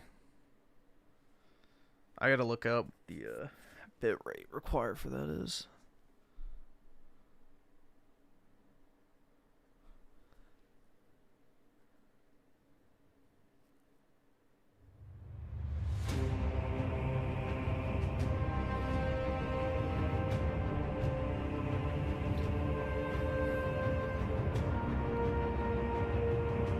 Yeah, Final Fantasy 16 has like some of the best like boss fights in all of gaming. Like they absolutely fucking knocked it out of the park with like the visual presentation, which Final Fantasy always does, to be fair. Like it's such a distinct looking game and it just always is cool to fucking look at. But yeah, the boss fights and the really cinematic sequences in that game were like top fucking tier. To the chapter, brothers. It's just everything in between that needed work. If it was a boss rush game, that would be different. But it's not. So, if they just went full-blown boss rush, that would be awesome. My rating, I like as much as I love it, I can't give it a 10 because it's got problems. So 9.5. But I don't really like 9.5, so just say a 9. I don't really like the half scores personally, but it's close to a 10, but I won't give it a 10 because there are pretty big portions of the game I genuinely don't Fatality like. reported. But the overall package, I think, is probably, at least for me, probably my favorite game I've played in a very, very, very, very long time. We lost the advantage. Reclaim it at once. Like, that is a game I genuinely love. So.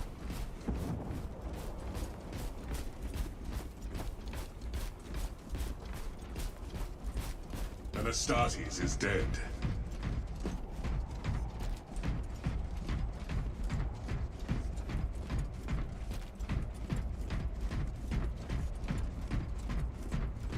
My CPU, it's the 9800 X3D. So. That is the CPU. I think it's Ryzen 7. I was gonna get the 9950, but I think that CPU like resells for like $1,200 or something ridiculous, so they're never in stock anywhere. So I guess I could always always upgrade it at some point if I wanted to. So I think maybe I will do that at some point. And then get my RAM upgraded as well. I'll take it in to like a Micro Center PC repair shop and just say, hey, do y'all mind taking this apart? You know, swapping the CPU, swapping out the paste and all that type of shit, and then putting in the new RAM sticks. And that should probably take them like 20 minutes. But I don't want to do it. Nor do I have the workspace to do it.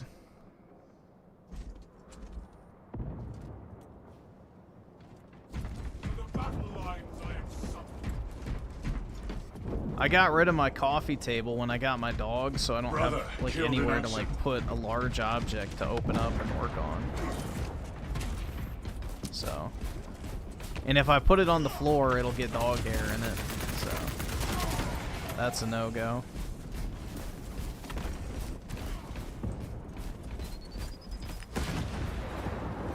Execute Iron Halo tactics.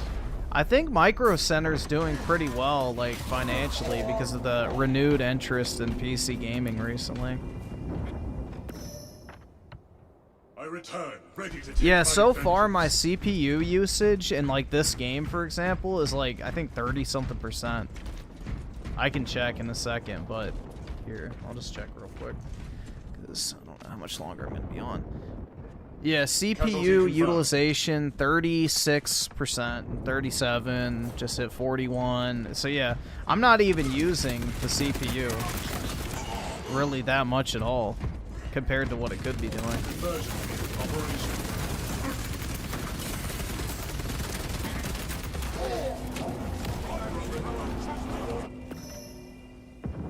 Redeployed for combat. But yeah, so far games have run like a dream on this thing. Other than Cyberjunk, of course, but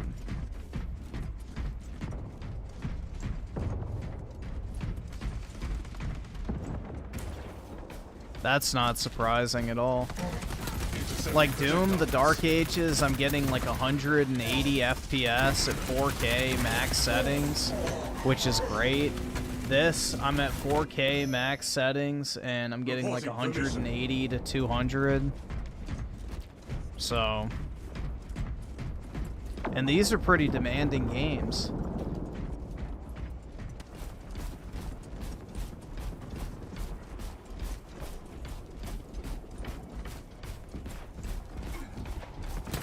Engaging elite countermeasures.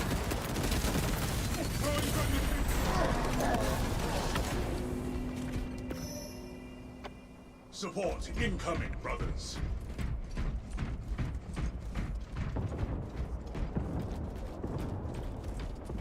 It's the same socket? I'm pretty sure AMD has like a universal socket, right? Like if you're within a certain generation or grouping of generations or whatever it is. I don't know exactly how they work, but I believe it's similar to Intel, where it's like certain generations up until a point will all work in the same socket and you don't have to swap your motherboard.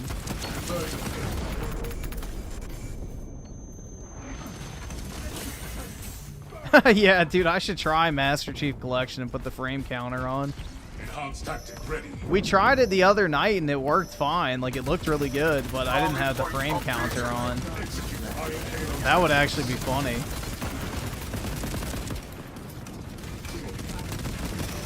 It'd be like when I used to play CSGO with the frame counter on and it would be like 800 or something retarded.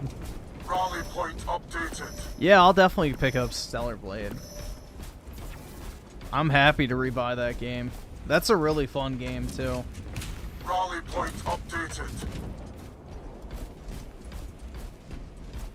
Not to mention it's got great visual appeal.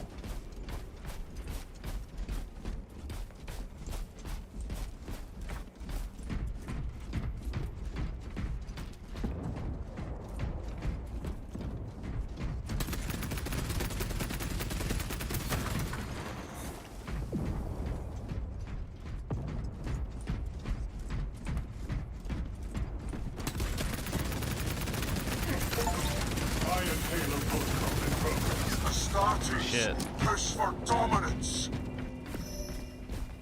My duty remains undone. Yeah, I played Rebirth for like 5 hours today. I got through chapters 2, 3, and 4. Or I'm in 4 right now. But yeah. I'm on my way up to Upper Junon now for the parade. But I was doing like some side activity slop to get the chocobo and all that type of crap.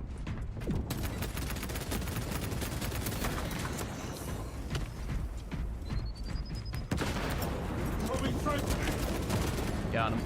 Nope! Bro, what? Seriously, that didn't fucking get him? Come on, bro. The locker room feet scene, hell yeah. Well, there's the feet scene too. At the very beginning of the game, right after you finish the why can I not think of the name? The part where you go as Sephiroth and Zack, aka Cloud. But yeah, that intro section, you see Aerith feet. I guess you don't see Tifa toes, but you know. Are they really that great?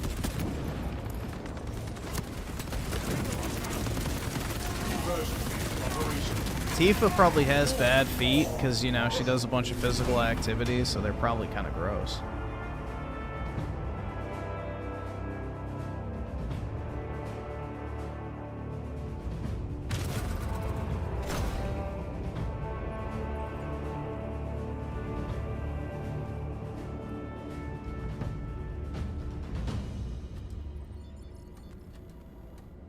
Yeah, the Chocobo was too hidden in Final Fantasy 16. I wasn't a fan of it. Yeah, I didn't know you could get it until the end either. And that's only because I was doing all the side quests before I went to the final boss.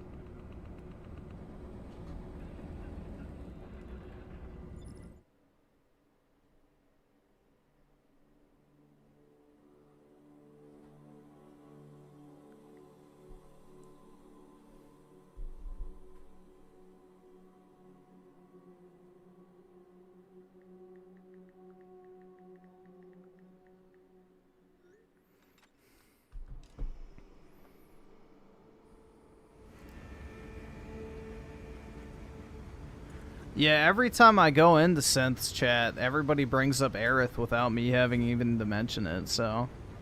You know, rent-free. That's all I can say. They know it's true, they just have to convince themselves otherwise.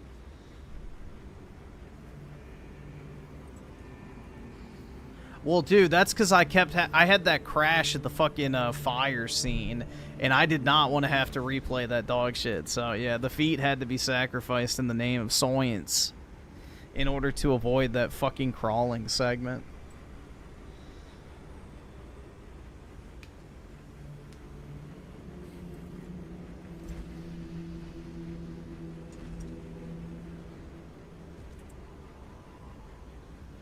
Dude, all I can say is 99% of those chuds would fold like a fucking lawn chair if a chick that looked like Aerith walked up to them in real life. That's all I can say.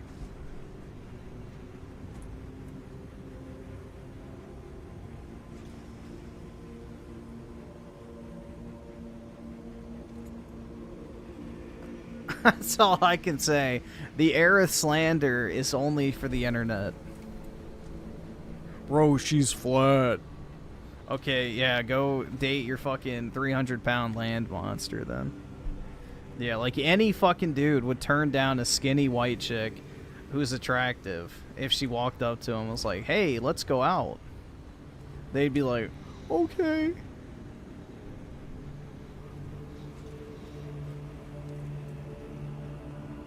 None of them would be like, no, your boobs are too small, bro.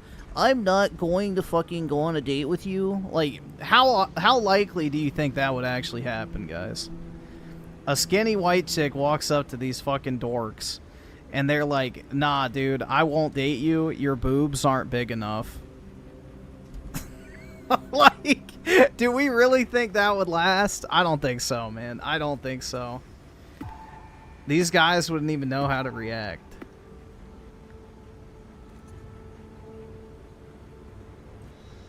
They'd be like, yes, ma'am.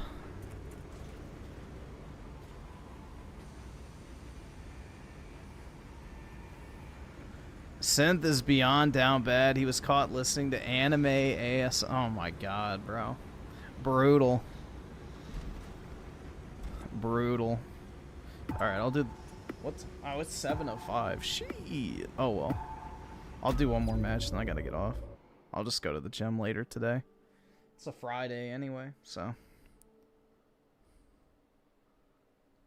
I'll just go during, like, lunch or something. Nobody works on Fridays other than me, unfortunately. No videos. We already did videos. We did 6, I think.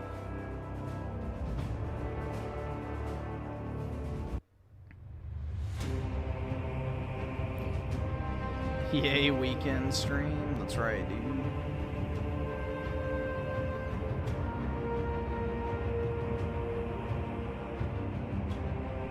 You didn't watch the Expedition 33 story analysis video?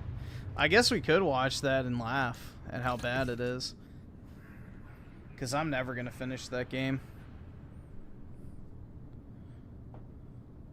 Oh, the incel rant? Oh, shit. I'll look that up real quick. We'll watch, like, the last 5... After this match, we'll watch the last 5 minutes and then... Or we'll see how it goes. I don't know. It's not really a time crunch now if I'm not going to get off to go to the gym, so...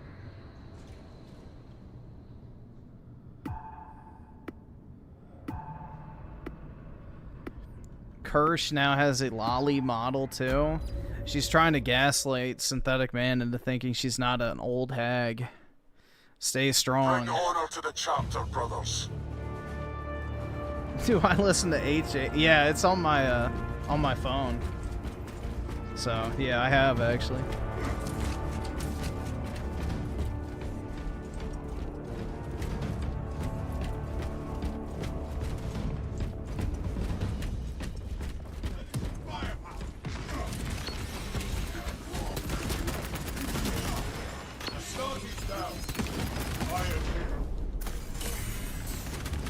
Fuck.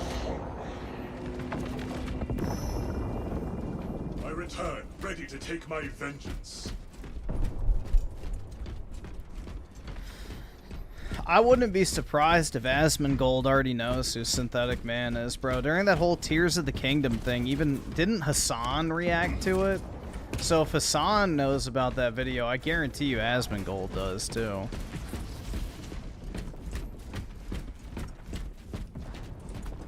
Also, the whole Fallout TV show thing, too.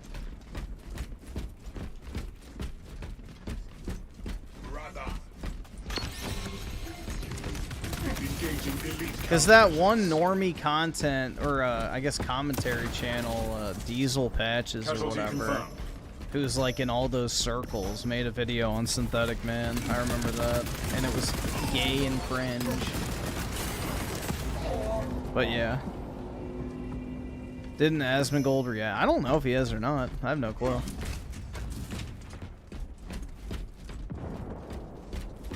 Do I have a link? I can see if I can find it.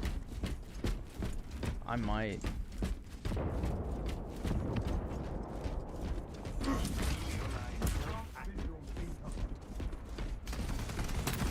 Oh, I think I... Oh, wait, that's on my other computer. Maybe. I might have it bookmarked on here. I'll check. Brother killed in action. I know I have the link on my phone. I just gotta find it because I sent it to somebody.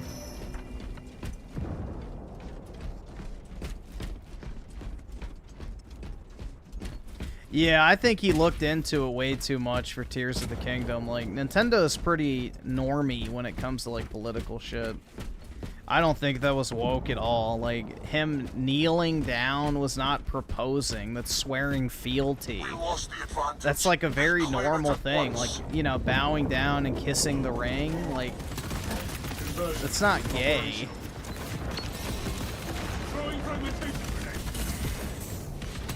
We lost the advantage. Reclaim it at once.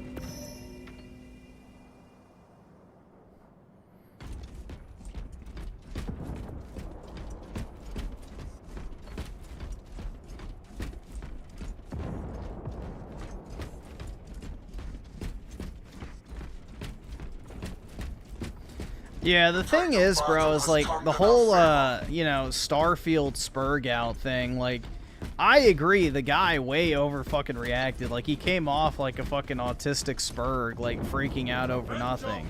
But on the other hand, yeah, he's absolutely right. Video games are fucking goals. So, he just didn't go about it the right way. He set himself up for ridicule. and it made the whole conversation look retarded around it. It's like, yeah, okay, look at this big fucking fat idiot screaming into his camera about pronouns. Ha ha ha, rightoids are fucking stupid. So it gave the libs a bunch of free ammo. So the way he did it was not, you know, optimal. But yeah, he wasn't wrong necessarily. It is just a bunch of political nonsense at the end of the day.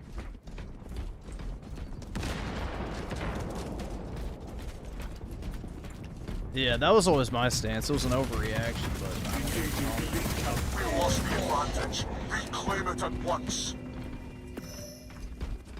Restored to combat readiness. I love the synth is passionate in those reviews, even if he's schizo. Yeah, I mean, that's the thing, bro. Is like, I don't agree on Synthetic Man with everything when it comes to gaming, but, you know, he has an interesting, unique perspective that's genuine. So I think that makes for the best type of content, whether you agree or disagree. And that's the nice thing.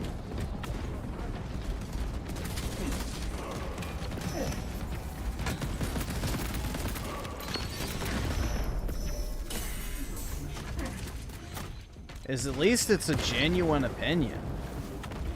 Most people, it's like, oh, this game's popular, I have to love it now. Like fucking Expedition 33, bro. That is the most AstroTurf dog shit of the year. Like Baldur's Gay. Astartes, push for dominance.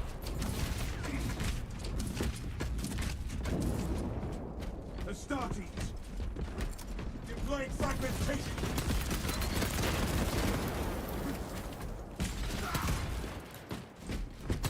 Iron Halo protocol in progress. Yeah, Expedition 33 realistically is like a 7 out of 10. If people weren't just soying out over photorealism and emotional storytelling, dude, then it's really not anything special. It's literally just Persona and Unreal Engine with shitty parry mechanics ripped out of Sekiro. Iron Halo online. That's it. Like, literally it, bro. And people are acting like it's the greatest fucking video game to ever get. It's like, no. It literally just takes a bunch of other people's ideas, throws them together in Unreal Engine, and then, you know, adds some, like, flashy visual design. That's it. Which, I don't even like the visuals that much. I think the world design is incredibly boring for the most part, and the dense layer of fog over everything is genuinely ugly to look at.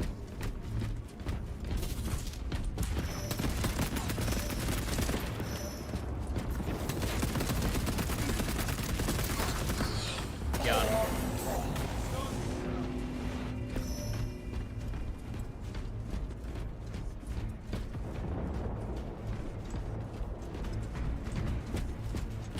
Minutes remain.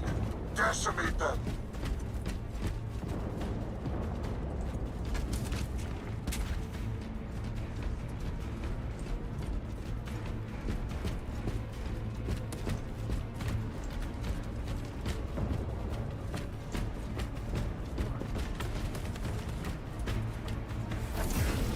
Well, Doom has a similar thing where, like, the blood automatically teleports to the ground, so...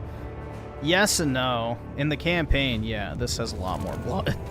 But in multiplayer, well, I guess that's probably what you're talking about. But yeah, it doesn't matter. Yeah, I agree. Doom was toned down like crazy with blood.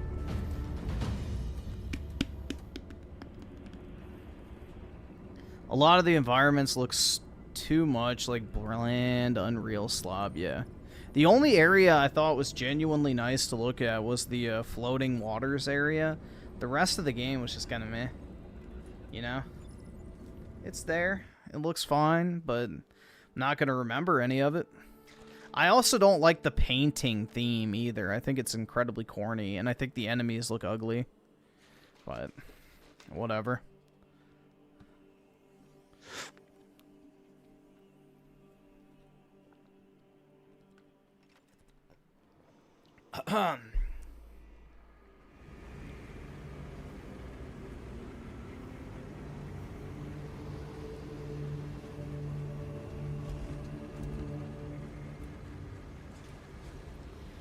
We're never getting another Super Gore Nest.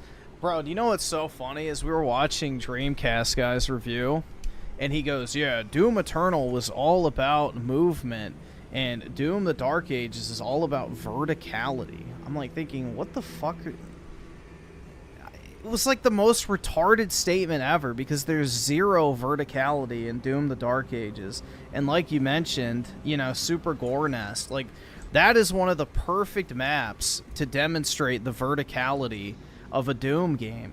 Because what, there's like 3 levels basically in that main like kind of lobby area of the map.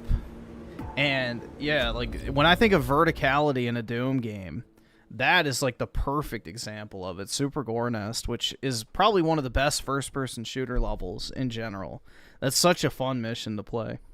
I used to use that for footage for a reason, because it was genuinely enjoyable to go through.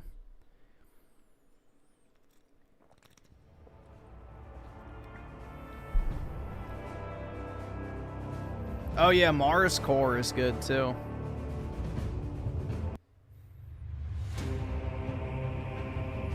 My favorite one though from all the games is Argent Janur, I think is what it's called. The last mission of Doom 2016. That is by far my favorite mission out of all 3 of the games. I think that's the name. I might be an idiot and forgetting, but I'm pretty sure that's what it is. And I absolutely love that map.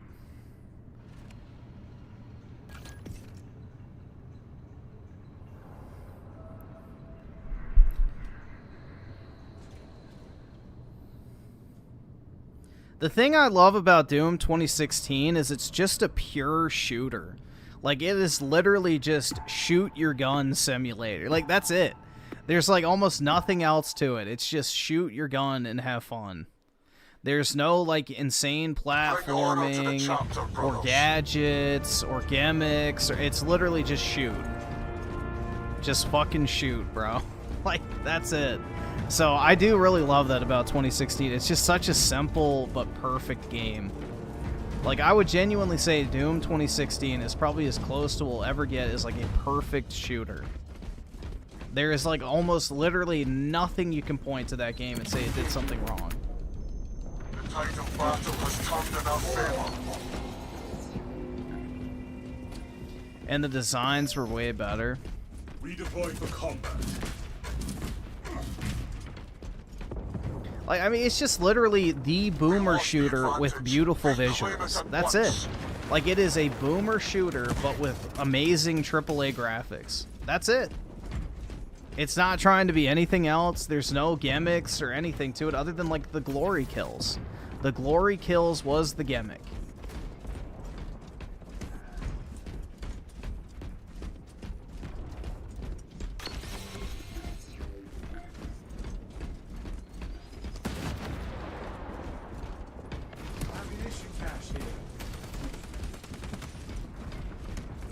Unplayable without the in 2016? Bro, 2016 did not have the same ammo restrictions as Doom Eternal did. In Doom 2016, you had a shitload of ammo. You very rarely ran out. And if you did, it was everywhere. Doom Eternal's the game that required you to chainsaw all the time. In fact, chainsaw ammo was pretty scarce in Doom 2016. I don't think it recharged, right? You had to pick it up. So the chainsaw was not really that necessary.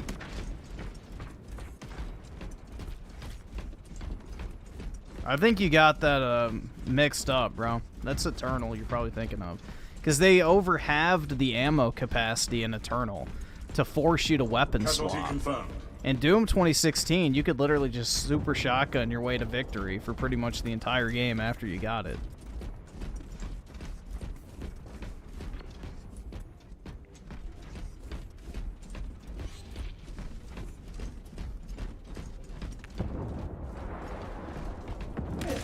Execute Iron Halo tactics. My brother killed in action.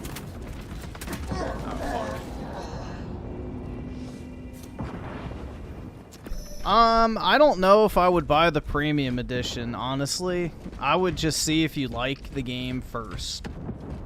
I would just get the base game. I don't know what platform you're on, but you could always try it out in Game Pass and then buy it later down the line. So it's very different from the other two games. Restored to combat readiness.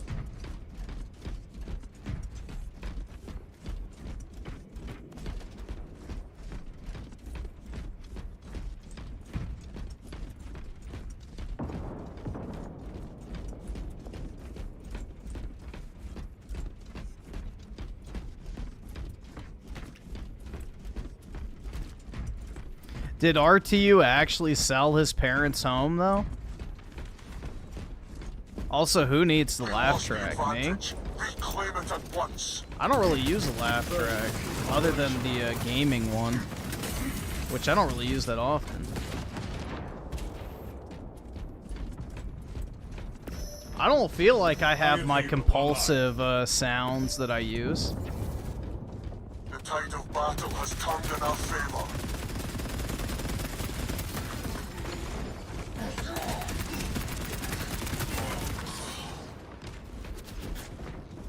Yeah, I really haven't tried out I loaded up my world on this computer, so we should probably try Minecraft at some point.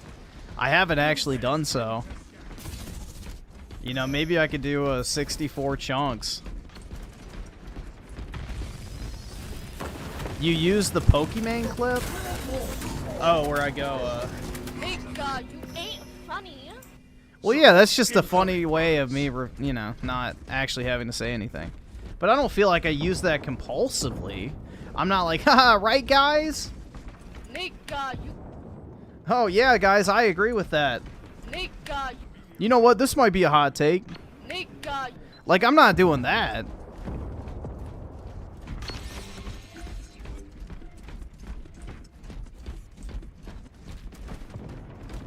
No, I meant they both. Oh, for Tanga and RTU. I got RTU sold his family home from... Well, he was threatening to do so at one point, I remember, because he said he was thinking about selling the house and then moving to, like, a fucking trailer down south so he wouldn't have to pay a lot of taxes. But I don't think he actually did it.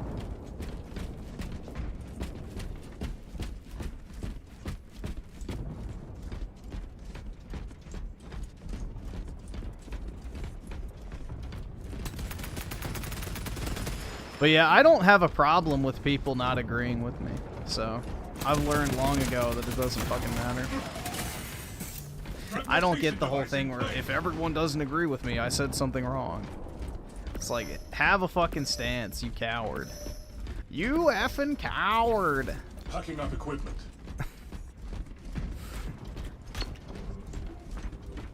You're always banning people? Yeah, exactly. Half the chat would be banned if I had a problem with that. All right, awesome. Thanks, nigga. All right. I really don't care. It's not a big deal. Like, the type of shit we talk about on these streams is like of zero consequence. It's like, why the fuck do I care? How's PW? I think he's doing good. I watched a little bit of his stream recently, or at least a clip. And he has like a professional streaming setup and everything now, so he's doing pretty good. I think he was playing Doom: The Dark Ages recently, like, you know? I'm glad that his life has gone in a positive direction. What's this planet worth? I just hope he's not rushing anything too rash, because, like, you know, he's moving out of his parents' house and getting his own place, and it's like, he needs to make sure he actually has some money first. Because, like, yeah, he has temporary success online, but that's very fleeting. Like, I don't know. I would be very careful with that type of stuff. You don't want to make financial decisions based off of temporary online, you know, popularity. You gotta make sure it's sustainable. Soy Marine 2 cringe. How is this Soy Marine, bro? Just say you're a victim of sissy hypno now. Save us the trouble.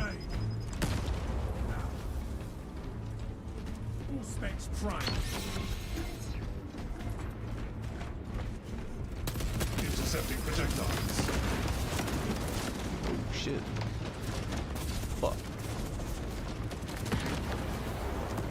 Bro, this almost feels like a cheat code, the camera. Oh my god. I could like literally see over the walls and shit now. That's crazy, man. Deployed for combat. That's crazy.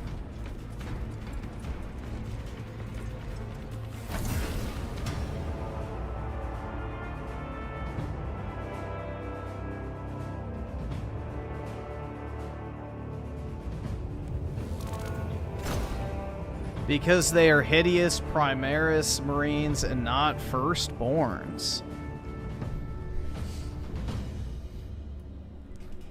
Nah, dude, they're just the upgrades. But I guess so.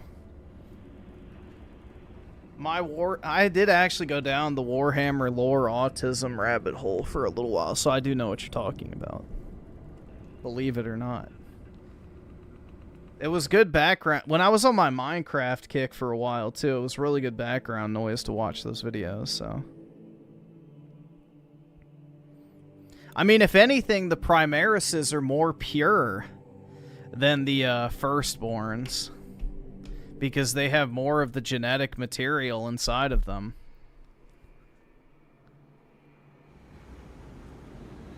We just don't like to talk about, how that genetic material got inside of them.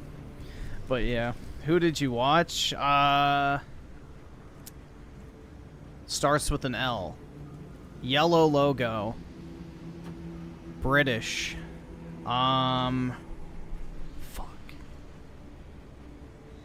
Lutin, I think? Was that it?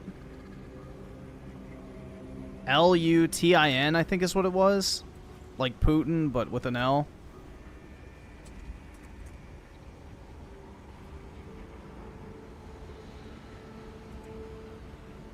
Oh, Lutin. Okay, yeah, Lutin.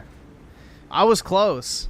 I haven't watched him in a while, but yeah, I watched probably like 40 or so of his videos right when this game came out, I remember.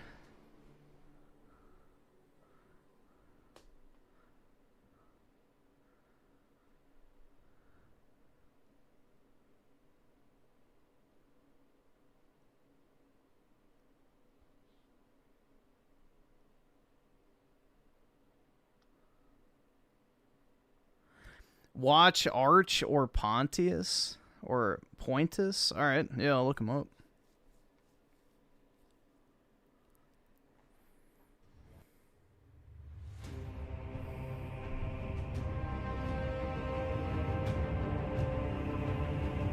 I have 4. Oh no, they're inbound.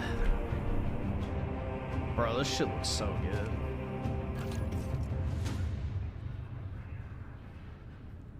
Dude, I wish everybody could just come to my apartment right now and look at my monitor and see how nice this looks. Honestly, this shit looks so good, bro.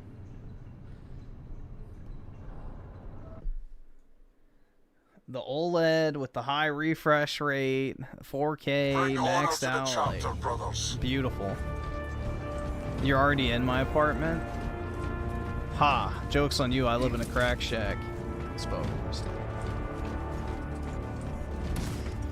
I have the Asus PG32 UCDM. 32-inch, 4K, 240 hertz OLED monitor with a glossy finish. No, I don't have a house. I wish I had a house, but all the homes in my area are like $1 million plus for a literal shack. So Restored to combat readiness. I have a dog, yeah. My dog is asleep on the floor behind me right now. Honor his memory.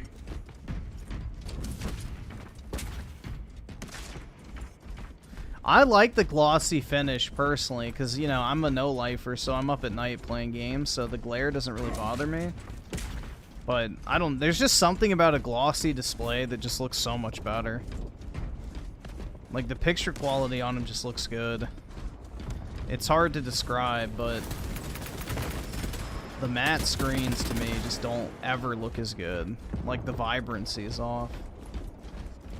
They almost kind of look like they have a washed out filter over top the colors.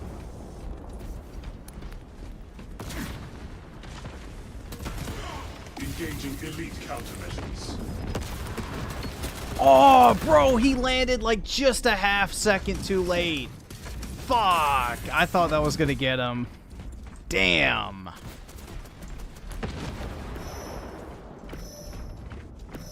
Shit, bro.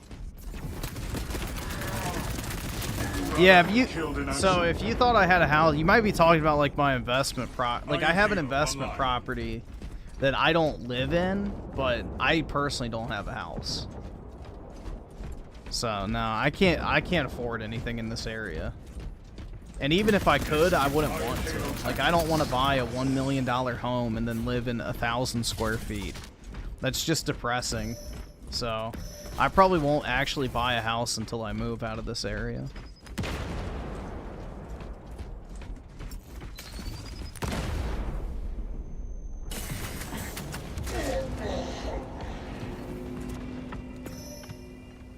Redeployed for combat.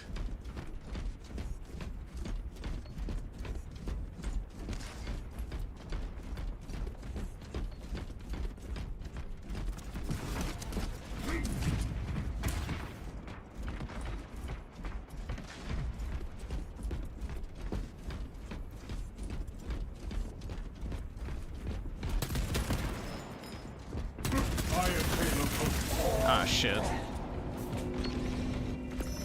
You see how all the autists are freaking out because Stellar Blade has that de novo shit? I don't know why that's still like a sticking point. Like, it should just be accepted that, you know, new games are gonna have de novo. So that's like part of PC gaming at this point. I feel like it's just accepting that there's gonna be some sort of DRM protection. Like, how many decades does it have to be before people just stop, like, complaining over something that's not going to change? How is New Hampshire? I've never been there. I guess you may be talking to somebody else. I've never really been to the New England area in general. Like, I've never been to New York aside from Niagara Falls. And then I went to New Jersey for like a day trip to go to the National Sports Card Convention to drop off a PSA order. So that's the extent to which I've traveled up north past Maryland. Not really at all. DRM is basically just, you know, anti-piracy protection. Fatality reported. So it just basically restricts you from like accessing the exe file and that type of shit.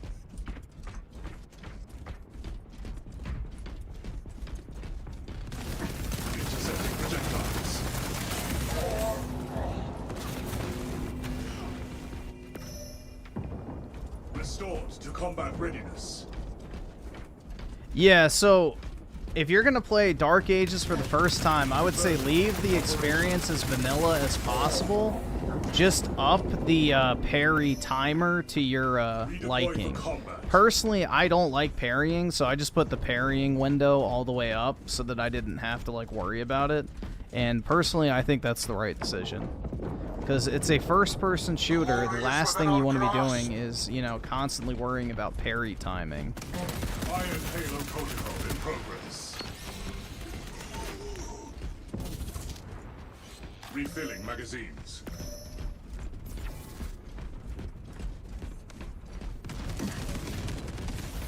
Yeah, I don't pirate either.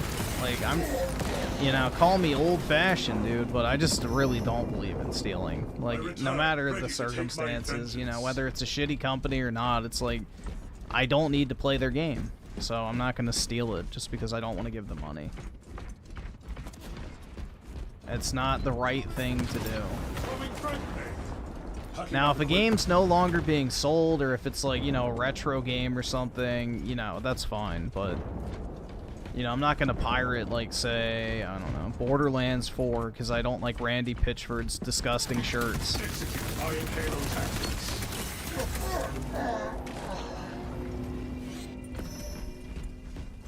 Reporting for mission.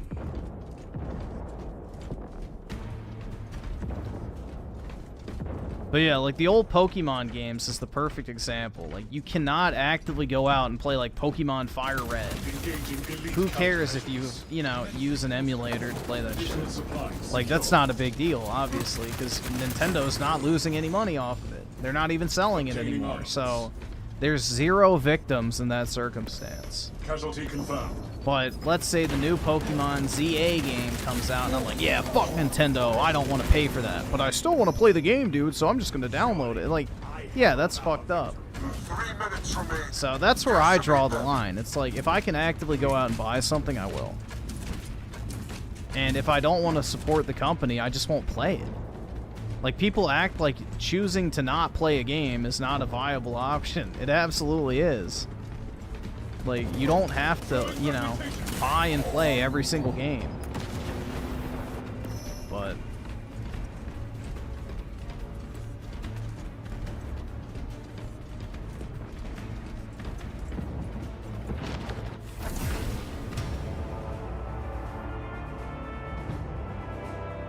I've never played Deep Rock Galactic, but I've had it in my Steam library forever.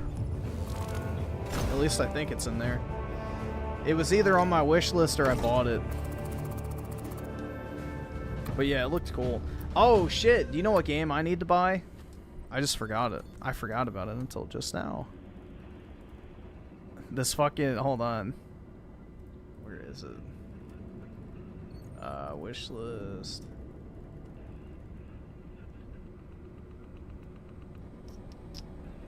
This game, bro. The digging a hole game. This shit looks so fun. It's like the most retarded thing ever, but it's like, I don't know, it looks good. I saw like a clip of it before it came out on Twitter, like the developer advertising it. So yeah, it came out on February 7th. I added it to my wish list when January 11th. So yeah, I saw like their pre-release hype trailer or whatever for the game. And I was like, oh, that actually kind of looks fun. So I need to buy this. That would actually be kind of fun. I don't know if it'd be a good game to stream or not, but probably be entertaining at the very least. Come on.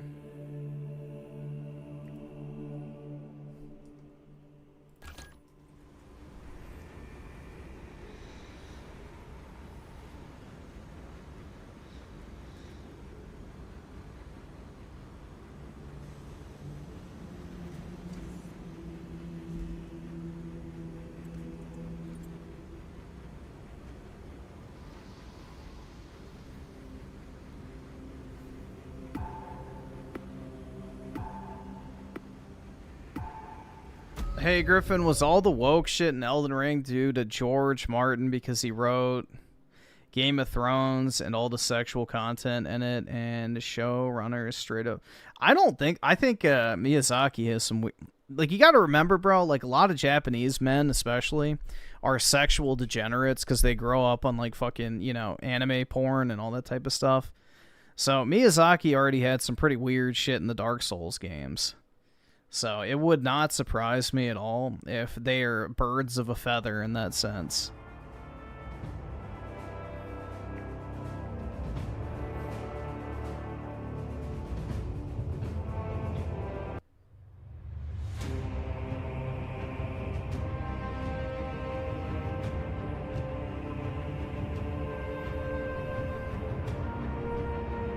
I think they're birds of a feather on that one. Yeah, apparently all he did was like write the characters. Like he came up with a lot of the names of places. He wrote like the basic characters and like, you know, a skeleton of the plot, basically. And then Miyazaki did all the finer details and things like that. But he mostly did just naming, is my understanding of it.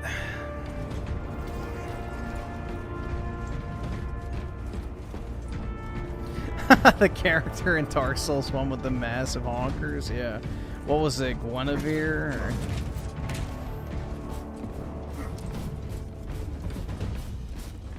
Have y'all seen that cut animation for the big titty chick from Dark Souls.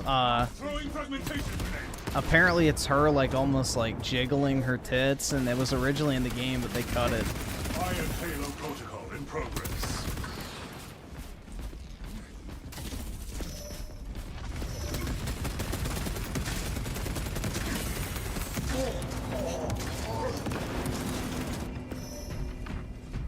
Reporting for mission. Yeah, if you look it up on Twitter, look up like, oh, Gwendolyn, is that the name? Yeah, look up Gwendolyn cut animation or whatever. Oh, Pokemon will absolutely have Type A or Type B. The Pokemon company's woke as shit.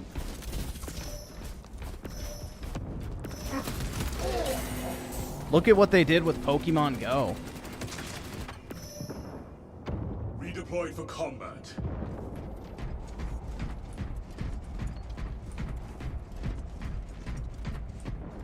All right, Brian awesome. Miller Thanks, with the nigga. 5. All right. The Democrat states are planning on suing Trump admin on taking away funding for refusing to follow immigration law. It just screams desperation. That it does, man. They are dead. They don't have any sort of messaging to counter what Trump's doing, because all the stuff he's doing is like 70-30 issues.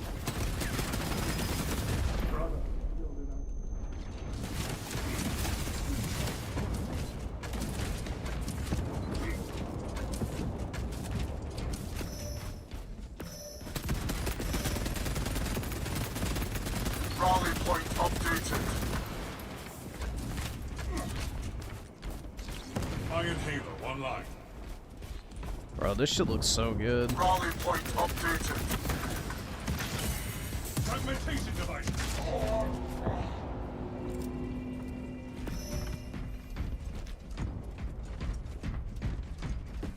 It's like the fog has been lifted from this game. With the dude, I play all third-person shooters with controllers typically. Plus, I have like 200 hours on the PS5 version of this game, so it's already kind of like muscle memory.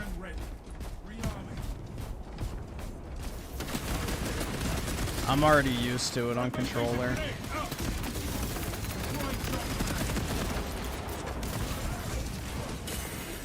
Our allies are halfway done. I return, ready to take my vengeance.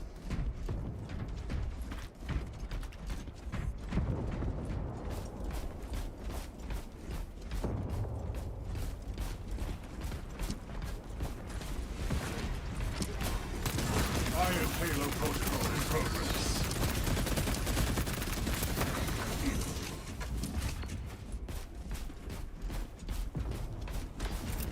Frag grenade deployed.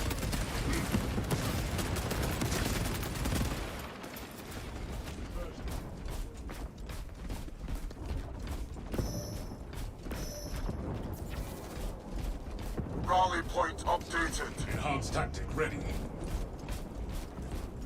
Alright, I got my shield. Intercepting projectiles.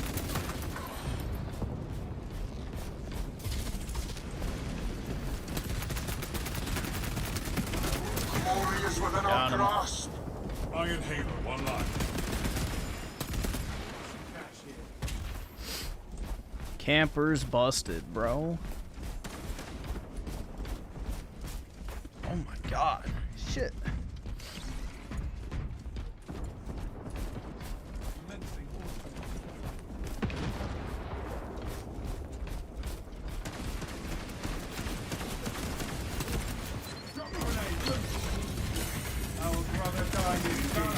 At some point, I probably should play a Gears of War game just to get used to that multiplayer again, because I would actually like to play Gears Ultimate, whatever, Reloaded, or whatever the fuck it's called, whenever that comes out, because, you know, that'll have an alive player base for the first time in a very long time.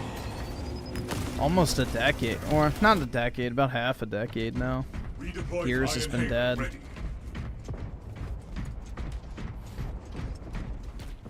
Well, dude, the Labour Party in the UK has basically been adopting a bunch of Trump's talking points, I've noticed. Like, you know, your prime minister now is like saying that the UK is closed. We're not taking any more immigrants. We're going to start deporting people. You know, they actually seem to be walking back a lot of shit now because I think they want to hold on to power. And I think, you know, at the the end of the day, like, people's lives have been made worse by importing all these fucking people. So yeah, it solves the population crisis, but when those people are just leeching off of government assistance anyway, you're making the problem worse, not better. So I think a lot of these left-wing political parties are starting to wake up and realize, like, yeah, we're not actually helping anybody. We're just literally doing nothing but hurting literally everybody in our own country. Because the thing is, bro, it's like Trump's policies are actually extremely left-wing, which is what's very interesting. Like, he is basically a 1990s liberal. And it was more of a conservative thing to import a bunch of these immigrants for cheap labor for companies. Like, big companies were the ones pushing for the immigration because it meant cheap labor. So traditionally, that was more of a right-wing type thing in a lot of cases versus, you know, the populist leftist type viewpoint of, no, we shouldn't bring in a bunch of working people to take jobs away from the citizens. So we're seeing a very interesting shift. I'll just put it that way.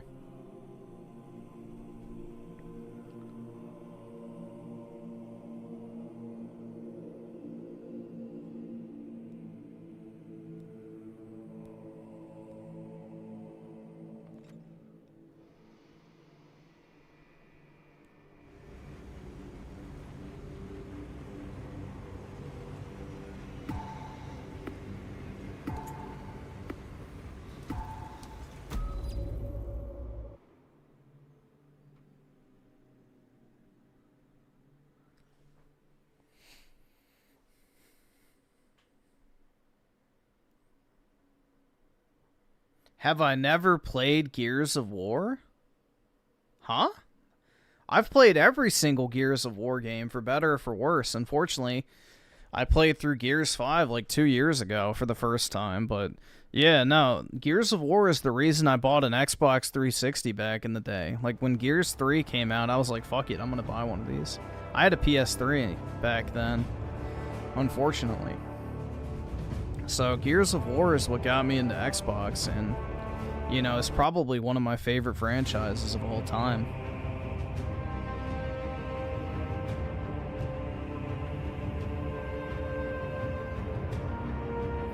I love Gears 1, 2, and 3. It's like one of the best, probably the best third-person shooter trilogy out there. Way better than Uncharted.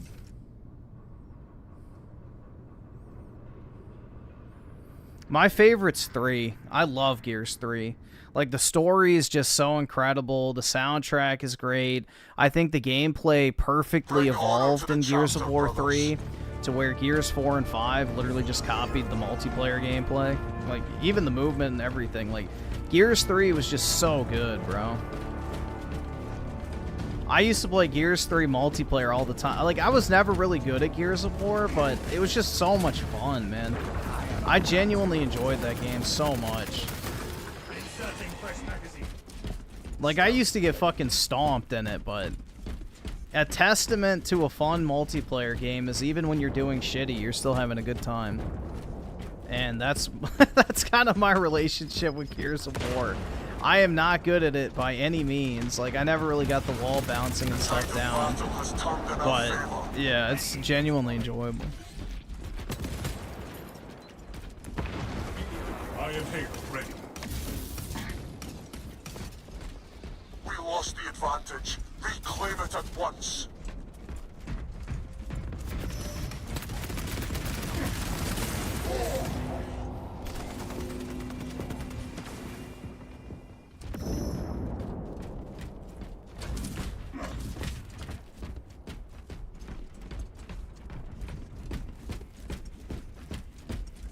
Yeah, I like Mass Effect. But Mass Effect has shitty gameplay, man. Mass Effect 3 had decent gameplay, but Mass Effect 2's gameplay was so bad. Like, you literally had to stay your ass behind cover the entire time. Like, you died so quick in Mass Effect 2, even on, like, easy. Like, you were literally just, like, basically made of glass. So I was not a huge fan of Mass Effect 1 or 2's gameplay. Mass Effect 1's gameplay was so jank it was exploitable, but it still wasn't good. Oh, shit. Fuck. Rally point updated. Damn holes.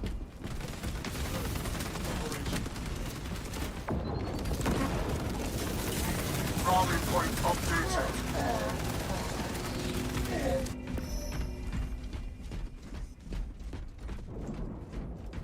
Yeah, the story of 2 was good. I just didn't like the gameplay. So, if I'm gonna evaluate like the best third-person shooter franchise, then it's got to have good gameplay. Because, you know, you're playing it first, which Gears has an amazing story and gameplay. All right, awesome. Thanks, nigga. All right.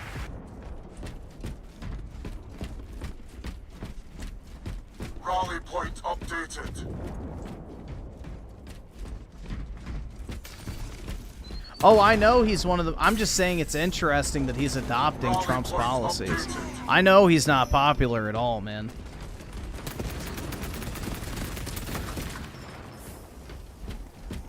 I just think it's interesting that they're backtracking, so I think the leftists have finally realized that they've gone too far.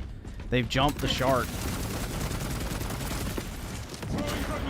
But time will tell.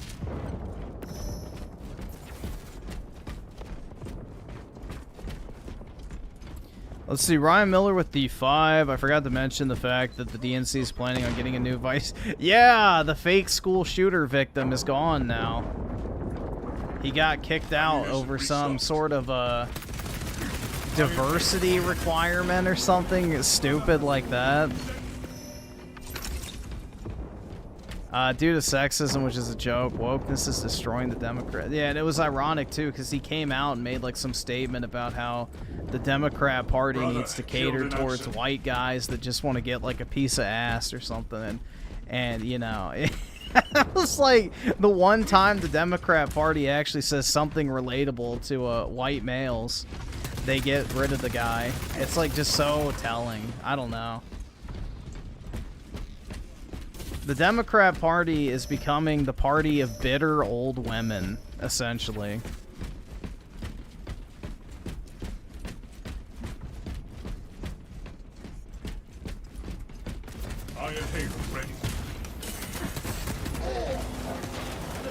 I missed your super chat? Oh, yeah. Sorry, I've been reading them out of the normal chat. So, Scotty Man with the 5, since Yawn Yeah is here, play the sword. Okay, I'll do it after this. Actually, I don't think it should matter on my end.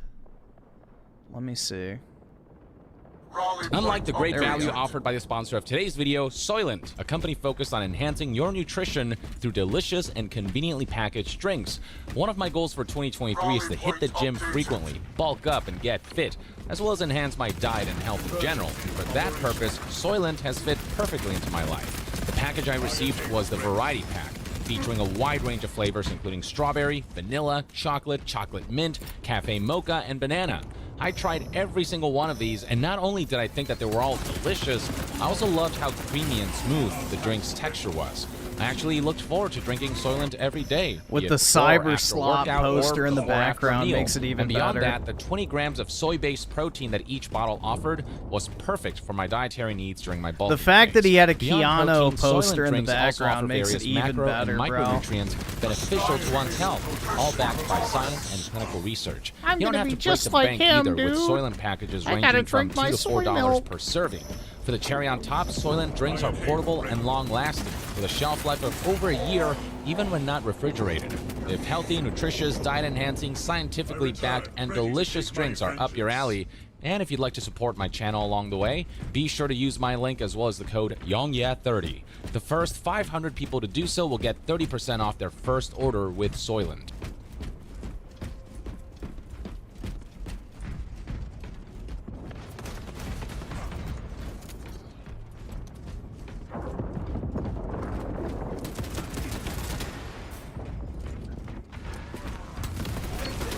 If you want to get a bigger chest, man tits that is, then drink Soylent.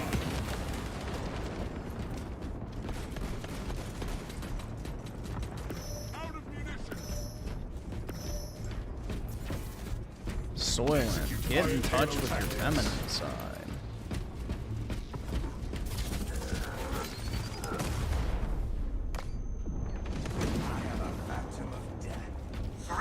Remain. Decimate them.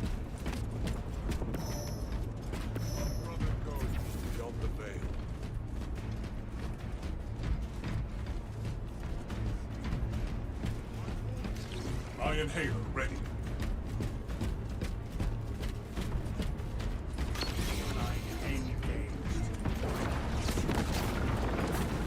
Oh shit! No! I'm stuck! Fuck! Oh, he just killed himself. What a fucking idiot. Good fucking riddance, bitch.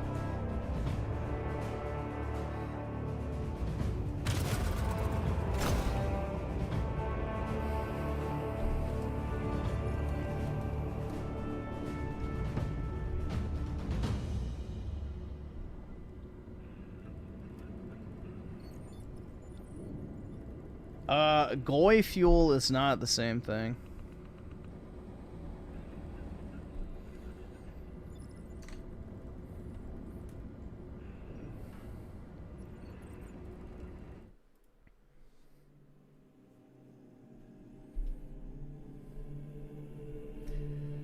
G fuel is for Giga Chads, bro.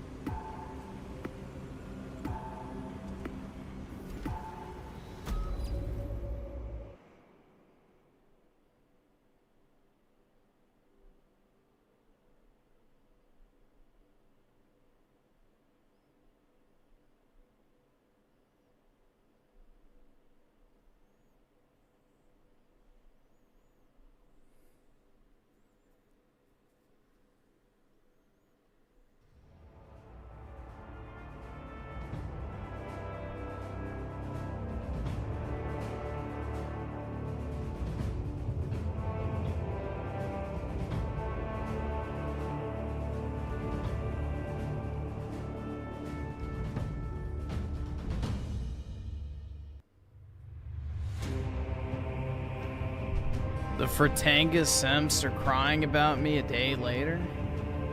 What did you do, bro?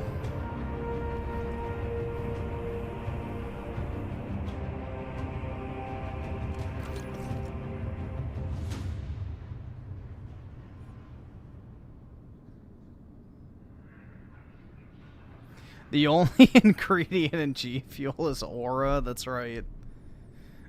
Pure concentrated aura. I responded to a lot of them on the clips. Okay. Oh, did somebody record the Latina Parfait video we watched and upload it? I didn't check my sub feed today, really. I don't know. I didn't look. Bring honor to the chapter, brothers. Yeah, I imagine that video would probably piss him off, bro.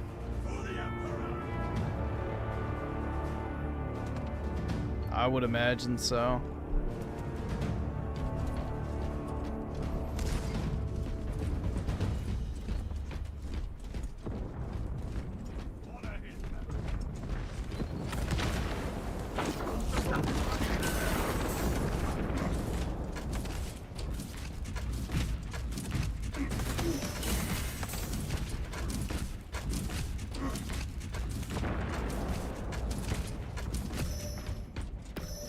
I remember when Latina donated. Yeah, I don't really know why.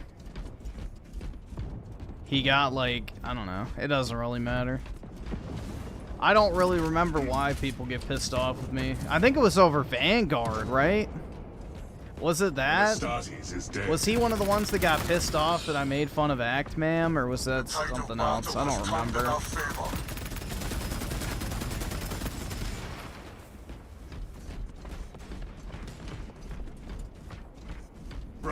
killed in action. Yeah, I don't remember what it was, but yeah, he used to come in the streams all the time. I remember that. I don't know, bro. It don't really matter. I am hero protocol in progress. Obtaining armaments.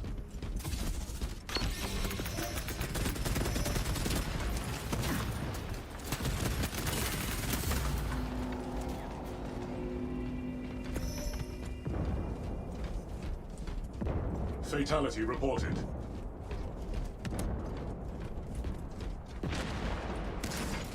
Readying next volley.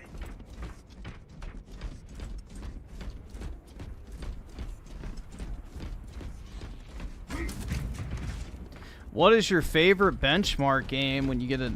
I don't really have one, to be honest, because this is the only new computer I've ever had other than my first one. So, I had my previous PC for 7 years. So... Restored to combat readiness. I just remembered seeing them in a lot of OG Clips channel. Yeah, I'm pretty sure it was over the Vanguard stuff, but I'm not 100%. I could be wrong on that. Cause yeah, he's definitely not a shit lib, so it definitely wouldn't be like a political disagreement. So it had something to do with the game. It had something to do with the game, so I would imagine it's that. Cause for whatever reason, bro, me enjoying Vanguard really pissed off a lot of people. Casualty confirmed. Intercepting projectiles. Rolling threat. And it's not even like I was shilling for the campaign or the zombies or anything. I just said, like, I like the multiplayer. That was it. I only ever played the multiplayer. I never touched the campaign. Never touched the fucking zombies. Didn't give a fuck about either one of those. And people come in like, the zombies is terrible, you shill. It's like, okay, that's fine. I fucking think all zombies is terrible. Rally point updated. I don't like any of the zombies. Like, I don't know why people thought, like, that's a known. Like, okay, great, bro. I fucking hate zombies in general. I don't like any of them other than Ascension on Black Ops 1. That's the one zombies map I like other than... I think Darius, too, on World at War was decent. But yeah, that's, like, literally it. I don't fucking care about zombies. I didn't play the campaign. I played a fucking Call of Duty multiplayer, which has never been historically accurate once. There's not a single accurate Call of Duty multiplayer in existence. Regenning health, kill streaks, fucking, you know, random attachments on random guns, fucking perk system. Like, bro, it's the most autistic shit ever. Oh, that wasn't being World War II, bro. There's red dot sights. Yeah, no fucking shit, bro. It's a fucking COD game. It's a Call of Duty game, bro. People expecting historical accuracy from Call of Duty are the type of people that think the Easter Bunny comes on Christmas. Like, are you fucking kidding me? You're, like, literally retarded on so many different levels. Engaging elite countermeasures. Throwing fragmentation grenade. Oh shit, get out. Fuck. I will say with the higher FOV, it is kind of harder to judge the line of sights. Like, you get the false impression that people cannot see you, when in reality they can. So that's the one thing that I'm noticing about the high FOV, is it kind of has fucked with my whole, you know, perception of line of sight in this, but... Support incoming, brothers.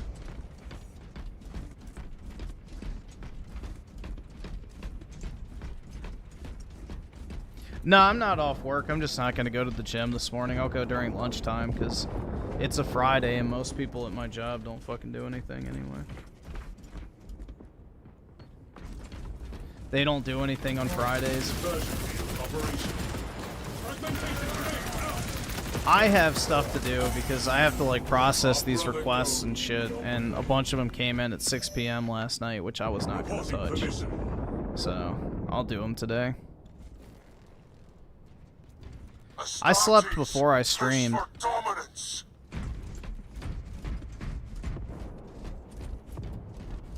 Dude, the Godzilla gun was the best Call of Duty cosmetic ever, and I will die on that hill. That has got to be the coolest, like, custom gun in a video game to ever exist. That shit was so badass.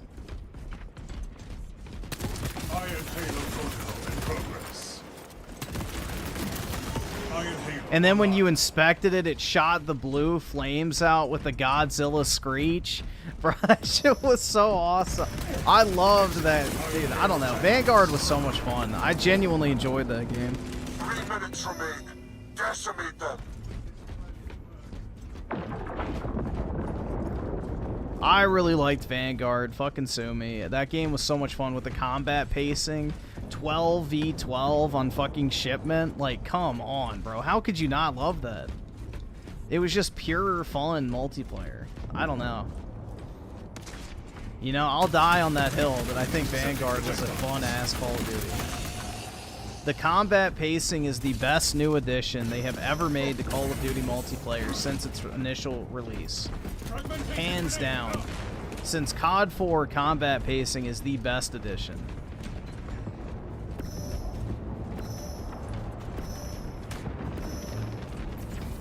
Casualty confirmed. Iron Halo ready. Engaging elite countermeasures. Rally point updated.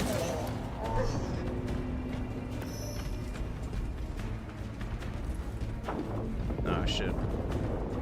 Rally point updated. Oh, fuck. No, I don't want to be final kill. No. Shit. No. All right, good. I didn't lose it. I didn't lose it. We're good. Fuck. I remember you were hating on it before it came out because... Yeah, and then I bought it because of Yong Ya's retarded fucking anti-Activision video. I remember that shit. I was like, yeah, I don't want to fucking play another World War II COD. I don't fucking like World War II shooters. I remember, yeah, I was like shitting on it prior to launch because I didn't want to fucking touch World War II. I hate World War II. I think it's a boring-ass video game setting. And, yeah, I bought it because of Yong Ya's shitty fucking, you know, Activision is hurting people. To listen to me read Reddit for the next 15 minutes while pretending there is life behind these soulless black eyes. Dude, Yong is like a literal, like, breathing Funko Pop, now that I think about it. You know? He's like a literal breathing Funko Pop. He's just this lifeless golem with no fucking life, no soul, no feelings. He's just a Reddit-reading drone. Off the chair.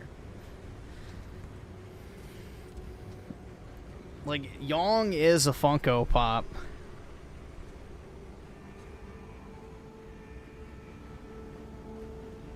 Real controversial truth of the two, Griffin. I don't care about the game except multiplayer, Twitter. Yep, pretty much. And the thing is it was always retarded arguments that people would come at me. It's like, oh, you like this game. It's woke. It's like, okay, yeah, the campaign's woke. I don't care. I'm only playing the multiplayer. It's not historically accurate. Yeah, it's Call of Duty. Then they would say shit like it launched with the least amount of content in Call of Duty history. Objectively fucking false. So it was super easy to, like, dispel them all, and I think that's what pissed them off, bro. I think that's what pissed them off. It's like they had no actual argument for what I was saying.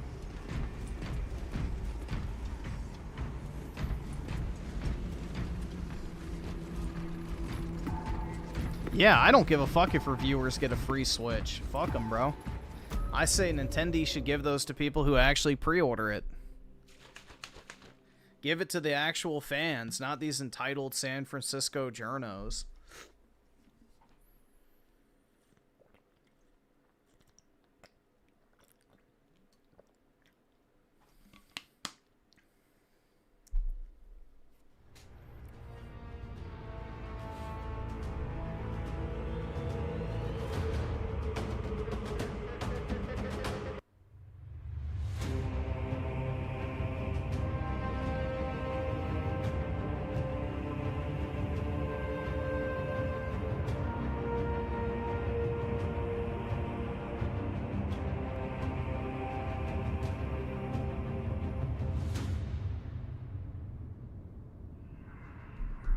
Oops. Better be quick.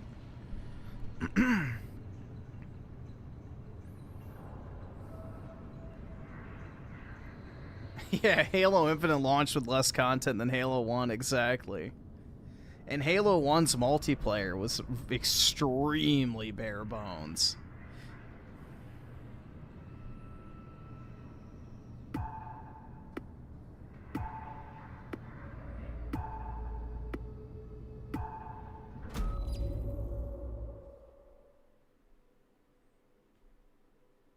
Bring honor to the chapter, brothers.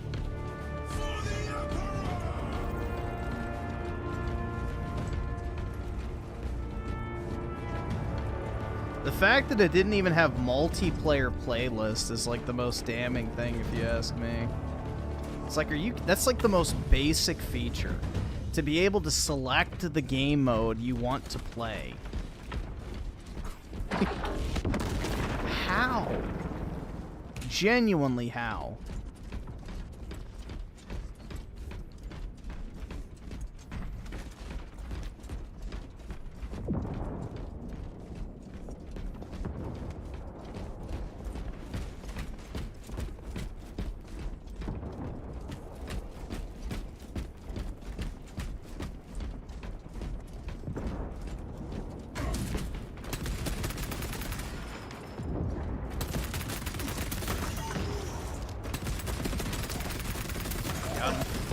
Come on, baby. Oh shit. No! Fuck. Damn it.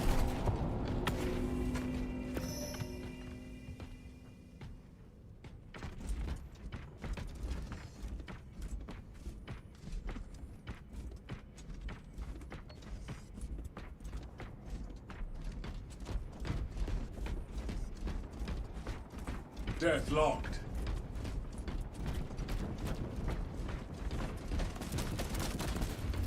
Fragmentation device in play. I don't know, dude. I feel like the most, like, satisfying multiplayers, though, are the most basic ones nowadays. I just miss, like, having, you know, a nice, simple, not overly complicated, not overly competitive, just casual pick-up-and-play multiplayer experience.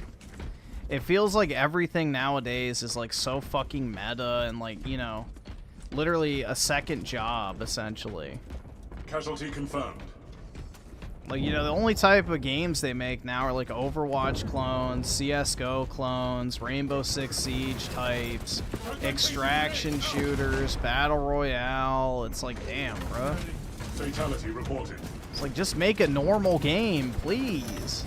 Please. It's really only COD nowadays. You know, this was a rare exception. It had, like, a normal, you know, multiplayer mode to it, but...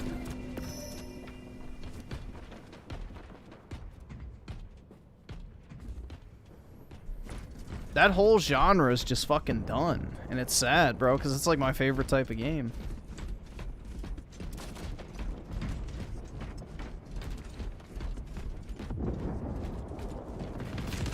Execute Iron Halo tactics.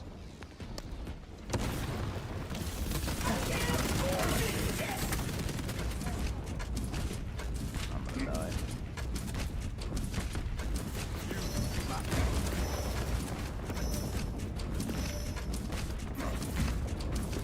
Oh my god, bro. Come on. Let's go. Iron Halo online.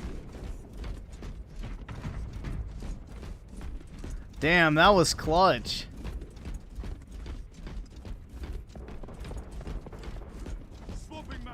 Yeah, but I guess the Elden Ring DLC paid off.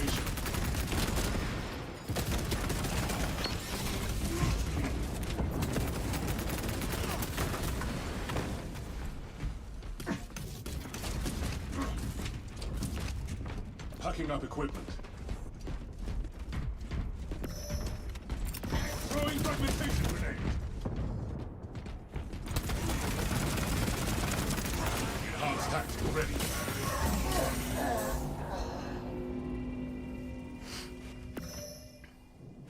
I return, ready to take my vengeance. Run a dog with the 2. Bungie just confirmed they plagiarized. Oh, did they actually come out and admit it? Uh-oh. They should just give the guy a check and say, here's, like, you know, 300K, you know, let us use your designs, thanks. We apologize. He'd probably have been cool about it, like, I don't know, man. It's just dumb.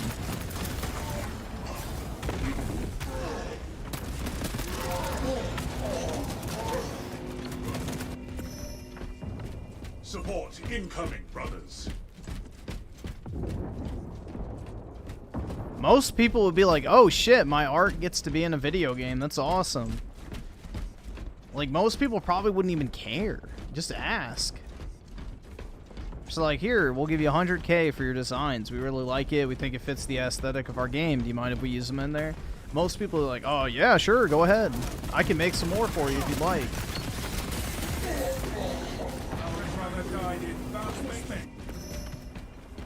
Redeploy for combat.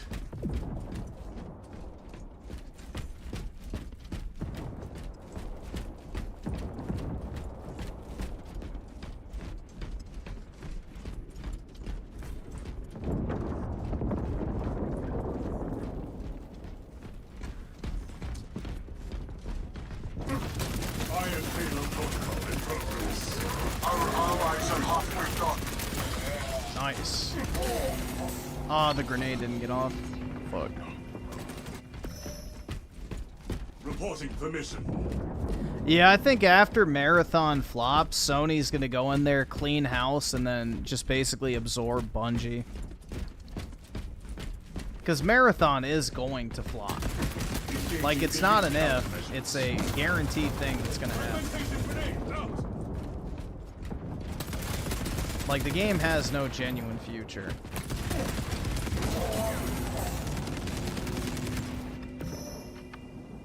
Restored to combat readiness.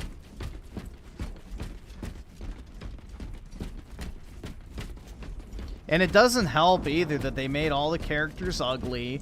The art style looks like something from, you know, concept art of a PlayStation 3 game. The gameplay loop is the same extraction slop that, you know, has not worked for any other game other than Tarkov. And it's not even free to play. It'll have moderate success because it's from Bungie at first, but nowhere near what they're expecting. It'll probably sell a few 100,000 copies. It'll do better than Concord, but it won't last. It'll be considered a catastrophic failure for Bungie. And Sony, who spent over $3 billion on the studio, which was now shaping up to be a massive mistake. So ideally, Bungie would have been the perfect studio for them because it filled the void of multiplayer shooters that they didn't have in their current studio lineup, but they just refused to like actually do anything worthwhile.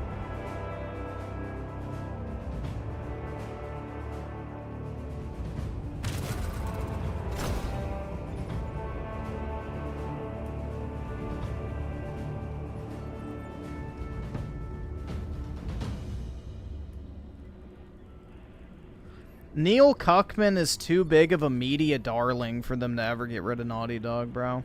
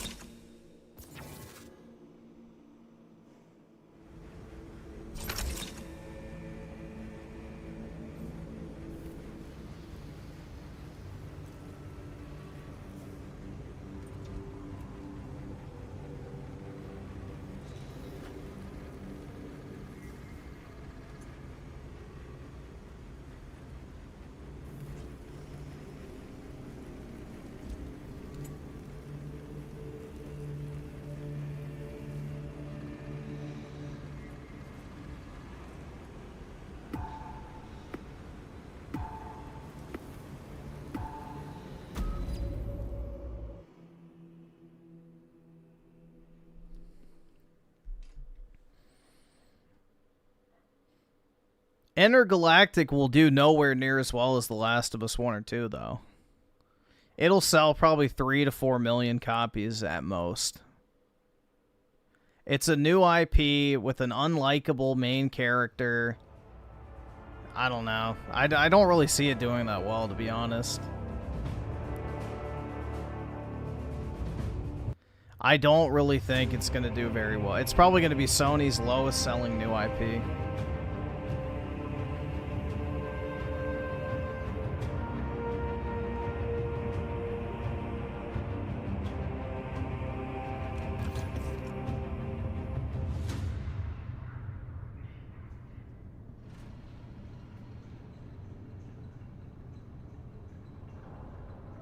The thing is, too, is like this Last of Us TV show is actively damaging Naughty Dog indirectly as well. To the chapter, brothers. Which is what's kind of ironic. Like, the show was probably supposed to help with PlayStation and, you know, elevate the brand of, like, their games and stuff, but the HBO series is probably doing a lot more harm than good as far as getting new people interested.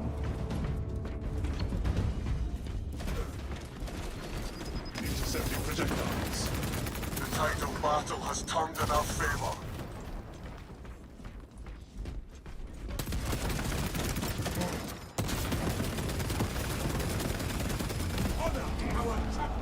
Oh shit, that's friendly. Fuck. Oh fuck. I was trying to avoid walking off the edge, but... Bro, I'm in a no-win situation here.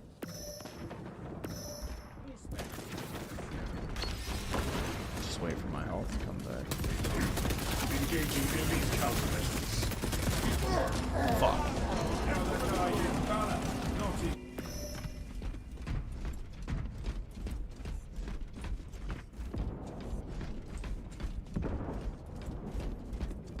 Game adaptations don't really affect the... Oh, no. Renadog. Cyberjunk is the perfect example of a good adaptation. Completely washing away any and all negative sentiment. So, yes and no. Yes and no. Cyberpunk was literally redeemed by that shitty anime.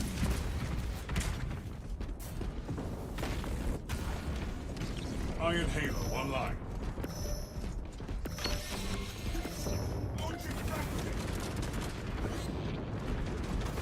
Execute Iron Halo tactics.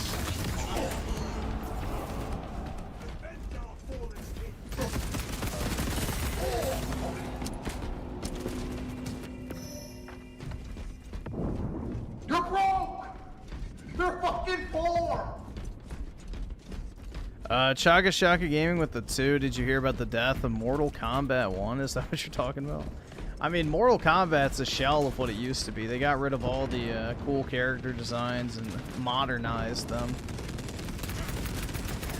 They ruined my girl Melina and Katana. Throwing fragmentation grenade.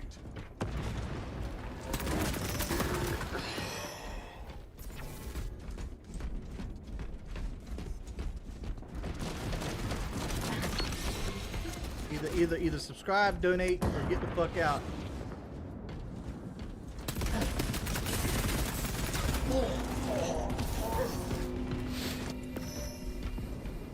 Reporting for mission.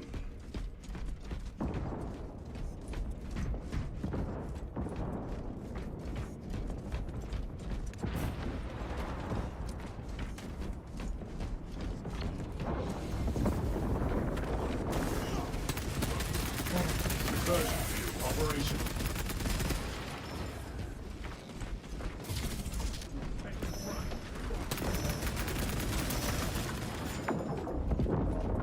Oh, View Generations playing Marvel Rivals. Cringe.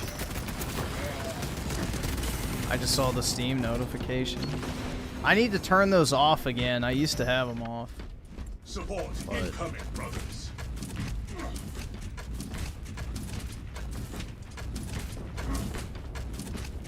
We lost the advantage. Reclaim it at once. When was the last time I had a crush on a girl? Probably in high school. Maybe in college, I guess, but yeah, probably high school. Because the thing is, bro, is like unless you're around a girl often, I don't really think you can have a crush on them, personally. You can be attracted to them, but I think that's different. So probably high school.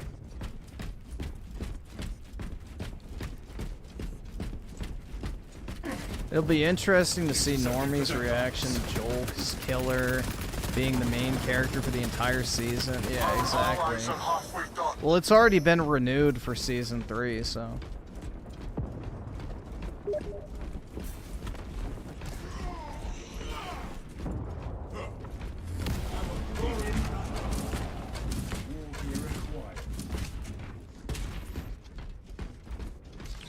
Iron Halo ready. Iron Halo protocol in progress. You would think Steam would save your like notification settings from your previous device, but I guess not. Yeah, I'm gonna pre-order the Stellar Blade Complete Edition too.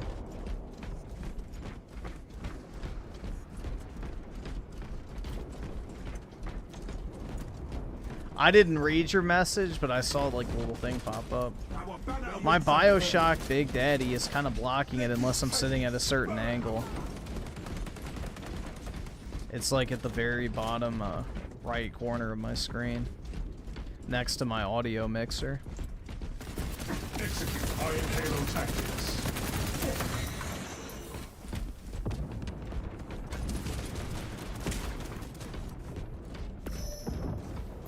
Yeah, so far I think this PC was a W purchase, man. I think this PC was a W purchase. Seems to be working good, so.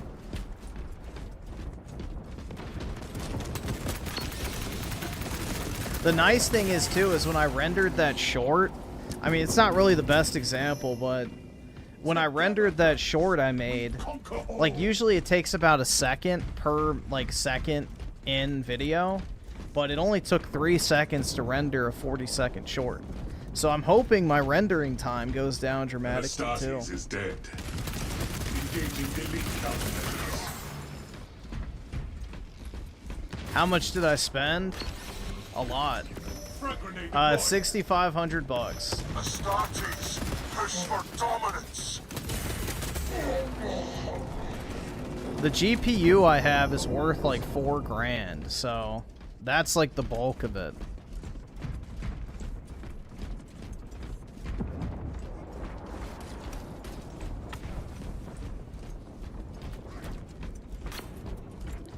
So I have the MSI 5090 Vanguard GPU. I have the Ryzen 7 9800 X3D. I have 64 gigs of RAM. I've got 4 terabytes of, I think, 990 Evo SSDs. I forgot what motherboard it is, but it's like a Asus ROG one. And then I bought a capture card again. That's like a $300 edition. 1200 watt power supply. So, yeah, I mean, it's a nice computer. Yeah, I probably will have to get off after this match. If it's already 8:30. I'll have to do some stuff. I have a meeting at 9 on Friday, so. But yeah, I've got to do some stuff before it. Like, I gotta go take my dog out and then get my computer started up and shoot.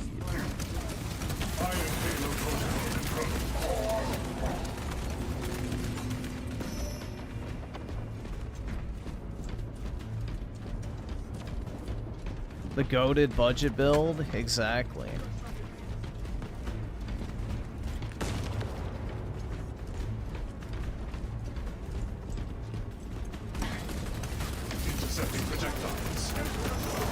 Yeah, when I buy something like this, I don't want to have to upgrade it later if I don't want to.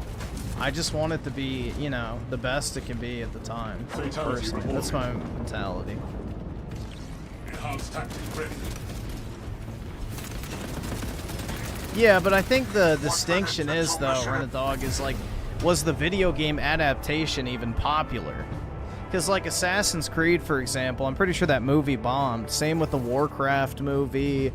Same with, like, the Tomb Raider movies, I don't think really did anything. The Resident Evil movies bombed. Silent Hill bombed. The only really, like, mainstream video game adaptations are the League of Legends ones, the Castlevania one, or am I thinking of something different? I think Castlevania did well. The Cyberpunk one, and then The Last of Us. The Mario movie did really well, yeah, that's true. True. That definitely did good for Nintendo. Sonic, yeah, that did well for... So, yeah, I don't know. It just depends. I think it depends on how popular it actually was. I think it just depends on how popular the particular installment or whatever it is. Alright, I'm gonna cancel. Yeah, I'm gonna have to hop off, guys. Alright, let's see if it crashes this time when I quit.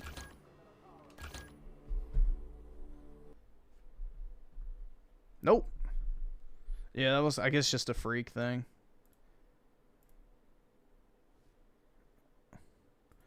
There you go. Gaming, yeah, whatever. I hope your family in Minecraft, of course, dies in a Grand Theft automobile wreck. Gaming. Too late, they're already dead. But yeah, I'm gonna buy, I'm gonna buy this absolute banger. Digging a hole. A game about digging a hole. You know, it really rolls off the tongue. But, yeah, I'll probably pick this up and see how it goes.